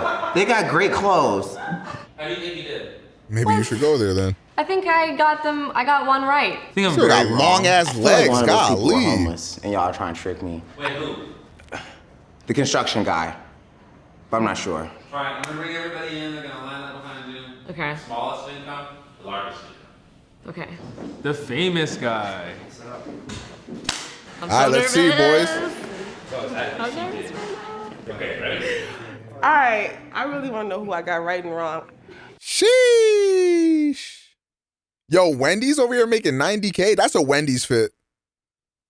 I wonder what they do. You do tech, don't you, motherfucker?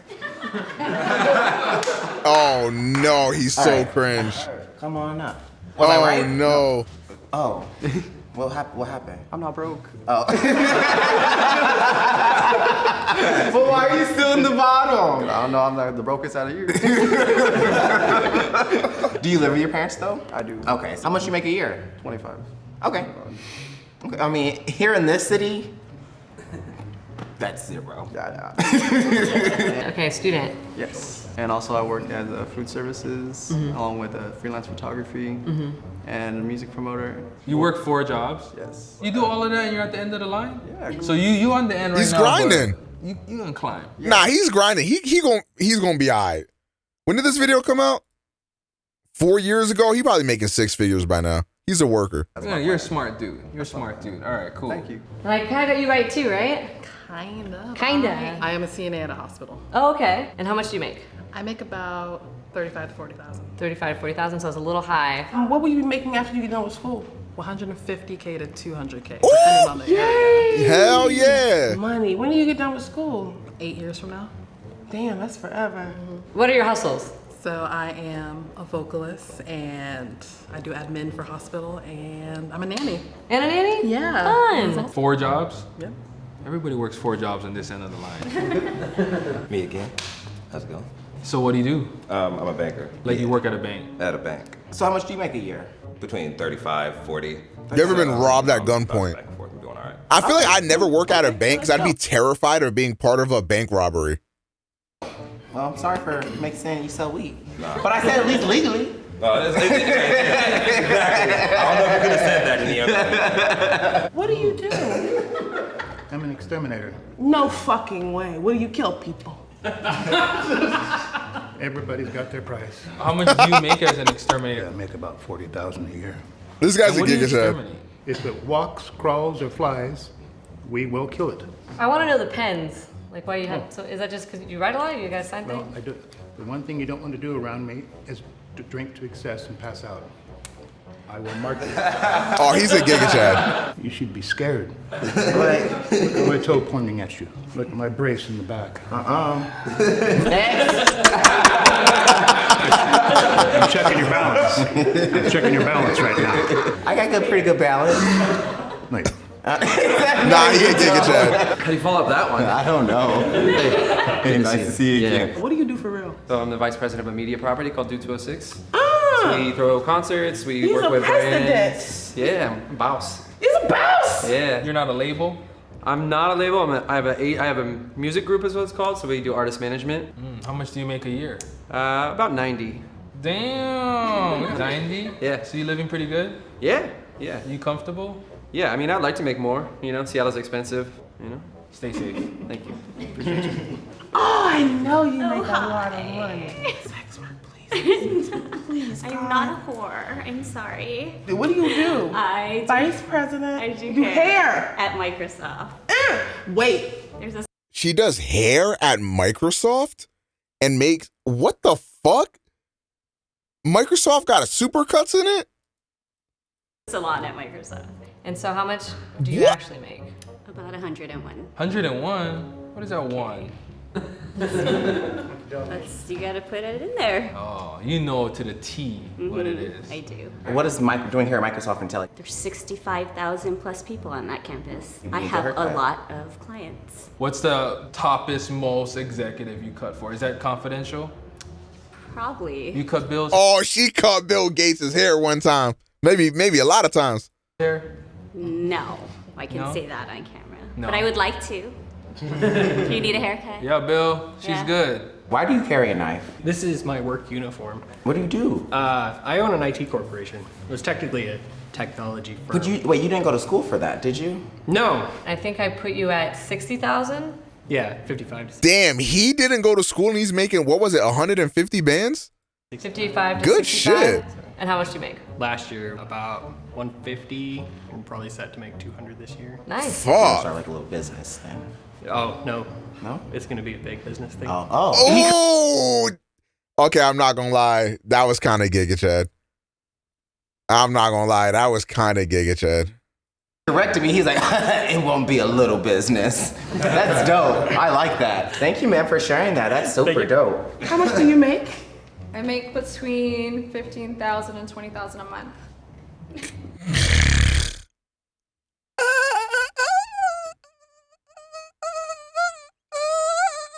Ah, fuck. Fuck. Fuck.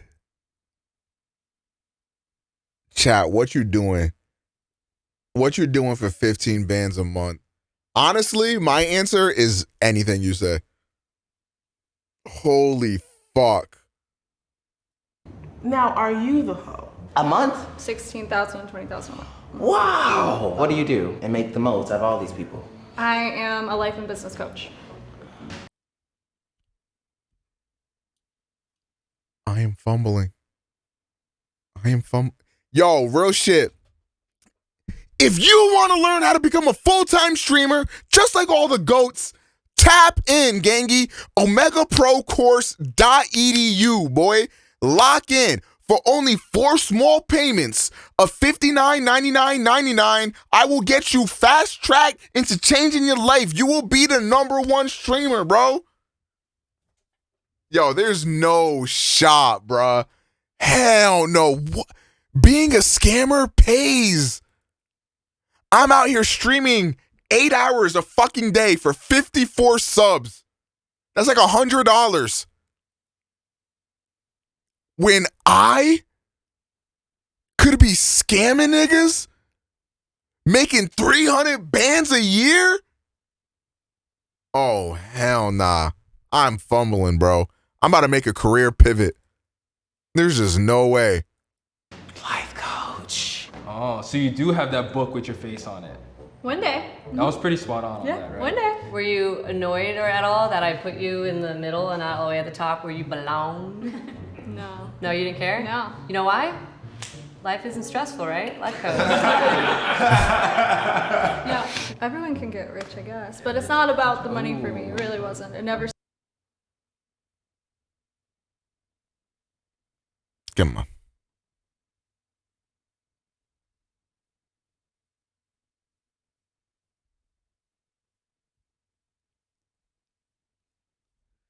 You know how somebody says it's not about the money for me, and the only people that say that shit are extremely fucking rich?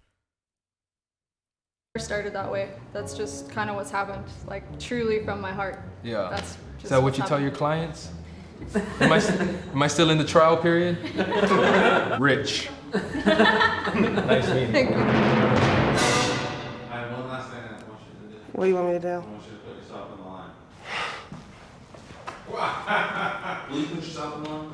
Yeah, I would be right here because you're at 100 and you're at 50, right? Am I really? Right here. I make negative $14,000 a year. That's where I'm at. Shout out school.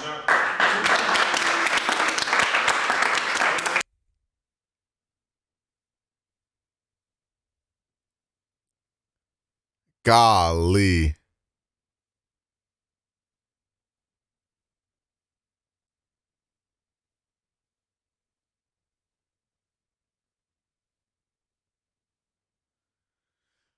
Boys, is it time for me to end the stream? That's the question of the hour type shit. Is it time to go, fellas? Is it time to go?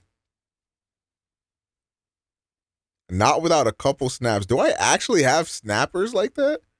We might hit up some snap tomorrow.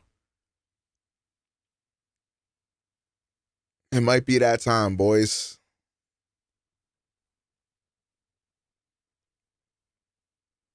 Token shot first. We already went through it, bro. I got fucking Maximus in my token shop. Oops.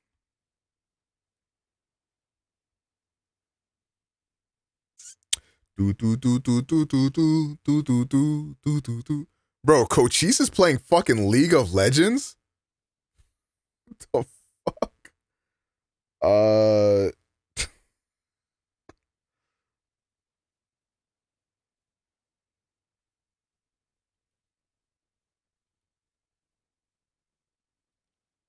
I'm not sending y'all to somebody. All right, chat. Do you guys want to watch Wild Heart or The Last of Us Part 1? End stream, they ain't paying you? Real shit. Is the hood worth it? The hood is good, but you need some other cards to make them work.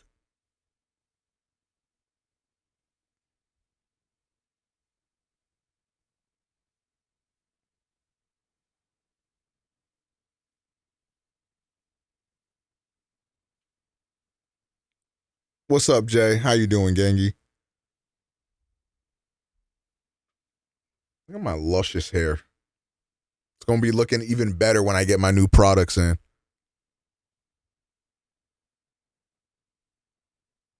Scuba, could I ask for a voice line? Whatever that's about to be is not going to be any good. All right, y'all. Y'all have a good night. Okay. I'll catch you guys back here tomorrow. I need the weekend to come real fast like I do usually. I got so much laundry to do. I got so much shit to do, bro. All right, y'all. You guys have a good night. Yeah. I'll see y'all later. Peace out. Peace, love, and positivity. I lied. War, hatred, and negativity. Drakes. Peace out, fellas. Have a damn good one. And I'll catch you here yet again tomorrow. Good night.